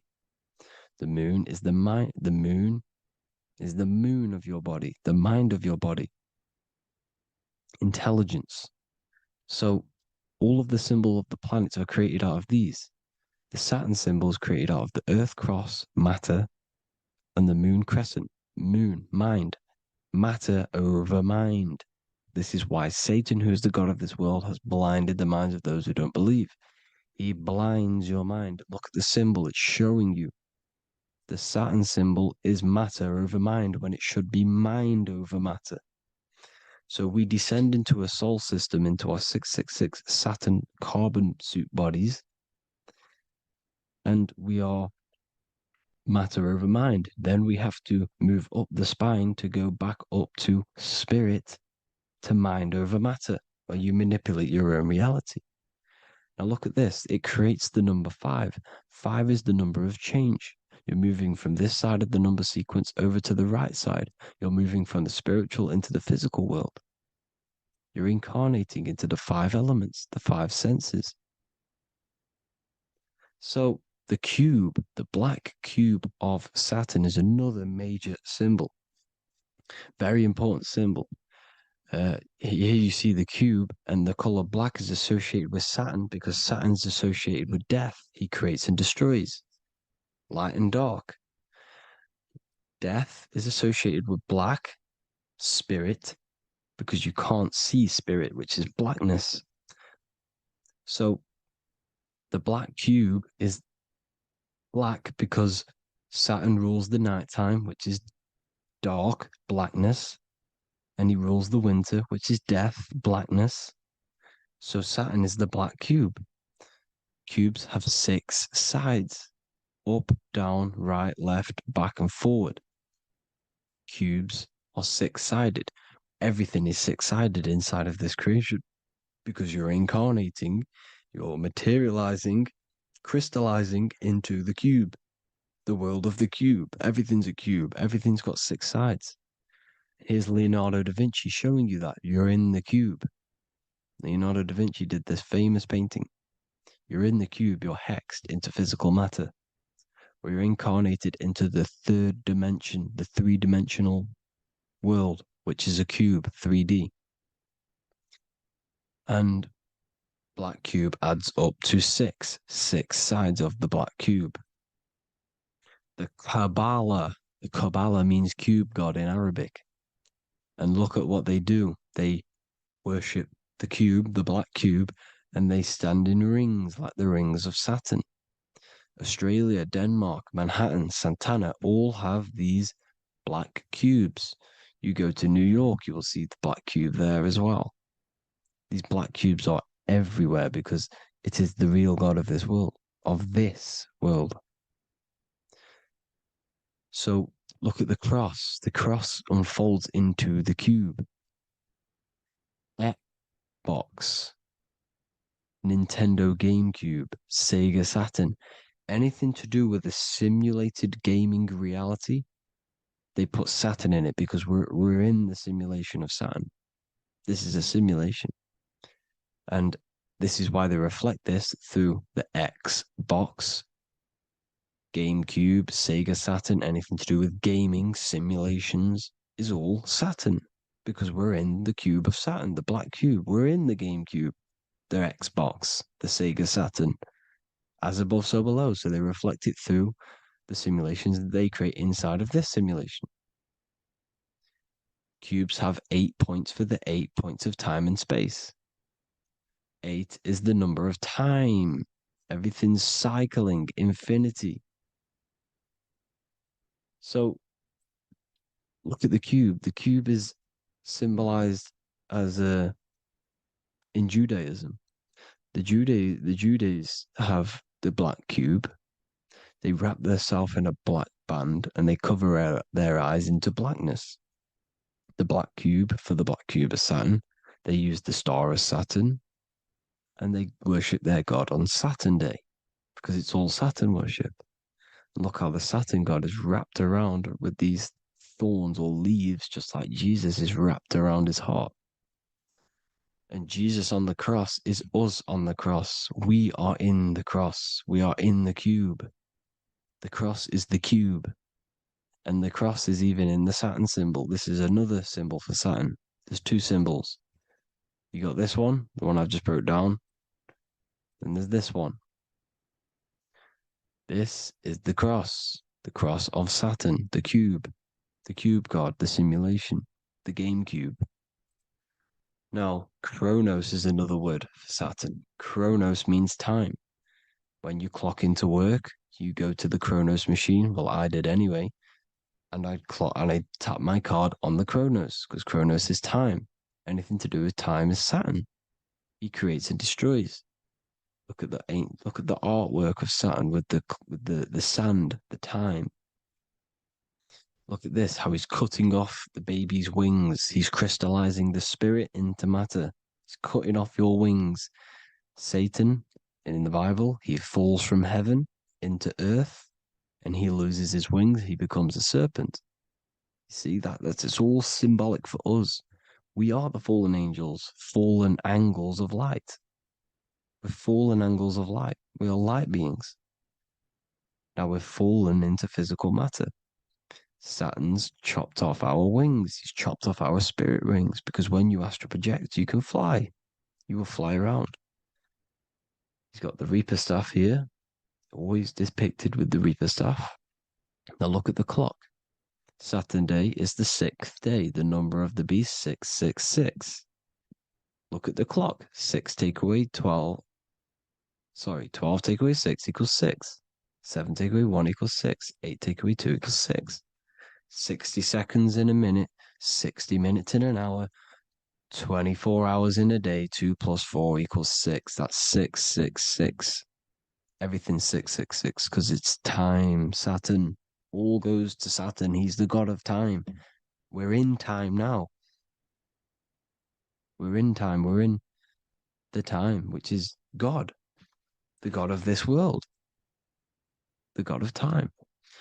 Now look at this. The Reaper is also depicted as the Reaper with the staff, the black cloak, black symbolizing death, spirit.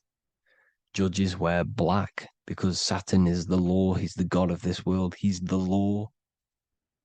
This is why they wear black cloaks. When you graduate from university, you wear a black cloak and a black cube on your head. You've been hexed. Funerals, you wear black because it's all to do with Saturn, Father Time, Father Crystallization. Now, Saturn, here's another one of him cutting off the wings of a child. Because he cuts off the wings. He creates and destroys your body. We're in the electrical world. Everything that is electrical vibrates. All vibrations have to come back to a standstill point, which is death. This is why your body dies. Your atoms stop vibrating. Corona. Look at the crown. The crown is the corona. Corona means crown. And look at this is an alcohol brand for beer. You can see the staff of Saturn in the symbol with the moon crescent. Corona, which is the crown, Saturn, the crown on Saturn, the rings. And then you've got the staff. It's all Saturn worship.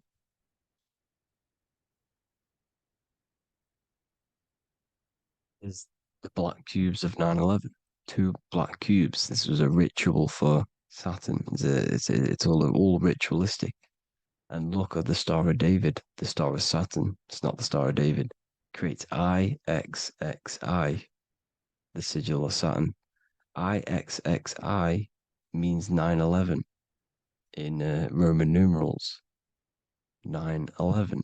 It's all a ritual for Saturn, and they have the 2 black cubes of Saturn.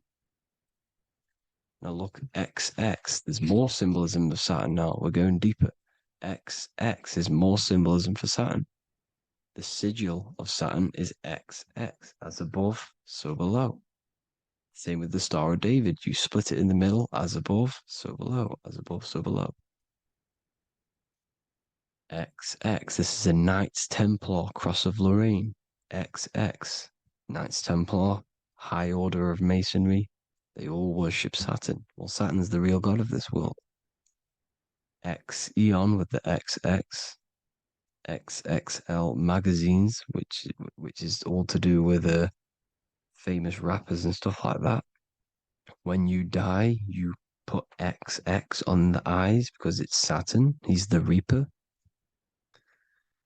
Is Jesus with the XX crown with the thorns around his heart, around his soul. with the cube on the top, the cross cube. Lil Uzi Vert with the XX Cross of Lorraine. Jay-Z with his alcohol brand, XX Cross of Lorraine. The X Factor with the rings of Saturn. All Saturn worship. The seal of Melchizedek is also Saturn. This is the cube. This symbolizes the cube with the 8 points for the 8 points of space and time. And this is the cube. It's another ancient symbol for Saturn. Here you see the star of Saturn with the Melchizedek symbol around it, which is all to do with Saturn. Here you see an altar, the Holy Grail, the Melchizedek symbol on it, and they're worshipping it. This is why we wear rings, wedding rings for the rings of Saturn. It all goes back to Saturn. Earrings. The 8-pointed star of the ancient Sumerians is all Saturn. It's all Saturn. So the ancients, the symbols of Saturn goes on forever.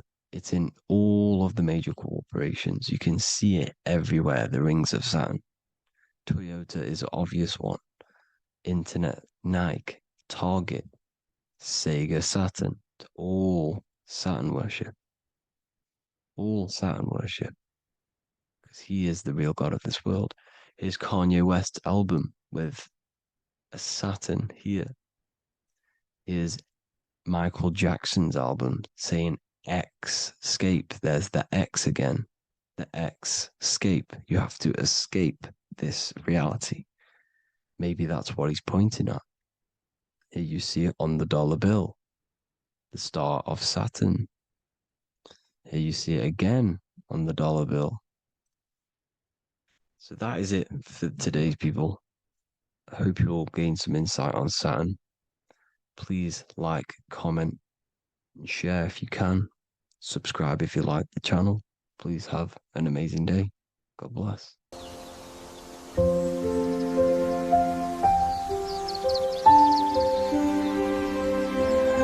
bookofwisdom.com. Visit today.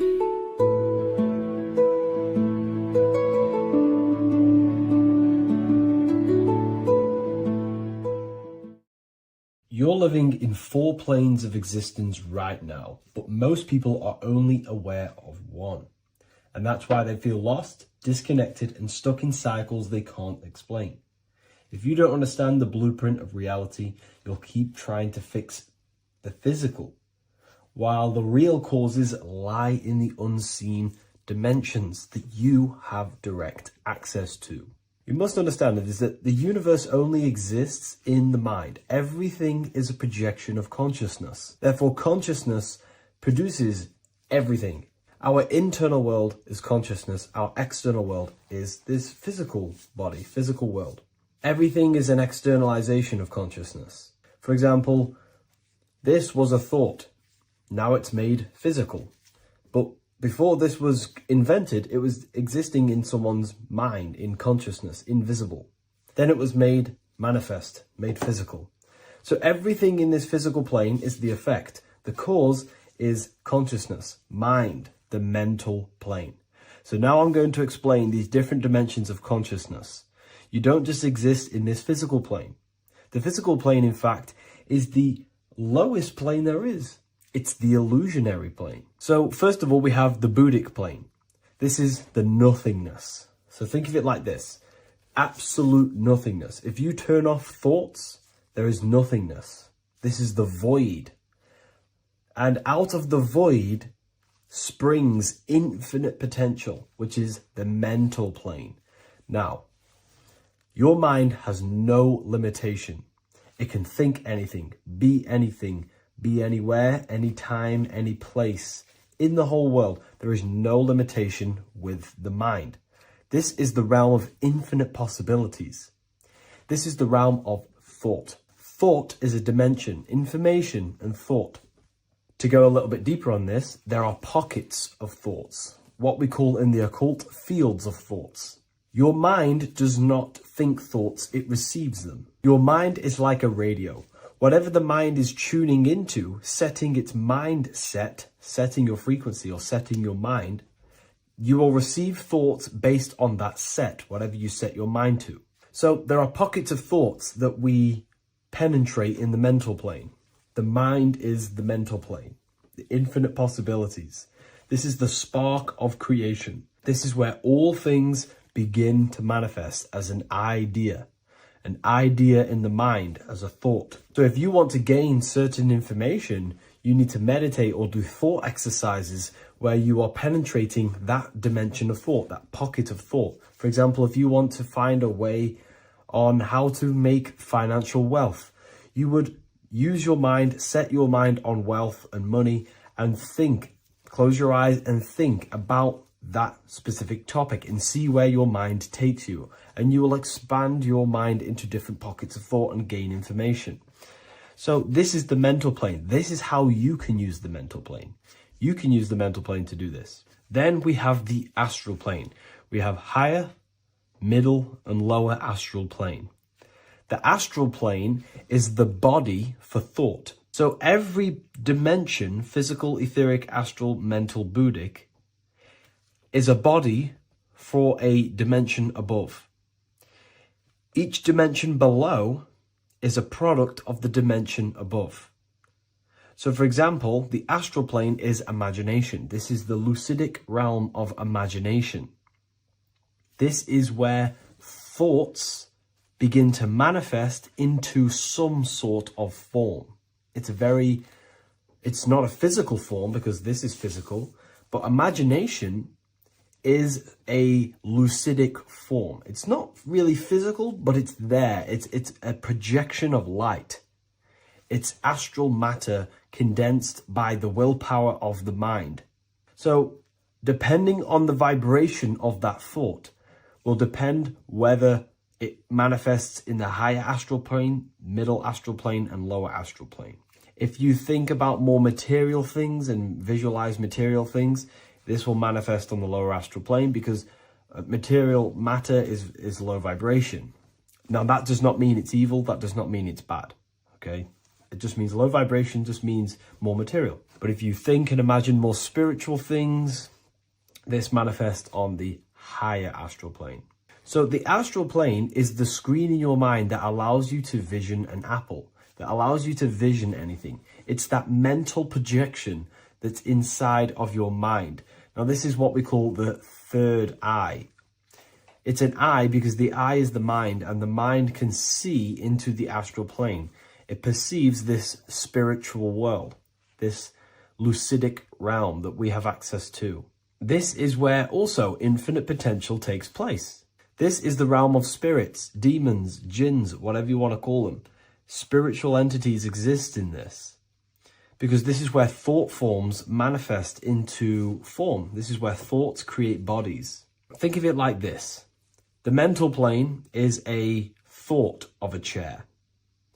The astral plane is the imagination of that chair and all of the different possible chairs that could possibly be. The etheric plane is the energy double of that chair. And the physical plane is the physical chair. So, as you can see, the higher we go up, the more formless and lucidic it is. The lower we go down planes, the more dense it becomes. This is formless and this is form. Everything manifests through this process. This highlighter is down here in the physical plane, but the idea began in the mental plane. Everything begins in consciousness before it creates a physical body. It goes through this process. Therefore, if you want to start to mold and create your own reality and create things in your world, you can use these planes to your advantage. You can use your mind to do mental thinking exercises by closing your eyes and expanding your mind into a different pocket of thought to gain wisdom, gain information, gain downloads. The way you do that is simply get into a meditative state, close your eyes, pick a topic that you want to think about, and see where your mind takes you, but always remain centered on that topic. And you can do this for maybe an hour or two or half an hour, and your mind will take you places where you will unlock information. You can even use this to make decisions in your life. Think of the topic and see where your mind takes you. You'll gain information. This is how you use the mental plane for ideas. The astral plane is imagination. You have to reconnect with your imagination very vividly. Your imagination, your consciousness is infinite. It's not a three-dimensional plane. It's an infinite plane. You can think and make form anything in your consciousness, in your imagination. You can think anything and you can imagine anything in the most vast details. You just have to reconnect with your imagination. I have a free book on my website. I'll leave the link in the description. It's an ebook. It's called Activating the Inner Eye. This is going to help you reconnect with your imagination. It's a practical guide on how to imagine. So once you know how to use the mental plane and astral plane, thought and imagination, you pretty much need to use the physical plane to take physical action with this physical body that you have and start to manifest these desires you have in the higher planes. Now, it's very important that we master the mind, because the mind is the very fabric of reality. We become what we think about. Your life is a product of every thought you thought in the past. It is the mind that directs the flow of consciousness. And wherever this consciousness is flowing is what you will create in your life. Consciousness is the most potent force in the universe, and the mind is pretty much the universe in a microcosm form. It is infinite potential. And your mind will continue to expand into new realms of thought forever and ever and ever. You are eternal. You are not this physical body down here. You are consciousness. Literally dreaming that you are in this physical body. So everything begins with the mind. We need to be conscious of the thoughts that enter our mental field of consciousness. There is a level of self-awareness that you can reach where you can become conscious of pretty much every single thought that enters your mental field. Now, we have over 7,000 thoughts a day. You can gain such mastery over your mind where you can become conscious of every thought you think. And that is when you gain superior power. Because when the mind is fully under control of self, you can direct the mind's potent force into a specific goal. Most people's minds are dualistic. They want something, but their mind is thinking something else. They have limiting belief systems. They have the little voice that comes in and says, you can't do this, you're a failure.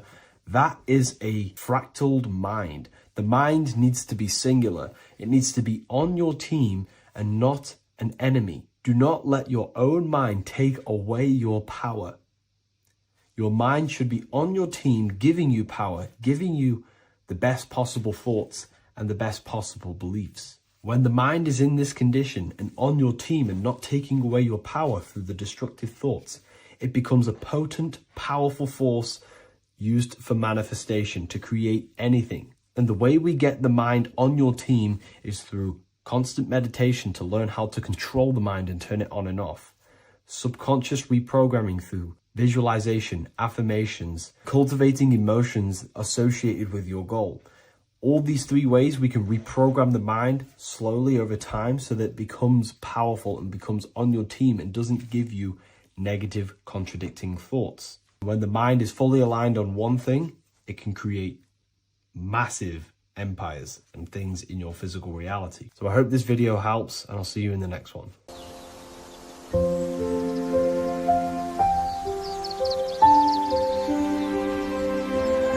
bookofwisdom.com. Visit today.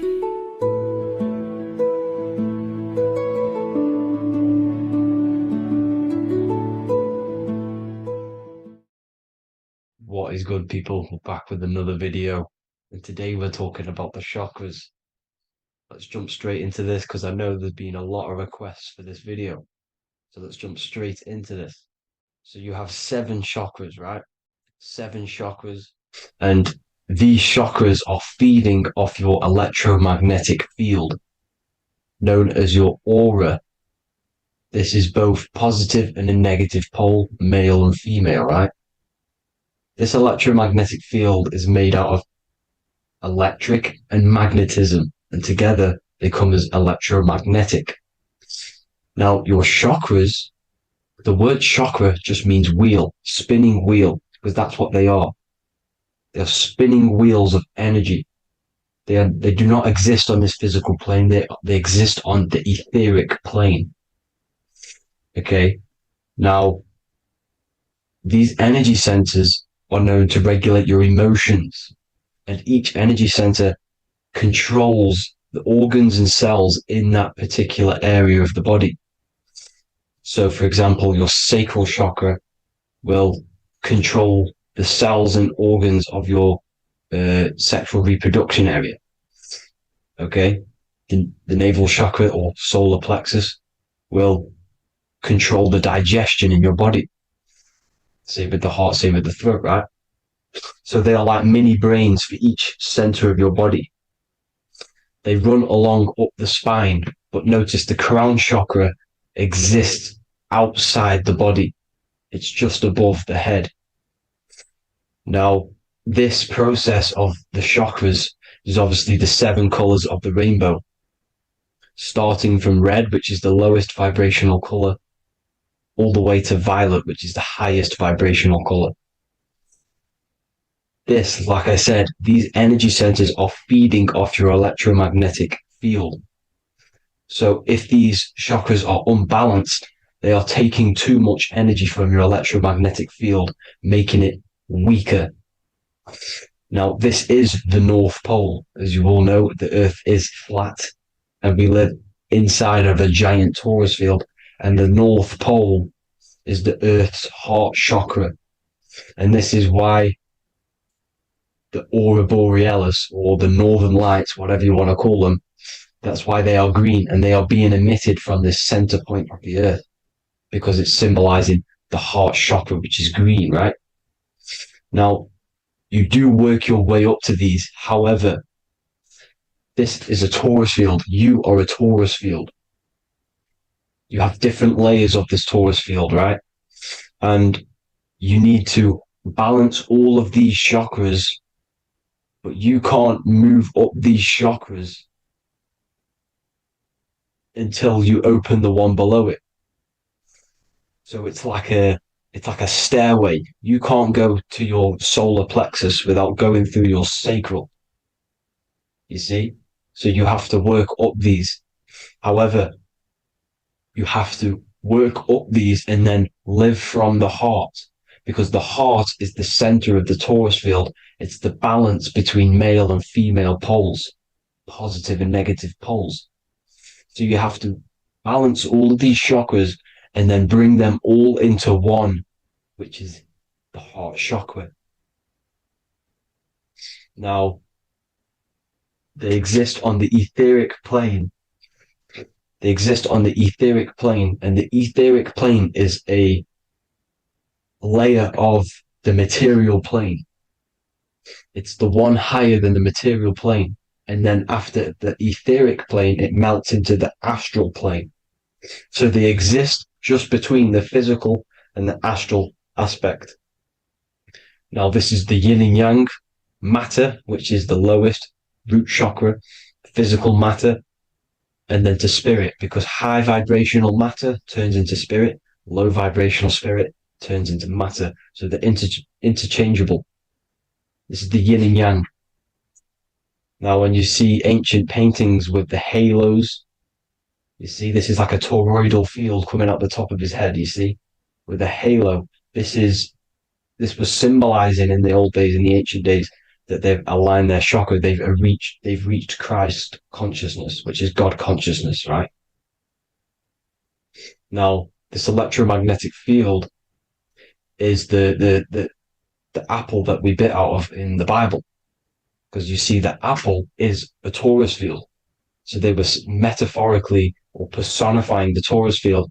That's what the Bible is. It's a massive personification. It's all metaphors. You have to read it properly. It's got a greater meaning behind it. Now, when we bit from the apple, we ate from the tree of knowledge, which is good and evil. Our lower mind took over, so we materialized to feed our physical bodies. We materialized through Saturn. That's what Saturn does. Now, if you don't understand that, go and watch the video previous to this one called Occult Secrets of Saturn. And that will show you how Saturn is the materializer. Now, This is one of the secrets behind the Masonic compass, electric and magnetic, male and female, duality, positive and negative.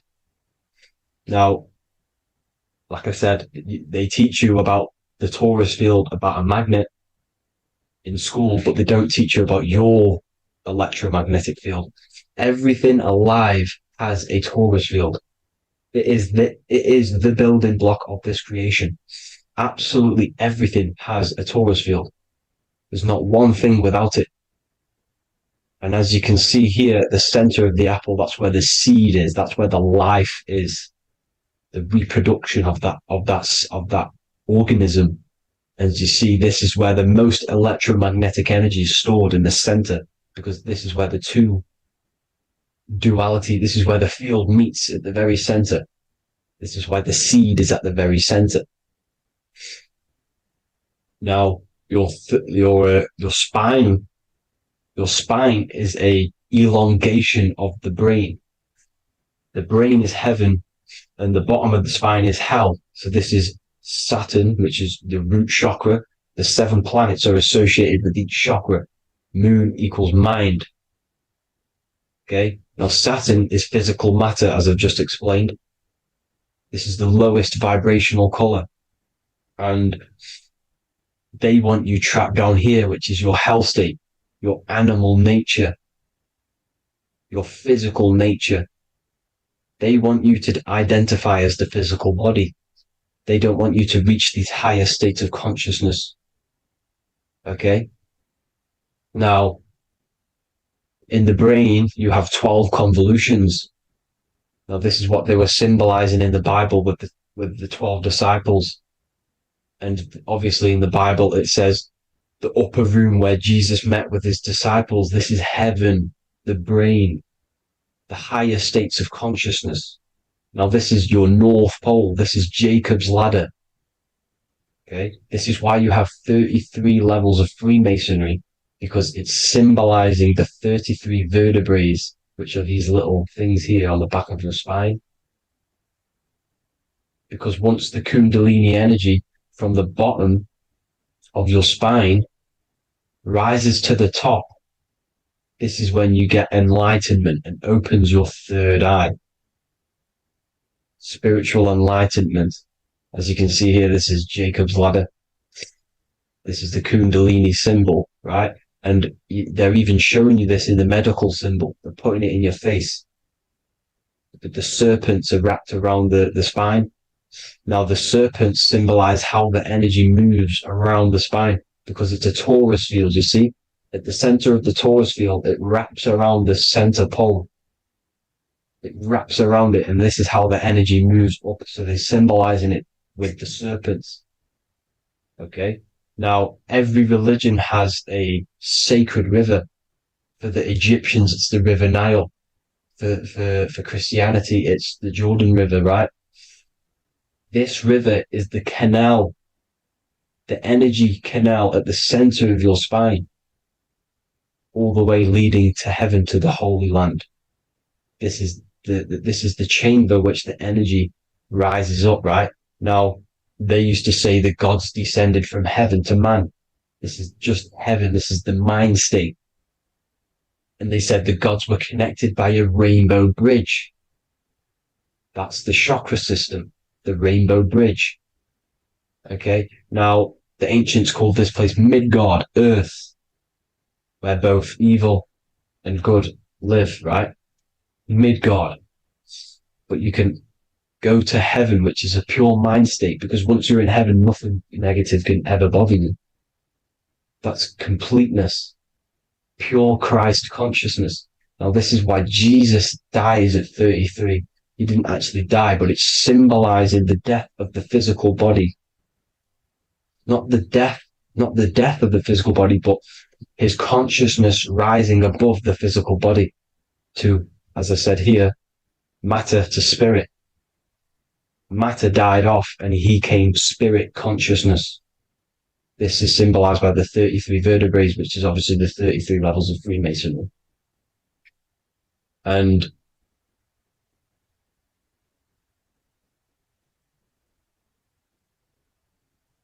now the pineal gland. which is at the very top of this Jacob's ladder, or the River Jordan, the canal, your 33 vertebrae on your spine. This is where the pineal gland sits, right? At the very top, at the center of your brain. Now, there's multiple ways this was symbolized. The Eye of Ra, which is used by the Egyptians. Now, this pineal gland is the seat of consciousness. This is where your consciousness is stored, right? And the ancient Sumerians used the pine cone, hence why it's got the word pineal gland, the seat of the soul consciousness. It produces DMT, dimethyltryptamine, which is known as the spirit molecule. And the pineal gland is wrapped in microcrystals, and we all know crystals transfer frequency and energy. Now, radios use crystals. A radio is a frequency transmitter, turning a frequency into a frequency that we can hear with our ears, right? Because all the radios are actually playing right now in your ears. However, our ears can't pick it up, so the radio transmits it into a frequency that we can hear using crystals. So this is the power of crystals, and this is what our third eye is wrapped in, crystals. Now, this third eye is not actually your third eye, it's your first eye. When you're being materialized in your mother's womb, this is the first gland that is produced, and everything's built around it, because it is the consciousness. It is your consciousness. Your consciousness never dies, ever. It's an eternal essence. It lives forever. You never actually die. Only the mortal body dies. Now that's what we call life. Life is abided by time, and time is change, and change is what we call life, because everything's constantly moving and transforming into different things, right? Now let's not get off track. The pine cone is obviously, this is in the Vatican here. The pine cone is symbolized as the pineal gland, pine. And this is the opened pine cone. The opened pine cone means, or symbolizes, the awakened man, the awakened third eye. But the ones here, which the Sumerian gods are holding, these are shut pine cones, symbolizing the unawakened man. But let's not get confused, people. These gods were not gods. They are human beings just like you. They reached Christ consciousness. They are nothing more special than you. They just had the ability to reach Christ consciousness. And obviously their knowledge was far more intelligent than ours, far more advanced than ours. They knew the truth about this reality to the depths. Now, the ancient Hindus had a goddess called Kundalini, which is said that she descended by the means of a ladder or a cord from heaven, which is symbolizing the spinal cord. Now, this is what Hickory Hickory Dock, the mouse went up the clock and came back down. This is all these stories, like Santa as well. Santa comes up and then down the chimney. This is symbolizing the Christ oil. There's an oil which is produced in your pineal gland, right? And this oil travels down the spine. And once it's down on the spine, you must have to raise your consciousness, just like I said, with the chakras. You have to raise your consciousness, raise your vibration to heat up this oil and turn it into a gas. And it travels back up the spine through like the serpents up the spine, and this awakens the third eye once it's coming back up the spine and hits the pineal gland.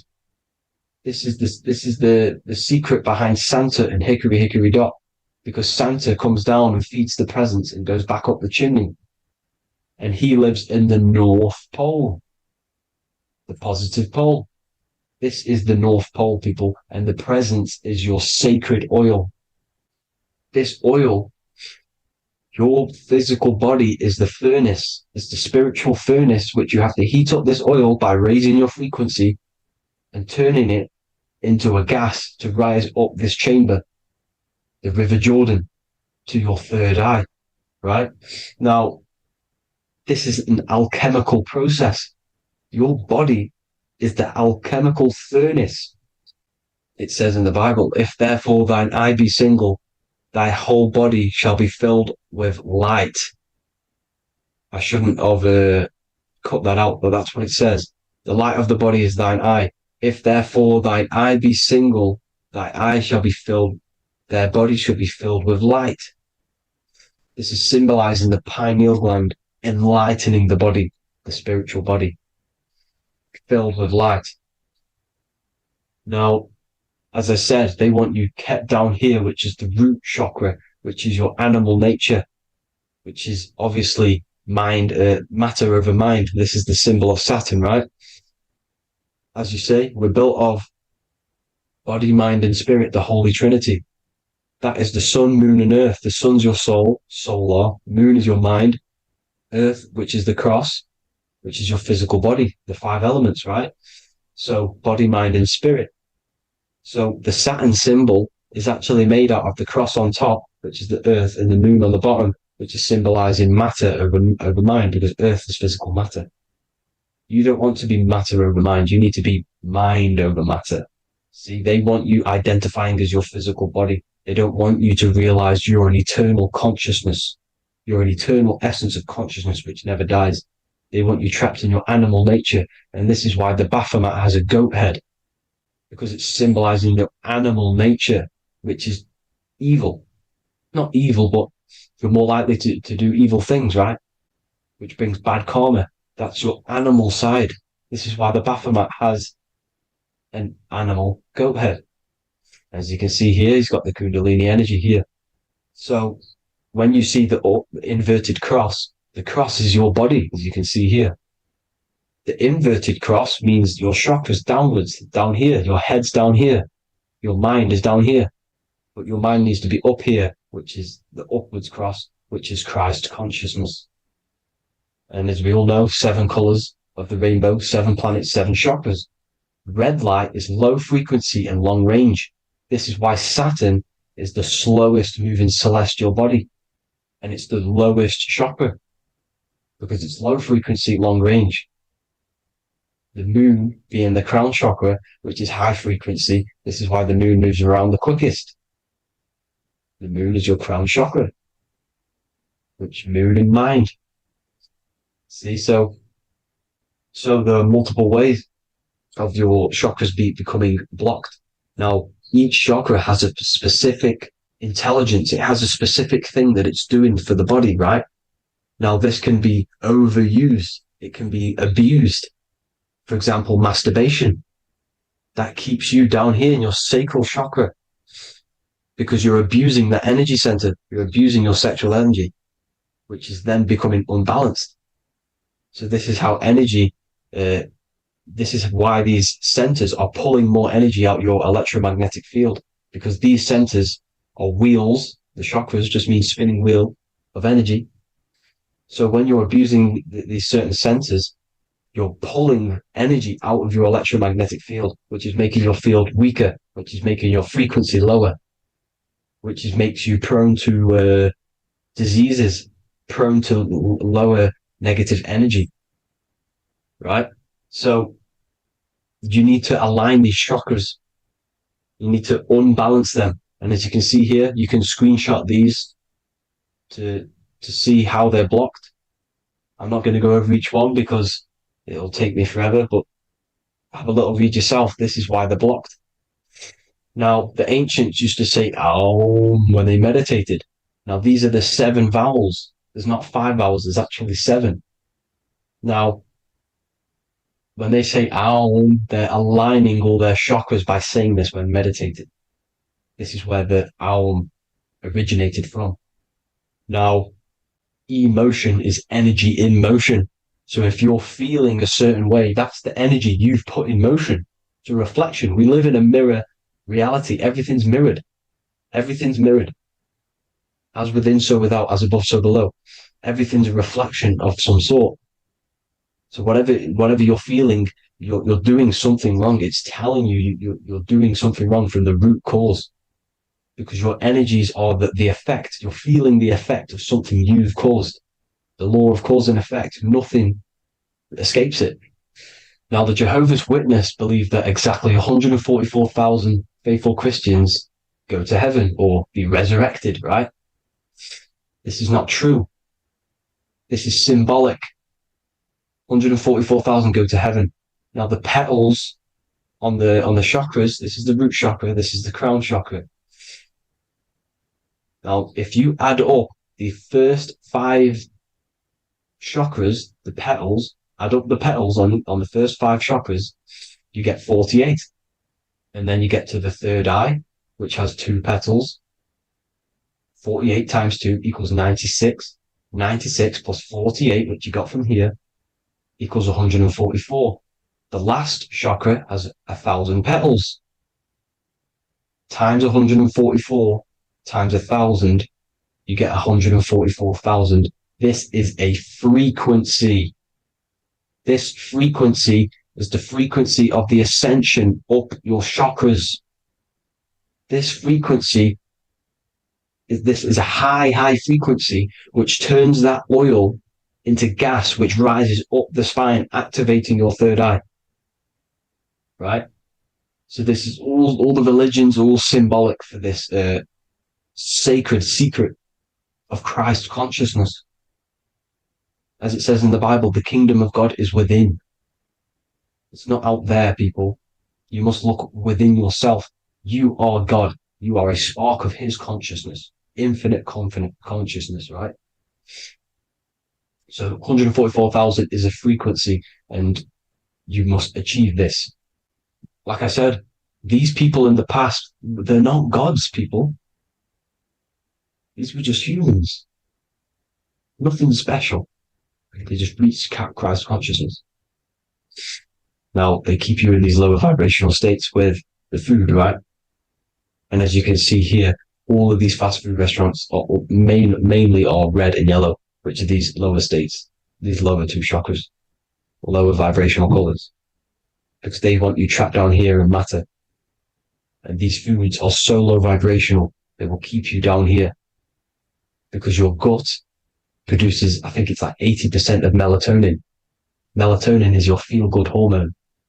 These foods will not make you feel good. This is very low vibrational. Meat. It's not meat, it's raw flesh.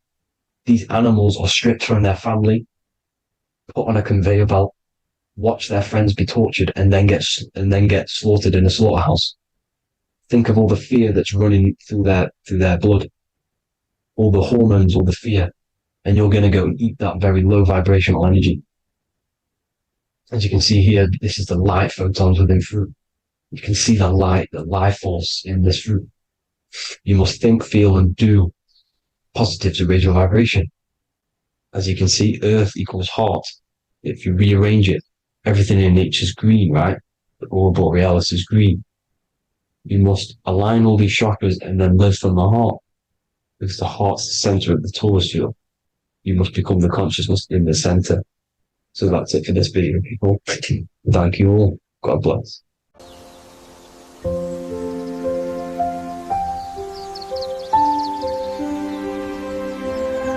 bookofwisdom.com.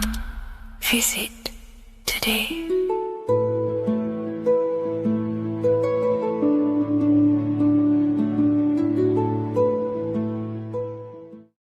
There is a massive mystery around the Freemasonic G, and in this video we're going to be discussing it. Some people call it geometry, God, gnosis, genesis, generation, but in fact it's all of these things, and all of these things relate back to one concept that links them all. And in this video, you will be discovering this secret force, which pretty much creates everything in your reality, in your life, and has done unconsciously, whether you are aware of it or not. The Freemasonic G is the 7th letter in the English alphabet. This is important because the number 7 has many mysteries inside the esoteric and occult traditions. Some people say the number 7 represents the 7 colors of light, the 7 major planets, or the 7 musical tones, 7 days of creation, The number 7 is a massive mystery, but what we have to understand is that in the context of Masonry, Freemasonry is all about building the self. Every day we wake up, we are either building our prison of our mind or freedom of our mind. Everything inside of esoteric Freemasonry is about building the self and reconstructing our consciousness, our inner dialogue, the inner voice. We're transforming the mind from low awareness to high awareness. This is why Freemasonry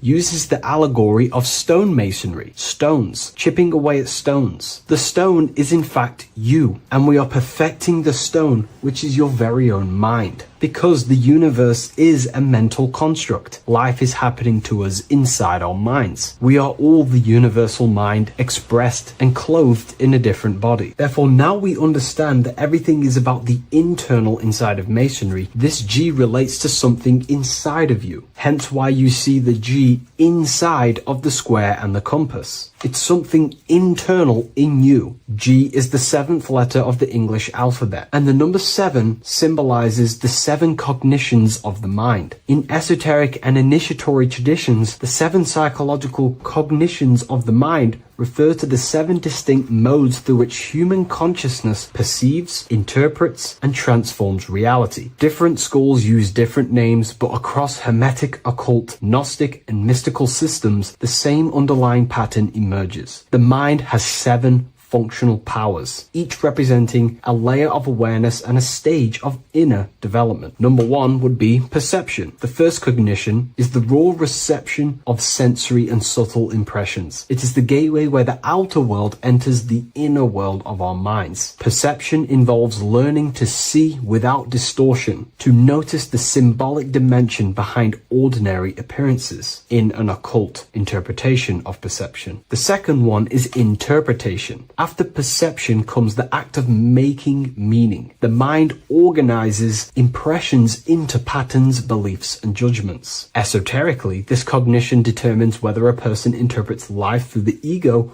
or through the higher insight of their higher consciousness. The goal is to purify interpretations so that the intuition can speak through it, to clear our minds of the clutter, master it, and let our higher consciousness shine through it. Number 3 is the imagination. This is the creative faculty that produces images, symbols, and visions in the mind's eye. This is associated with the astral plane. We live in a mental universe of thought. Thought wraps itself inside of imagination. The thought alone has no true form, but then the thought wraps itself in a vehicle of consciousness, what we call imagination, and we give form to the thought. Imagination becomes active. Imagination becomes active imagination, the foundation for rituals, alchemy, meditation, and visionary insights inside of occult traditions. Working on your imagination is a key part on developing your consciousness, as it is literally the sight into the astral plane, your internal vision of the mind. The fourth cognition of the mind is emotion.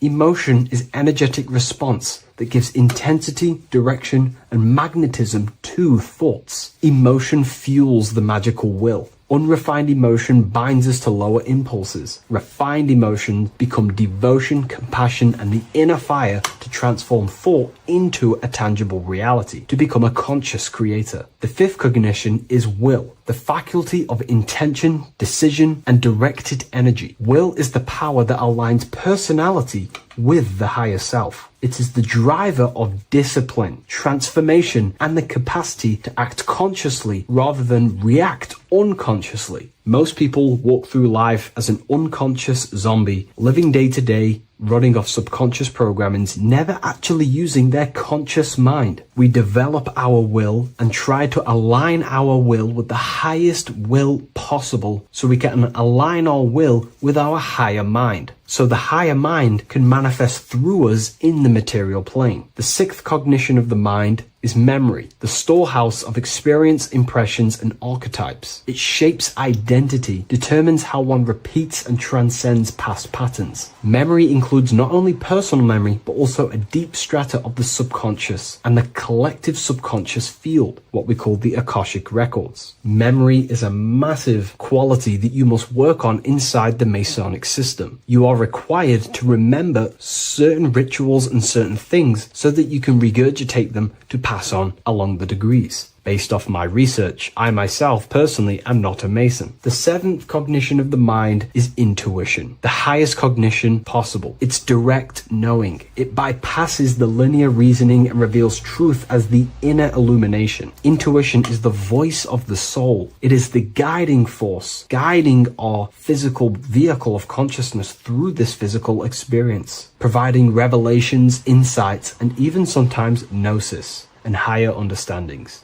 They are the 7 principles and cognitions of the mind that we should work on. Sometimes they're symbolized as 7 luminary planets, because lumen is light. The planets are light. Light is consciousness. Consciousness is light. Now moving on to the true understanding of the G, the higher understanding of the G, as I mentioned previously. This is what we call the generative principle, the care principle, the human heart principle, the female aspect of consciousness within yourself. All creation is built upon a care. All action is built upon a care. You only act on what you care about. You care about paying the bills and staying inside your house and looking after your family, for example. Therefore, you take the action to generate the reality and generate money to pay the bills. Them actions are driven by the force of care. If you care about a plant, you take the action to water the plant and it grows. If you care about your partner or relationship, you give them attention and care and love and you grow the relationship. As soon as you stop providing care, watch the relationship crumble and the reality destroys itself. Care is the generative force of reality. This is the generative principle that generates your experience in this world. We are in a continual state of becoming. Each cause gives birth to an effect, and that effect gives birth to a new cause. The G is the generative principle that drives creation in the present moment. Reality is creating, unfolding in the present moment, and the G is the force inside of you that generates your experience. You're watching this YouTube video right now because you have a care in your heart for the information I have provided in the past, and you have a care about watching this video. As soon as you don't care, you take action to do something else with your time that you actually care about. The G is the generative force of the heart. It is the love energy. You only take action on what you love or care about. The whole world is built upon this principle. This is why we say money makes the world go round, because the whole world has a G or a care for money, and it's making everyone wake up in the morning, take actions, and make the world go round. It is the G, the care for that principle or money object to generate that reality. It is the force that drives you, hence why the G is sometimes surrounding with light rays, because it represents a force, emanation, something that is invisible but driving the physical body. The G is the internal force that focuses thought into an action. We can think many thoughts, but the thoughts you don't care about, you don't take action on. But the thought you care about, that you have a G for, intensifies that thought, focuses and directs it into an action to generate that experience and reality. The whole world is built upon this principle. The sun is a perfect example of the generative principle. The sun gives all of its life, light, never asking for anything back, making everything grow and generate on the earth. Everything in your life is built upon this principle, and gaining control over your care gives you control over your actions and your reality and what you generate. Once you see this, it is truly beautiful that the world is actually built upon love. This is why they say love is the force of God. It is. Truly. This is the reason why God begins with a G. It's about Genesis. Genesis means creation. G, generation. Anything that generates and creates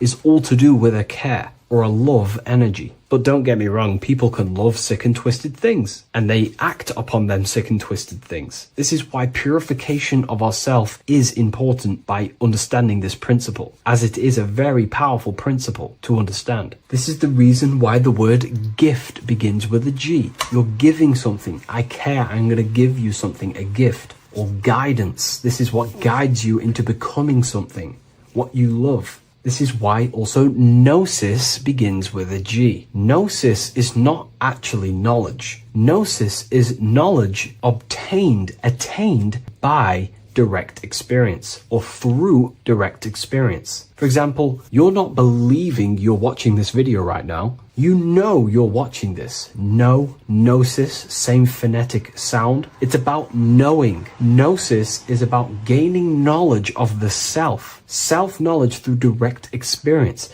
Instead of believing in God, I seek to know God through direct experience by altered states of consciousness, transcendent meditations, understanding human anatomy, understanding the laws that govern my mind, understanding creation. That is direct gnosis, knowing that God exists instead of believing he exists. By going within the self, questioning the self, and gaining a deeper relationship with the inner observer. You start to gain gnosis, self-knowledge through direct experience. And in order to gain gnosis, you have to care, because gnosis requires action. It requires you to meditate and go within yourself. It requires you to study yourself. It requires you to go within yourself. And in order to do that, you have to care. If you don't care about knowing yourself, you won't take the action to generate the gnosis. If we take a look at this piece of Freemasonic artwork, we can see a whole lot going on here. But if we focus down here with the temple with the letter G on, and when you walk through the temple, there is a pathway leading up a hill towards the light. The light reveals things. If something is in darkness, you can't see it, but the light reveals something. It's symbolizing truth, the light of gnosis, knowingness. And in order to walk this path, you have to go through the temple, which means entering in yourself. This is symbolic of the path. The Masonic path is about the self, reconstructing and learning about the self. In order to walk up that hill, it takes a lot of effort. It's not easy walking up a hill. You're going to be tired. It's not easy. It's horrible. Who likes walking up a hill? I know I don't, but people like hiking and stuff. I understand that, but it's symbolizing this is hard work working on yourself, because the labor of working on your mind is the hardest labor you will ever do. It's called the great work or the Masonic work. And in order to climb that mountain, you go through the G. You have to have the care. If you do not have the care, you will not walk up that mountain. You will not generate the gnosis. You will not get close to the light. You have to have the G to walk that path of self-mastery and working on your mind. This is very, very important. If you want to gain the light, you have to have the G inside of you. You have to have the care to generate a higher consciousness. If you want to earn more money, you have to have the care, or else you will not take the action necessary to generate that reality. This is why we have to master ourselves and write down everything you love. It could be even the bad things. It could be lust. It could be anything you're wasting your care energy on. Try and remove them one by one. Master them and become disciplined. And then you'll have more G energy, care energy to direct towards something else in your life to generate and grow that experience or reality. Again, the word grow, G. It is a growing force. What you place your love and care into grows and expands. What you have a G for is what you spend your time and attention on, your two spiritual currencies. So this is the Masonic G, and I hope you gain a deeper understanding of this. So that is pretty much everything about the Masonic G that you need to know, and hopefully this has helped you. If you wish to learn more and gain guidance through your life and understand yourself on a deeper level, the book I've used today is called The Book of Symbolism. I'll leave a link in the description.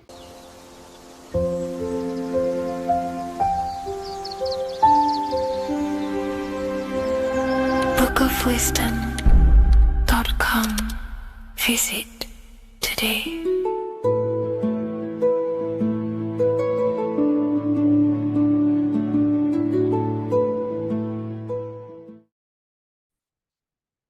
Hello and welcome to another lecture from Harry B. Joseph, also known as Revival of Wisdom, the author of the Book of Wisdom series.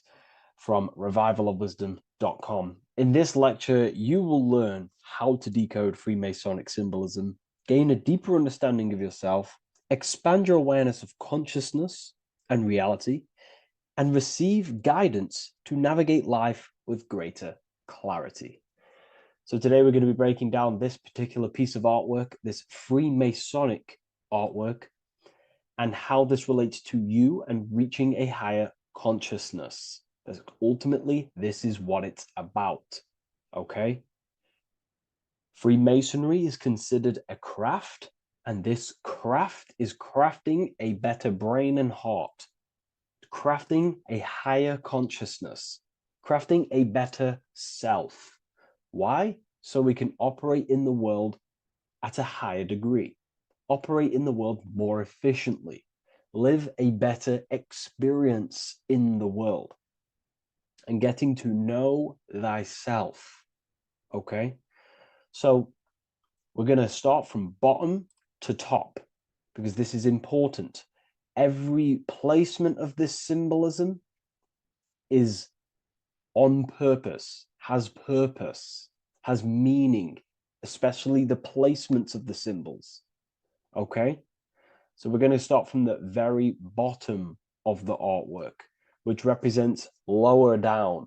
When we're looking at symbolism, especially occult symbolism, that's what the word occult means. The word occult means hidden, hidden from the eyes. It has its roots in the word oculus. I'm pretty sure that's Latin, which means eye. So the word occult comes from oculus, which means eye.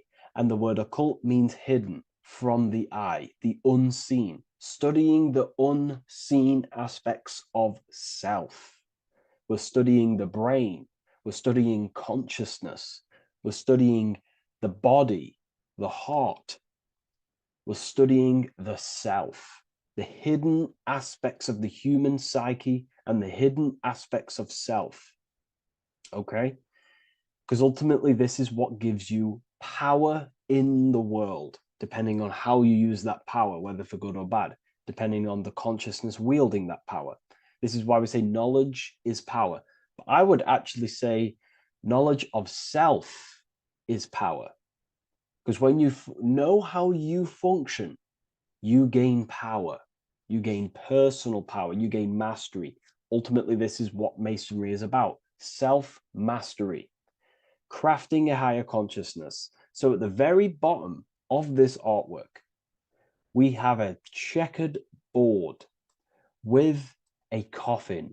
The coffin is the beginning of the artwork. The very base. This is the foundation of consciousness. The coffin symbolizes unconsciousness, the state that myself was in, maybe yourself, before we woke up and before we came conscious of our spirit, before we came conscious of ourselves. That ignorant state of acting without purpose, acting unconsciously, experiencing the world and not actively living in the world, simply reacting to external circumstances. This is an unconscious state where one is ignorant. 80% of the world is in this unconscious state. And this is symbolized as the darkness, the tomb. Look at how the tomb is fully blacked out, representing dull, no emotion, it's dark. This represents the darkness of self. The spirit is buried. The spirit is in the tomb. They're not even aware that they possess consciousness. They think they're the material body flying on a ball millions of miles per hour through space, and the sun is, they think they're a monkey evoluted. They've never questioned themselves. They stay in ignorance. They're in the spiritual darkness, okay? And they're furthest away from the light. Look at the top. This is the light sources. They're in the darkness, okay? They're in spiritual darkness. They're in ignorance. And they're in division. Their mind has no power. Their thoughts contradict themselves. They say they're going to do something, but then their mind tells them, oh, I'm going to fail. Or I want to do this, but my mind says this, and I believe this about myself. They want to, I don't know, they want to write a book, but their actions are scrolling on TikTok, and their emotions about, feeling about their past person in their life. That's division between the self. That's divided consciousness. They also have a divided brain hemisphere. They do not see reality through a true lens, because the brain acts as like a lens on how we perceive things. And if the brain hemispheres are not aligned, then we cannot see reality the way it actually is and truly presents itself, neutral. If we're left hemisphere dominated, we see everything as divided. Nothing's interconnected, nothing's a whole. But if they're, right hemisphere dominated, they see everything as a whole. We need to look in the middle of that, okay? So we'll go into that a bit later. But ultimately, they're in a divided state of consciousness. They're in ignorance. But the tomb is symbolic of that. The tomb is, you're not even aware they are divided. They think everything's right in that state. I was like that. My family is like that. They're not even aware of themselves, and you try and say something to them, and they don't even know they're in division. They don't even recognize that they're in a bad, low earth base consciousness. Okay? So when we get out of the tomb, which is representing by a spiritual awakening, we get out of the tomb, we realize, wow, I possess consciousness. I've woken up. You're waking up to the things in the world, and you wake up and start to see the world for what it truly is. When you become aware and you rise out the tomb, you're born again. You start looking within. You start to become conscious of your thoughts. You start to become conscious of your actions. You start to become conscious of the evil in the world. You start to become conscious of the things. You rise out the tomb. You start to become conscious of your intuition. You then step on the checkered board. The checkered board is now you realizing you're in a divided state. Okay, so you're now putting down the ego, because remember, when you're in the tomb, the ego is fully in domination over consciousness, over your consciousness. It doesn't allow you to say that you are wrong. It doesn't allow you to think that there's evil in the world. It doesn't allow you to believe you have a spirit. It doesn't allow you to see that there is maniacs running the world and trying to control you. The ego is so stuck. But when we start to realize this is part of our awakening, we start to realize that the ego is trying to keep us safe at all times and keep us locked in that state of thinking and believing that we were in before. It's always seeking safety. Okay? So when we come out the tomb, we start to put down the ego and start to, how do I say this? We start to acknowledge that we were wrong about the world. And that is a lot about awakening. You have to acknowledge that you do not know everything. There are people with such higher knowledge. Okay? So when we come out the tomb, we put down the ego. We start to actually say, I was wrong about the world. I was a victim of mind control. I was in ignorance. I was in darkness. Spiritual dark. I'm divided. My thoughts, emotions, and actions are not aligned. My intuition and my action are not aligned. I'm not taking action on what I know is good. I'm taking actions against what I know is good. That's a sin. That's a sin against the spirit. Okay? So when you acknowledge this, you acknowledge you're in division, you then take the first 3 steps, which is the Freemasonic Blue Lodge degrees. These 3 steps. Okay? Ultimately, this checkerboard represents illusions as well. You're in an illusion. Okay, this is why we see it heavily used in the music industry. It represents base consciousness, base level awareness, 5 sense thinking, represents you versus me thinking, walking down the street and thinking everyone's trying to hurt you, and it's always you versus me, judging people in your own mind. That's low thinking, lower thought. And not to notice squares. Squares are an unnatural state. They're an unnatural shape. We do not see squares or 90-degree angles in nature. It's the lower mind. So it represents base consciousness, base level awareness, only aware of the physical body, only aware of the five senses, never looked within. That is the base. And this is the foundation we have to rise up to the light from, up to higher consciousness. So this gives us a strong foundation when we realize this about ourselves, that we were in division. Our thoughts, emotions, actions were not aligned. Our brain hemisphere was not aligned. I'm not thinking with love of the heart. Okay? So that is the state we're in. Now, hopefully that's cleared things up about the chessboard. Before we move on, please leave a like, maybe a comment if you wish for me to discuss anything in the further lectures. Please smash the like button, and it would really help me out. And share this with a friend who is interested in the occult. Okay, so the steps are the first steps of the Freemasonic degree, the 3 Blue Lodge degrees. Now, this can be represented as the number 3, a very powerful number, a very symbolic number. Number 3 is the 3 expressions of consciousness. How do we express consciousness? How does consciousness express itself? Well, there are 3 ways. We think, consciousness thinks, consciousness feels, and consciousness acts. They are the 3 expressions that we express our awareness and consciousness. So we're looking at thought, emotion, action. We're also looking at the 3 brains: the reptilian brainstem, the mammal limbic brain, and the neocortex.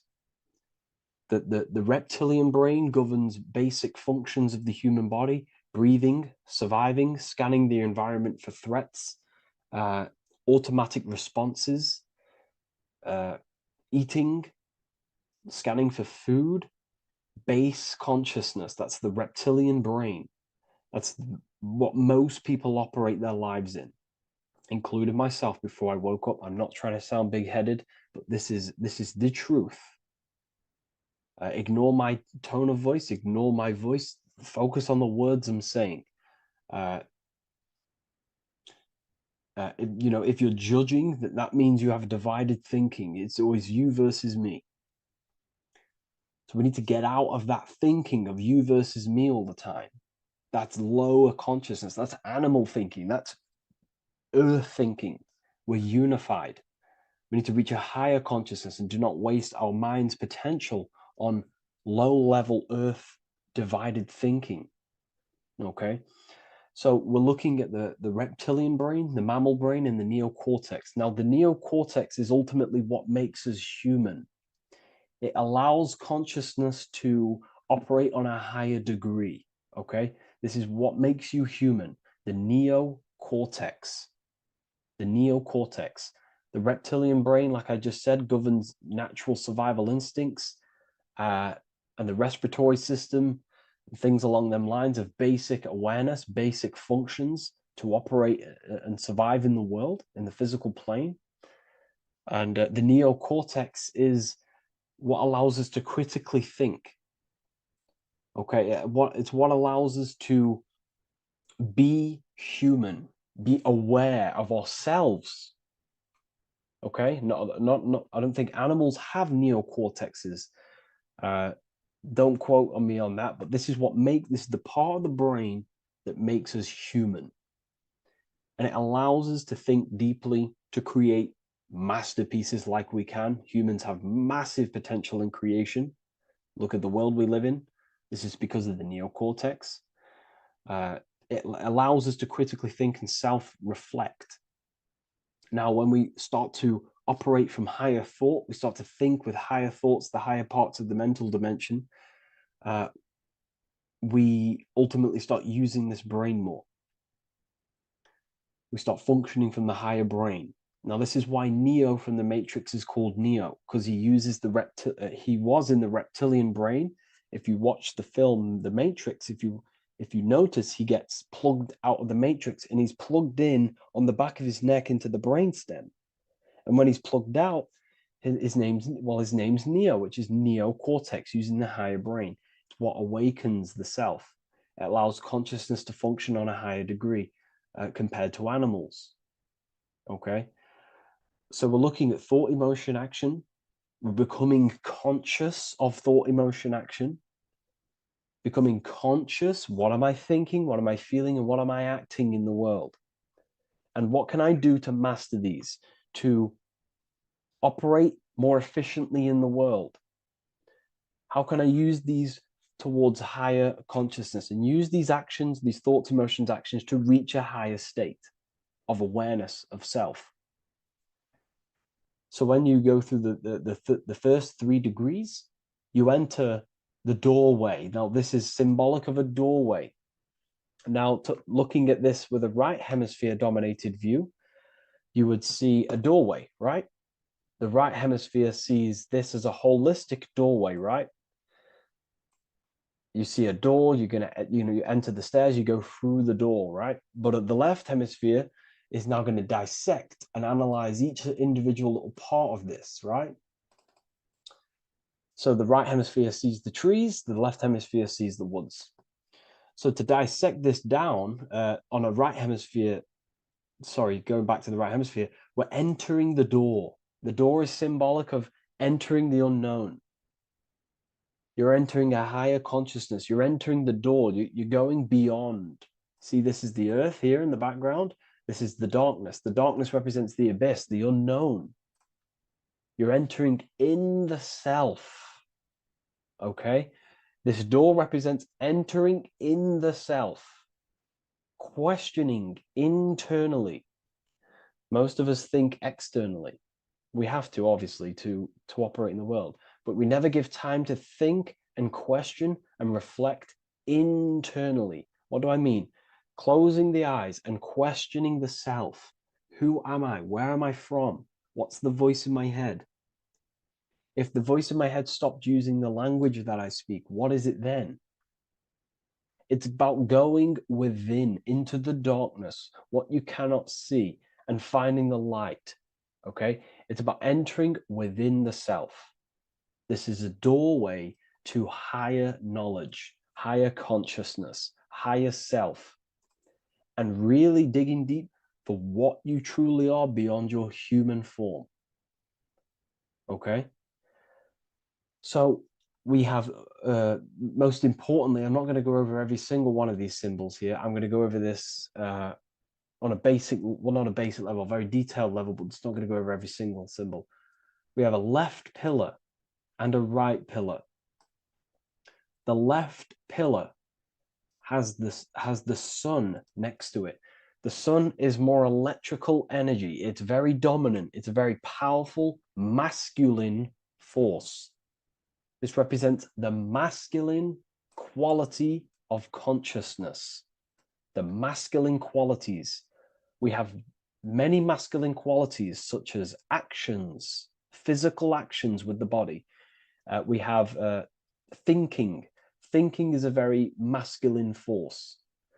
We have the left brain, analyzing brain, the brain that's very logical, that's trying to figure things out. That's the masculine pillar. Okay? So this is the masculine qualities of consciousness.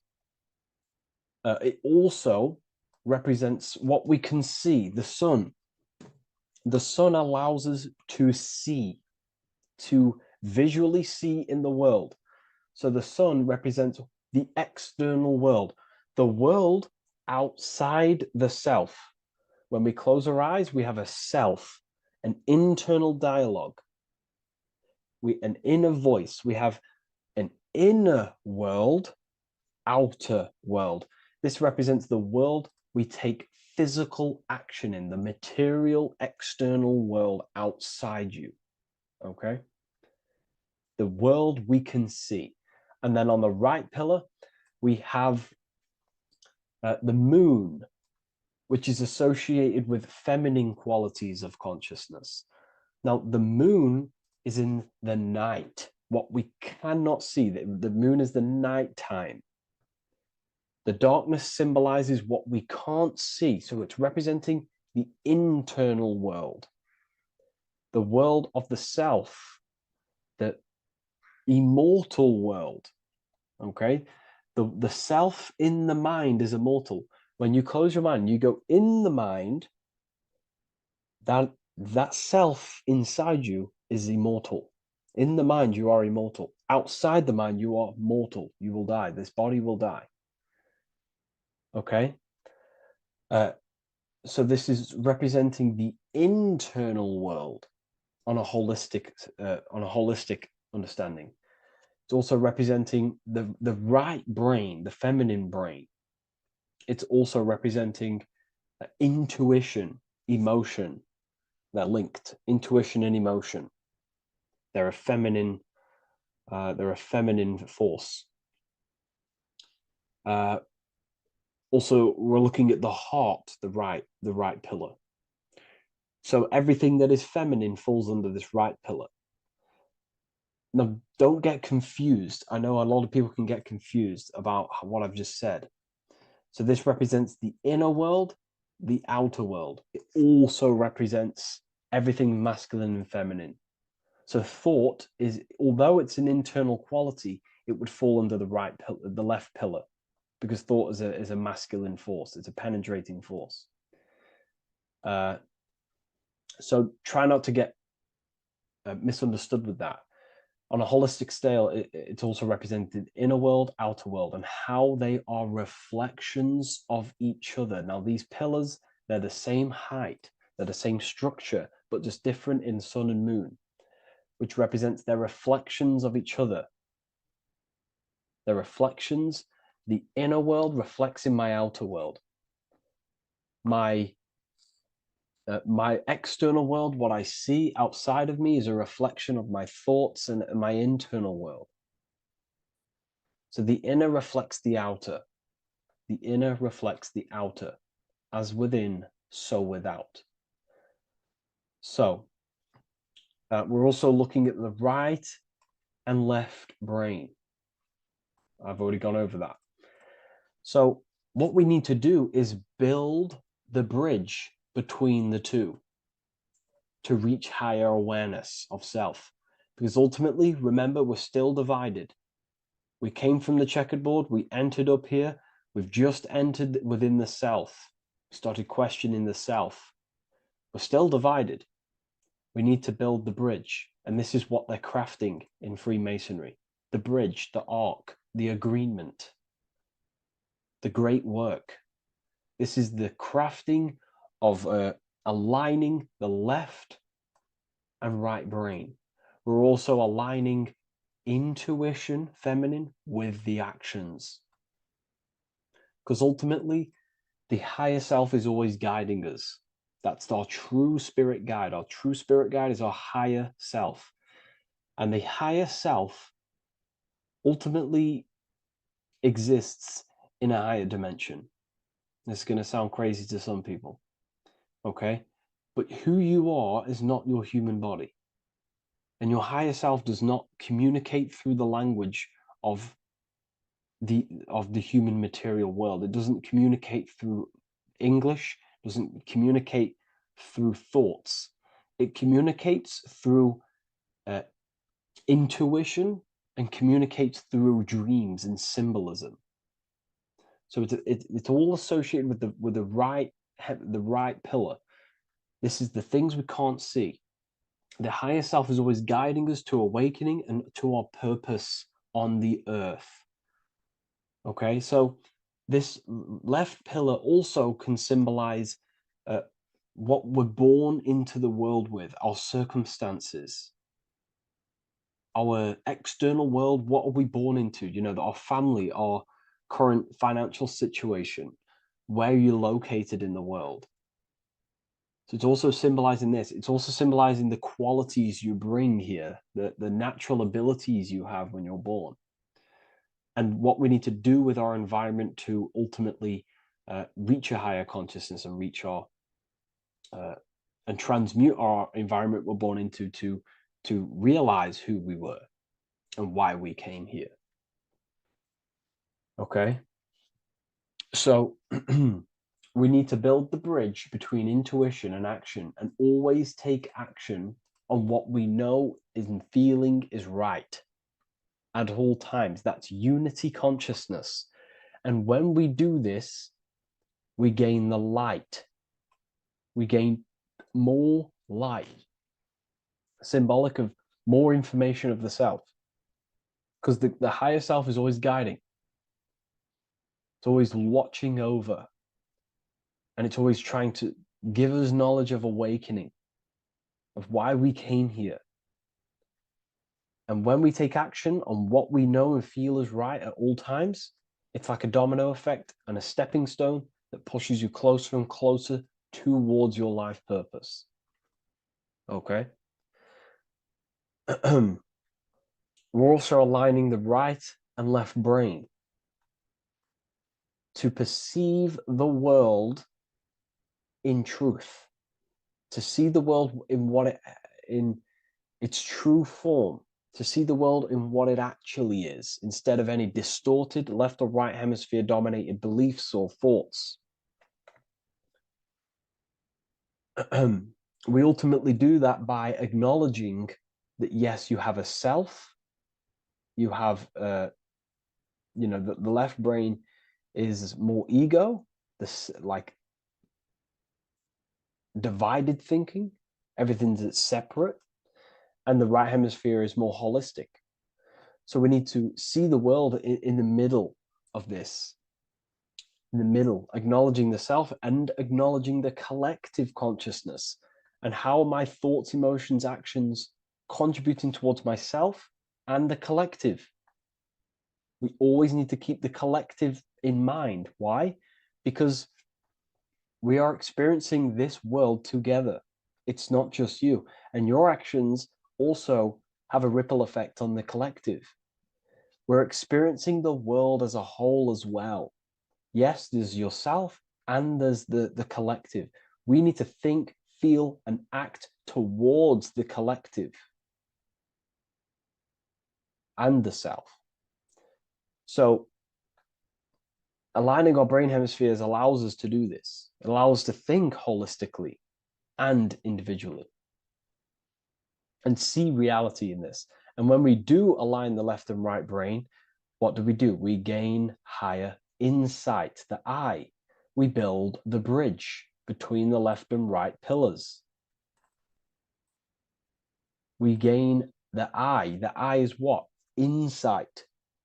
The eye requires light to perceive and see the material world. So this is symbolic. This is the inner eye, the inner self, consciousness.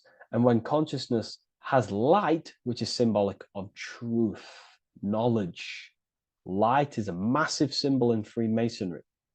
And light represents knowledge of self, information. And when we gain information and knowledge of self, when we align our left and right hemispheres, our actions take action on our intuition, we gain higher light, higher knowledge of self, ultimately. And this is why we also have the square and the compass. Okay? We have a square and compass here. The square and the bottom, base consciousness, also representing masculine qualities. This is the masculine qualities because squares are masculine. And the compass creates circles. So we have the circle on top of a square. Circles are divine. This is oneness. The circle is one line. The square is 4 lines. It's divided. So we need oneness over division. We need to unify the masculine and feminine qualities. Masculine and feminine qualities, okay? This is in the middle because the compass would fall on the right pillar and the square would fall on the left pillar, and it's unifying, it's representing unification of these two pillars of masculine and feminine qualities of self to ultimately rise towards this light, out of the darkness and into the light. Okay. Let's go back. The G. This is very important. This is one of the most important teachings I could possibly give you about the G. The G is the generative principle, is what generates things. And the force within you that generates things is care and the heart energy. The heart ultimately expresses our actions. We think, if we care, we act. Everything in your external world is in front of you because your heart cares. You care about the video and gaining knowledge. You're now here watching this video. That's the care energy expressing actions. So in order for us to truly get out of this divided consciousness, we have to go through the G. We have to go from base consciousness, the square, divided, we go through the G, because we have to care. And if we care, we'll reach the higher mind and gain higher self-knowledge and master the self. You cannot do this if you do not care. And if you do care, you will take action towards it. If you're watching this and you don't actually truly deeply care, you won't take the action, you'll just gain the knowledge, which is ultimately useless. You have to take action on this knowledge. And if you do not, there's no point watching the video. It's difficult. It's difficult. It's not easy. And things, throw us off our path sometimes. I understand. I'm not saying I'm perfect, but we ultimately have to give care towards reaching higher knowledge. Seek and you shall find. If you have the care about reaching higher knowledge of self, you will seek it and you will take actions towards it. Okay. We see this everywhere, and I mean everywhere. The Temple of Solomon has the two pillars, Jachin and Boaz pillars, feminine and masculine qualities. Sol, O, Mon. Sol is sun, Mon is moon. It's building the temple, which is, the temple is the inner self, ultimately. It's symbolic. The temple's not a real place. The temple of self, building the Temple of Solomon and reconstructing the Temple of Solomon, is about reconstructing the self through masculine and feminine qualities. We see it everywhere. And this is very symbolic, very symbolic. We have the two pillars, we have building the bridge, and we have a stairway that goes to what you can't see, because it's going to the unknown. You have to have faith. Okay? What I'm about to say is very important. You don't know what higher consciousness is, okay, until you get a little bit higher. This is hard to explain, but I didn't know what everyone talks about, what higher consciousness is. I can't give you my higher consciousness. It doesn't work like that. You have to enter in and go within and have faith, going into the unknown, because you're ultimately going into something you do not understand. Higher consciousness, I cannot give it you. You have to enter the door and take action and think, feel, and act towards it, and you will go to the place, and then you will understand what higher consciousness is. Ultimately, what higher consciousness is higher knowledge and understanding of self, what you actually are. Okay, that is what's being symbolized here. It's again in the Masonic art. We have the darkness. We have to have faith to leap into the darkness, into the unknown. We see this everywhere. Like, you'll see when I say this everywhere, and I mean everywhere you'll see this. Every doorway has this symbolism in the ancient world, because ultimately this is what it's about, people. The door represents going within, into a new light, a new room, a new level of understanding of self. Okay. Here we have Astro World. Now, this is obviously a darker aspect of this. But again, we have the two pillars. See you on the other side. That's the doorway. The other side. And I'm not going to break down, this ritual, but you can guess what I'm on about here. That's for the university, of course. I can't break that down on YouTube. It's way too deep. But there's knowledge out there that is so deep you couldn't even comprehend it with the current mind, even for myself.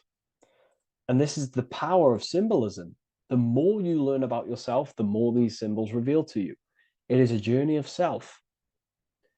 And I can't give you these understandings. You have to go within and question and meditate on these symbols yourself, and have thinking exercises of meditating on a symbol and seeing what your mind does with the symbol, what it lets you think about that symbol, and you'll unlock deeper meanings. I'm going to go over one more symbol before we end this. This is the hourglass, which represents time. Time, a very overlooked thing in today's world. We do not have unlimited time in this body. You have limited time. You will die. You will die. You have limited time in the external world. This is why it's on the left pillar, located on the left side, the external world. You are limited. The scythe represents you will be harvested. Your body will die. It'll be harvested.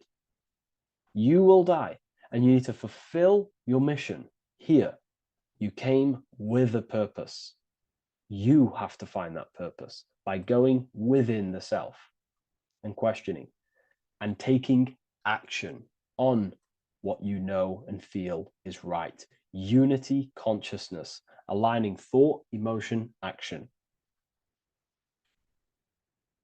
So if you wish to learn deeper insights, gain exclusive lectures, astral projection, self-mastery, I've just started a new section on mind control methods and how people are using this in society and becoming conscious of it. I've now opened 5 spots at a limited special price for Ethereal University. Use the code MIND, all capital letters, MIND, all capital letters at the checkout. And there's only 5 of these codes. Whoever uses them gets them. It's ultimately going to give you 20% off the university for as long as you're subscribed to the university. We go so much deeper in the university. Remember, social media is just the tip of the iceberg. Tip of the iceberg information. There are certain things I can't talk about, but I'll see you inside, and I hope you enjoyed this video. Please leave a like, comment, and a subscribe.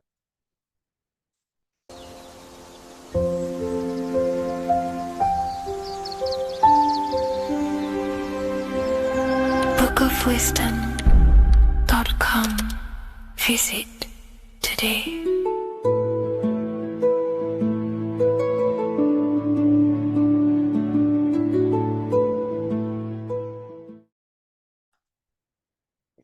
In this video, you're going to learn exactly what Christ consciousness truly is and how to cultivate this into your life so you can live a better life, create the things that benefit yourself and humanity, and ultimately to bring heaven on earth.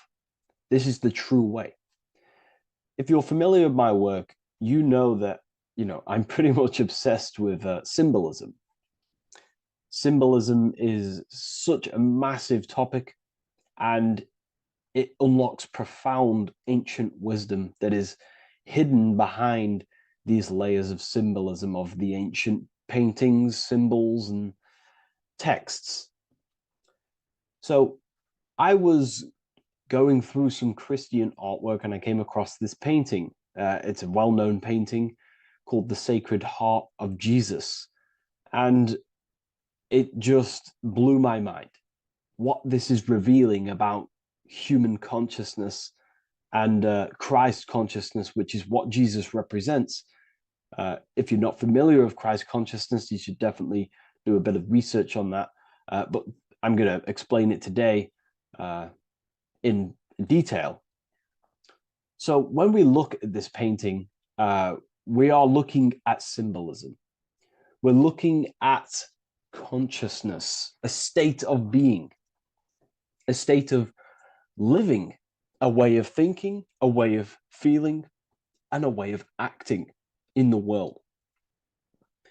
As I've said this many times, we're all creators. We all create and generate reality. And you don't just have your personal reality, you have a collective reality. Your reality is affected by the collective consciousness. Depending on the collective consciousness's understanding of reality will also affect your life. We have a collective life and a collective experience. So Jesus in this depiction here is in a way showing us instructions to reach Christ consciousness, whether you see it yet or not. But I'm going to decode this for you. And your mind might be blown after watching this. Okay, so so what is the meaning of Christ consciousness? What's the whole purpose of this? Very simple. Like I mentioned before, we have a collective experience on this world. And Christ consciousness is the natural consciousness that we all need to be functioning on to generate peace, love, and unity on the earth in this experience we call life. That's what Christ consciousness truly is. It's a state of being that we need to cultivate within our own self, within myself, others, and everyone in this life and experience, so that we can all live in peace and heaven on earth, what they like to call it, so that we can generate the best experience possible together on this thing we call earth, on this material world, this material dimension. The material dimension is simply just a physical dimension of thought. It's a physical outcome of thought, but that's a whole other lecture. So please leave a like, leave a comment if you have any topics to talk about that you wish for me to cover, and definitely leave a subscribe if you like my content and channel. So to go deeper into this, right, we've explained what Christ consciousness is and what it actually, will do to the earth and what it will do to reality in our collective experience. And it's also representing a profound understanding of self, a deep understanding of the true nature of self, the true source of self, what the self is, pure consciousness, pure God. We are all Jesus.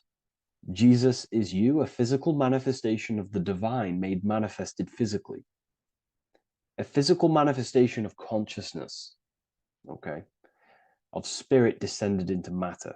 However, Jesus is a symbol that should not be worshipped, but something that we need to cultivate, maybe look up to, and cultivate within our own mind and hearts and actions. So he is someone that we should embody into our own very own being. We need to reach a level of intellect, the mind, a level of emotional understanding, and ultimately this creates Christ consciousness. Okay, and now I know that was very, very vague what I just said, but I'm going to explain a bit more. I don't want to give it fully away yet because you need some more information, more keys. So let's observe the top end of this painting. Jesus with this circular light emanating around his head is symbolic of the mind, of the our thinking aspects of consciousness, the way we generate thoughts, ideas. The mind is also good at also ruling communication. It also rules what we give attention to. Okay, so this is symbolizing the mind of every human being. The mind is a very powerful center of consciousness located in the head, of course. This is why Jesus is the head at the top with the circle around it, representing the mind. Now, to reach Christ consciousness, we need to purify our minds. Purification of the subconscious mind. The subconscious mind is the hidden aspect of our mind with all of our memories, belief systems, and everything we've ever experienced is stored within there. We have traumas there, we have bad belief systems that hold us back. So it's about reprogramming the subconscious and aligning the subconscious with higher consciousness, with higher understanding of self. Removing any mental blockages from the mind. Because in today's world, most people's minds, including myself before I, purified myself, and I'm still continually purifying myself. That's not to say I'm perfect, because I'm definitely not. But what I was saying was purifying the mind so we can have a powerful mind. Because like I was saying, most people's minds are not their own friend. They let their mind control them. They let their thoughts create negative influence on them, negative emotions. They let their mind destroy their confidence, destroy themselves. We do not want a mind like this. We need a mind that is our best friend, that receives powerful thoughts, that gives someone power. We do not want our mind taking away our power. Okay, so in this specific image here of Jesus, this represents a light mind, a powerful mind, enlightenment. The word enlightenment means light and ment coming from mental or mind, light in the ment. This means a powerful mind. Light is also symbolic of knowledge, information. When someone's very intelligent, you call them a bright person. It's a bright mind. It's knowledge of self. So the mind is conscious of self. That's another thing. We need to be conscious. A lot of people are not conscious, including myself before I did this, before I woke up. Most people are not conscious of their actions. They're not conscious when they're actually awake in the day. They do things unknowingly. Are we conscious of our thoughts, emotions, and actions? What we're giving attention to in our mind? Because ultimately this shapes our experience. There's a great quote, I think it's Julius Caesar or one of the Roman emperors, who says the quality of your life is dependent on the quality of your thoughts. Something along them lines. I don't know if I'm 100% correct there, but it's very true. Our thoughts dictate our happiness. So to cultivate Christ consciousness, we need to be conscious of our actions, conscious of our thoughts that we're giving attention to. There is a level of mastery that we can achieve within ourselves where we become conscious of every single thought that enters our mind. That sounds easy, but it's definitely not. But that's a high level of mastery that we can achieve and cultivate within ourselves. So we're looking at a powerful mind here from Jesus, a powerful mind, a purified mind. And we purify the mind through, affirmations, meditations, ritual work. Rituals are things we do every single day with an intent in our mind and an emotion in our heart to impress that state of consciousness into our subconscious, so it can slowly rewrite our consciousness and align our consciousness and sync it with higher thoughts and higher emotions, with love. We can sync our consciousness with love, which is ultimately what Christ consciousness truly is. Well, now we're going to go on to that now. So we've gone over the mind. Now we go over the heart. Now notice, before we go into the heart, Jesus is revealing.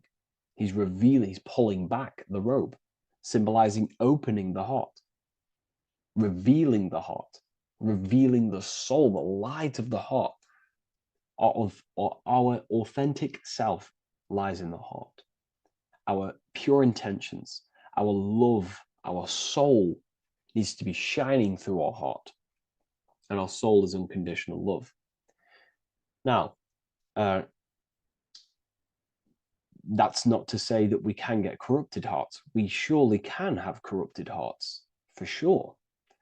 We can love sick and twisted things, and that's evident in today's world. People love killing people. People love hurting people, manipulating people. People love power. Now, that's obviously an inversion of the natural state of consciousness for humans. When we're born with a natural state of love, of unconditional love for the self, for everyone else, for animals, insects, the earth. We love everything as a child. And not only do we love everything, we actually act upon this. As a child, we do not act on anything we know is not good. And I'm talking early stages of being a child, before we're indoctrinated, before the mind and heart become corrupted. We are pure. This is symbolizing this. Light represents also purification and truth, because when you shine light on something, it's the truth. You see it. You shine it through the darkness. It reveals. So light, this is symbolizing revealing the light of the soul, of love consciousness, holding love in the heart, true love, not love for sick and twisted things, but true love for the self, the body, and for everyone else and all things. Holding love in the heart. There's a famous saying of keeping the sun in your heart. Keep the sun in your heart. It's a very famous saying. The sun is a symbol of love. What does the sun do? It gives abundantly. All it does is give light, give energy, power, light to the earth, and everything is feeding off this source. The sun expects nothing back. It just abundantly gives. It's a symbol of love. This is the love principle of creation. Now, the heart is also governing our actions.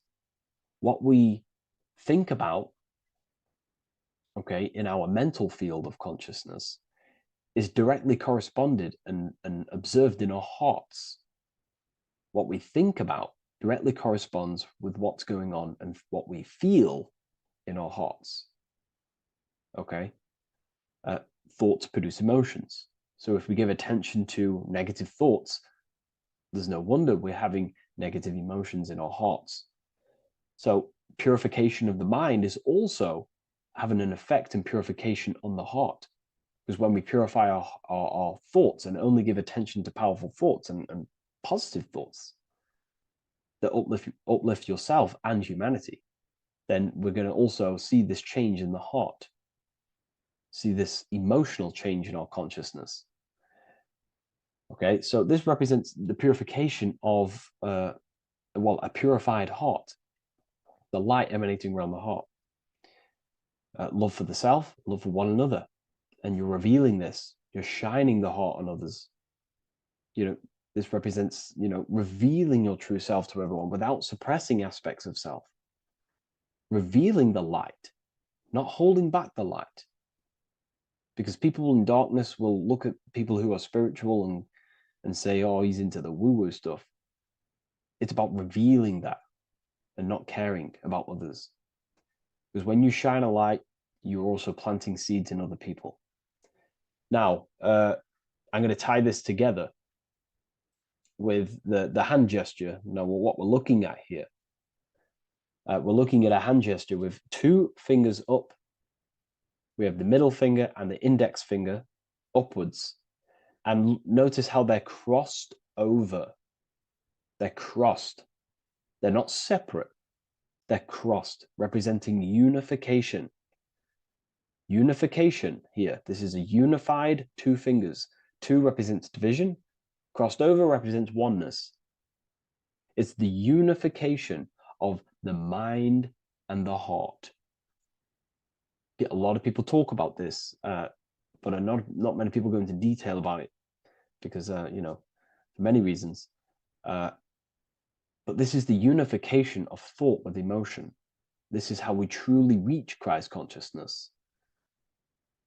And ultimately, when we do gain the love in our hearts and we do slow, it's a gradual process of cultivating love for the self and everyone else in the world, because we're so programmed to be divided.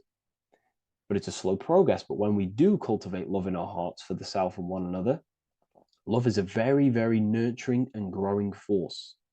Like I said, the sun earlier, that is pure love energy.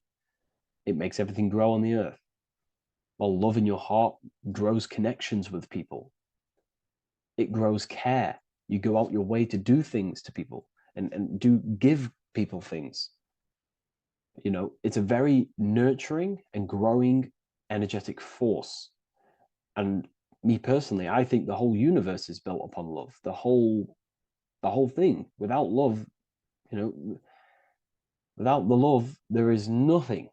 Nothing is, love is the only true emotion that truly exists. Everything else is either an opposition of love or a different degree and branch of love. Love is the only true emotion, and everything is built upon that principle. Okay, love is what guides us to a higher consciousness. When we cultivate love in our hearts, we become a vessel for light, more energy, more vibration. Our electromagnetic field expands, or biofield, when we hold love in our hearts. It's a very powerful force. And when we do cultivate a strong spiritual compass within our heart, because that's what our heart truly is, it's a spiritual compass. It tells us, well, it doesn't tell us, it knows what is right at all times. If you think something, your heart tells you whether that is right or that is wrong, whether you should act upon it or whether you should not. The heart knows what's good and evil. No one told you this as a child. As a child, you already knew this. You came into the world, you knew what was right and wrong. You knew it was wrong to hurt people. So this unification that he's doing with his hand symbolizes thinking with the love of the heart. Represents thinking with love of the heart. Thinking with love of the heart for the self and the collective. Now, ultimately, what this does is give birth to perfect action. Why? Why does this give birth to perfect action? Think about it. Every time you've taken an action, why did you take the action? You would have thought about it, you had a feeling towards it, a care energy, and you took action. Why do we go to work? We care about paying the bills and staying in our house. We go to work to earn money. We think, we care, we act. Everything you see in front of your reality, on the screen that you're seeing right now, you've called your eyes. Everything is in front of you because you care. It's the heart energy that leads the body. Okay? And that's even present in the body. Have a look at the body. We have the head, thought, then emotion, then our feet is at the bottom, and our feet take action. Thought, emotion, action. Thought, emotion, action. So even the body is basically a blueprint of how creation is manifested. So we receive thoughts from the divine planes, from the higher planes of consciousness. We receive them. That's another thing that I missed. If we purify our minds, we're basically attuning our mind to a higher part of the mental plane, and we will receive higher thoughts. We will receive thoughts that are more genius, what we like to call today, or better quality thoughts. We receive good ideas when we attune our mind to a higher consciousness. Okay, so we are like a radio. We receive thoughts based on what our mind is set to. That's why we call it a mindset. So, like I was saying, we receive thoughts through the head. We feel the emotion, then our feet take action. Thought, emotion, action. So the body's a blueprint of creation. It's beautiful when you really notice this.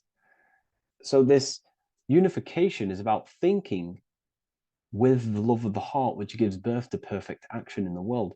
And this is the state that we need to cultivate within myself and everyone in the world so we can give birth to heaven on earth through action. Because ultimately the world is molded through action, physical action. and them actions are molded from thoughts and emotions. Now,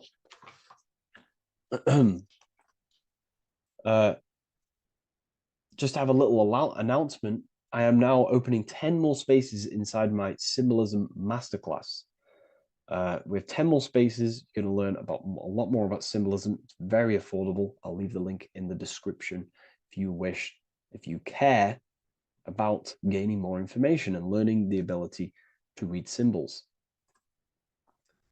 So what is the inversion of this?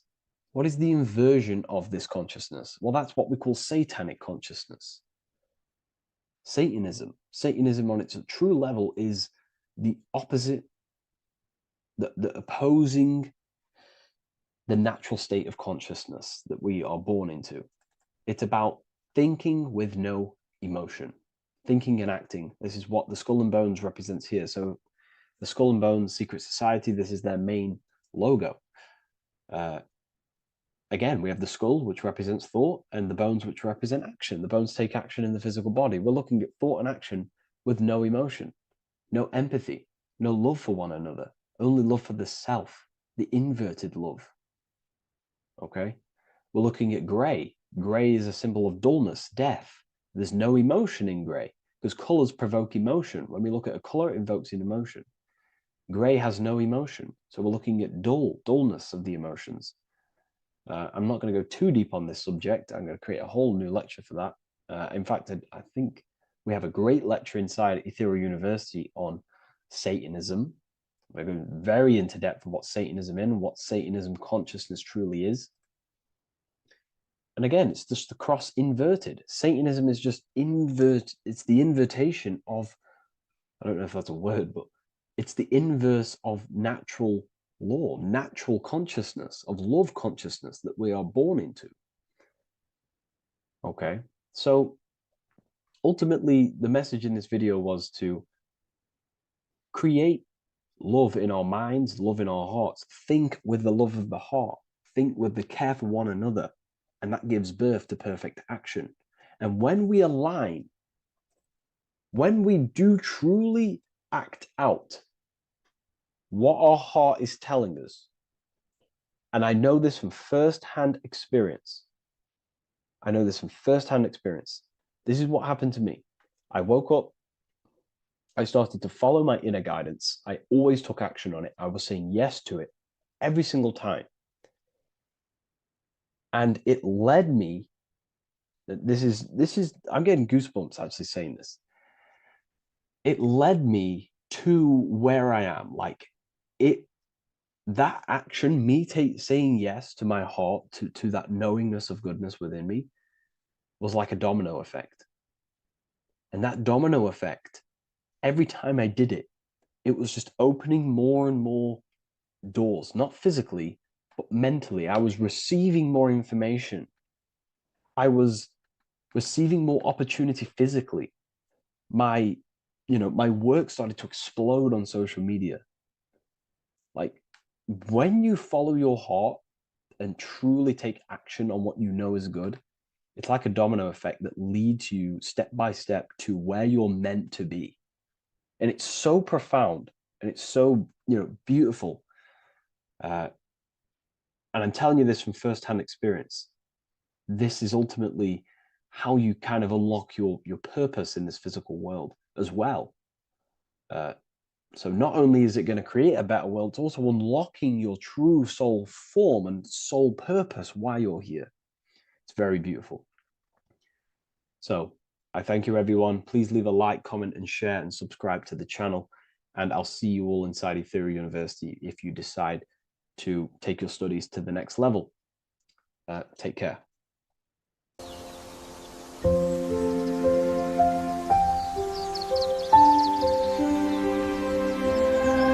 bookofwisdom.com.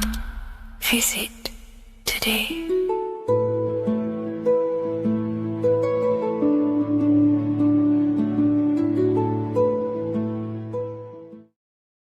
Hello and welcome to another video, people.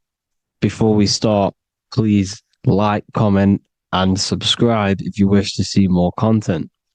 Today we're going to be talking about the mental universe and how everything is mental. This is the number one law on the Kabbalion. If you've never read that book, it's called The Kabbalion.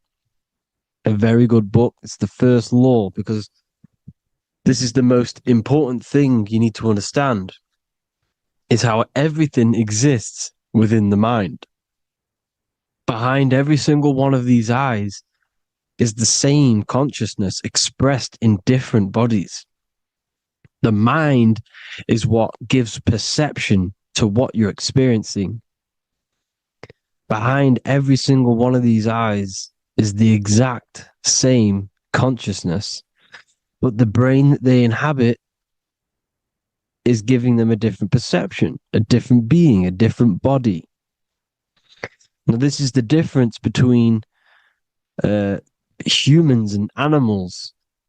Humans possess a advanced consciousness, an advanced mind that gives us the ability to be aware of ourselves mentally, physically, and spiritually. We can reflect on ourselves. When a dog looks in the mirror or an animal looks in the mirror, it doesn't know what it's looking at. It doesn't realize it has a consciousness. It can't reflect on itself. It can't say, I want to improve in this area. It doesn't have that consciousness. We have a divine consciousness.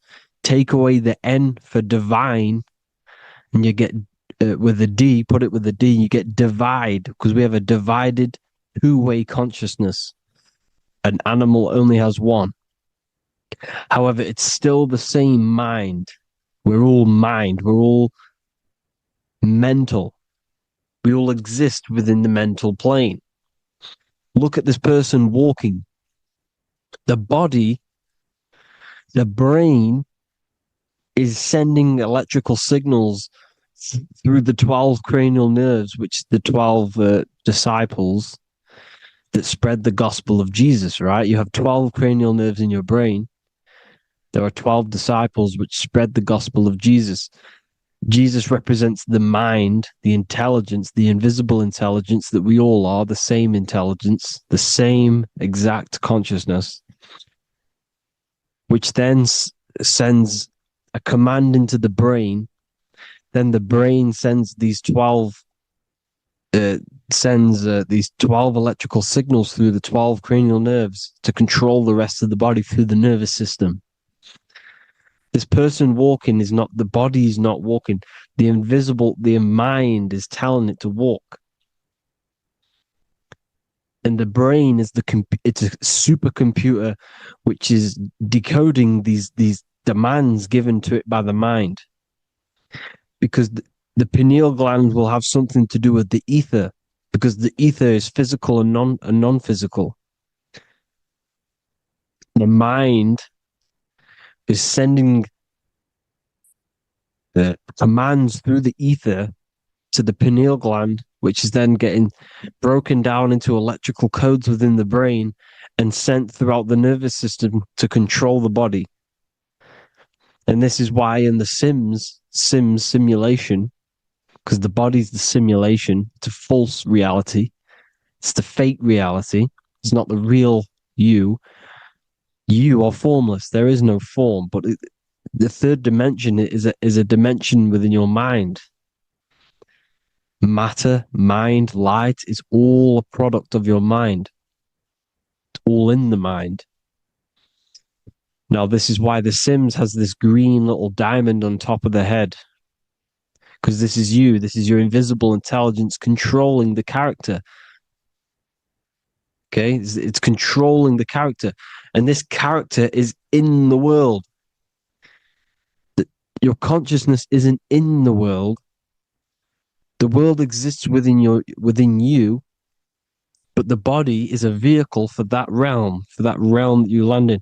When you have a dream, your mind transcends this body into another body, duplicates your body into another universe, unite. You unite is one.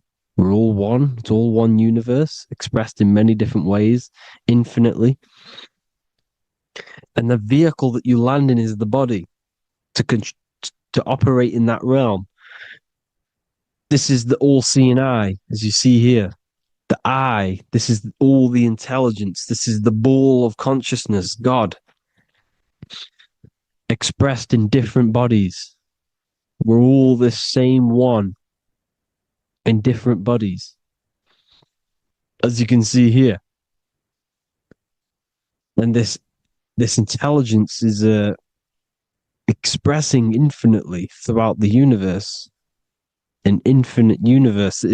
There's no beginning, no end. There was no beginning of the universe. There is no end. It's infinite, always has and always will. But the mind is what gives you the ability to explore the universe, to make perception of it.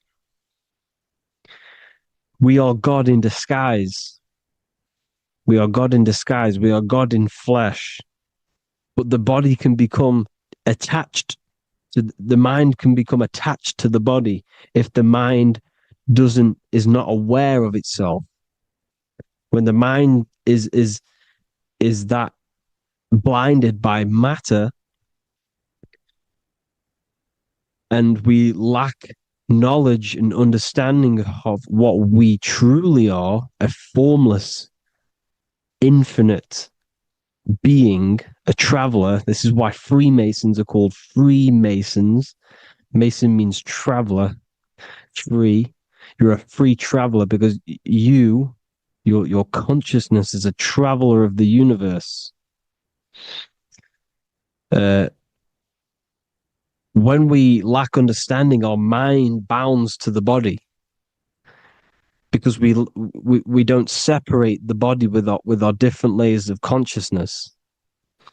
When we separate them and identify that we are mind, body, emotion, you then can apply this knowledge to when you want to astral travel and explore the different realms of your mind, because the mind is the universe. People, this is what we need to understand. The mind is the universe. I am you and you are me. This is the Egyptians showing you this. The Ankh is the symbol of life. This is the one ball of consciousness, mind, giving it the Ankh life to all the different life forms. The cows, the birds, the snakes, and the big Ankh given to the humans, because the humans are the most intelligent. We have the most advanced consciousness. We have the most advanced consciousness. This is why the one is giving a big Ankh to the humans here. Here you see it again. This is not the sun. This is also showing Ankh giving out its life to all things infinitely. And this is the Most High. We are the Most High in disguise. When we strip off the body, we strip off the desires for the physical world, we strip off all of these fake identities that the mind gets attached to. That is God. The universe. You are the universe experiencing itself. I and I. The letter I and the number one is just one line. The letter I is the number one. Because your I am, when you refer to yourself as I, every single one of you who's watching this video refers to yourself as I, which is the one. We are all the one. We are all intelligence. We are all invisible. We are all the one. One is the only number. 1, 2, 3. Everything goes up in ones because there is only one. Doesn't matter how far you go down the line with numbers, all of their numbers are created by one because there is only one. It's me and you are the exact same consciousness expressed in different bodies. Mind, cause. There is only one cause. There is only one mind. There is only one being. But because we lack understanding of this, we think we are the bodies. And this causes division, because the physical world is the most illusionary world. It's an illusion. It's all an illusion. Now, you see with the two, you look with the two eyes, but you see with the inner eye, the mind. Okay? The mind is the mental plane is a shared plane. And it gives perception to what you're looking at. The mind. I'm affecting you when I speak. Because the mental plane is shared. We all share mind. We all express mind. When I'm speaking to you, I'm affecting you because we are mind. So the words that I'm saying, which are being manifested from my mind, are being manifested through my body into vibration, is affecting you. I'm affecting you with what I'm saying. And these words are having an effect on your mind because we're all mind. This is why you need to be careful what you're listening to, music and all sorts. Because music can also create thought loops within your mind. Because the chorus, we shouldn't be listening to choruses. Choruses are loops. And what they're saying in the chorus is being looped. And this can create thought loops within your mind. Go and listen to an old song that you used to listen to about 5 years ago, 10 years ago, 20 years ago. Go and listen to an old song, and you guess what? You will get nostalgia. Why will you get nostalgia? Because that song will trigger the thoughts that you were thinking in that time of listening to that song. So songs with choruses create thought loops, and they reprogram your subconscious mind. It's important why music is very powerful. Mine and mind, same word. See, language is the truth, people. This is why I use language in all of my presentations, especially the English language. It's riddled with occult truth. I is my me. I, you, and me, or I, one. We are not the name. We are I. Every single one of you is I, because we are all the one, all mind. Now, the only thing that is truly mine is my mind. When you say something is mine, it's an illusion. It's not yours. The only thing that is mine is mind, my mind. Okay? It's my mind. It's the only thing. It's the same word, mine and mind. Like I said before, everything's one. Hot and cold is different degrees of the same thing, of the one substance, of degrees. The 7 colors are different frequencies of the one white light. Everything is one. There is only one. We are all one. Everything is one. Hot, cold, day, night. It's the same degree of one, which is mind. The mind's perception is what's giving it, labeling it hot or cold. The mind's perception of colors is what is giving it red or purple, hot or cold. There is only mind. The mind gives things perception. There is only one, that is mind. The conscious and the subconscious mind. The male and the female, these are married. The subconscious mind is your hidden part of the mind. Okay, it's hidden. You You can access it through different meditations and Reiki teachings, and dreams or manifestations of your subconscious. This is how you know mind and matter are one, because your mind creates matter in dreams. Your subconscious manifests everything in a dream, in the astral realms. The conscious is what you're conscious of, what you're consciously thinking of. So me, I am conscious that I am speaking into this mic and creating this video. My subconscious mind is the hidden part of the mind, which is speaking to my heart, telling it to beat. It's telling my food to digest. It's regulating all my blood. It's doing everything in my body without me being conscious of it. Without me being conscious. The subconscious is the feminine. The conscious is the male. The Bible, of course. Proverbs 12:4. Helpful, not helpful, an excellent wife is the crown of her husband, but she who brings shame is like rottenness in his bones.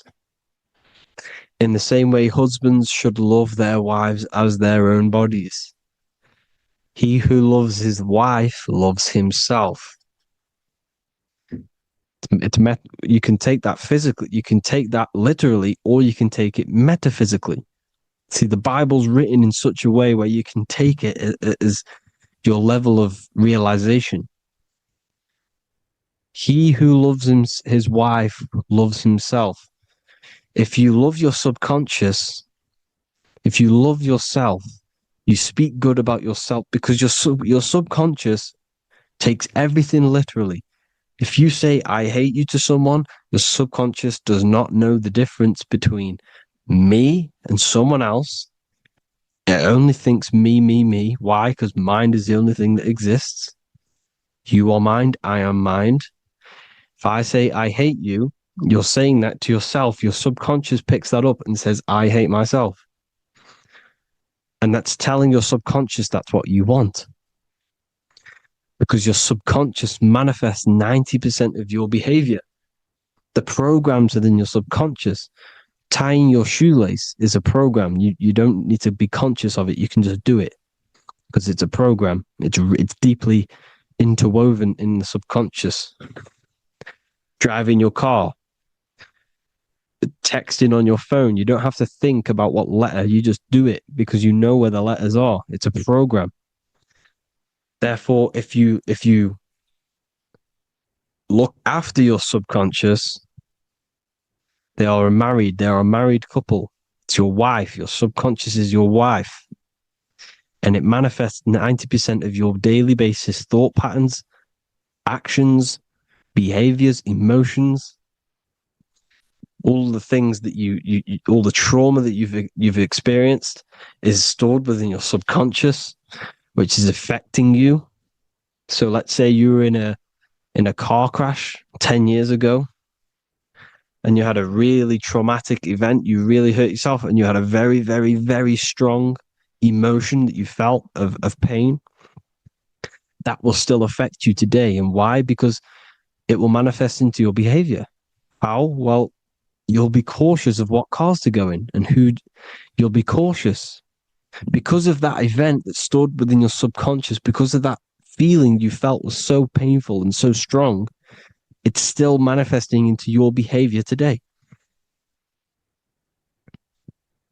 For example, you won't go in certain cars, you won't go with certain drivers. The subconscious stores everything, all your memories, the programs, and everything.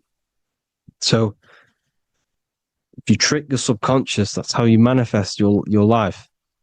If you trick the subconscious, you already have something. And therefore it will manifest into your life, into your behavior, thoughts, and actions. This is why the golden rule is to treat others like you want to be treated. Because I am you and you are me. We are all subconscious. We all have subconscious. Whatever I do to you, I do to me. Because my subconscious picks that up and thinks I'm speaking to me. Mind is very powerful. Whatever I do to you, I do to me. Treat others like you want to be treated. The golden rule. That is the only rule we need in this realm, in the universe. If everyone understood this rule and how the subconscious works and how karma works, we'd live in heaven on earth, the Garden of Eden, the golden age. As a man thinketh in his heart, so is he. Proverbs 23:7. Where your heart is, there will be your treasure. Your heart's the emotions. The storehouse of emotions is where you feel emotions. You have to let your emotions move through you, not become you. You can't let your emotions become you. Or except be like the sky and let them pass through you. Be like the clouds and the stars passing over. Let them pass through you. Do not let them become you. And this is how emotions can take over your mind. We are driven by, when a man is driven by emotions, he has no self to control. You must control the mind, because the mind can be corrupted. Because your thoughts are electrical in the brain. Your thoughts come from the mental plane. So how the mind works is that you place your attentions on something in the mind, and infinite information just flows in. Think about it. When you think of a certain topic, as soon as you think of that topic, information comes flying into your mind. Different ideas, ping, ping, ping. It's all connected. It's why we call it a mindset, because your mind sets itself to frequencies. And when we think of something, we tap into that frequency, and just the universe, the mind, the mental plane just flows in information based on that frequency and that thought. The universe is just information. All of the information out there, nothing is new. It's all there. You just have to tap into it. You can tap into these different thoughts, and it's all there. Everything already exists within the mental plane. You don't think anything. You receive thoughts. We all share the mental plane. We affect each other. I'm affecting you. Listening to me is affecting your mental plane, your mind. The physical plane is the lowest plane. It's the world of effect. Everything you see in the physical plane is the effect of mind. Like I said, the person walking is the effect of their mind telling the body to walk. The physical plane is the lowest dimension of your mind. Mother Earth, we are in a mother. We're in the womb still. The Earth is feminine. It looks after you. It provides you with food for free. It grows on trees, with water. It's Mother Earth. It's the womb. The dome above your head is your mother's belly. Okay? Is your mother's belly. You're in the womb still. You're forever in the womb, because your mind's constantly expanding. Because when the baby's mind figures out that there is a reality outside of its mother, it starts to hear the people on outside of its mother, what does it do? It figures a way out of the mother, and it becomes born again in the water, in a hospital, into the other world. It's the same with our minds. When our minds figure out there is other worlds beyond this physical, we explore them. The astral plane, for example. You figure a way out of the body. Because when you're the firmament, look at the word firmament, meant at the end. Firm is firm, something strong, something like a rock is firm. If your mind is firm like a rock, you will be stuck under the firmament. So, for example, people who are very programmed and can't think outside the box, They have a firm mind and they'll be stuck under the firmament because your mind is the only thing that's keeping you under the firmament. It's the only thing. When you're doomed, doom is dome. This is the dome, which is your head. Your head is the dome. Above your head, above the earth is the dome, the ethereal barrier. But that's just an external manifestation of your head. You don't leave the earth, you leave your body to leave the earth. Because your body is the earth. It's a dimension within your mind. So when you're doomed, you're domed. Your reality is your level of realization. You realize something, or when you have an idea, the mind, and the EYE or I, same thing, mind, it's all mind. Reality is your level of realization. You realize there's other worlds, that's your reality. Your perception's your reality. Mind in Latin is mens. Jesus was known as the fisher of men, which is the fisher of minds. He was fishing minds worthy of knowing the higher truth, the deeper occult knowledge. Jesus figured out that we are all God. And he got killed for it because in that age they were trying to suppress this information. Jesus figured out he was God because we are all God, every single one of you, and they killed him because we're all mind.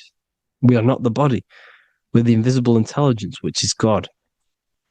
But you are not God if your mind is attached to this physical world, to the worldly pleasures. If you master your mind and travel the depths of your mind, that is God. Mental and men. Look at the word mental. It has men in it. Men in the Bible means mind. Here you see Masonic. The Masonic symbol with the eye, the mind. Looking over everything is the one. Everything comes from the one. All the lines coming off it. Giving its life to all of the life forms. Down here on the bottom, you have duality, black and white. Up here, you have singularity. One and the two. Unification and division. The lower self is divided into the left and the right. So the Bible even says, I forgot what verse it is, but it says, it's better to go through life with one eye than to have two and be cast into the fiery abyss of hell. I'm not sure what verse it is, but you can research it yourself. It's better to go through life with one eye, to be unified. Unified consciousness. Dimension. No brainer. No brainer. The language tells you the truth, people. Dimension. The dimensions are in your mind. Entertainment.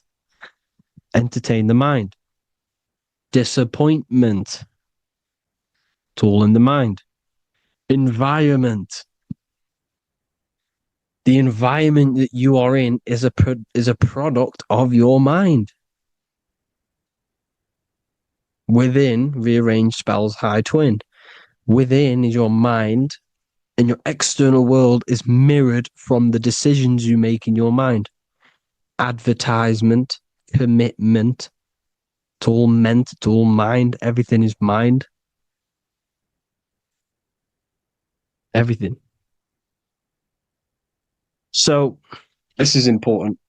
The collective thoughts and collective beliefs. The collective, because we all share the mental plane. And because of this is why we are in a weakened state of consciousness at the moment.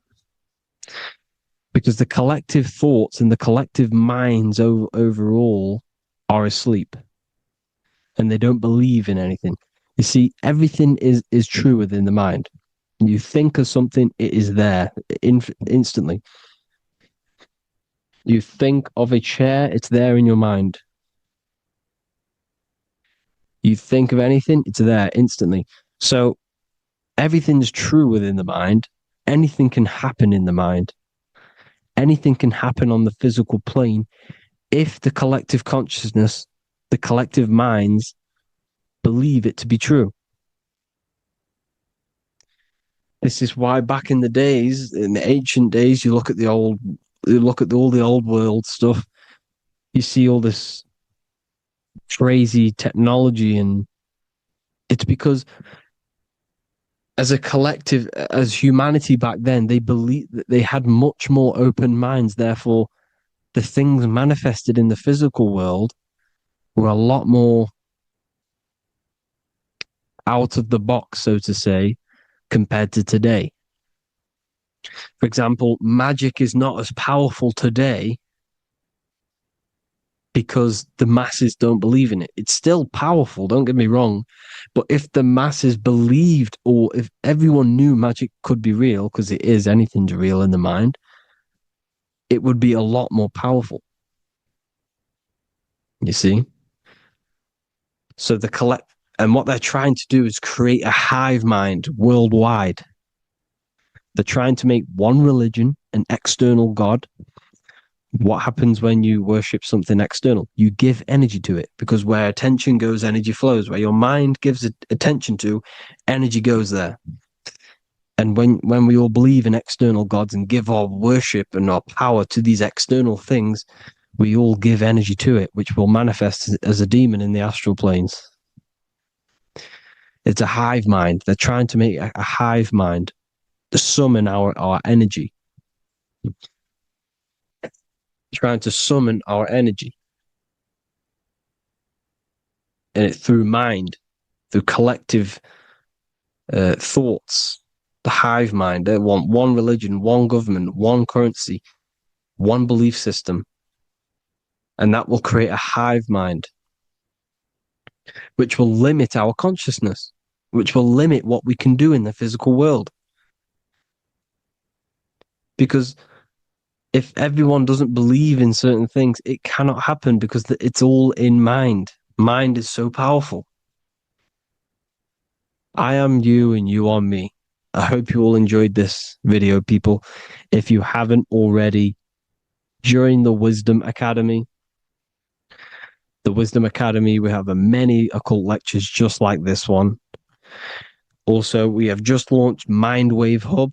If you want genuine frequencies, genuine binaural beats, because the ones on YouTube, the ones on Spotify, Apple Music, they're all tuned to A440 hertz, which shuts down the right hemisphere of the brain. If you want to gain access to your true consciousness, your mind, you need to balance the two hemispheres and balance the chakras. You can do that externally by listening to binaural beats. If you want true frequencies, true binaural beats to hemisync the chakras, hemisync the brain, to gain access to the different dimensions of your mind, well, you can gain access anyway, but it's going to help you if you're trying to learn this. Join Mindwave Hub. The link will be in the description. Listen to the binaural beats, meditate to them, listen to when you go to sleep. They'll massively benefit you. Thank you all, people. Hope you had an amazing, lesson. Hope you learned a lot. And please subscribe. God bless you all.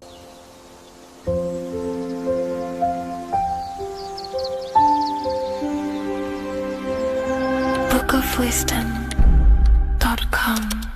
Visit today.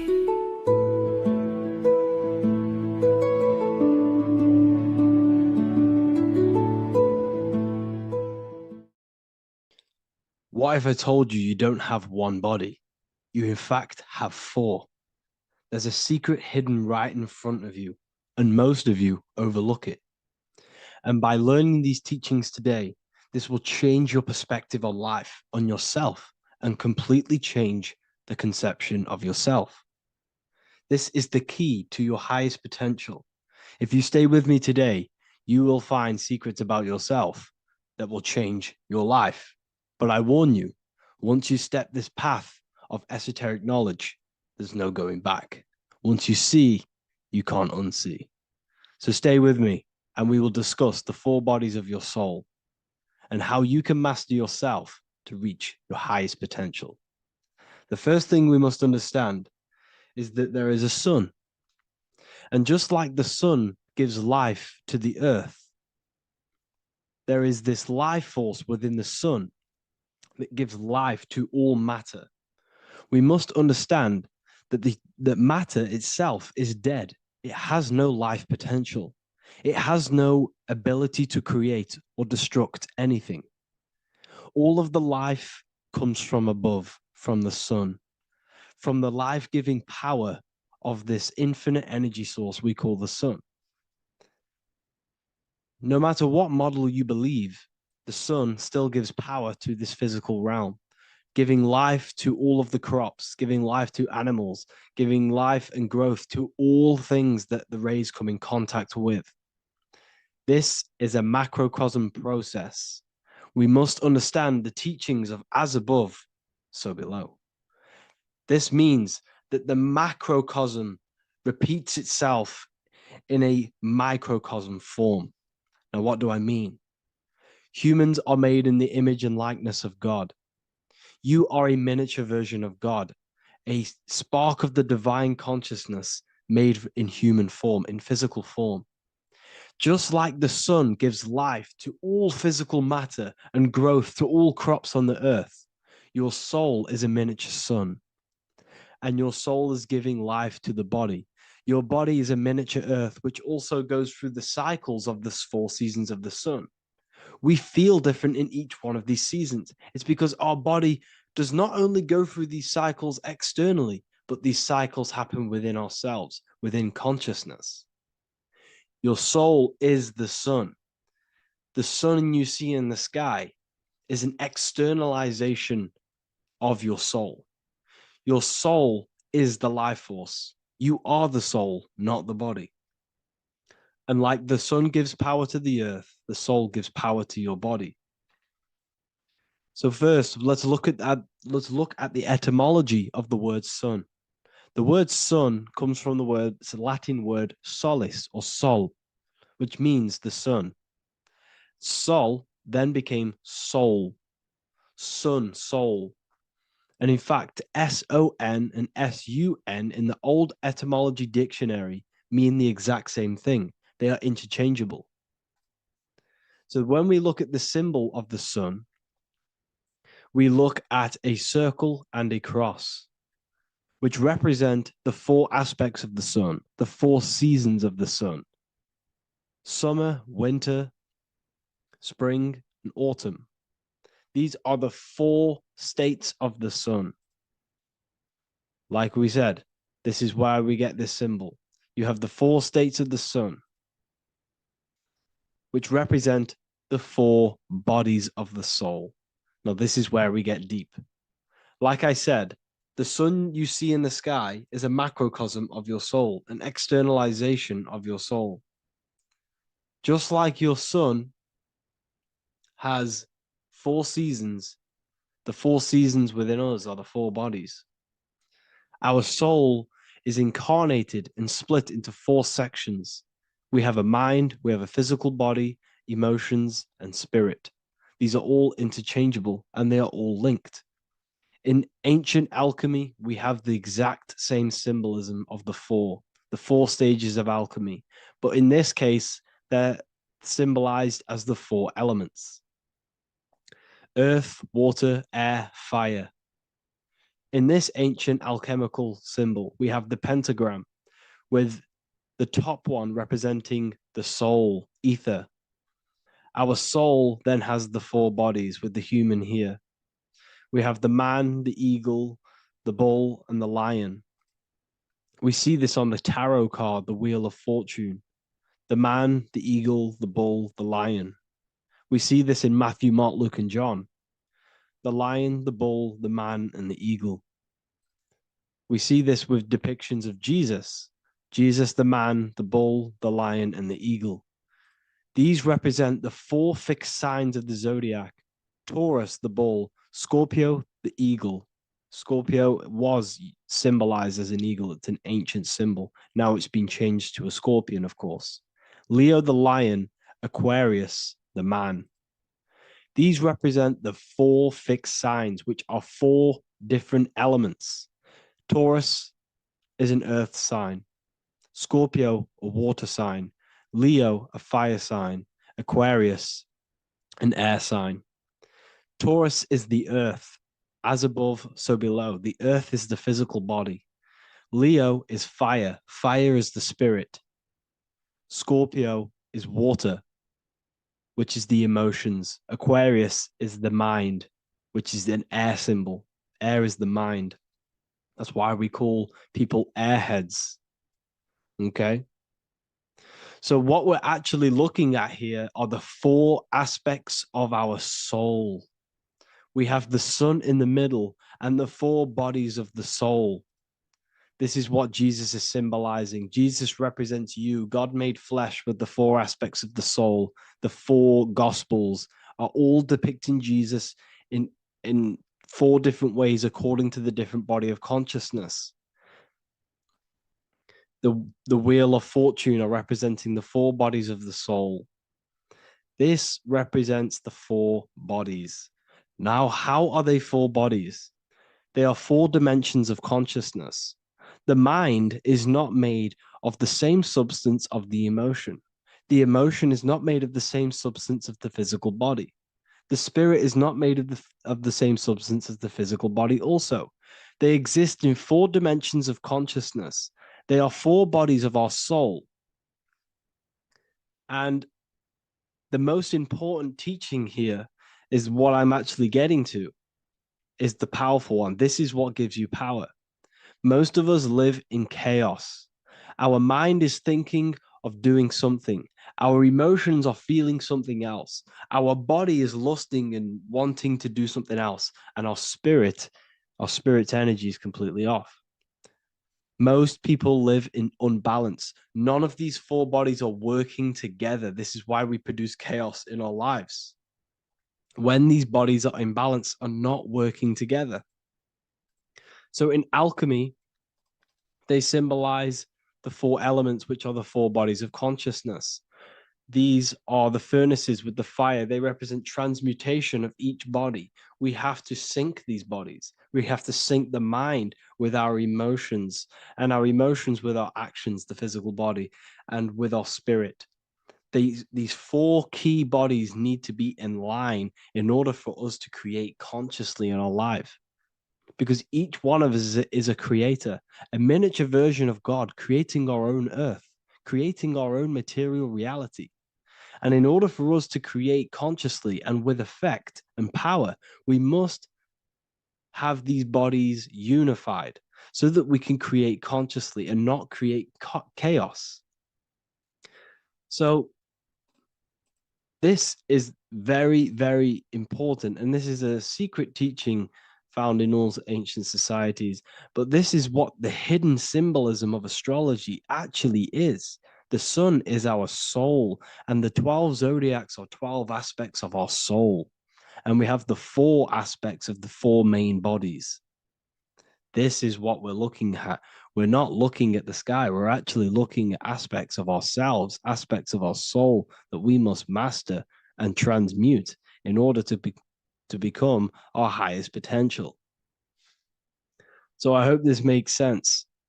And it may take a while for you to fully understand this, but the key knowledge in order for you to understand any of these teachings that I've gone through today is the major, major teaching of as above, so below. What is above is below. What is within is without. Your inner reality projects the outer reality. What is inside of you is outside of you in some form or way. Whatever roots that go down will always shoot up. When you throw a bouncing ball, you shoot it down, it will go up. As above, so below. As within, so without. God did not make us a creation separate from himself. We are all extensions of the divine made in physical form, and we are incarnated into 4 sections. Our soul is separated into 4 sections. These are the 4 corners of reality. These are the 4 pillars of reality that we must control.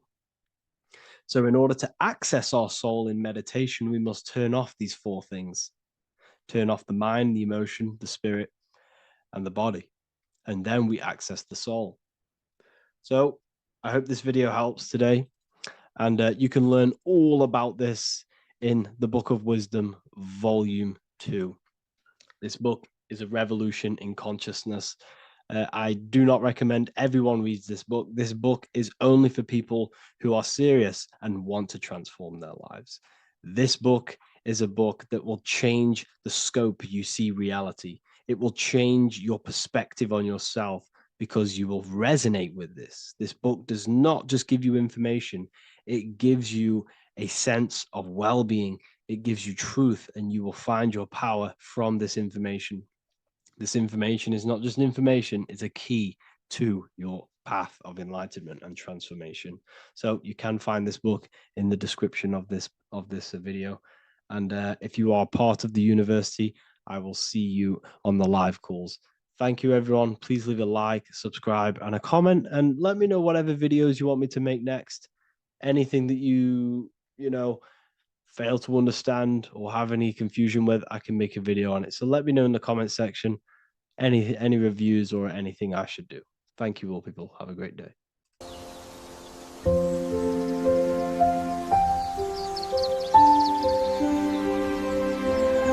bookofwisdom.com. Visit today.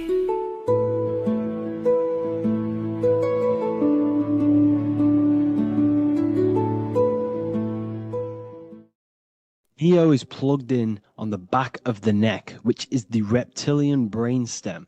The reptilian brain is all to do with survival mode, survival state. It's always scanning the environment for safety, whether that's physically, emotionally, or mentally. It does not think. It is instant. For example, do I smack the guy or run off? If something happens to you, like a car's coming really quick to you, you do not think about this. The reptilian brain is the animal instinct that will instantly move your body on the instant reactions. Hence why it's the closest brain to the rest of the body. It has instant access to the electrical nervous system to control the body at instant reactions. Now, Neo is plugged in on the back of the neck, which is the reptilian brain. Therefore, the matrix is the body itself. It is the lowest state of consciousness. This is what it represents. The word matrix means womb. It translates to womb because your body is a womb. Your body is a vessel for universal consciousness, for God consciousness. And the body is also a womb where you can be born again outside of this body by raising your consciousness, by awakening the neocortex. This is why Neo is called Neo, because it represents the neocortex. This is the higher aspect of our brain. This is all to do with new things, higher reasoning, higher thinking, new learning. You see, the brain is a receiver for universal consciousness. Now, what do I mean? It is a radio receiver. Think of it like this. You have a radio tower which emits frequencies. And each little frequency, 00.1, 00.2, 00.3, each 00 point is a different person.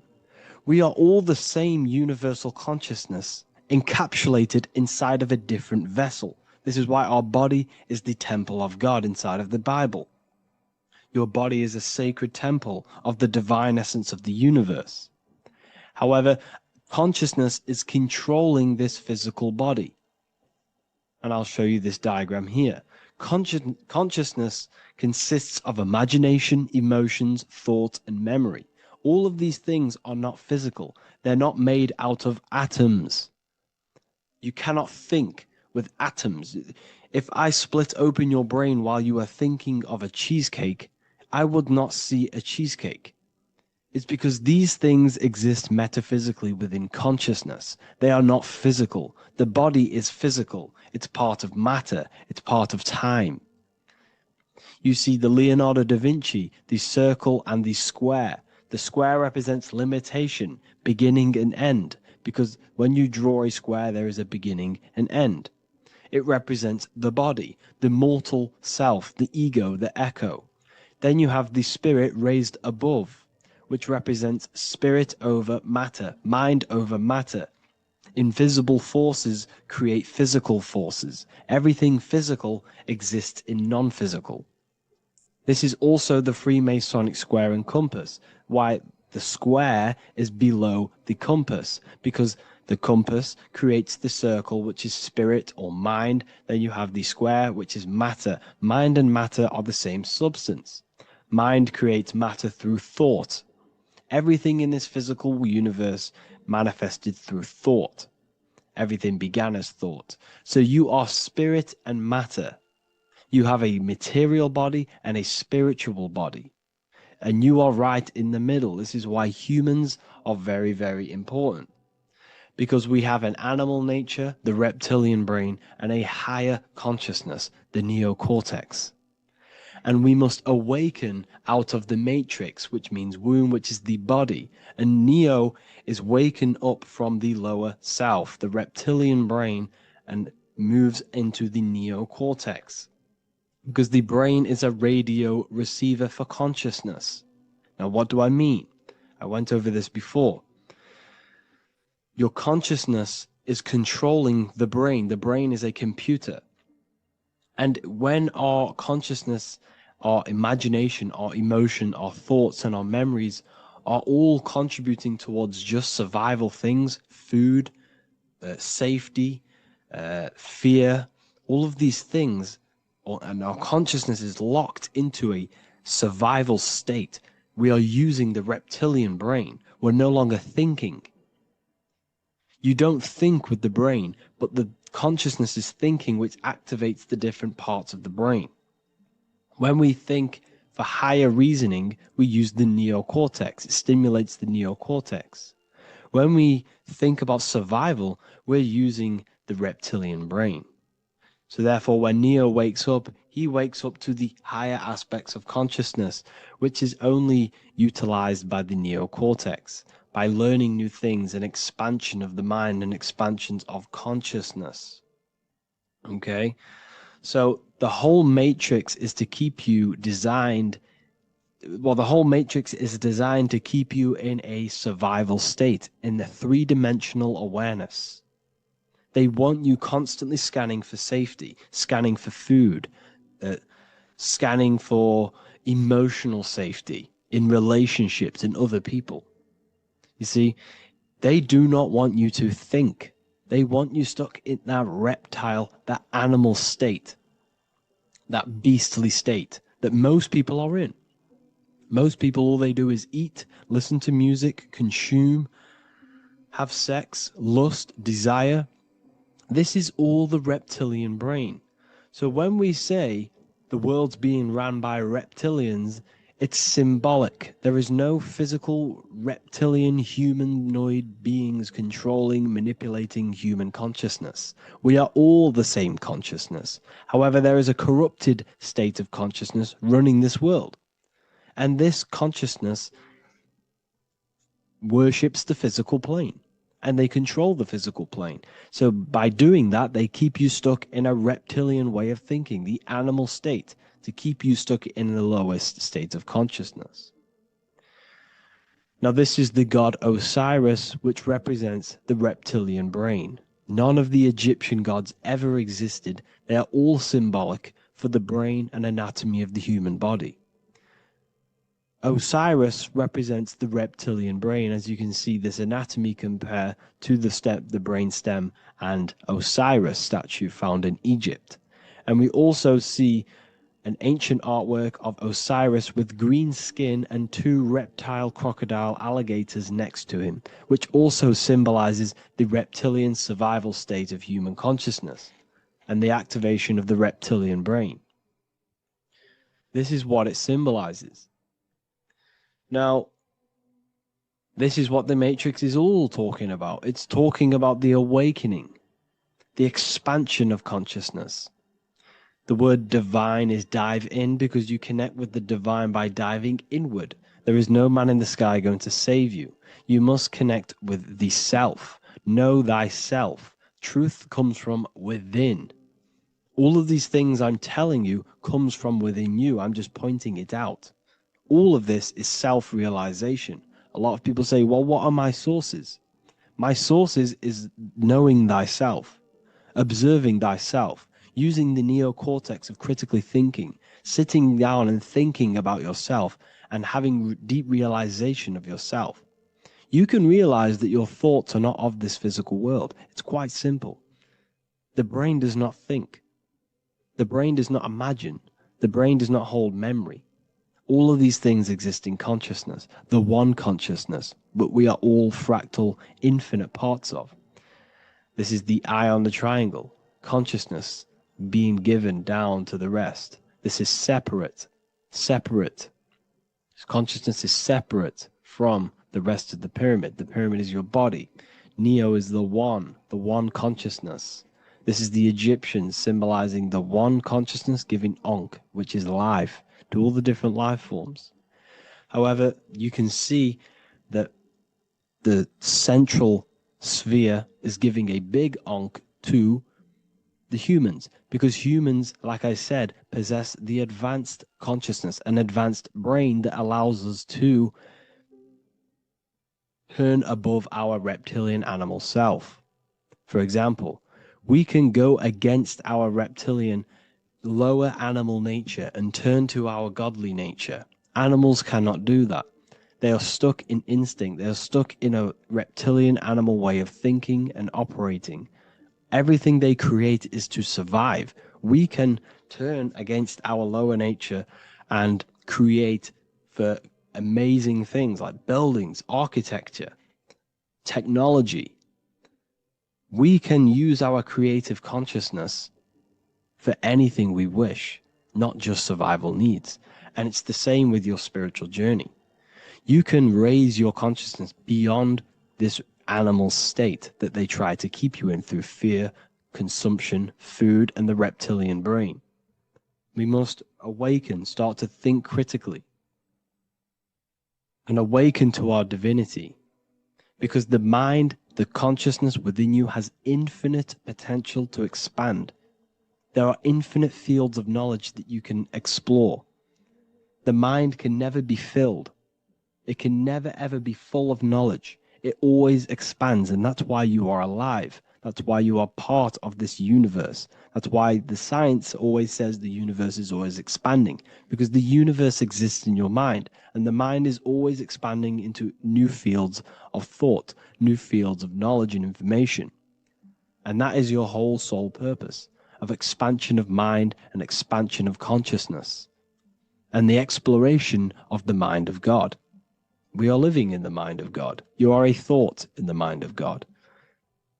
You must awaken out of this body. This is why Jesus says you must be born again to see the kingdom of God. You must be born again. You must raise your consciousness beyond physical limitation and awaken to your divinity.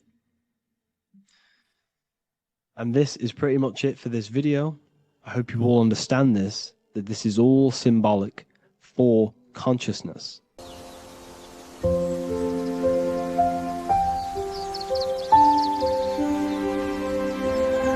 bookofwisdom.com.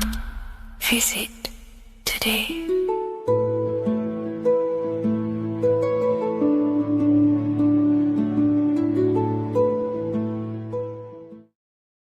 What's good, people? We're back with another video.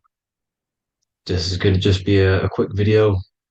Manifestation, magic, bending reality. So let's jump straight into this. So you have a conscious and a subconscious part of your mind. The conscious is what you're conscious of, what you're actually doing, where you can choose or not. However, the subconscious is the part of your brain which is automatic. So all of the systems in your body, like the digestive system, your heartbeat, these are automatically being ran. And you do not have to tell these systems to do anything. You do not have to consciously tell your heart to beat. It's automatically doing it. And this is what the subconscious mind is controlling. It's like the dark aspect of your brain or your mind. It is the way bigger aspect of your mind. Okay, it controls all the systems in your body. Okay, and this is where all of your programs are. So when you're in it from your childhood, what you've learned in school, all of these things are being kept in your subconscious, maybe traumas and stuff like that. So the subconscious is the female aspect, and the conscious is the male aspect, because the male is all about action and doing, and the female is more about creation, creativity, intuition. So you have a right and a left hemisphere of your brain, and these are obviously male and female. The right side of your brain is your female. It's to do with creativity, imagination, intuition, insight. Okay. And this is one of the most important sides of the brain. This side of the brain is the most attacked by the elites, whatever you want to call them. This side is one of the most important because obviously your intuition is a massive part of reality. And if you don't have intuition, then you lose track of the things around you. You can't consciously feel if things are wrong or right. They don't want you to have intuition or creativity or imagination. They want you in the left side of your brain, which is just reasoning, logic, and basic things. So they just want you to tell you what you want, tell you what to learn, and then that's it. They don't want you thinking for yourself, which is the right side of the brain. So whatever the conscious side of your mind impresses the subconscious side of your mind. So if you do affirmations, for example, if you consciously do affirmations every day, you're reprogramming your subconscious mind. You're impressing a vibration and a word into your subconscious mind, and therefore it will reprogram it. So the male and female aspect are symbolized by the Star of David as well. The male being the upside triangle, the female being the downside, connected all in one, because we both have male and female energy. So every thoughts are electric, which is the male aspect. Emotions are magnetic, which is the female. Each thought creates a wave of vibration in all directions. So think of it like a water drop in a pool, but it going out in every single direction. It's not just flat. And these thoughts have a certain frequency, has a certain vibration. That vibration has a certain frequency. And this affects your aura. Every thought, every emotion directly impacts your aura and the strength of your aura. So if you're angry all the time, your aura in the astral plane will look red. However, if you're happy, it'll be more like blue and green. So it's very important. Your electromagnetic field is created out of your emotions and thoughts. And that affects reality because you're 60% water, and frequency and vibration create certain patterns and has a certain effect on water. We'll get into that after this slide. So each thought that people are thinking around you, you are actually subconsciously picking up these thoughts because it's emitting this vibration in all directions. So this is why you can pick up thoughts of other people on the odd occasion. However, when you're more in tune with your intuition, your right side of your brain, you can start to pick up on vibrations, thoughts, and other people's auras. You can pick up on the energy once your third eye is open, and you know whether you should be in that environment or not. This is what we call an atmosphere when we go into a room and you can feel the tension if someone's been arguing, for example. This is the atmosphere, this is the vibrations, these are people's auras emitting these certain frequencies and vibrations. Okay. So our aura is contained of multiple layers. Obviously, we have the physical body. This is the electromagnetic layer. However, you have the different planes of existence, the spirit, mental, astral, etheric, and then physical.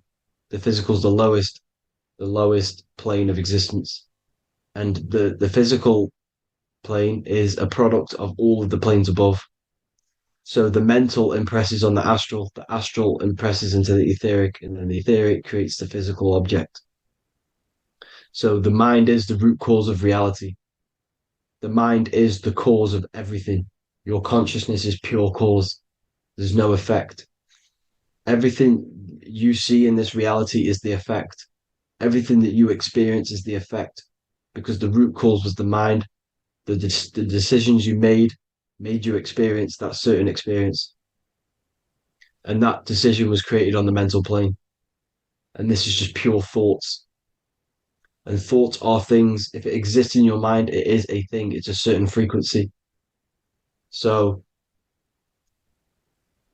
if you have a certain level of thoughts, if you're thinking positive, for example, you're going to have a strong aura, you're going to have a higher vibration. And that attracts like. Like attracts like when it comes to thoughts and vibrations and electromagnetism. So if you're thinking positive all the time, speaking positive, doing positive, you're then creating a higher vibration, and that's going to attract people on that similar frequency to you. Everything is electromagnetism, frequency, and vibration. Everything. You see, so this is why, for example, if I put my hand to a TV screen, if my finger was the same vibration as the TV screen, it would go straight through it. However, the particles in my hand and the particles on the TV screen are two separate vibrations, and this is what causes the friction to stop and not my finger to go straight through it. So, like I said, when you don't feel the vibe of someone, when you don't feel right, you don't really get along with someone, this is a vibration.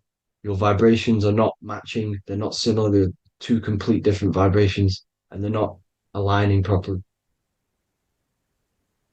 So music has a massive part on this. Music is a massive, massive tool for the elites because music is frequency. And in 1975, the musical instrument are all tuned to 440 hertz. So Spotify, Apple Music, most of the music on YouTube is all set to 440 hertz. And 440 hertz is not divisible by 3, 6, or 9.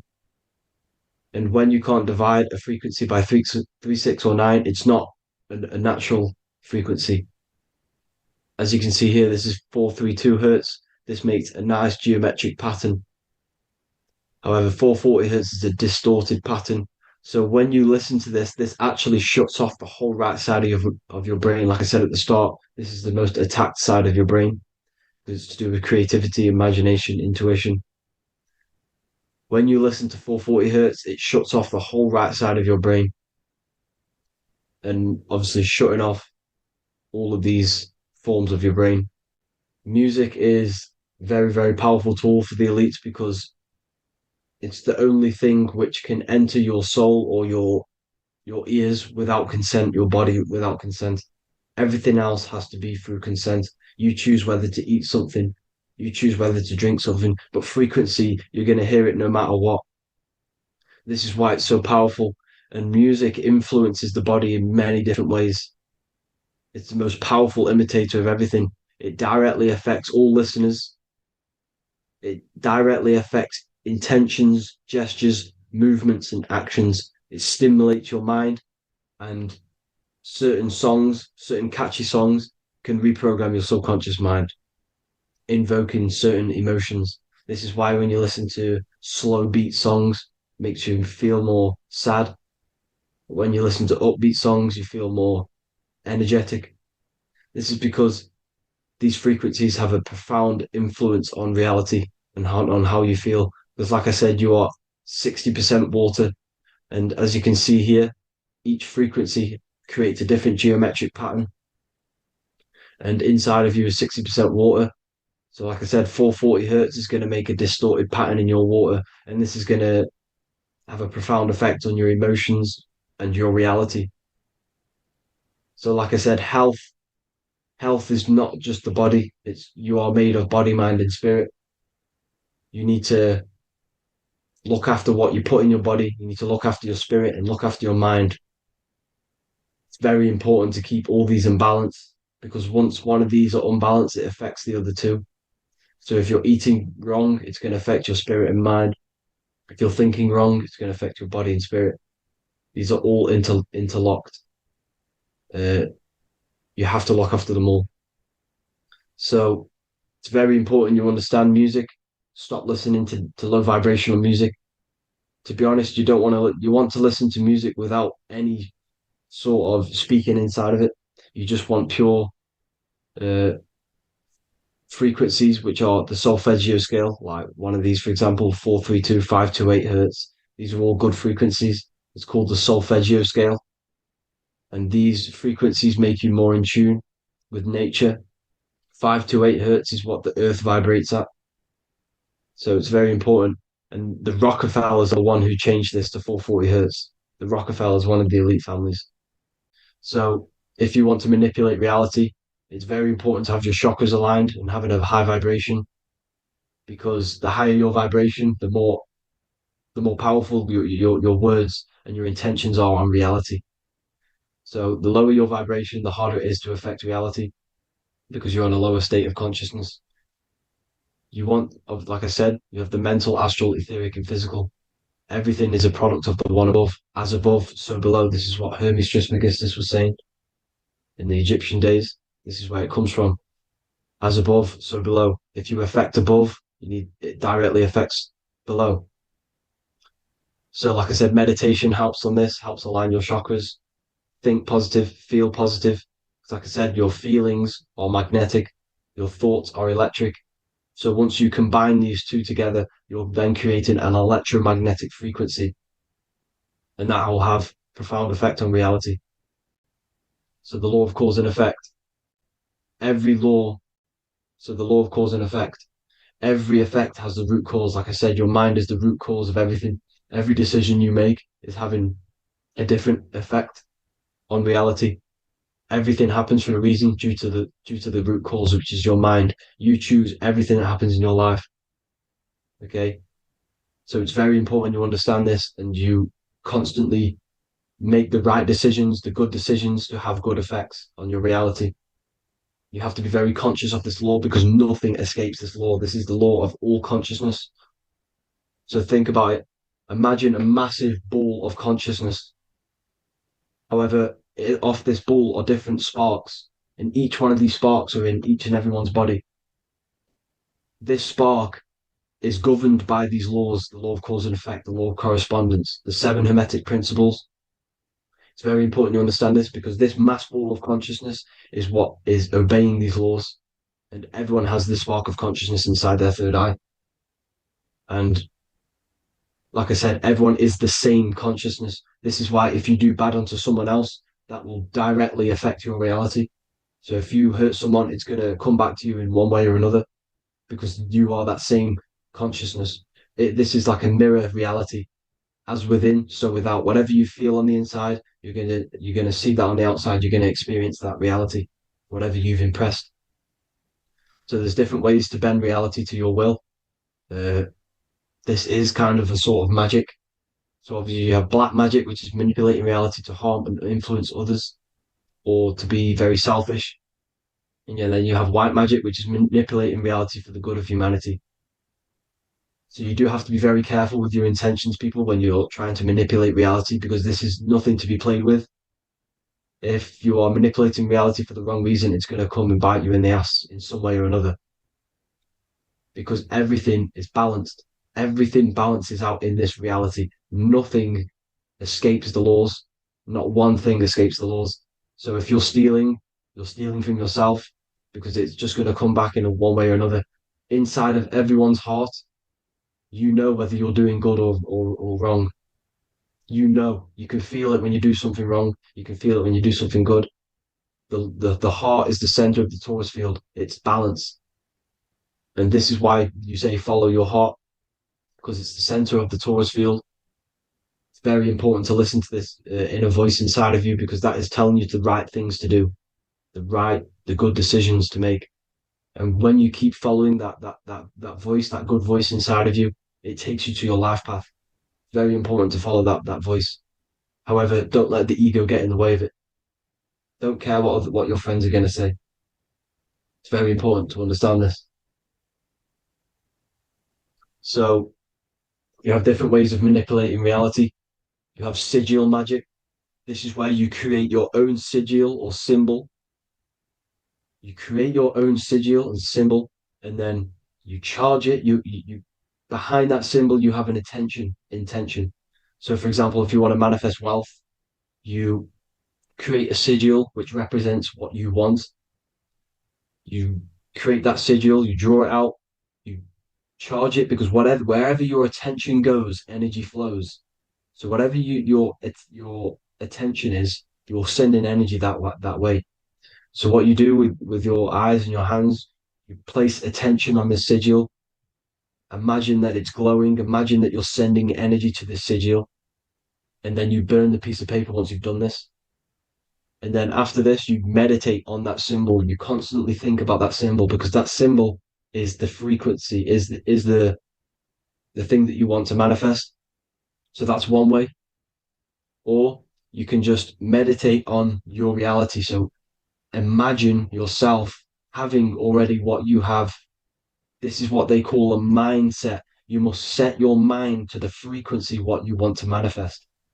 Okay? So if you want to manifest wealth, for example, imagine yourself being wealthy. What would it feel like? What would you be doing? Imagine a scene in your mind.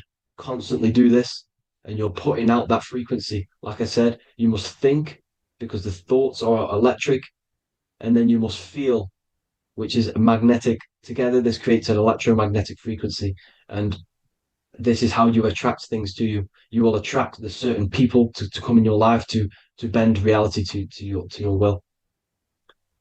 Okay? Or you've got mirror magic. Stare yourself in the mirror, because a mirror reflects light. It also reflects energy. So you've got to be very careful with what you say to a mirror. You've got to be very, very, very careful, because whatever you send into that mirror is directly sent straight back to you. So if you're thinking negative, you're sending negative energy back straight to you, and that's going to have an effect on your reality. Affirmations are very important, because your words are frequency, your words are vibrations, and each word you say has a certain frequency. If it's positively charged, it's going to affect you positively. If it's negatively charged, because like I say, your brain and your mind is like the director of energy. That's what your brain is. And it directs energy into certain things. You can either positively charge it or negatively charge it. And this brain is creating your reality constantly. It's manifesting your reality constantly in the present moment. So this is what the government knows. The government know your mind is the root cause of reality. This is why they call themselves a government. Government. The New World Order is not being manifested by them. They are controlling the information. They are controlling your perception of this reality. And they know the mind is the root cause of reality. Therefore, if they control your perception of reality and your information, what you believe, you're going to manifest that information, that perception. So we, the people as a collective consciousness, are the ones manifesting this New World Order. You see, so this isn't black magic. They're actually tricking us into manifesting their own their plans, this New World Order.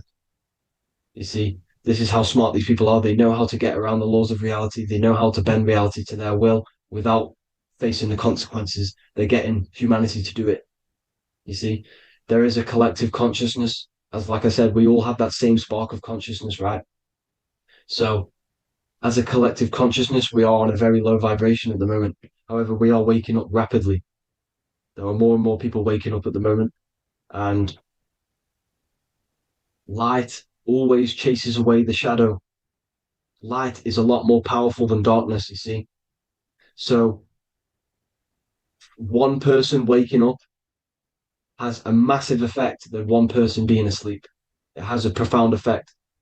Because, like I say, the light always chases away the darkness. It's more powerful. The light is always more powerful. High vibrations are more powerful than lower. So that's it for this, people. I hope you all enjoyed. This is a short, quick video. God bless you all.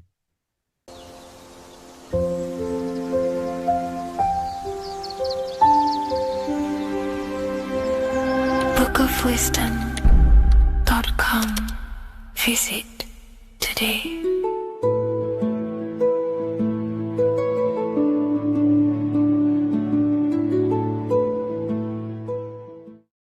Welcome to Revival of Wisdom. This video is going to be about the flat earth and the breakdown of the whole cosmology. We're going to be digging very deep. I've got a lot of pictures and images to show you, and a lot of dots to connect. So let's start with the Freemasonry art. So this artwork we have here is the Freemasonic cosmology, as they know and believe. So what is it symbolizing? We obviously have to start off with the 4 pillars representing the 4 corners of the earth. The 4 corners with duality. You see, there's everything on earth. There's good and evil. Good, evil, positive, negative. Good, bad. This is the checkerboard. This is what it symbolizes. Okay.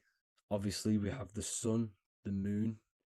The sun gives you energy. It's the anode. The moon is the cathode. It's the opposite. It takes your energy. So therefore, you become sleepy when the moon comes out. You see, everything on Earth, everything in the universe is balanced. There's complete balance, symbolized by duality. There's always 2 opposites. We have the all-seeing eye,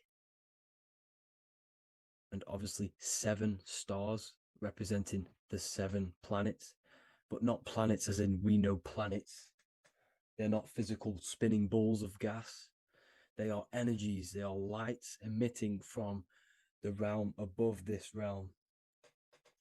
They are lights through the firmament, through the electromagnetic field. So let's go through that again. The 4 corners, duality, positive and negative, cold, dry. Everyone on Earth has an opposite. Everyone, there's 2. Okay, and then we have the sun, the moon, the 7 planets with a 5-pointed star. What's the 5-pointed star? Of course, it's the 5 elements: spirit, water, earth, fire, and air. Okay, that's what the 5-pointed star is symbolizing, the 5 elements of earth. And then, most importantly, we have the compass. The compass is very, very important, hence why it's in the center. The compass is symbolizing many, many things. And one of the most important things, but we'll get into that after. We have a boat with water outside of the earth. So we have a boat on water, symbolizing the waters separated by the firmament, the waters above, separated by the firmament from the waters within the firmament, the earth. So this is what it's symbolizing. So the compass, what's the compass? This is where the compass comes from. The Polaris, the most important star there is, because it's in the center of Earth, the sun, the moon, and the black hole, black sun.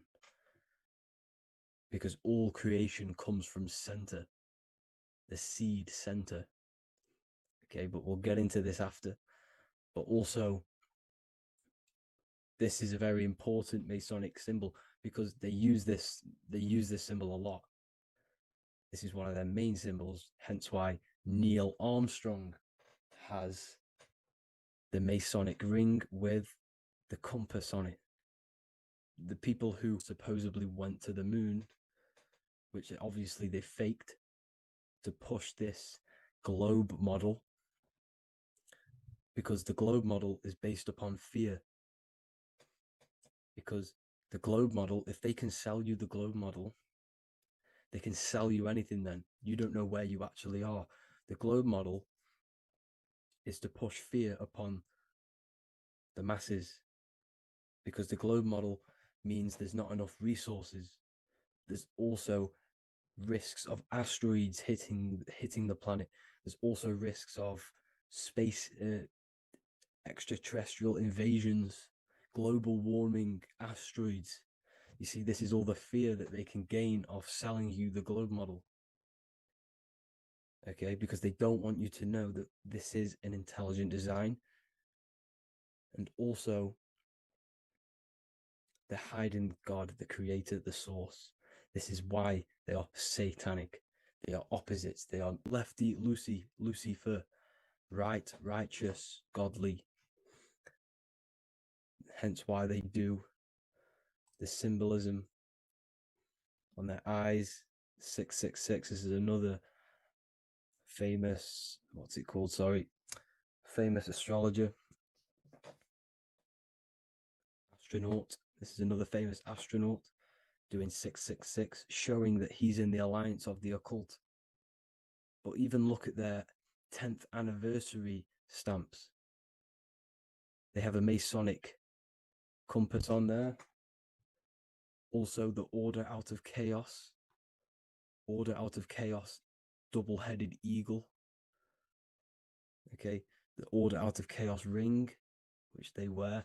So all of these astronauts are in the occult. They are lying to you. They are in with this order, this Masonic New World Order, whatever you want to call it. So let's break this compass down a lot more.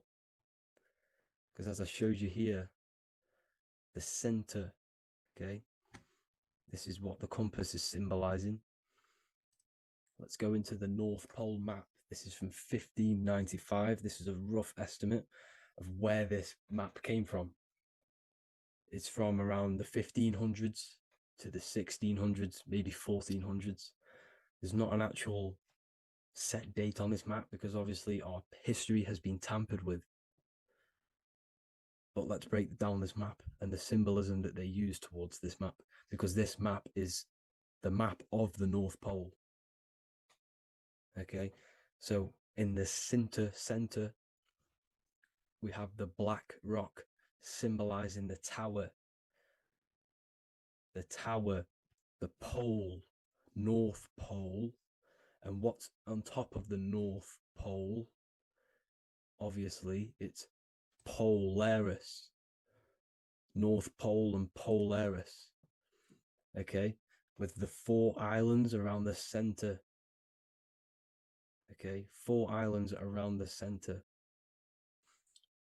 And this is what blew my mind, right? They say that Santa sounds similar. And if you look at this pole that's pointing to the North Pole, you see this line here. So this is obviously from the 1600s. What color is Santa? He's red and white. Just like this map pointing to the center is red and white. And Santa comes from the North Pole. So it's not a coincidence that they use red and white. They're mocking this map because obviously they took over after the 1500s, 1600s. They took over around the 1800s.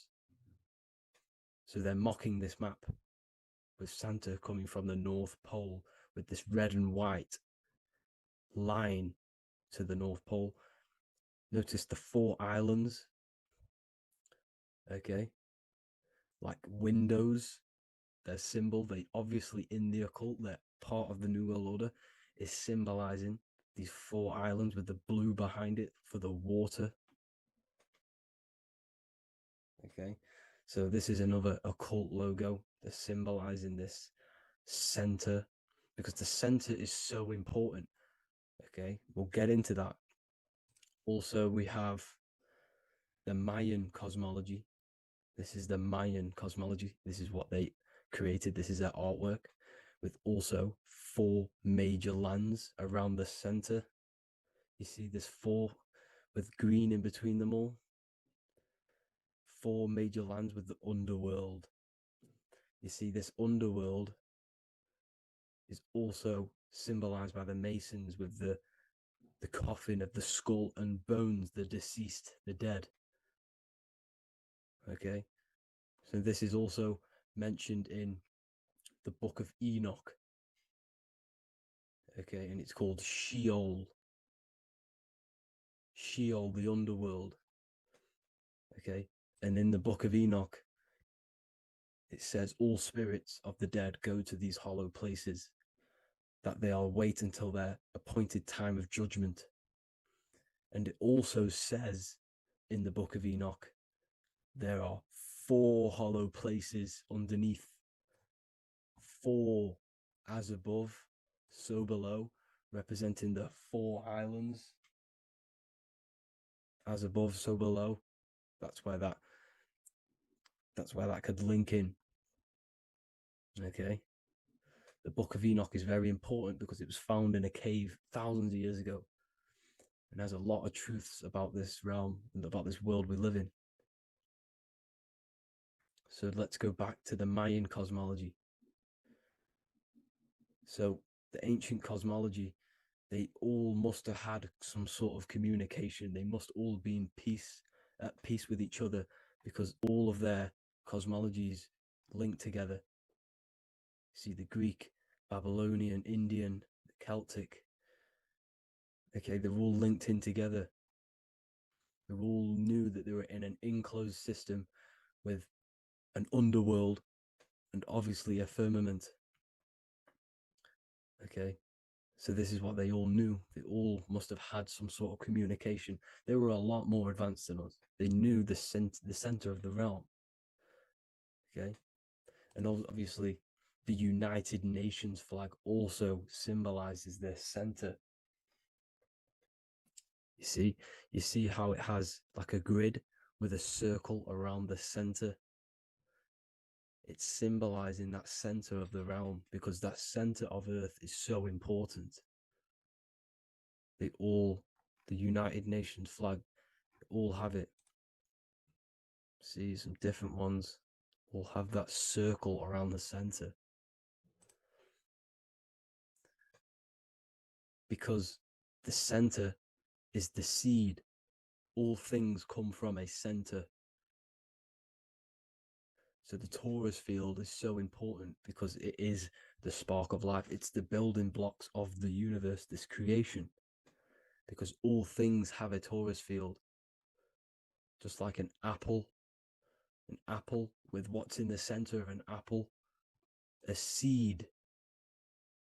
Because the center is where the energies hold, is where the energies meet. And it creates that spark of life. Just like your heart is the center of your body, and it has an electromagnetic field.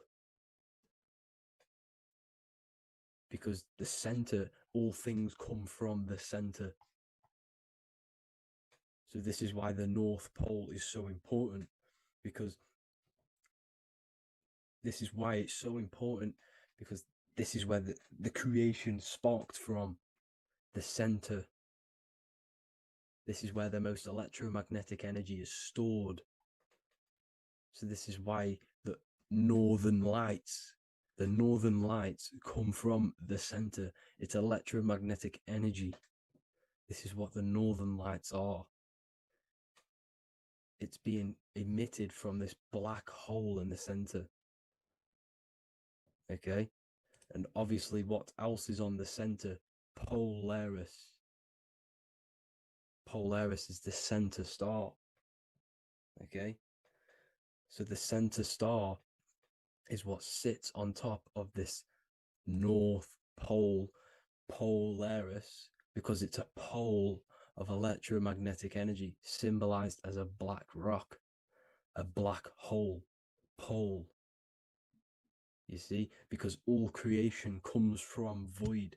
Light is born from darkness. Without light, darkness can't be born from light. You see, but light can be born from darkness. This is why darkness is so important. And this is why there's a black hole in the center of our realm, like the black sun. The black sun, the Polaris star, the North Star. You see, so this is this North Pole, Polaris. This is what they're talking about. And this is why compasses are an 8-pointed star, because Polaris is symbolized as an 8-pointed star. This is where a compass will point you to. It will point you to that center. So notice how a compass has this black hole in the middle, you see, and it will point you to this meeting point, the north, because in the center is the center of the torus field of the earth. This is where the most electromagnetic energy is. You see, everything gets sucked into the black hole. Okay, this whole reality is being projected from that center point, just like your eyes suck in light. It's a black hole. Your eyes suck in the light of this light being emitted from this center place, this electromagnetic energy at the center, which is the seed of everything, of everyone. You see, just like an apple has the seed in the center in darkness, because in the center of the apple, it's dark. It's black. It's pitch black. But that's where the seeds are. That's where the life is. But Polaris is so important because it's that center star which lines up. It is the pole, it's the top of the pole of the torus field. So Polaris would be here at the very, very top. And this is where the compasses point you to. And this is why the Star of Ishtar, the 8-pointed star of the Sumerians, also talked about this 8-pointed star, and it's called the Star of Ishtar. Okay, and who is Ishtar? Ishtar is the goddess. Okay, so she's not a male, she's a female, because every creation is brought through a female, a womb. Every single human on earth is brought through the womb, the sacred feminine energy, and the womb is pure darkness. There's no light in a womb, just like the center of our realm. There's no, it's a black hole. Okay, and guess what? She's the god of fertility and sexuality. She is responsible for all life. Okay, so the Star of Ishtar is the Star of Polaris, which is symbolizing the responsibility for all life, the center of our realm, the black sun, the black hole. Okay, so this is what that god of Ishtar of the Sumerians is talking about, the goddess, the womb, the seed of creation. So this would be the portal, more than likely the portal in and out of our realm, because it's the top of the torus field. And what's above this realm is the heavens. So this is where you get sucked in from the heavens. Your soul gets sucked in and brought onto this plane of existence called Earth. These are some space NASA symbols. Look how much Polaris symbolism there is. And notice how it's at the center. You see this circle? This is like a half circle. And at the center is an 8-pointed star of Ishtar. It's the same thing. It's Polaris. It's at the center. And notice on some of these, look, this one is a bear holding the key and an arrow pointing to the Polaris star, so that they hold the key to Polaris. Another one with like a demon holding a key to the what? Polaris on top of him. Also an eagle, which is a Masonic symbol. The eagle holding a key on top of the center. You see? And notice how there's an arrow going up to the Polaris and an arrow down, as above, so below, to Earth. So you can go out of Earth and into Earth through Polaris. And the eagle holds the key. You see? The eagle holds the key, just like this. This demon dragon holds the key to Polaris. And look at this one, Earth, with an arrow up to Polaris, an 8-pointed star. So Polaris is more than likely that portal which the Anunnaki used, the Sumerian gods used, because the Anunnaki symbol is also an 8-pointed star. Okay? And like I said, that center is the seed of creation. The center is the black hole. Okay, just like your pineal gland is at the center of your brain. The pineal gland is at the center of your brain. And that's what connects you to that spirit realm, to the source. That's it for this video, guys. Thank you all for tuning in. I hope you all learned something today. Please leave a like, a comment, and please subscribe to the channel for more content. God bless you all.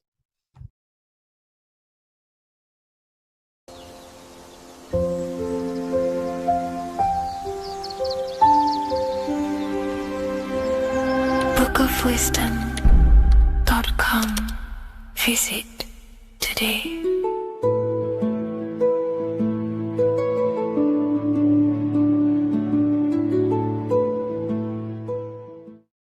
Welcome back, people, to another occult lecture by Revival of Wisdom. Today we're going to be talking about magic and how it's being used on us for the New World Order. Magic has the word mag within it, which is magnetism. Magnetism is the force.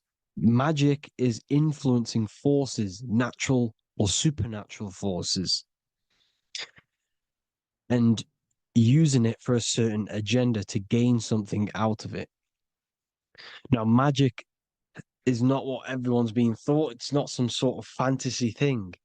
It's actually very common, and we all do it, whether you believe it or not. Magic is all to do with the mind. As I said, always say in my lectures, your mind is what creates matter. Your mind is what creates your external world. So it's all about manipulating and planting seeds within the mind, because your mind is a garden, and thoughts and words are seeds which are being planted in that garden. Your life, your physical life, the people you have in your life, your friends, your car you own, the job you have, is all a reflection of the thoughts that you've been thinking in the past. You are where you are in life because of the thoughts that you've been thinking. Therefore, your life is a direct reflection and manifestation of your mind, the Garden of Eden. Okay? The mind is what they are targeting. What you see, say, and hear has a direct effect on your mind. Me talking to you is influencing you. The words I'm saying is planting seeds within your mind. Now it's up to you to consciously act on these thoughts or these words, or to maintain these words. As above, so below. as within, so without. What's inside of me is outside of me. What comes into the storehouse comes out of the storehouse. You have the left, you have the right, you have the up, and you have the down, as above, so below. Whatever is in your mind will be expressed in some sort of way, consciously or subconsciously, spiritually or physically. The mind is what manifests everything. And this is what we need to understand. We need to understand is that the mind is not physical. All things spiritual manifest physical. All things seen come from the unseen. The words you're thinking, that everything you have is coming from the unseen. The actions that you do come from the unseen mind. Another expression for as above, so below is you are the universe itself. You are a universe, a mini universe. But just because you are mini does not mean you are the whole thing. If I take a little piece of infinite, let's say there's an infinite light source. Let's say I take a little chunk of that infinite light source. That little chunk I took is still infinite because it's been taken from infinite. You are the universe. Your awareness, your mind is the universe. It's information. You are the universe experiencing itself. This is why we say we are all God. As above, so below. What is in me is outside of me. The sun, the physical manifestation of the sun is your soul. The 12 constellations are manifested in the physical body. The 5 elements are manifested in the physical body. They're manifested in the 5 fingers you have. As above, so below. This is manifested, well, this is a symbolized in Freemasonry and secret societies as the 2 pillars. The mirroring reflection, the reflection of reality, the mirror, as above, so below. What happens in the mind, what happens in the astral, happens in the physical. This is Aleister Crowley. This is all symbolism. This is the 2 pillars with the all-seeing eye and the triangle at the top. Aleister Crowley was a master magician, very powerful dark magician, black magician. There's 2 types of magic. You have white and black, just like the checkered board, the Masonic checkered board. You have white and black. You have good and evil. White magic is influencing natural forces to gain something that will help the collective consciousness, help the collective, help the earth, help other people.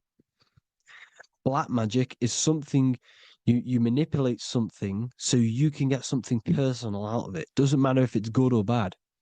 It's still considered as black magic because you're being selfish.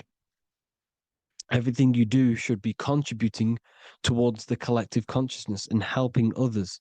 And this is why the ancients lived in a system where everything was in unity.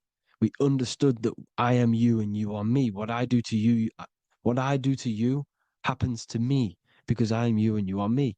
We are the same mind substance on the inside.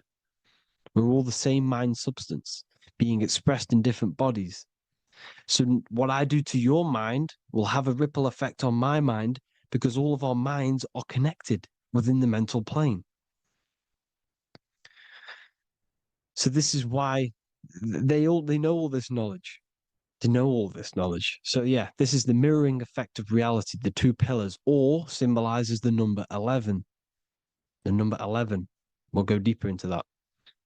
The technology we're using is magic. It's a form of magic. Television is tell a vision. They're telling a vision into your subconscious mind, into your memory. And when you turn on the television, you get a program because they're telling a vision to create a program within your subconscious mind. You see, the conscious mind is only 10% of your mind, which is to do with your, what you're aware of, your five senses. What are you consciously aware of? Well, I'm aware I'm here, I'm talking. I'm aware of what I'm wearing, the five senses, what I can hear, taste, smell, hear. What I'm wearing, I'm aware of what I think of. But the subconscious mind is the 90% of your mind. It's the hidden part of the mind, which is telling your heart to beat, telling your body to breathe. It's storing all of your emotions. It's storing everything you see, storing all the belief systems that you have. It has everything. It stores all of the habits you have, the values.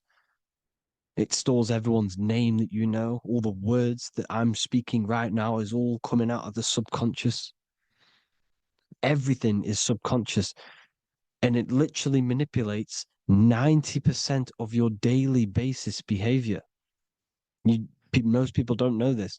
What you did yesterday is what you will do today because of these beliefs and mental programs within the subconscious, stored within the subconscious. So the subconscious is what they're aiming at.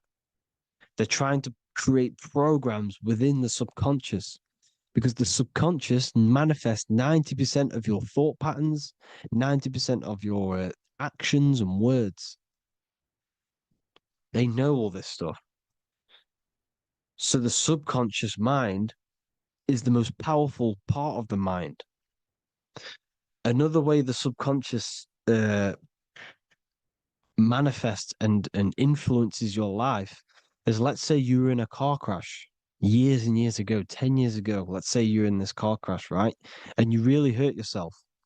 The emotion you felt in that time when you were injured in that car crash had a great impression on your subconscious mind. You see, the stronger you feel something emotionally, the stronger impact it has on the subconscious. You can remember and recall that moment and very vividly because of the impact it had on the subconscious. For example, you become that terrified of cars that it manifests into your life today, that you are wary to go in certain cars. You don't want to go in cars at all, maybe, because of that moment that stood within the subconscious.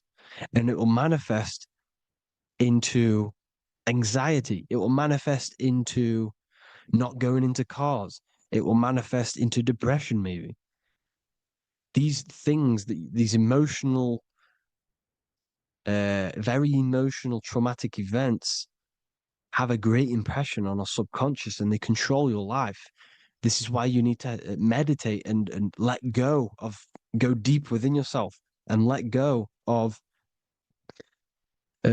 these internal, deep emotions that you may have repressed and keep pressing down and ignoring. But you need to address it and let go of these subconscious impressions you have, which are controlling your life, like anxiety, depression. All of these things are stemming from things that are stored within your subconscious years and years ago, more than likely. Broadcasting. They're casting spells to a broad audience, to news, north, east, west, and south. They're casting spells. No, if you watch the news, everything's red. Breaking news in red writing or the red background, everything's red. Why? Because red's the root chakra, which is all to do with survival. They want to stimulate this root chakra because they want you down there in survival mode. They want you in survival mode because you're easier to control. They control out of fear. And not only they're casting these spells as if, because most of the things they cast in the news hasn't already happened. They're constantly bombarding you with, there might be a war breaking out, war this, war that, kill here, kill there, murders. It's impressing, it's casting spells on your subconscious mind. So when the event does turn up in real reality, in physical reality, you're less emotional, you're less surprised. You're not as surprised because you've already heard it before. Your subconscious has already heard it all before. If you never heard of a war and then a war broke out, you'd be going crazy. So they subtly program your subconscious mind through the words, because the words they say is impressing your mind. It has an effect on your mind, which will have an effect on your behavior, your words, your conversations you have with people. They're casting spells to north, east, west, and south on the tell a vision. They're telling a vision by broadcasting, by saying spells. This is why we call it spelling. Even the word, listen, the words we say cast spells. Bless. Oh, bless you. That's be less. The subconscious mind only picks up literal things. You see, when I say bless you, your conscious mind picks that up as, oh, thank you, you're blessing me. But your subconscious picks up as be less. You see? Because the subconscious it has no filter. It's just, it is what it is. Everything is factual in the subconscious. Therefore, if I call you an idiot, your subconscious, my subconscious will think I'm talking to myself and calling myself an idiot, and it will take that as true. That is truth. Everything is truth within the subconscious. And the subconscious manifests your behavior. The devices this is the biggest one. Black scrying mirrors, device, the devil's vice, the device. Okay? Black scrying mirrors, black screen is scrying. Black scrying mirrors were used to communicate with spirits within the astral plane in the medieval times. They're still being used now by black obsidian mirrors.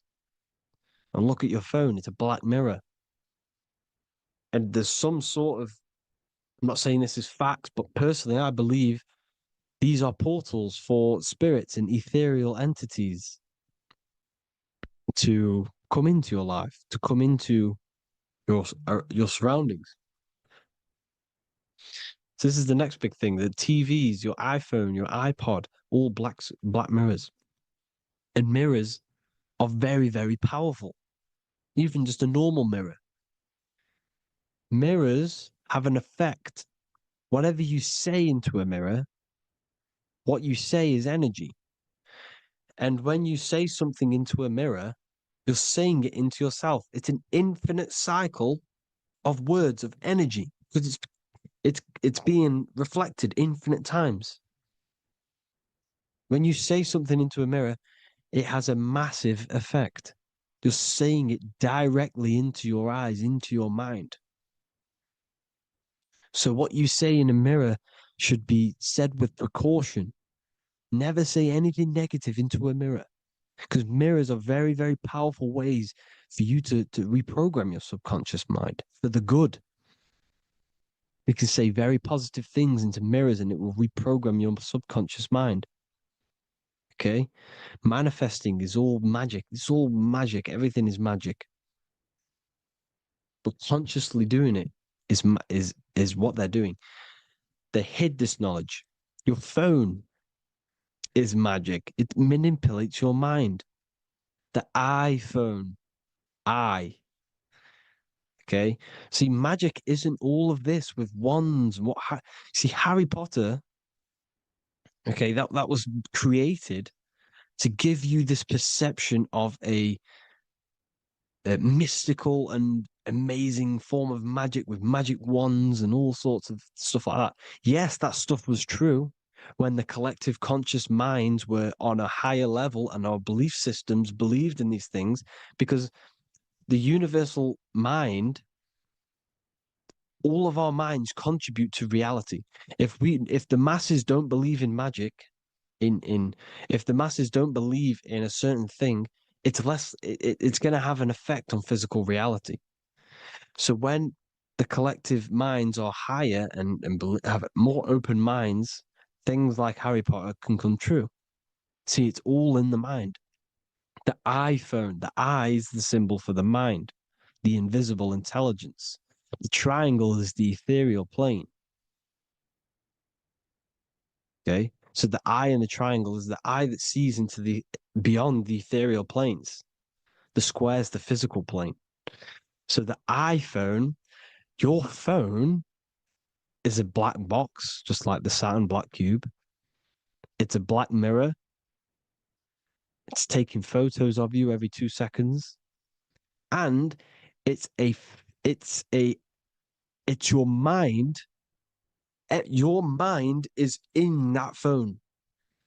Everything you like, everything you text, everything you type in Google, everything you say to someone, every conversation is all recorded on the phone.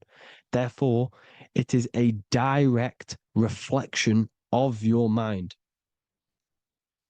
Your mind is imprinted into your phone because your mind, everything you think in your mind, you're manifesting into typing, saying, taking pictures into the phone, and it's collecting it and storing it. And what they're doing, and this is for all forms of magic, it's manipulating the mind. It's all manipulating the mind. Reels, Instagram, TikTok, this is all dopamine. It's all controlling the mind. Every like you get, every follow you get, every share that you get is dopamine within your brain. They're literally targeting your brain and mind. It's all manipulating because what they're pushing through the phones, through the media, through the news, through the televisions is visions and programs. You are the one manifesting the New World Order. They're not manifesting the New World Order. They're giving you the information so you can manifest the New World Order. Everything they say is contributing to your mind. For example, digital money and all the information they put out for you to see is contributing to your enslavement. Your mind is manifesting the New World Order. They know this. They don't manifest it. There's billions of us. We could easily run over them physically. But on a mental level, these people have the knowledge and they hide it from us and they let us manifest reality because we are the collective. They give us the information which manifests their agenda. It's all magic through the phones, the media, the television. So your phone is a manifestation of your mind. It's a record of your mind. Hollywood, holly tree, holy tree. They used to make wands out of holy trees, because it was the most holiest wood, the best for casting and transmitting energy. So they used holly trees to cast spells. That's what Hollywood is.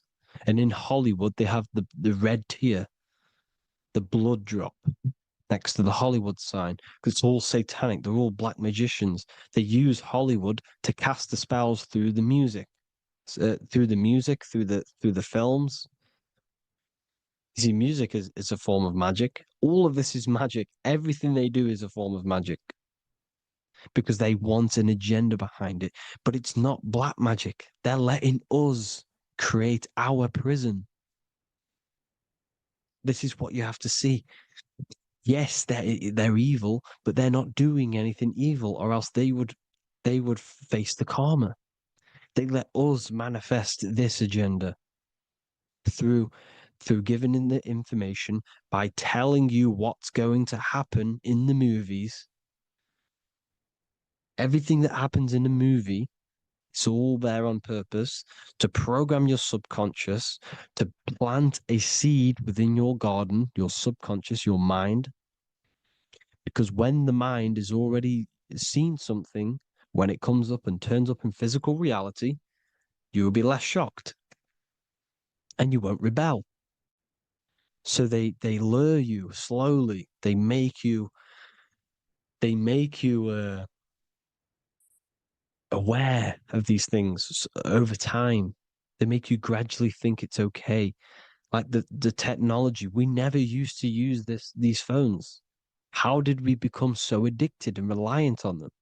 Well, because first they gave you a little flick phone. Well, no, sorry, they gave you a phone in your house, and then once you got used to that, they say, "Oh, here's the newest version of a little flick phone." You started texting your friends.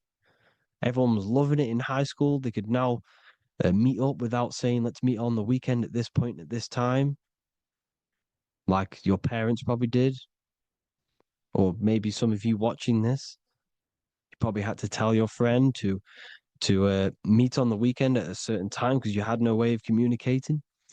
So everyone got these phones and got addicted to them. Then they slowly got addicted to the new iPod with the touch screen. Now they invented touchscreen. Then everyone got addicted to touchscreens. Then because all of this is producing dopamine in the brain, which creates you to become mentally addicted to things and physically addicted, chemically addicted. Because dopamine's a chemical. Your subconscious becomes a program within your subconscious, and your body becomes chemically addicted to these phones.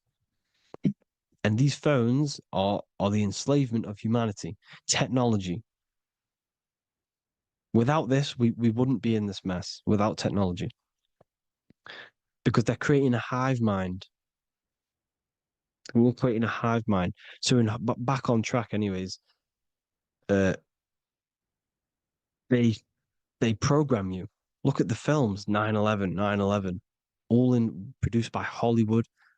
Here's the 11, like I said at the beginning, the two pillars which reflect reality. What happens in the mind happens in the physical. What happens in the astral happens in the physical.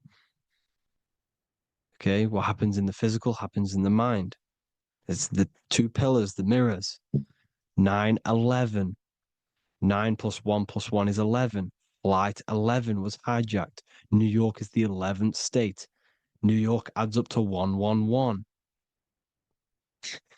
This is not a coincidence. It's all a form of magic.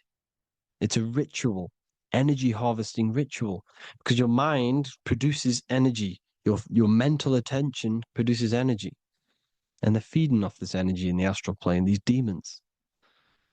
Music is the most powerful. Personally, I think the music is one of the most powerful forms of magic they're using. Okay? Music is hypnosis. It puts your brain in a hypnotic state.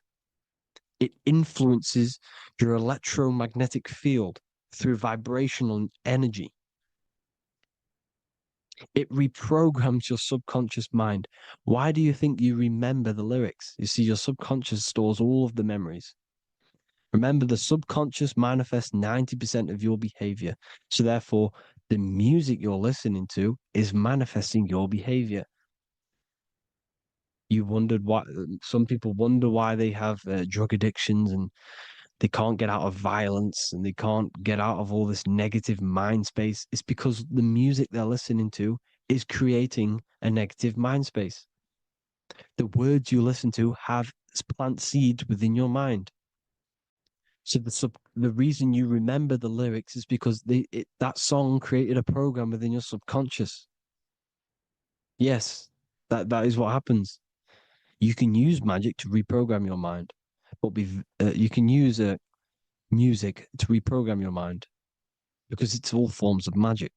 It's using natural mental energy forces to manipulate the physical reality. You manipulate your mind, you manipulate reality, physical reality. Okay? So the music, another very, very big one. When you turn on the radio, it's just all talks about alcohol, drugs, and sex because they want you down in the lower three chakras. They want your mind attached to matter when it's mind over matter. Your mind's not physical. You see, the word spirituality is the new trend. It's not about your spirit. It's not about your spirit. It's about your mind. It's not about, you know, spirituality and looking after your spirit, and they've got you focused on your spirit. Why? Because they hide your mind from you. You see, a lot of people think their mind is their brain, but the mind is everything. There is no physical reality without mind. You can have a brain. Imagine if you had no mind but a brain. It wouldn't work. The mind is everything. The mind controls your avatar. It begins in the mind before it happens in the brain. Then the brain manifests through the body. The brain's just an electrical computer. So that, they've got people scared, or do I have a soul or not, and all this stuff. Listen, if you have a mind, you have a soul, because you are not the mind. This is why everything is sort of an illusion, because beyond the mind is your soul. But what is the soul without a mind? You can't have a soul without the mind. But if the mind didn't exist, the soul doesn't exist. You are the person listening to your mind. I shouldn't say person, because you're not the body. You're the entity behind the mind. But if you didn't have that mind, you couldn't understand what you even were. You would just be an observer who couldn't think. So yes, we all have a soul. If you have a mind, you have a soul. Everything is mind. Everything has mind. Mind creates everything. God is mind.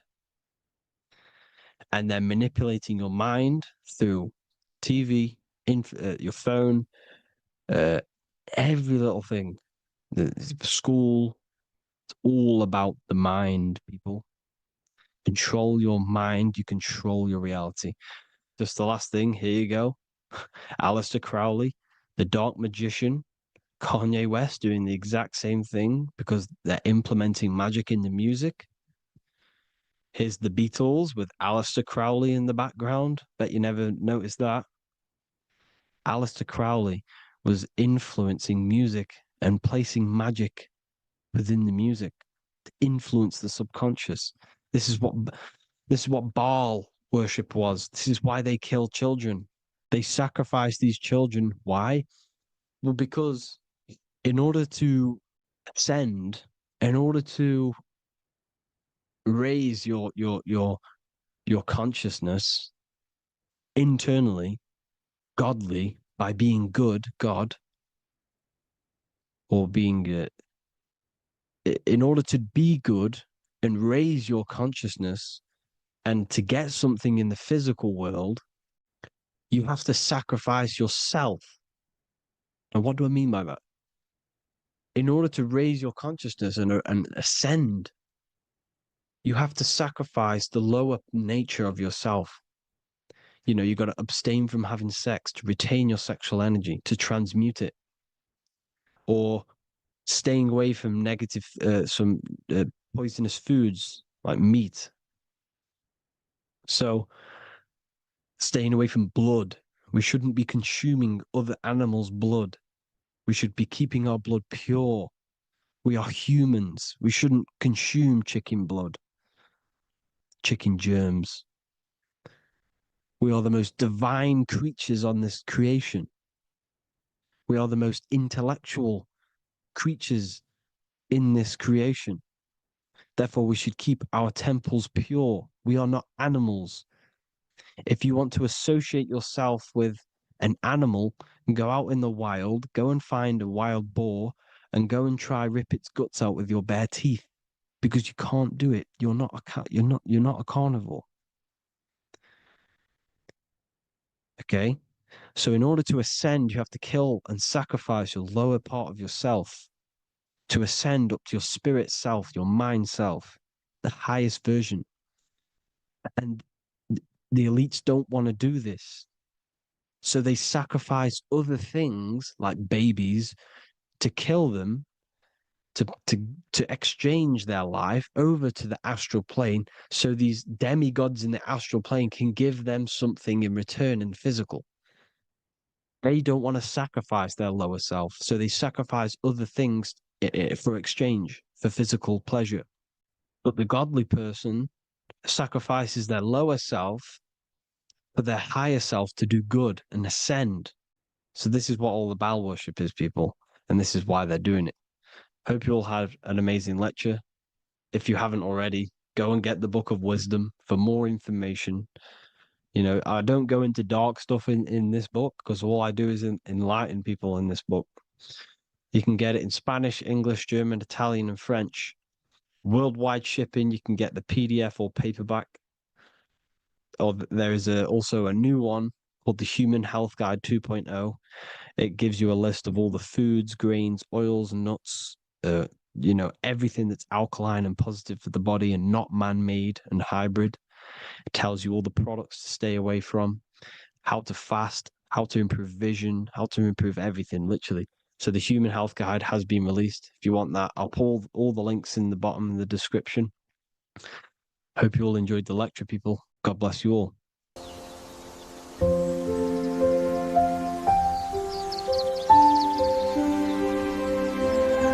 bookofwisdom.com.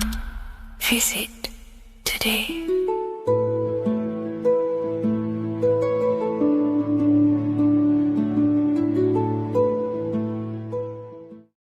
The scariest thing about having your first out-of-body experience and leaving your body is the realization that you have after. You realize everything you've been told about yourself, reality, the earth, what you're doing here on earth is a complete, utter lie. Your self-belief of what reality is and what you are is completely shattered. You now fully understand that you are more than your physical body that you inhabit. My first out-of-body experience happened a few years ago, but before all of that, I remember being a child, going to bed and closing my eyes, and I remember as a child feeling like I was floating above my body and moving. And maybe subconsciously this has led me into knowing intuitively that there is more to reality, and I've gone down this path of esotericism, occultism, consciousness. Maybe that has led me to this, I don't know, but I've always had this subconscious intuition in my mind that there's more to reality than what we've been told. And maybe it came from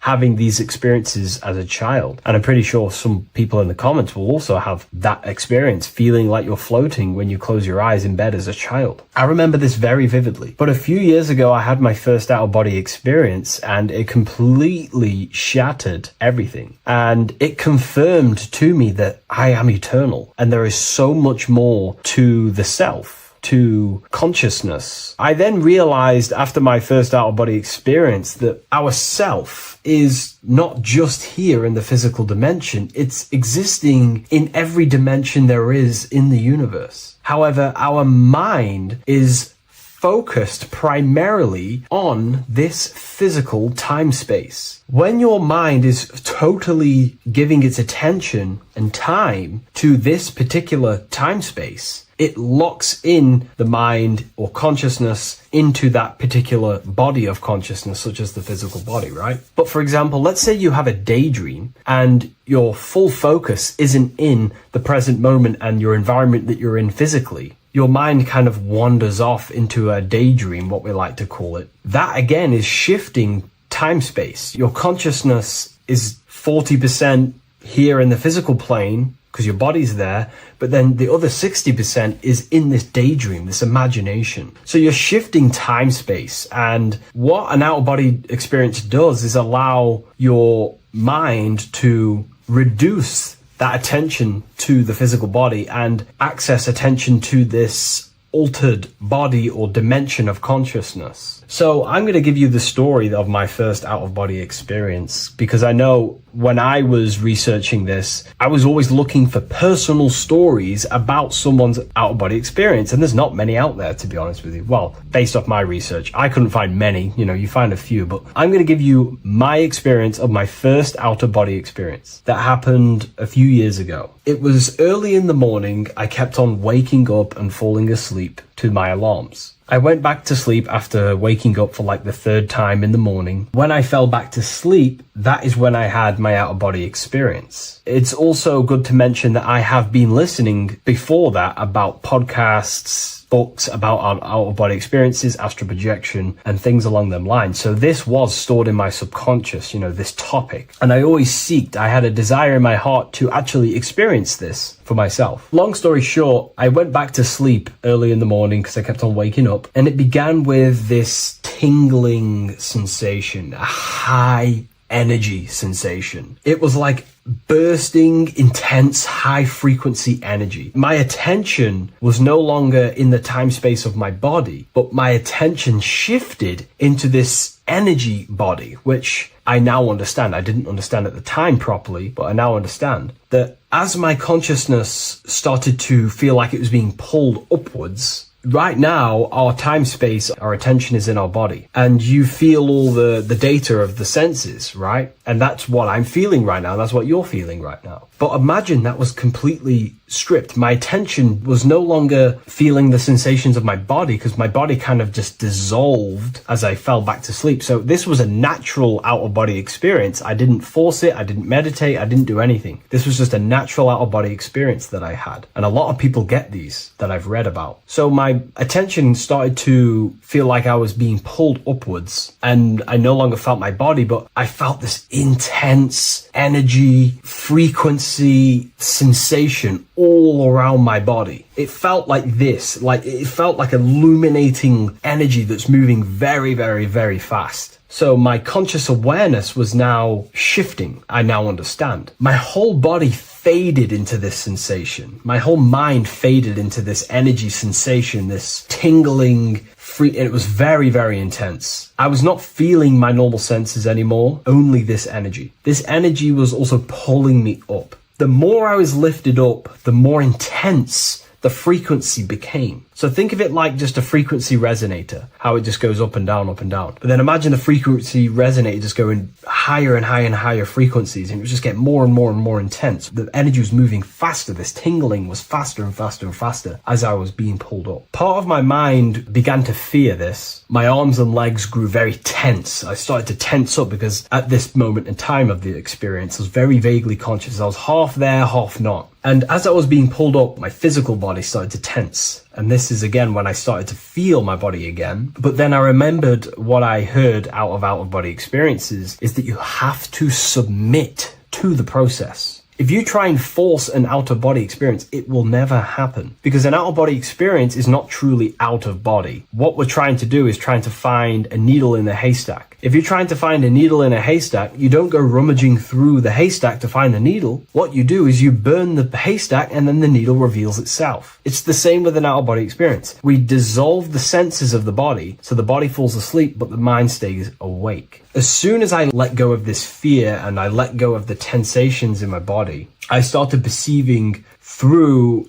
another state in this energy body, but I didn't see my body. It was just like perceiving and seeing, but no body, like a camera. When you look at a camera view, you don't see what the camera looks like. You're just seeing through the camera. It's the same as that. I had no form, but I was just seeing. I was just like a floating eyeball, seeing into this altered state of consciousness. I was just seeing. I first saw my street outside my house with lots and lots of people walking on the street, but I could not see the people directly. Everything was black and green. The background was black, but I couldn't see the people. I could just see a glow of light around the people, like an egg shape. They were just walking on either side of the road, other directions. I could just see more and more people moving faster and faster and faster. I didn't realize then, but then I did start to realize later on in my journey that that was more than likely the etheric plane that I saw. The etheric plane is the plane of life force and vitality and electromagnetic auras. So that was my awareness shifting from physical into then the etheric plane, the plane of life force and energy. Now, the etheric plane is very, very, very difficult to actually access consciously. The etheric plane acts as a bridge between the physical body and the astral body. To actually access the etheric plane alone is very, very, very difficult, and only certain trained individuals can do that. The etheric plane is not really a conscious plane where you can stay there and be conscious. It acts as a bridge between the physical and the astral plane. I could see the glowing auras around people moving along the pavement. The people moved faster and faster until the scene started to just dissolve as these people were just moving faster and faster. It was not very clear at first, but I subconsciously knew that I was having an out-of-body experience. This is when I really started to realize that I'm being shot out my body. When I realized this, I submitted even more. I started to just let go. The more and more I let go, I kind of like split through a veil, and everything became super clear. Before, in the etheric plane that I think it was, the ethereal plane, things weren't very clear. I could only just see glowing auras. However, as I split through the veil of the etheric, this bridge, this place that I was going to, I then split and everything just came super, super clear. I was floating in the sky. I subconsciously knew that I was having an out-of-body experience when I realized this. As I was still being lifted upwards, I then split through the layer where everything just suddenly became super clear. But then I was awake, fully conscious, but I was not in my body. I was just like a camera in the sky. I had no body, no form. I could just see. When I entered this plane, there was some sort of voice guiding me through this whole process. It was a male voice, and it was basically guiding me where I was going. It was telling me what I can do here. This voice was pretty much saying, you can fly, you can think things into reality, you can do this, you can do that. While he was saying this voice, there was no being around me, but I felt a presence of another being. But this voice was just speaking to me mentally. Like, you can't hear it, but I just knew what it was saying. It's so weird to describe. It was like telepathy. You couldn't hear it, but I just knew what it was saying. But it was a male voice. It's so hard to describe. I still could not see any form of myself. I was not seeing my astral body or any shape. I was just perceiving a point of awareness like a floating eye, like I said earlier. While this voice spoke to me, I saw fractal patterns as he was saying, you can do this, you can do that. And while he said, you can fly, I remember just seeing this line like splitting and creating fractals. It was like this black line that was just splitting off into duality, creating fractals. But then my physical body just went through this line, split, and then split into fractals again. So strange. Very difficult to explain because it's 4-dimensional. To explain it in physical language, it's very difficult to actually explain what was going on. So as he was saying what you can do, I was seeing these fractals dividing and then creating fractals. When he says you can think things into reality or something along them lines, my awareness just did a full 360 as if I did a backwards flip. I had no conscious control over this. That's something that you later develop as you keep having these out-of-body experiences. Your first out-of-body experience, you probably won't be able to control what's going on, but you will have an out-of-body experience if you seek them. I could see all around as I rotated. I looked all the way down and then back to my original angle and point of awareness. During that rotation, when I started to turn upwards to do the backflip, I looked up and it kind of looked like the sun in the sky. It was very dark and gloomy. Now I know that was more than likely the lower astral plane because very dark and gloomy, and it was very kind of dense there. I looked up and I could see this. It was like the sun, but it was white, pure white light, and it was shining down over the astral plane, and that was the only light in that place. That's why it was so dark and gloomy there. And I then realized in that particular state at that time, I thought that was God. I don't know what it was. Maybe it was, maybe it wasn't. Maybe it's the light of the higher mental plane shining through into the astral. But I looked up at it and I realized that was God. That was the source. That was the higher dimension beyond the astral plane, which is the mental plane, the higher astral planes, and then the mental planes, the planes of thought. Then once I saw that, I was in complete shock. As I rotated backwards even more, I then get the view of seeing down, completely down, like a bird's eye view. And I could see like an old medieval gloomy town. It was dark, almost night, with very little light. The only light present was the light from above. The town was old-fashioned, gloomy, misty. I looked over it from above. Then the experience began to fade. I don't remember anything after that process. But I'll be honest with you, the process of leaving my body for the first time was extremely intense. The frequency, the energy were overwhelming but powerful. Letting go and choosing to have no fear was the key to that experience. Just to give you a little bit more wisdom on what I actually experienced, now what I realized what was happening, I now understand that the voice that I was hearing was not an external being guiding me. It was actually a higher aspect of myself, a part of my own consciousness that is not focused in the time space of the physical world. My physical mind is focused here in this timeline, but once I exited this timeline and focused elsewhere, the higher part of myself guided me towards that experience. This higher version of ourselves that we call the higher self is a higher dimensional being, but we're just unconscious of it. This being exists beyond our ordinary thinking mind. Our self exists everywhere in the universe, and we can unlock higher versions of ourselves as we progress on our journey of awakening and self-realization. Because let's say right now, only 10% of your awareness is actually in the physical plane. Science tells you that 90% of you is actually in your subconscious mind. 10% of your awareness is your conscious mind. So there's 90% of you that your conscious mind is not aware of. But our conscious mind becomes so addicted with the physical world and distracted with the physical world, it just gets totally locked in with the physical. And we never pay attention to the hidden aspects of ourselves, the unconscious aspects of ourselves. And that's why everyone in the esoteric and occult space talks about gnosis, seeking knowledge of self. Gnosis is not knowledge, it's knowledge of self obtained through direct experience. So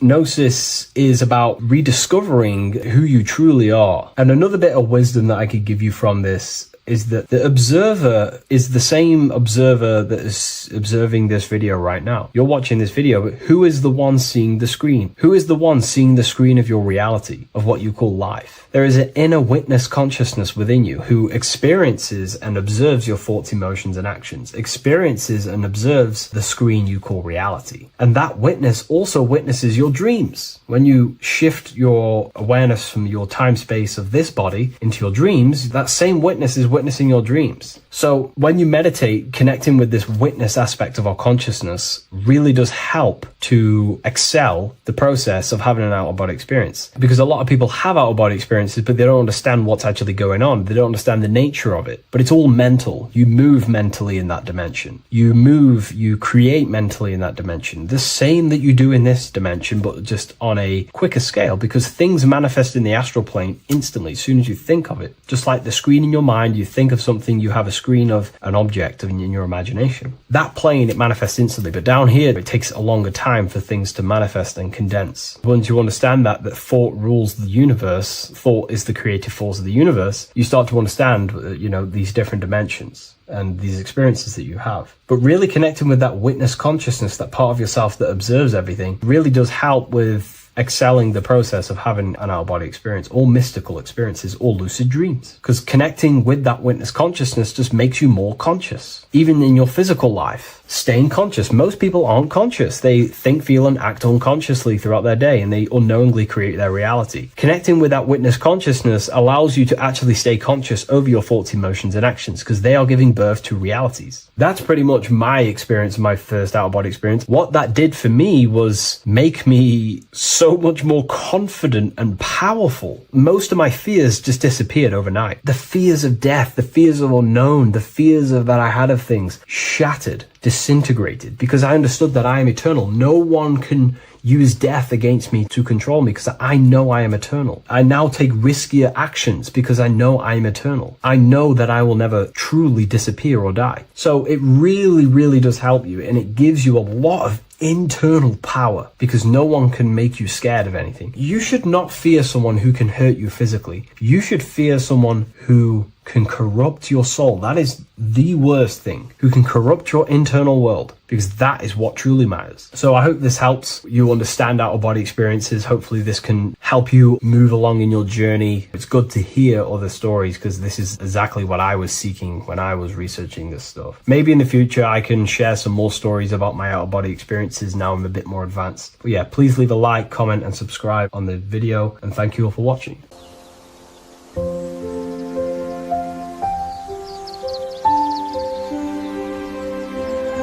bookofwisdom.com. Visit today. today.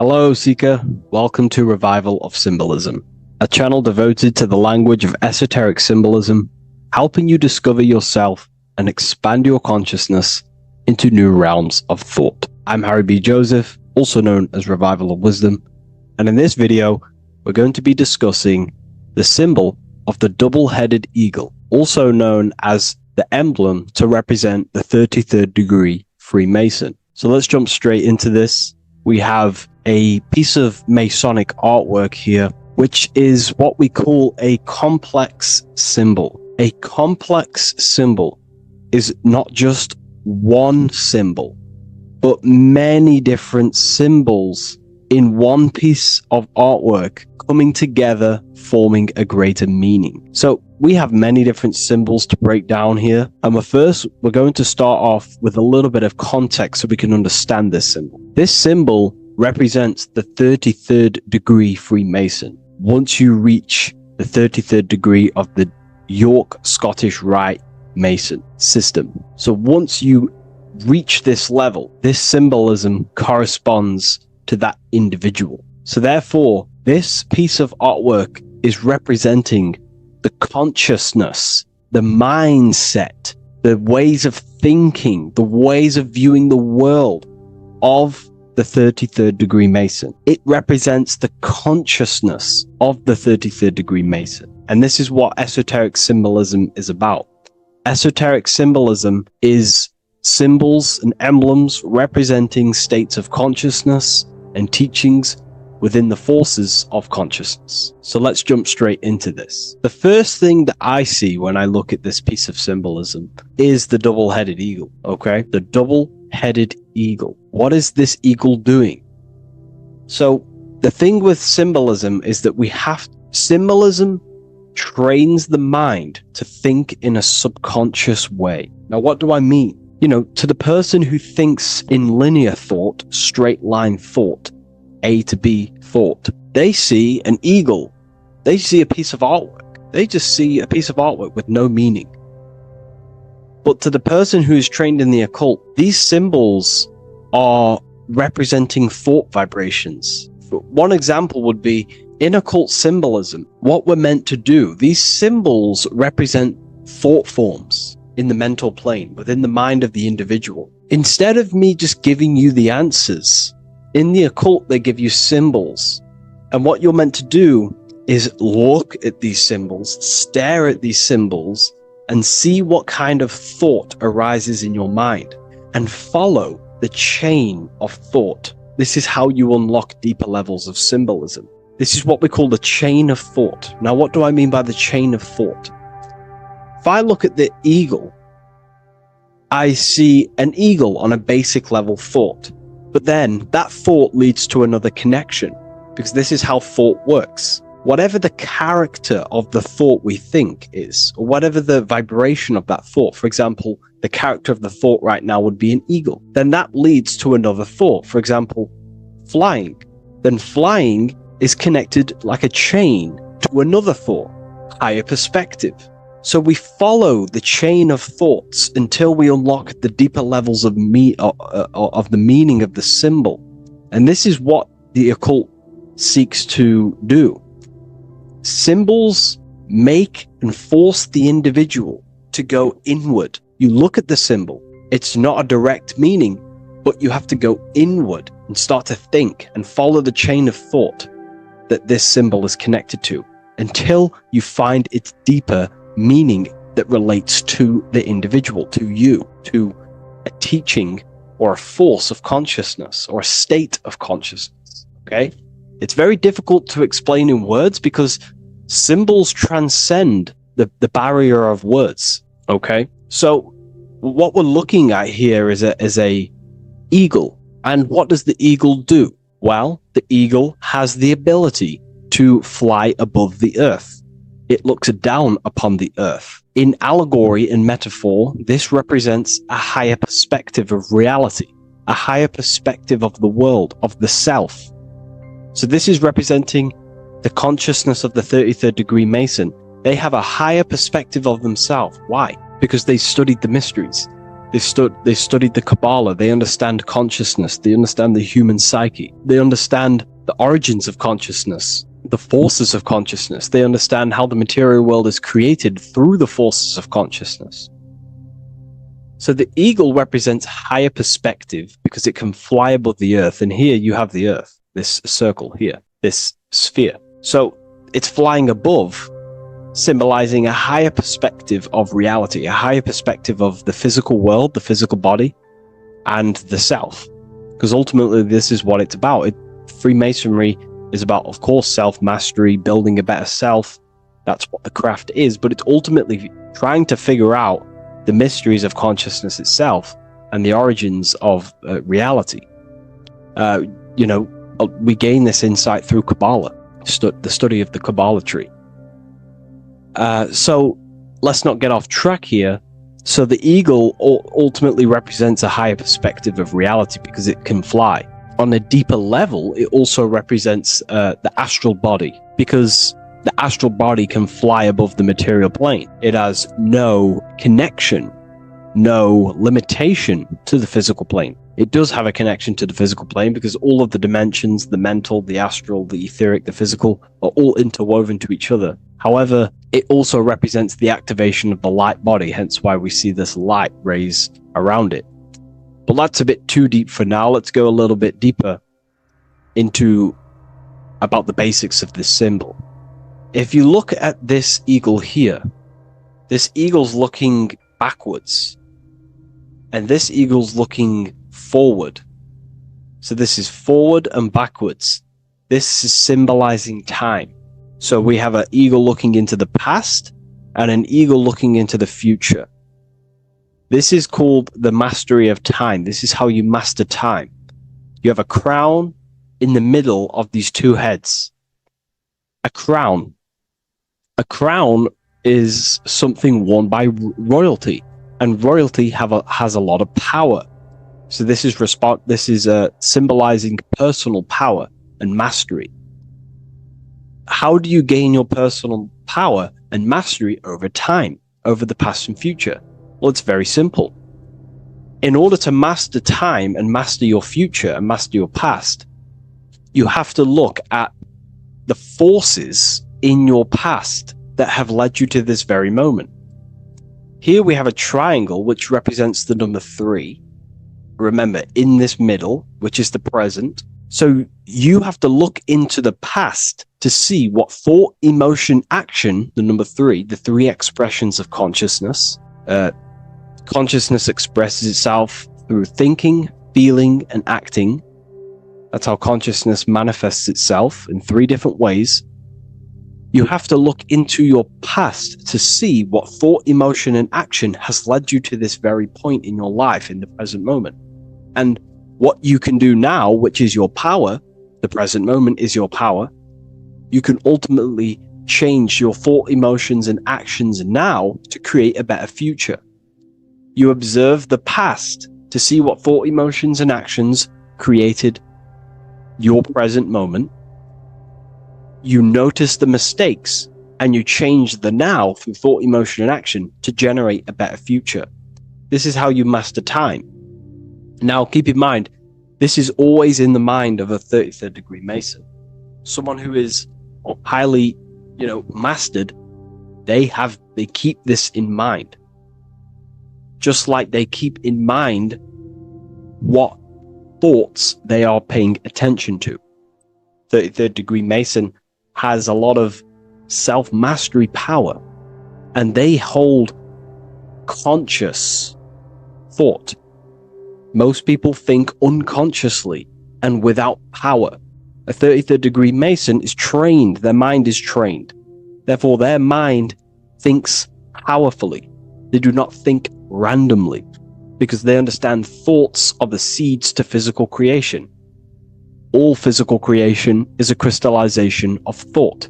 So ultimately, this double-headed eagle representing left and right, and the crown in the middle represents mastery over time. That's how you master time.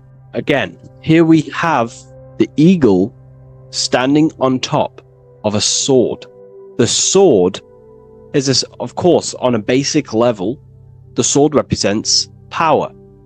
Because if I hold a sword to you, I hold the power over you, because you will more likely fear. But if we go even deeper, the sword cuts through the air. When you swing it, it moves through the air. Therefore, it's a symbol of the air. Because you can't really make a symbol of the air, because air is invisible. So the sword is a symbol of the air. And the air is one of the 4 physical elements in alchemy.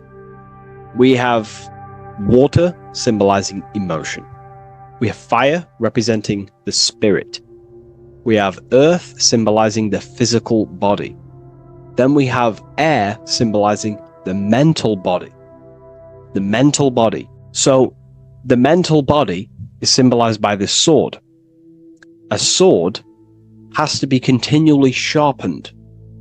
If you don't sharpen the sword over a long period of time after using it, it will become dull and it won't be very effective. This is an allegory symbolizing the human mind, because the human mind is like a sword. If you do not sharpen your mind, you will lose control of your mind. When you stop doing the meditations, when you stop being conscious, when you stop doing the affirmations, the mind falls back into old, unconscious thinking patterns, and we start to lose control of it. The mind is seen as a sword within the occult, because this is pretty much your tool. Your mind is your tool. This, just like the sword is a tool. Your mind is a tool to create reality. So we need to make sure this tool is always sharpened, that we stay on top of the mind, hence why the eagle is on top of the sword, symbolizing control over the sword, mastery over thought. This also goes into thought forms. In the occult, there's something called thought forms. Thought forms are basically taught to the individual and understood by the individual, who understands that the mind is not just in the brain. The mind is a part of a mental field. All around you, there is not just a field of energy. There's also a field of mind surrounding you. It's a mental universe. And this field of mind is what we call the mental plane. The field of mind is where all of the possible thoughts in the universe infinitely express itself. So each area has different thought forms. Each postcode, each place you go has different thought forms. This is why if you walk into a cathedral, for example, an ancient, amazing structure, your mind instantly becomes, you're amazed. You feel different when you walk into these areas, because all around you is a mental field. And there's something called thought forms. Thought forms are basically what religion call spirit guides or angels, helpers. This is what thought forms are. Thought forms are basically, if you dwell on the thought that you are going to lose your girlfriend, for example. Let's use a negative example here, because a lot of people can relate to this. Or your boyfriend. Let's keep it simple. Everyone can relate to this at some point in their life, hopefully. Or, if not, it's okay. No worries. It's just an example that most people can relate to. If you constantly dwell on the thought that you are going to lose your partner, what we have to understand is that the mental plane, what we have to understand is that the forces within consciousness, within what we call the universe, is always trying to give you what you want to create. That's your right.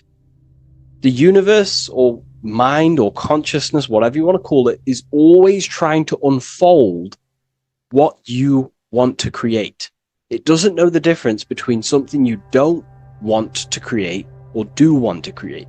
Whatever you think about is ultimately what this power of consciousness or the universe will try and manifest. This is why we have to gain mastery over our thought, because thought are basically the seeds that we impress into the dimensions.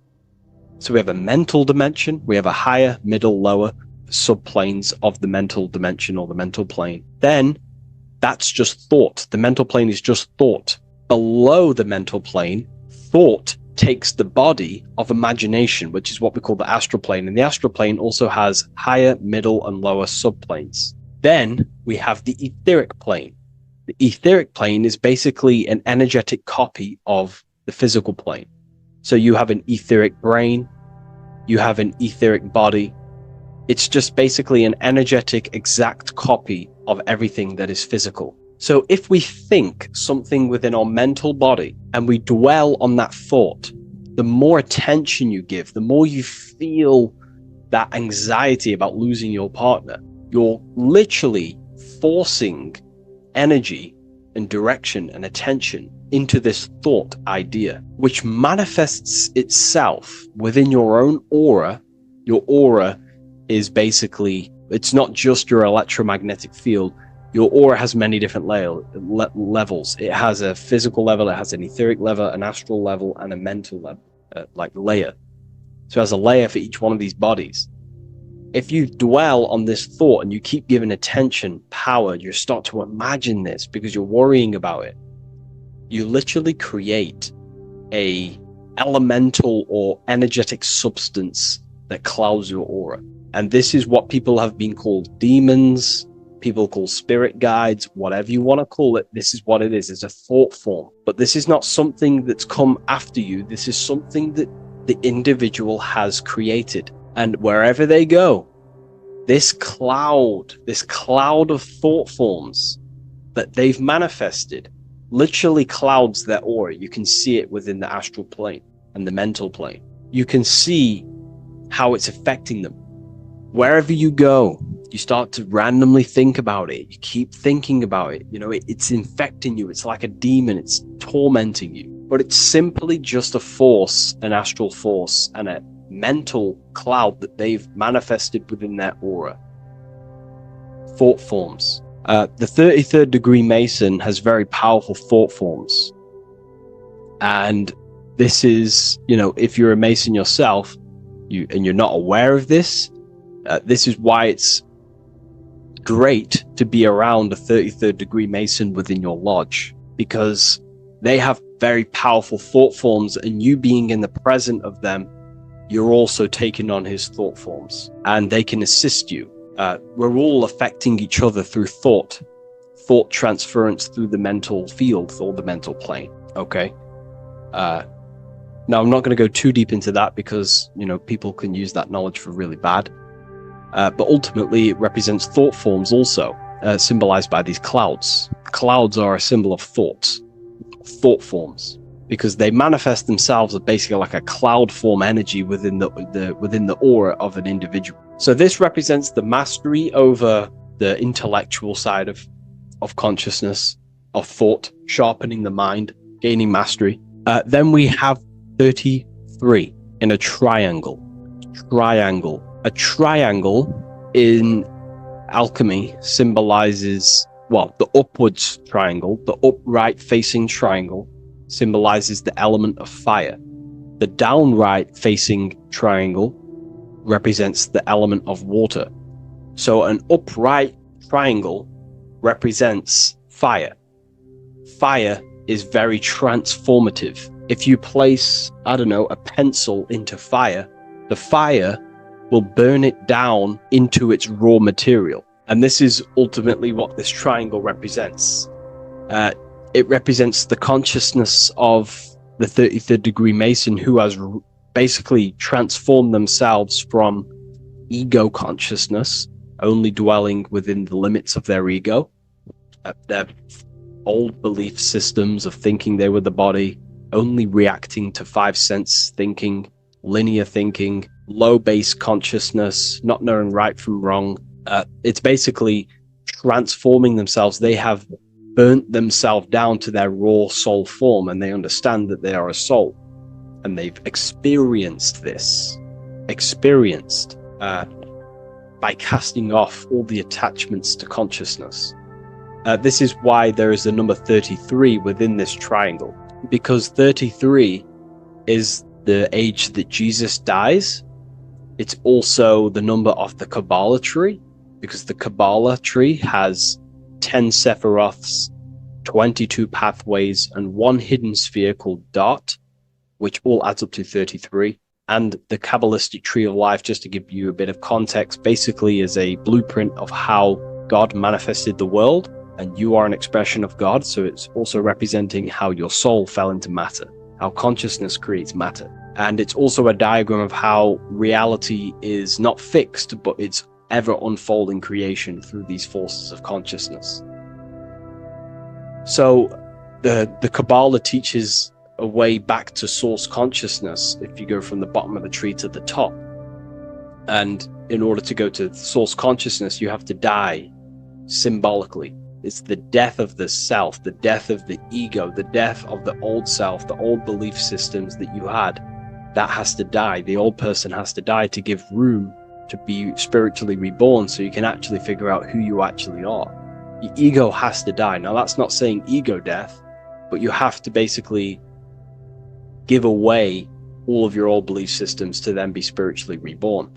That's why Jesus dies at 33 and is resurrected. Ice melts from ice into water at 33rd degree. So it's symbolic of transforming. And again, the upright triangle is the fire element, symbolizing burning things to its base raw material. 33, which is again death and resurrection. So it's all about burning the old self and being spiritually reborn again. This is the teachings of Hermeticism, Christianity. It's in everything. You'll see this symbolism or this story of death and resurrection absolutely everywhere in the ancient myths, because it's all talking about the same thing. You have to symbolically die. You have to kill off the old self to be spiritually reborn, to be initiated into a mystery school. So the 33rd degree Masons basically saying, well, they have resurrected. They have resurrected the connection to their soul, because as we grow older in this life, we lose connection with our true authentic self as the ego develops as we get older. And if we don't stop developing the ego, we never actually connect with who we truly are, which is a divine, immortal, formless being who has the infinite power of creation. This is what you actually are. Okay, so it's also symbolizing the union of opposites, hence why we have a double-headed eagle here. It has opposites. Obviously, this is massive within the occult. You see this everywhere, union of opposites. Okay, so union of opposites goes from, basic teachings to the most advanced teachings that most minds are not ready for. Union of opposites is on a basic level, is union of the mind and the heart, going from mind consciousness, which is basically ego, the lower self. That's not to say the mind isn't powerful, but that is the house of the lower self. The ego. It's the house of the ego. So we have to learn how to use the mind for what its proper use. The mind's proper use is for the soul to create. However, we're not taught this in school, so we've basically developed a false personality within our minds, and our minds have become a vessel for a false identity. So what we need to do is integrate the heart, which is the soul self, the true self, with the true powers of the mind. And the mind is basically a powerhouse of creation, infinite possibility. And that's the mind's true usage is for creation, not a false identity. So it's about integrating the mind and heart. It's also symbolizing a balanced mind, and we do this by aligning the left and right hemispheres of the brain, which help you perceive reality for what it truly is. Because the two double-headed eagles, they're joined together, so it's union of opposites. So it's about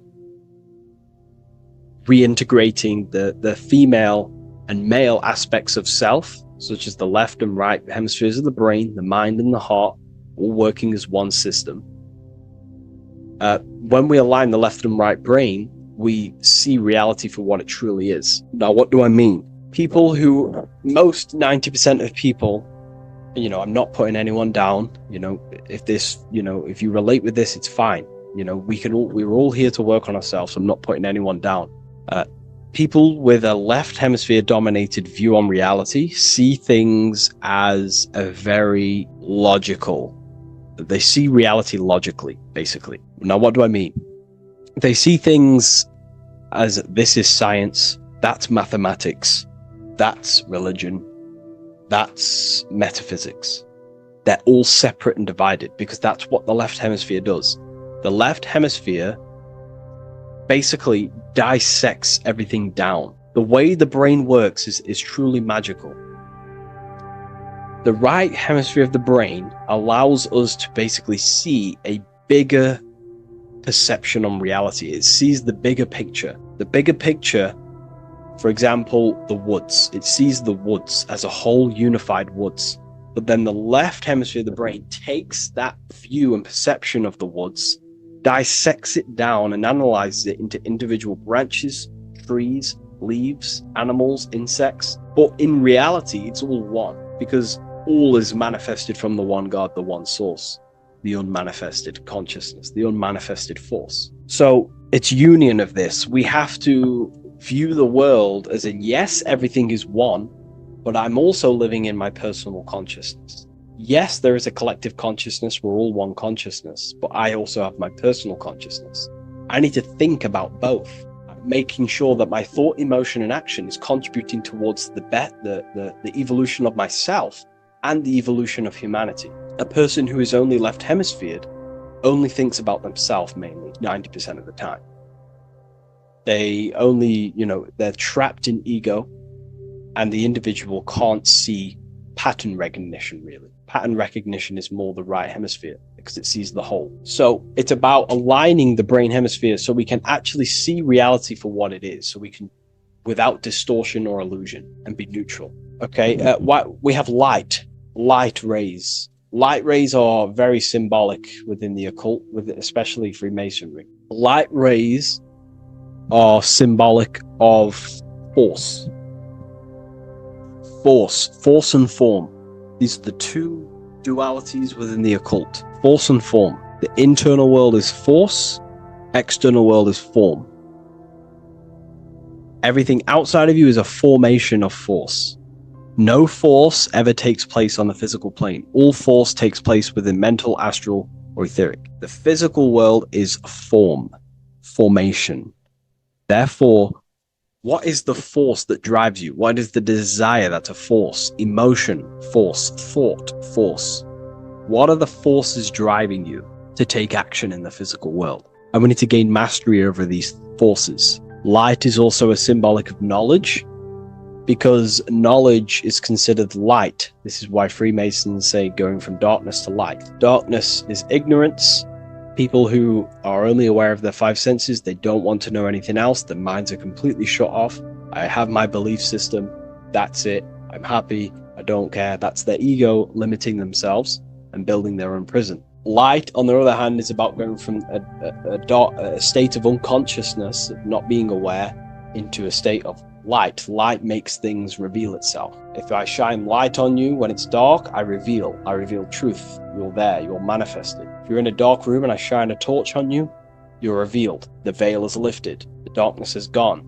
So this is symbolic of light revealing higher truths to yourself as you walk the path of self-realization and gnosis. So light is symbolic of this also. They have high amounts of intelligence, a 33rd degree Mason. They have a lot of light. They have a lot of knowledge. They've researched a lot of things. They're intelligent in many different areas of life, within speech, within grammar, the way they portray thought, their mastery, their level of mastery, their understanding of themselves is very advanced. They also know a lot about physiology, about the brain, about the body, life, consciousness, astrology. They know a lot. They have a lot of light. 33rd degree Mason. Me, myself, I'm not a part of Freemasonry, and if I ever do become a part of Freemasonry or any order, I will openly share it to all of you.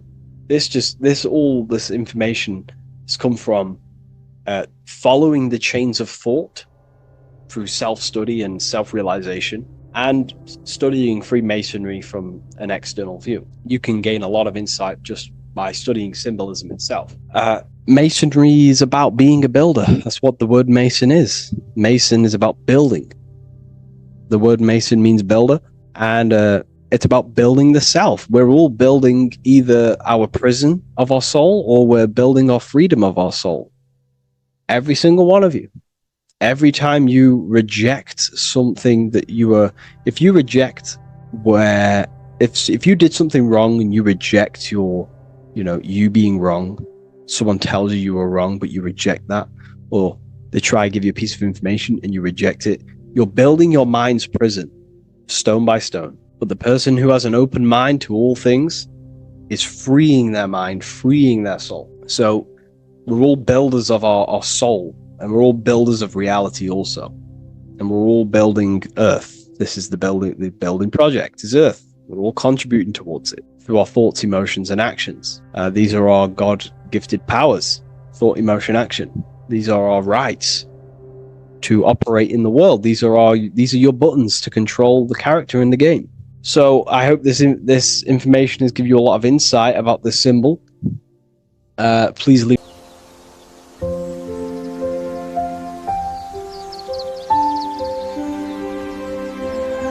bookofwisdom.com. Visit today.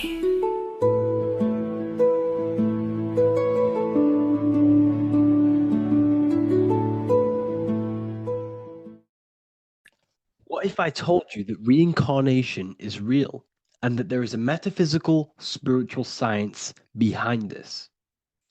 Most people leave this world just as lost when they entered it. That they carry their fears, attachments, and addictions with them, only to be born again, trapped in the same cycle, repeating the patterns of lifetime after lifetime. This lecture is not just about preparing for death. It's about mastering yourself before death, so you don't take them burdens with you. Because the truth is, whatever addictions, fears, and unresolved emotions you cling to in this life, you carry with you into the next. Unless you break free now.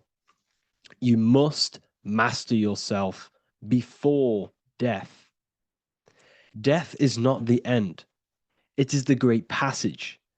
But how we transition depends on our mastery of the self. This was symbolized by the Ouroboros, the snake biting its tail. Every ending is a new beginning. It's an infinite cycle of consciousness. Now, your human body is basically an antenna tapped in to a stream of consciousness. Just like a radio is tapped into a specific frequency to play that radio. Your body is basically an antenna, a crystal picking up the consciousness of God. You are on an ever-ending journey, a journey of learning and expansion of the mind into new fields of thought. This was symbolized as the Ouroboros. When you die, it is a new beginning. It's a transitioning, not an ending.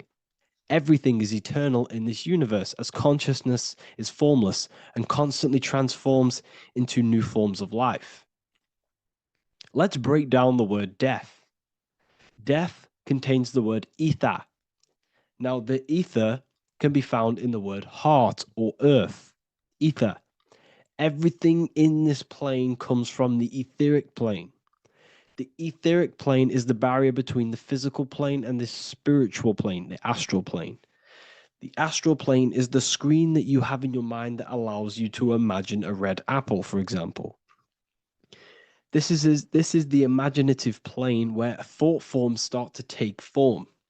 Everything begins as a thought, then the thought form becomes an imagination, then energy, then physical. Everything in the physical plane is a shadow of thought. All objects manifested as thought. You came from the astral. You came from the stars. This is why we say reach for the stars. Or this is why you say you are a star. Cis star, miss star, fraud star, stir is star. And when you become famous, you become a superstar and you gain a star on the Hollywood floor. You are a star. The ether. The ether is the infinite energy source which all things come out of and return back to. This is the cycle of life and death, summer and winter, day and night, sleep and awake. The ether is the infinite energy source which all things come from and will return back to. Okay, sorry about that little error. The ether is the boundless source of energy from which all things emerge, to which all things return to. We can see this in the cycle of the sun. The sun does this wave of creation.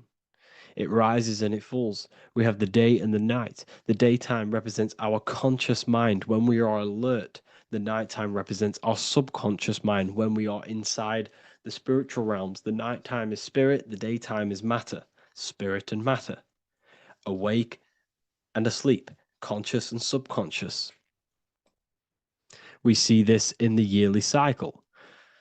Summer is life, winter is death. Spring is the morning, summer is midday, autumn is evening, winter is the night. Everything is a macro and a micro cycle of being born out of the ether and returning back from life and death. Life and death is manifested within the cycles of the sun and everything outside of you, as within, so without. This is why we say sleep is the cousin of death. The macrocosm is death, the microcosm is sleep. Every time you go to sleep, you are essentially it's a miniature death. You're entering into spirit and then returning back into matter in the morning when the sun rises. Everything is a reflection of the macrocosm cycles. Preparation for death.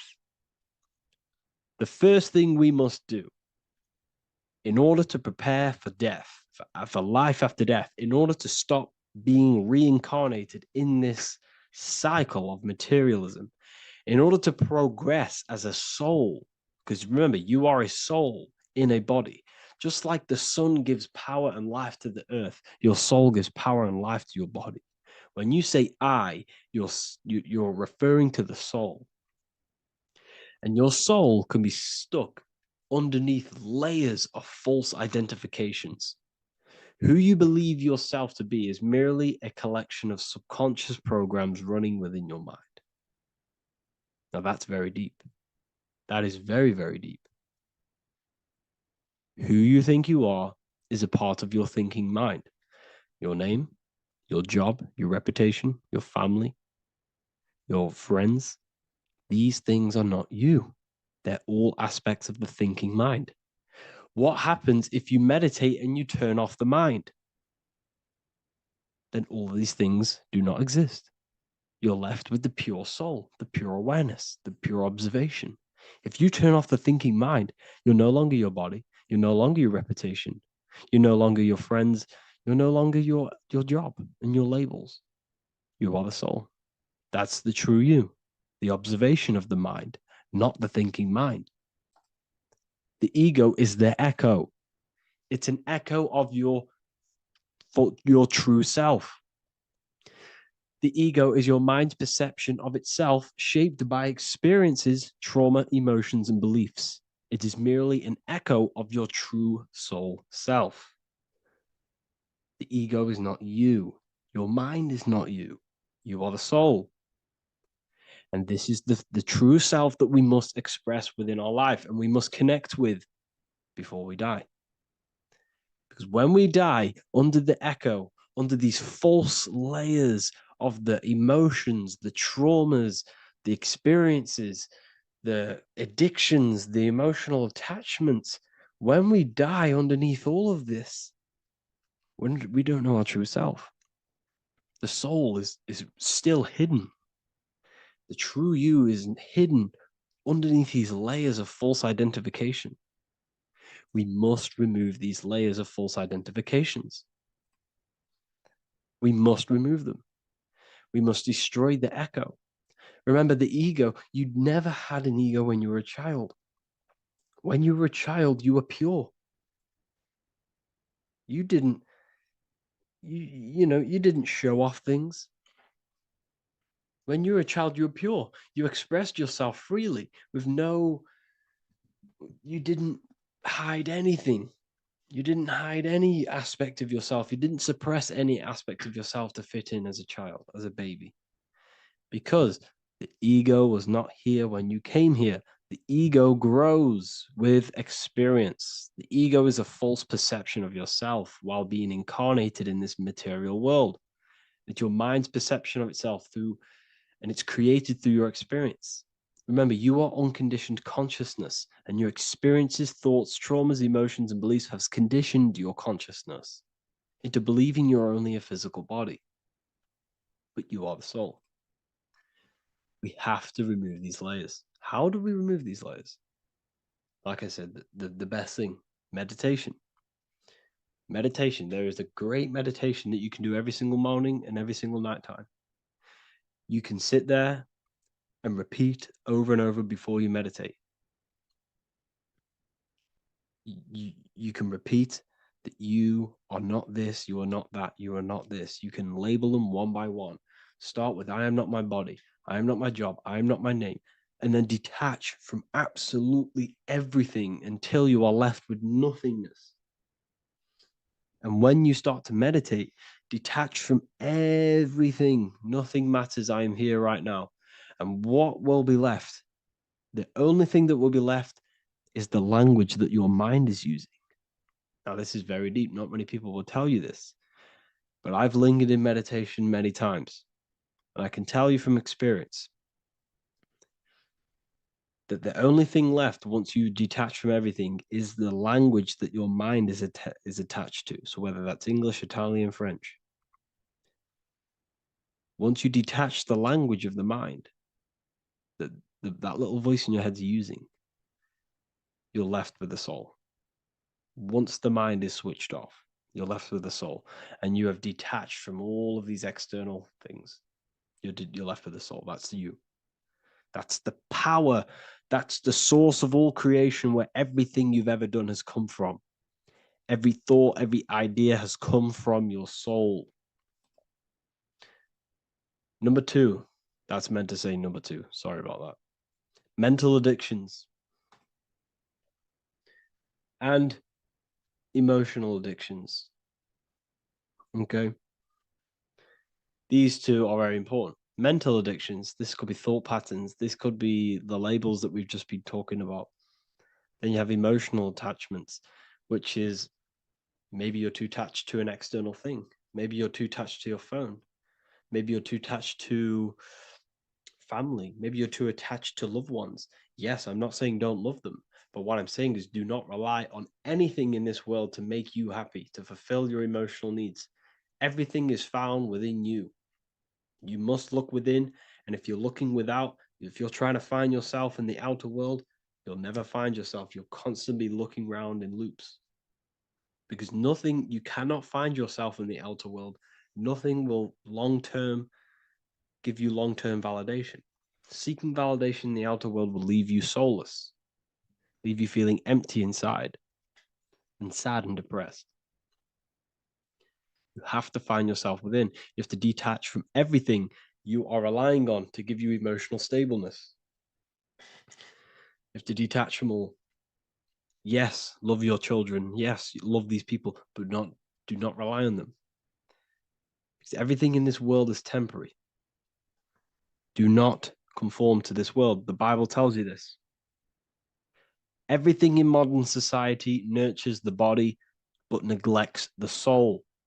They keep you addicted to as many things as possible. Smoking, you have to detach. Drugs, you have to detach. Alcohol, detach. You cannot rely on anything. This is why this path is very, very difficult to walk. But I'm showing you the way. These are the things you must do before death. You have to detach from absolutely everything. If you die and your mind and soul is still addicted to these worldly things, then guess what? You're going to reincarnate. You're going to reincarnate because your mind is still thinking about these material earthly things. And if you are operating in that vibration, you're going to project that vibration and come back here. You have to detach. You have to master the soul and master the mind. Like I said, the Matrix is designed to keep you addicted to as many things as possible. Your phone, food, smoking, drugs, alcohol, clubbing, all of these things. Everything in society is made to trap your soul and reincarnate in this world. That's why it's very, very, very difficult to walk this path. Very difficult. Matrix, matter tricks. John 2:15-17. Do not love this world, nor the things it offers you. For when you love the world, you will lose God. Do not love this world, nor the things it offers you. Do not conform to the pattern of this world, but be transformed by the renewing of your mind. Great quote. Do not conform to the pattern of this world, but be transformed. Let this world transform you. Learn from this. Expand from this. But do not be mentally and emotionally attached. Okay? What good will it be for someone to gain the whole world yet forfeit their soul? Like I said, everything in the Bible is telling you the truth. You just got to read it correctly. This is spirituality. This is spirituality.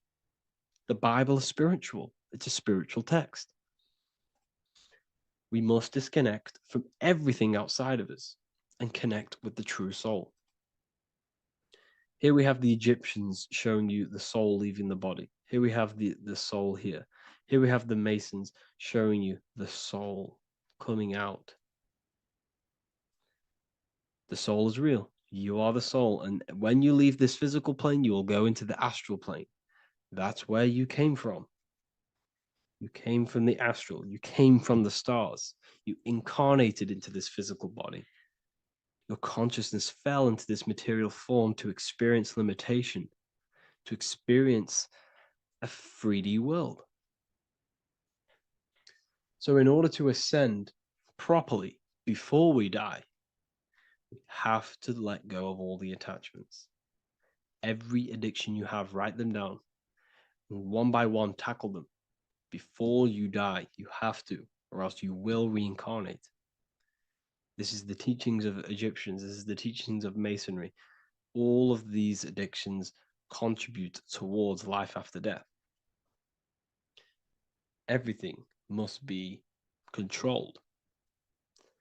And we must be attached to the soul. I'm not saying I'm perfect. I'm not saying I'm perfect, people. We're all not perfect.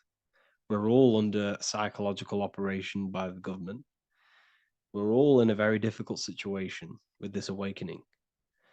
I'm simply pointing out what I know from my journey and what I've been learning through occultism and research and reading lots of books and many different things. I'm on this journey just as you are. Maybe I'm further. Maybe you're ahead of me. We don't know. But this is what I'm sharing with the world. This is what I'm sharing with my research. And this is what makes sense.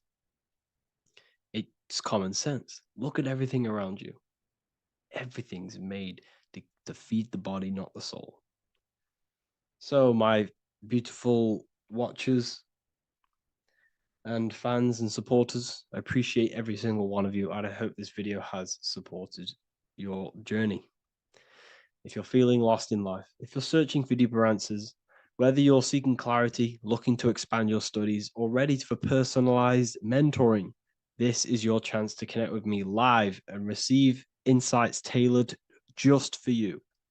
Start your path to self-mastery and enlightenment inside the world's best esoteric school. Your journey starts now. Tap the link in the description if you want to join Ethereal University, or feel free to check out my books. I thank you all, and I really appreciate for 100,000 subscribers on YouTube. I love every single one of you. Make sure to drop a like, a comment, and subscribe to the channel if you're new. Let me know some ideas for, lectures, anything that you want to know. I can make lectures on them. Just drop it in the comments. I appreciate every single one of you. Take care.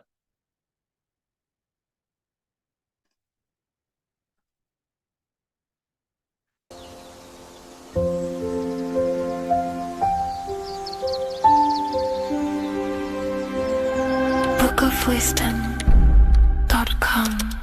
Visit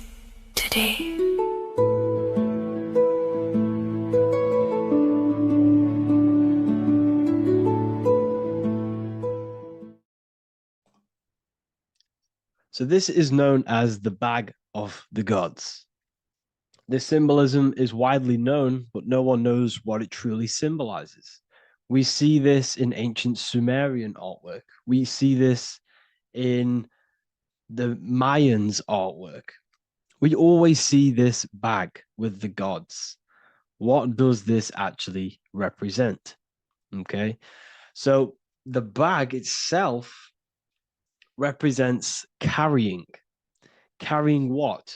It represents information, it represents knowledge. Your mind is the carrier of the information.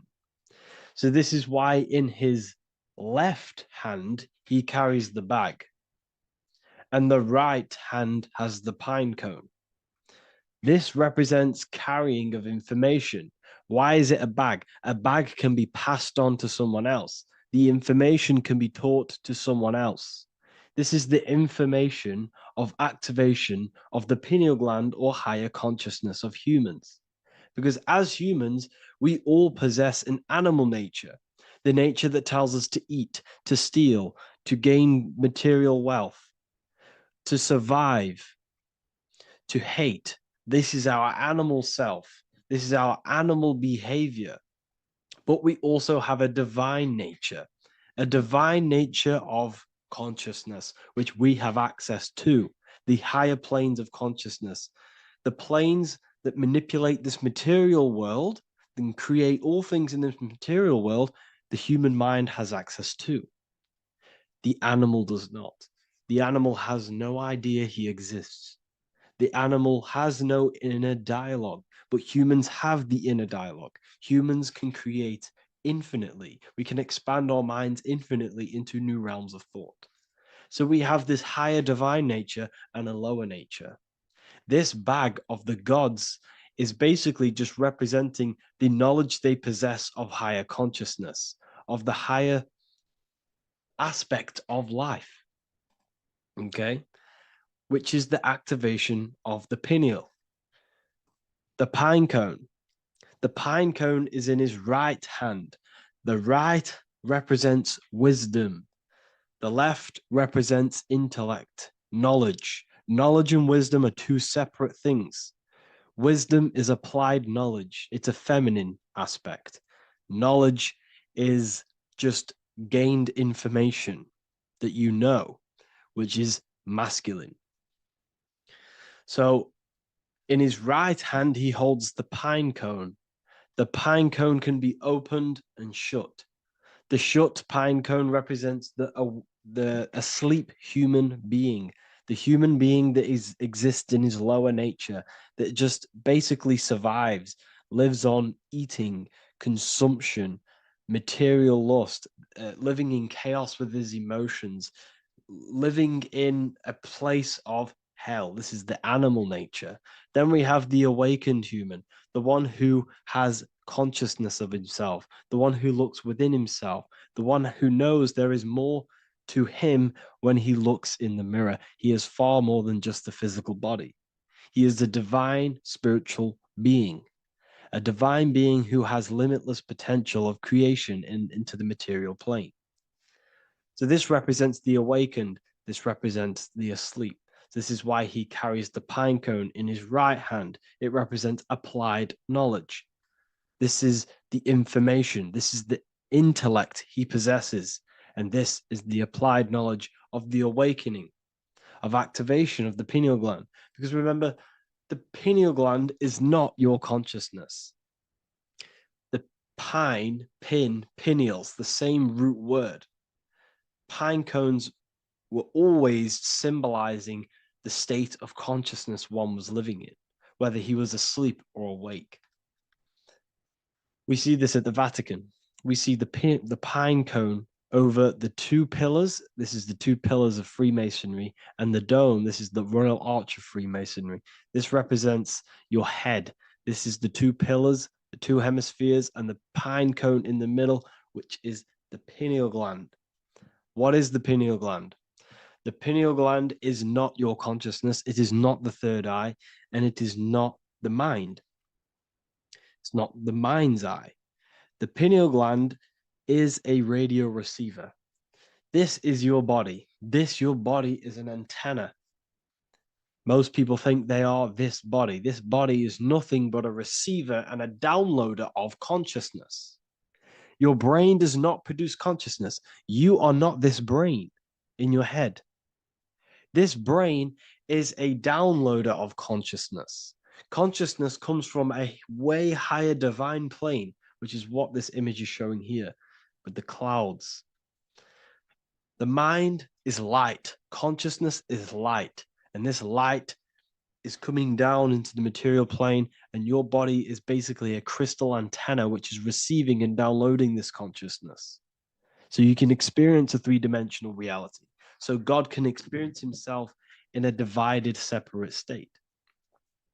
This is what this represents. Now, the pineal gland can be activated, okay, and stimulated, because the pineal gland has phytoluminescent crystallized jagged-shaped cells on it. And obviously, these are crystals. Crystals are on your pineal gland. And what do crystals do? Radios use crystals. Your phone uses crystals. They tell you that crystals are woo-woo and pseudoscience because they don't want you to know the power of crystals. Your body is basically a giant crystal. Your pineal gland is a radio receiver for your consciousness. So if they can ruin your pineal gland and damage it, this will damage your connection to the divine, to your true self, to consciousness, to God, whatever you want to call it, the source. There is all one source consciousness, and we're all collectively connected to it. And this is our connection. This is our antenna. So what a radio does, a radio has an antenna, and the frequencies are all around us because all the radios are playing in your ear right now. But what the antenna of a radio does is tune into a specific frequency to pick up that frequency and play that frequency. It's the same with your consciousness. You're all a fraction of God's consciousness. So that is essentially what we are looking at here. We're seeing knowledge, intellect in the left hand, and applied knowledge, activation of waking up to higher consciousness, to the higher human form. Because we can reach beyond our physical form. We can turn our animal self into a divine being, into one of these so-called gods. These gods are nothing but human beings. The Anunnaki were not gods. They didn't come from the sky. These are normal, regular human beings who activated their higher consciousness. This is what we have here. This represents spirit. Birds represent spirit. So do we have any questions? I'll take some questions now. That was just a short lecture on what that symbol truly means. Okay, so if we have any questions, feel free to go ahead and ask some questions. Anything that you don't understand, anything that you want to know. Okay.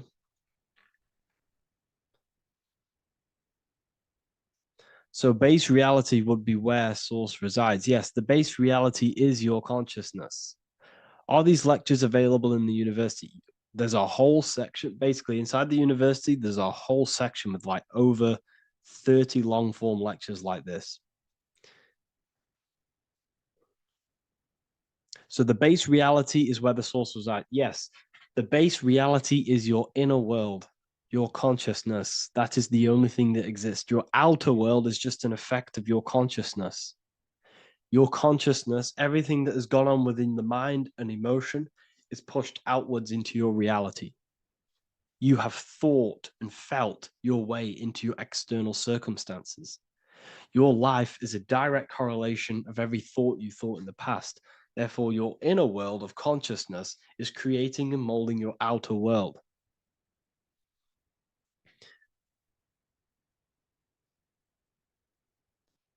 The best way to keep connection consistent, the best way to keep your connection to the divine or the higher planes of consciousness is through meditation and through imagination. Imagination is the fourth dimension. It is the astral plane. That screen that you have in your mind is not a physical screen. That is the divine plane of the astral. And this is essentially where all objects of this material world comes from.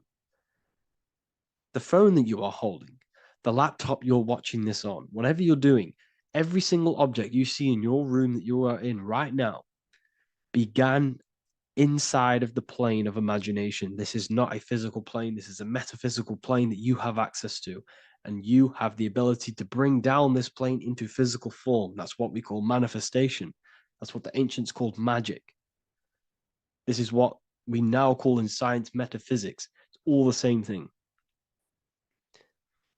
So yes, you all have access to the divine planes. Unlike animals, this is why humans are so advanced.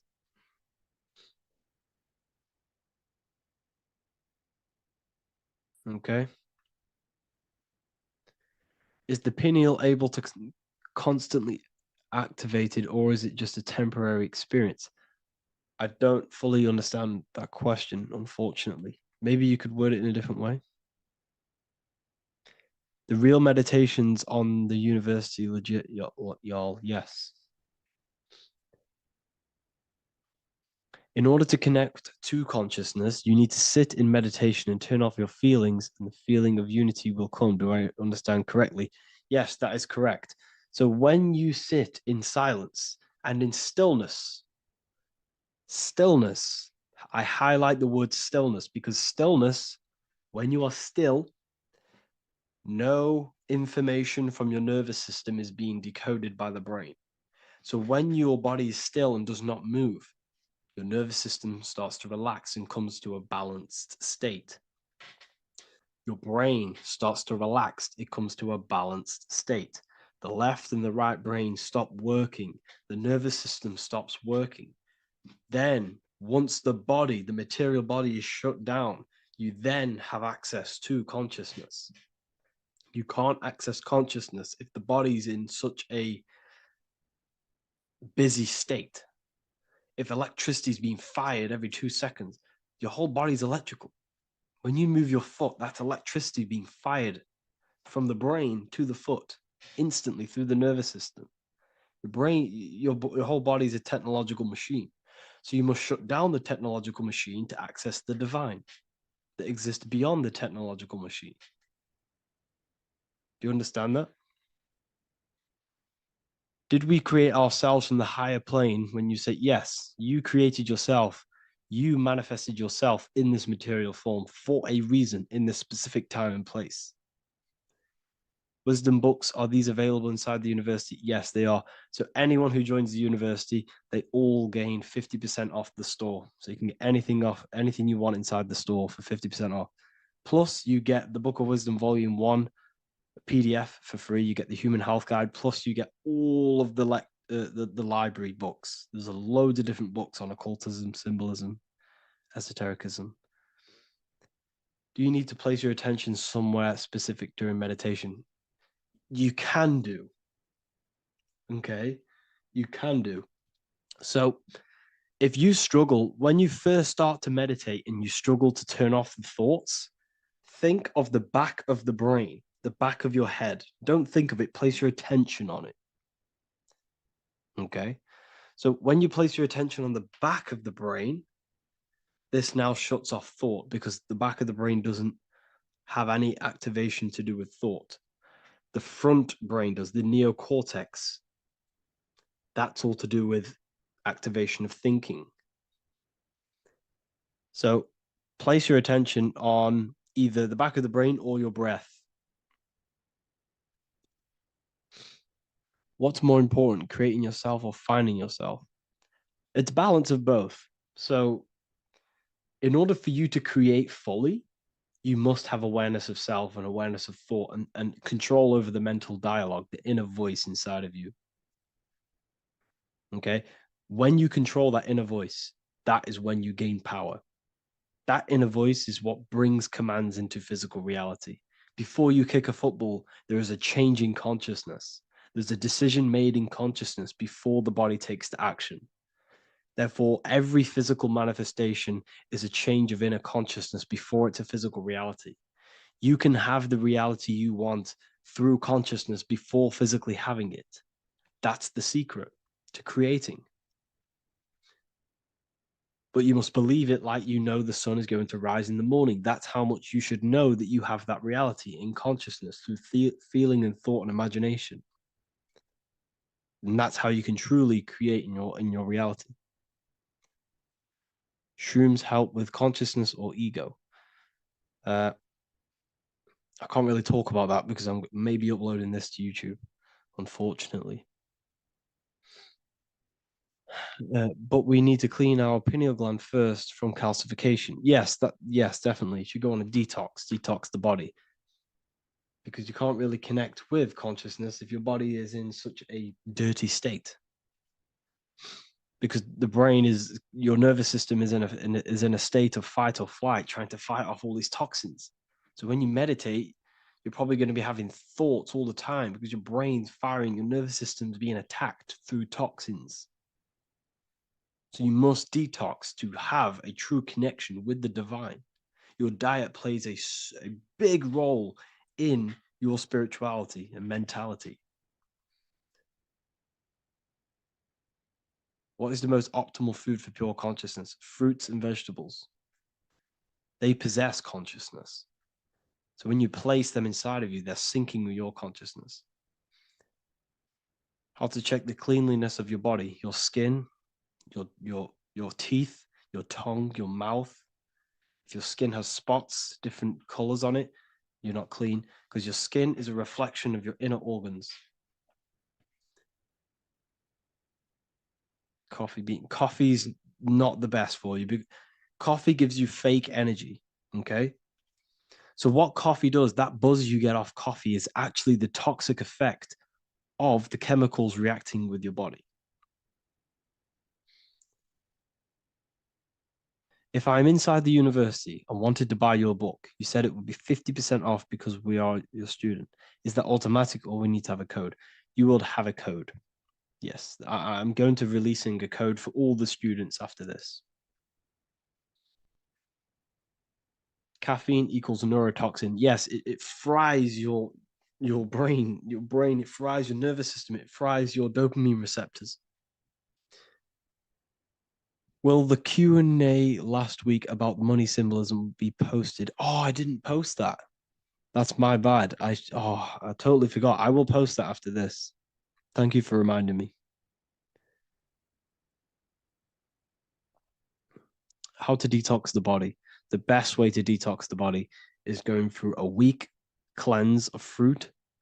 So only consume fruit, sea moss, and cayenne pepper, and lots of freshly pressed juice. Do that for a week or 2 weeks, depending on how you feel, and then start to fast.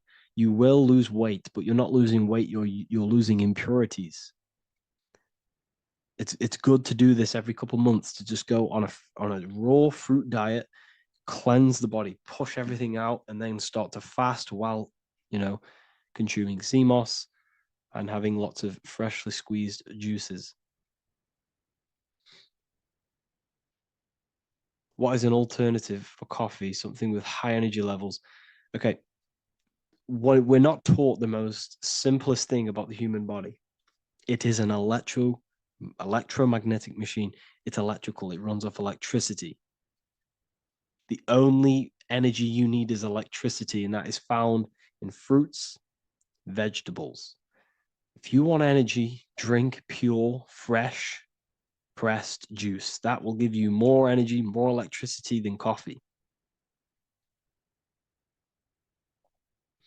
Can we cleanse ourselves through oil pulling?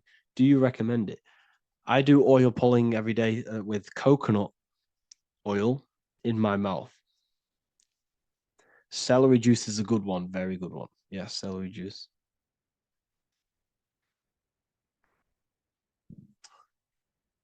Any more questions? What kind of music do you listen to when lifting? For me, rap, hip hop push me work harder, but I know it's terrible for my subconscious. Yes, very. At least you're aware of it. You should be definitely try and stay away from the hip hop music. Try and stay away from anything that's talking about anything negative, because it's all programming your subconscious. And your belief system is your reality, people.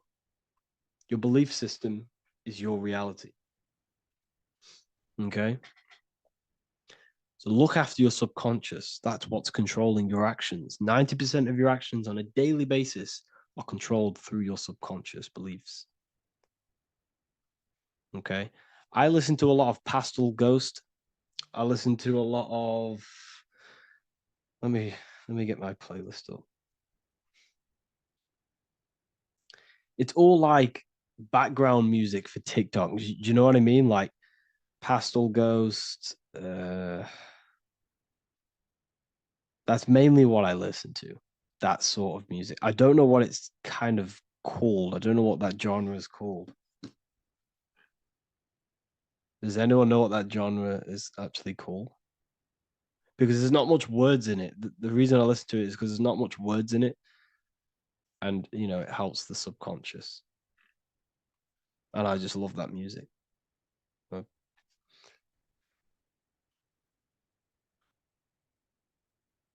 Like lo-fi, yeah, a bit of lo-fi.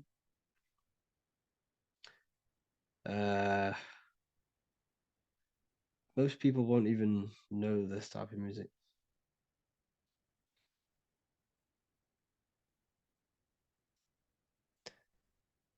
Can you tell us how you use cayenne pepper? So I mix it with freshly squeezed orange juice every morning. So the first thing I have, empty stomach, I have a teaspoon of cayenne pepper, mix it in and just down it every morning. And sometimes at night. The feeling you get in your stomach after putting cayenne pepper on an empty stomach is absolutely amazing. It tingles in your stomach. It kills parasites. It kills all horrible organisms.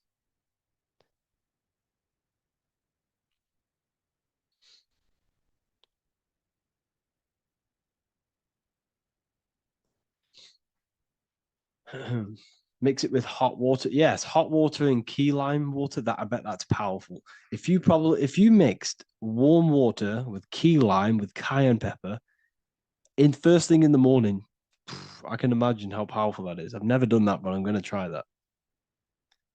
Do you use sea salt? I don't know what to think about sea salt, to be honest. I try and stay away from it. I don't know whether it's good, don't know whether it's bad. I'm kind of mixed on it. Mixed information. You know, I've heard people have benefits. I've heard other people say stay away from it. So I don't know. I just stay away from it. I'm not too sure on it.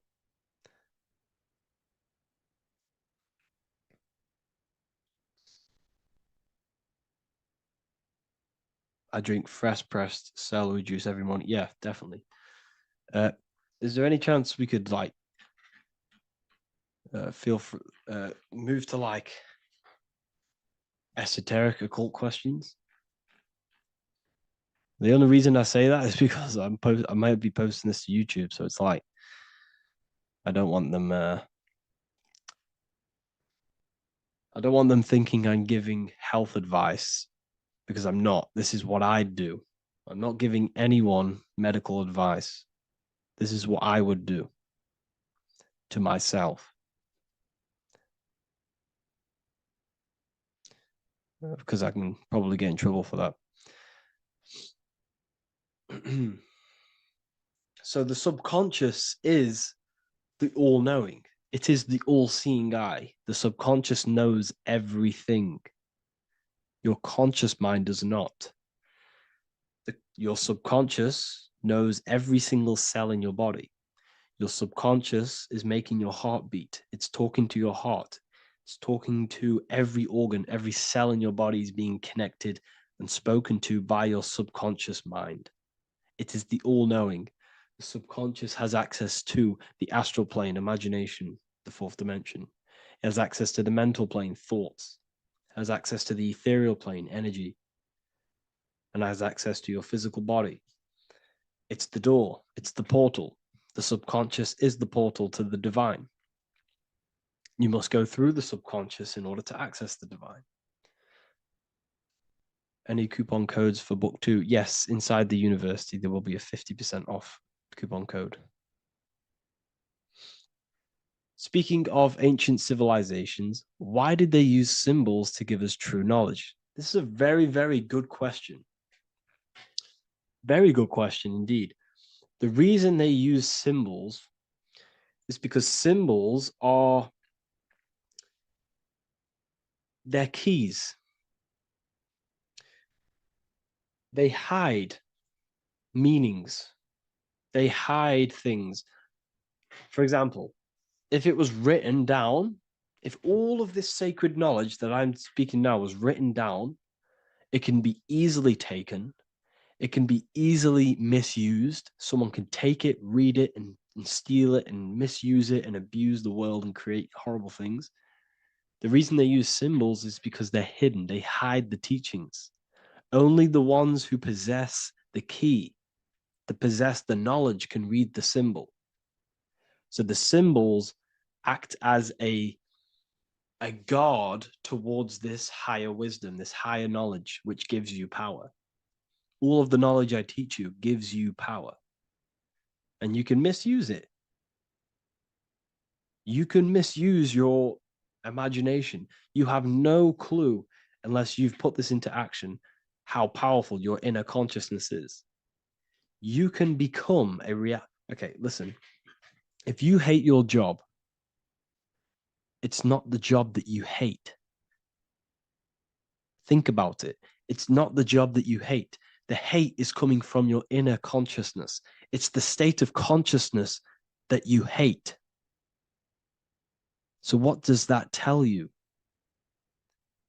You can change that inner consciousness to another reality, the feeling of another reality. You can become that consciousness within before you actually externally have it. And by becoming and knowing that reality, that's what produces effect on shaping your outer world. When you really, truly know that reality inside of you, of being free, of being wealthy, of having abundance, your outer world has no other choice but to rearrange itself to your new inner state of consciousness. That's what magic is. It's manipulating your inner state of consciousness. It's convincing yourself that you already have it, not believing it, knowing it. Okay? Knowing is different than believing. Believing is a lie. You should know thyself. Okay? So we can say that human overpopulation is intentional. There is no human overpopulation. We're all cramped in these cities. We're all cramped into one little place. We're not supposed to live like that. We're not supposed to live so cramped. This is why there's so many weirdos out in public. So many weird people doing weird things. This is when things start to go weird, and we shouldn't be living in this state, in this condensed state. We should be spread out.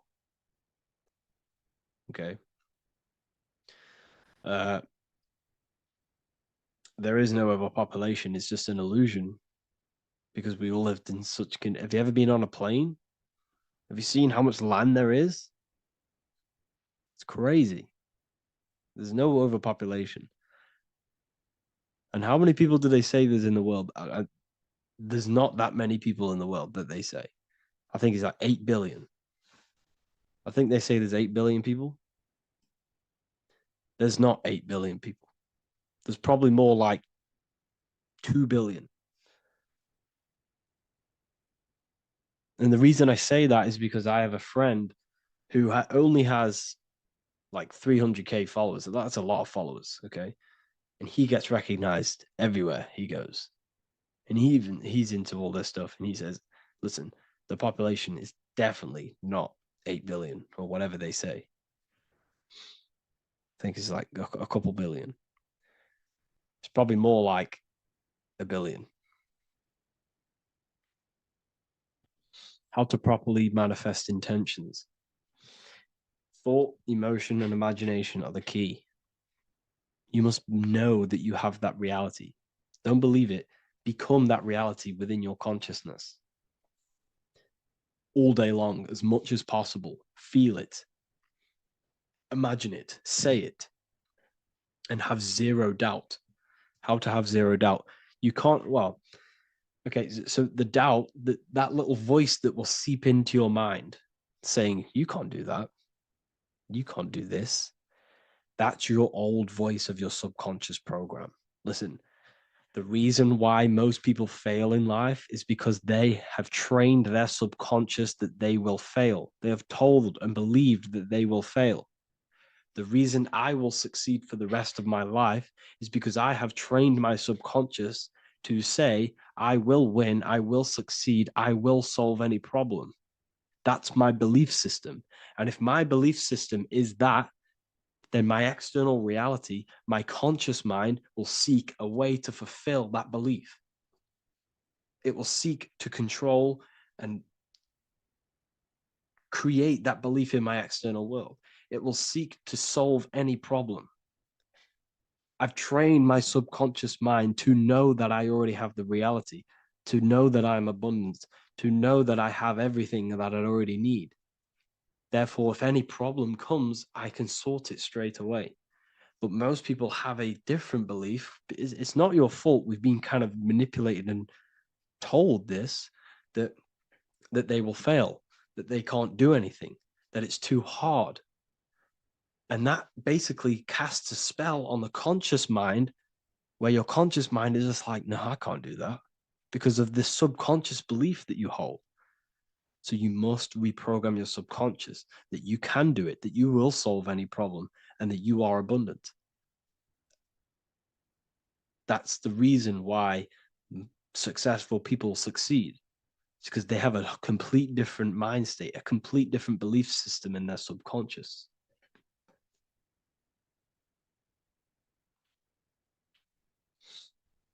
Do you offer mentoring? Yes, I do offer mentoring, but it's mainly for people who want to grow their online presence,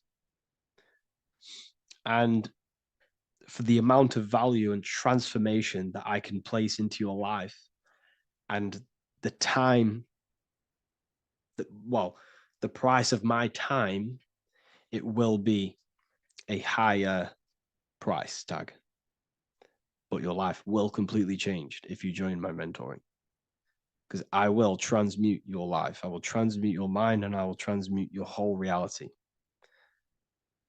because I could tell you exactly what you need to do. How to have super genius power pulling information from the source. Okay, so you can do this. I talked about this in Book of Wisdom Volume 2, if you've read it. This is a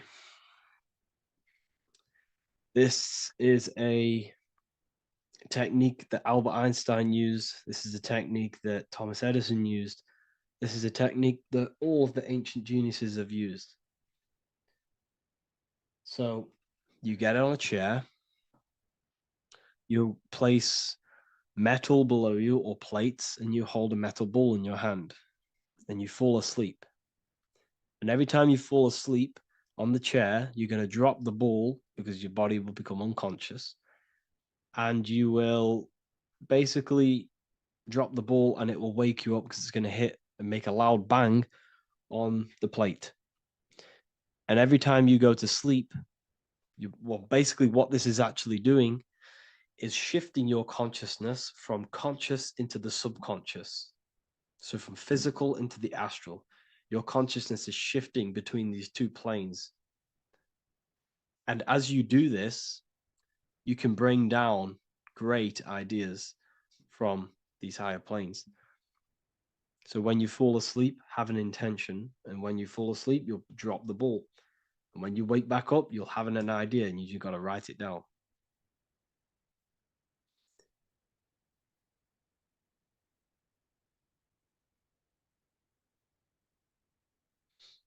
How to balance chakras. Don't focus on balancing your chakras. Focus on the mind. The mind is the cause of the chakras being blocked. If you have a blocked throat chakra, this is a problem in your mind, not the chakra. You see, the chakras are a result of the mind. You transmute the mind, you can transmute the chakras and cleanse them.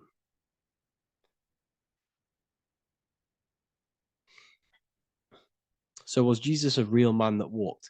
Okay, so I'm going to tell you something. Like, some of the things that I say in my reels, they are to catch attention. So if I say the first thing on the reel, Jesus never existed, straight away, you see that, it's going to trigger you. It's going to trigger Christians. It's going to trigger people. So yes, I do say things to catch attention. The reason I do that is because I have to in order to catch attention. Maybe there was a Jesus who walked. So in the past, I have said Jesus never existed. Yes, this is to catch attention, to boost the reels, views, and comments and stuff like that.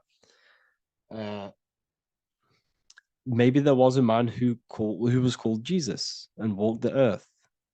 But listen, he was not the Son of God. You are all the Son of God. Jesus represents an archetype. He represents morals. He represents a way of living that you should embody in your life, not to worship. We shouldn't be worshiping this man. We should be embodying his qualities into our lives so we can become Christ consciousness, so we can live in harmony with our mind, emotions, body, and spirit. Okay? He was not the Son of God. You are all the Son of God. We are all God experiencing himself in a three-dimensional divided form. God is oneness, and he created a divided world so he can experience himself. Why do you quote from the Freemasons oft times? I don't recall me looking at Freemason quotes and quote them. I just simply, when I post a quote, I literally just, whatever comes to my head, I just whack it into Telegram or Twitter. Are dreams tied to your subconscious, and how do you understand them? Okay. Dreams and astral projection are two different things. Astral projection is your soul leaving this plane into the collective consciousness, into the collective mind, the collective astral plane. But dreams are basically the astral plane, but it's your personal astral plane in your personal subconscious. So when you dream, you're entering your own consciousness, you're entering your own subconscious. Every character, every event that happens to you, everything that is said to you, everything that happens to you in your dream is yourself pushed outwards, and you're basically experiencing your own mind. If something scary comes up in your dream, this is your belief, this is something in the back of your mind materializing and coming to you and showing itself to you. So in order to understand your dreams, it's basically suppressed emotions, suppressed thoughts, all lingering in your subconscious materialized. Okay.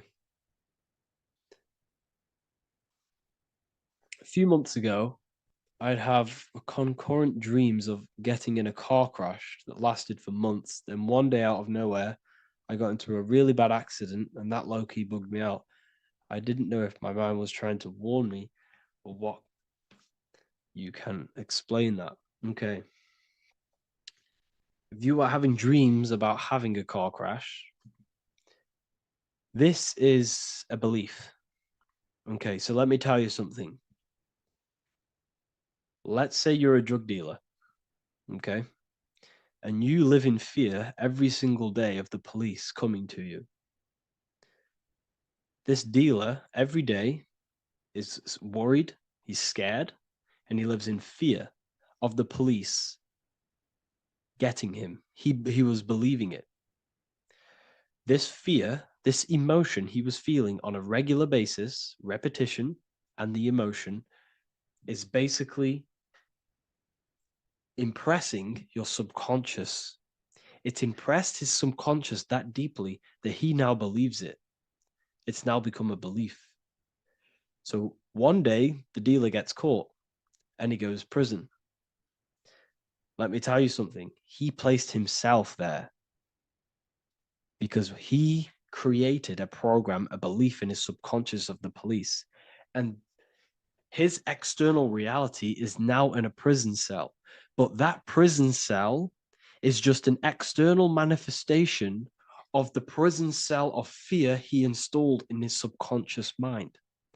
The four walls he's now trapped in is just basically an externalization of his own belief system that he created through consciousness, through the subconscious.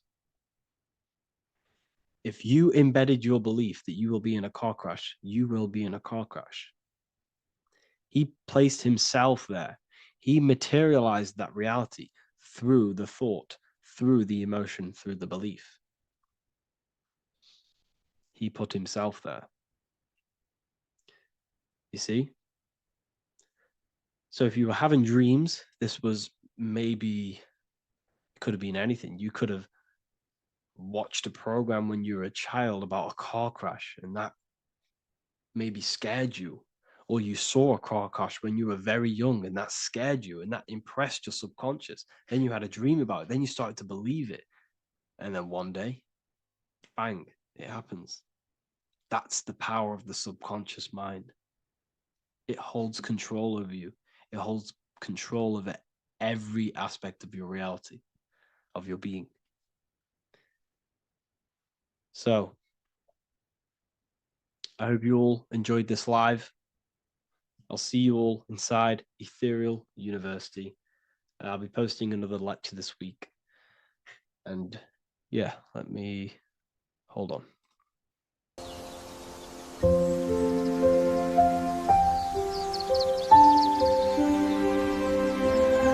bookofwisdom.com. Visit today.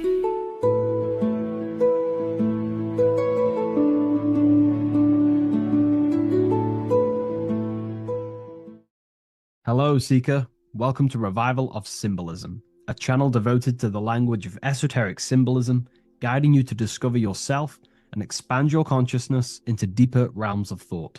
I'm Harry B. Joseph, also known as Revival of Wisdom, and today we're going to be discussing this particular piece of Freemasonic artwork, and in the context of force and form. This is a very important ideology to understand about life, your reality, and ultimately to gain your personal power. So if you want to gain your personal power, you have to understand force and form, which is one of the most basic understandings and teachings within the occult schools of thought. So if we look at this piece of artwork that we have here on this Freemasonic drawing or painting, whichever it is, we see in this context force and form. Now, there is a lot going on in this piece of symbolism. There's so much more than just force and form. However, in this video, we're just going to be breaking down the force and form aspects so you can gain an understanding. Here at the very top, we have light rays. This represents force. Here below, you have the physical manifested plane, form, force and form. All creation is force and form. It is the interplay of force and form. Force is the invisible energy that moves, and form is the pattern that contains and directs that movement. Force without form is chaos. Form without force is lifeless. So without any force, there would be no movement or manifestation. Without form, there would just be chaotic forces within the universe. So force and form are the opposites in duality, force and form, okay? So without any force, which is your spiritual life force, your consciousness, which is force, your body wouldn't even exist, because your body is the formation of the spiritual forces. Your life is a creation of your forces, such as thought, emotion, imagination, desire. We're going to be breaking that down in detail so you can use these forces in your life, okay? So we have light rays here. This is a force. This is light emanations coming down from above into the world of form. We have to understand, no physical action on the physical plane, there is no force. All force takes place within the astral and etheric realm. So that's what we must understand. Force takes place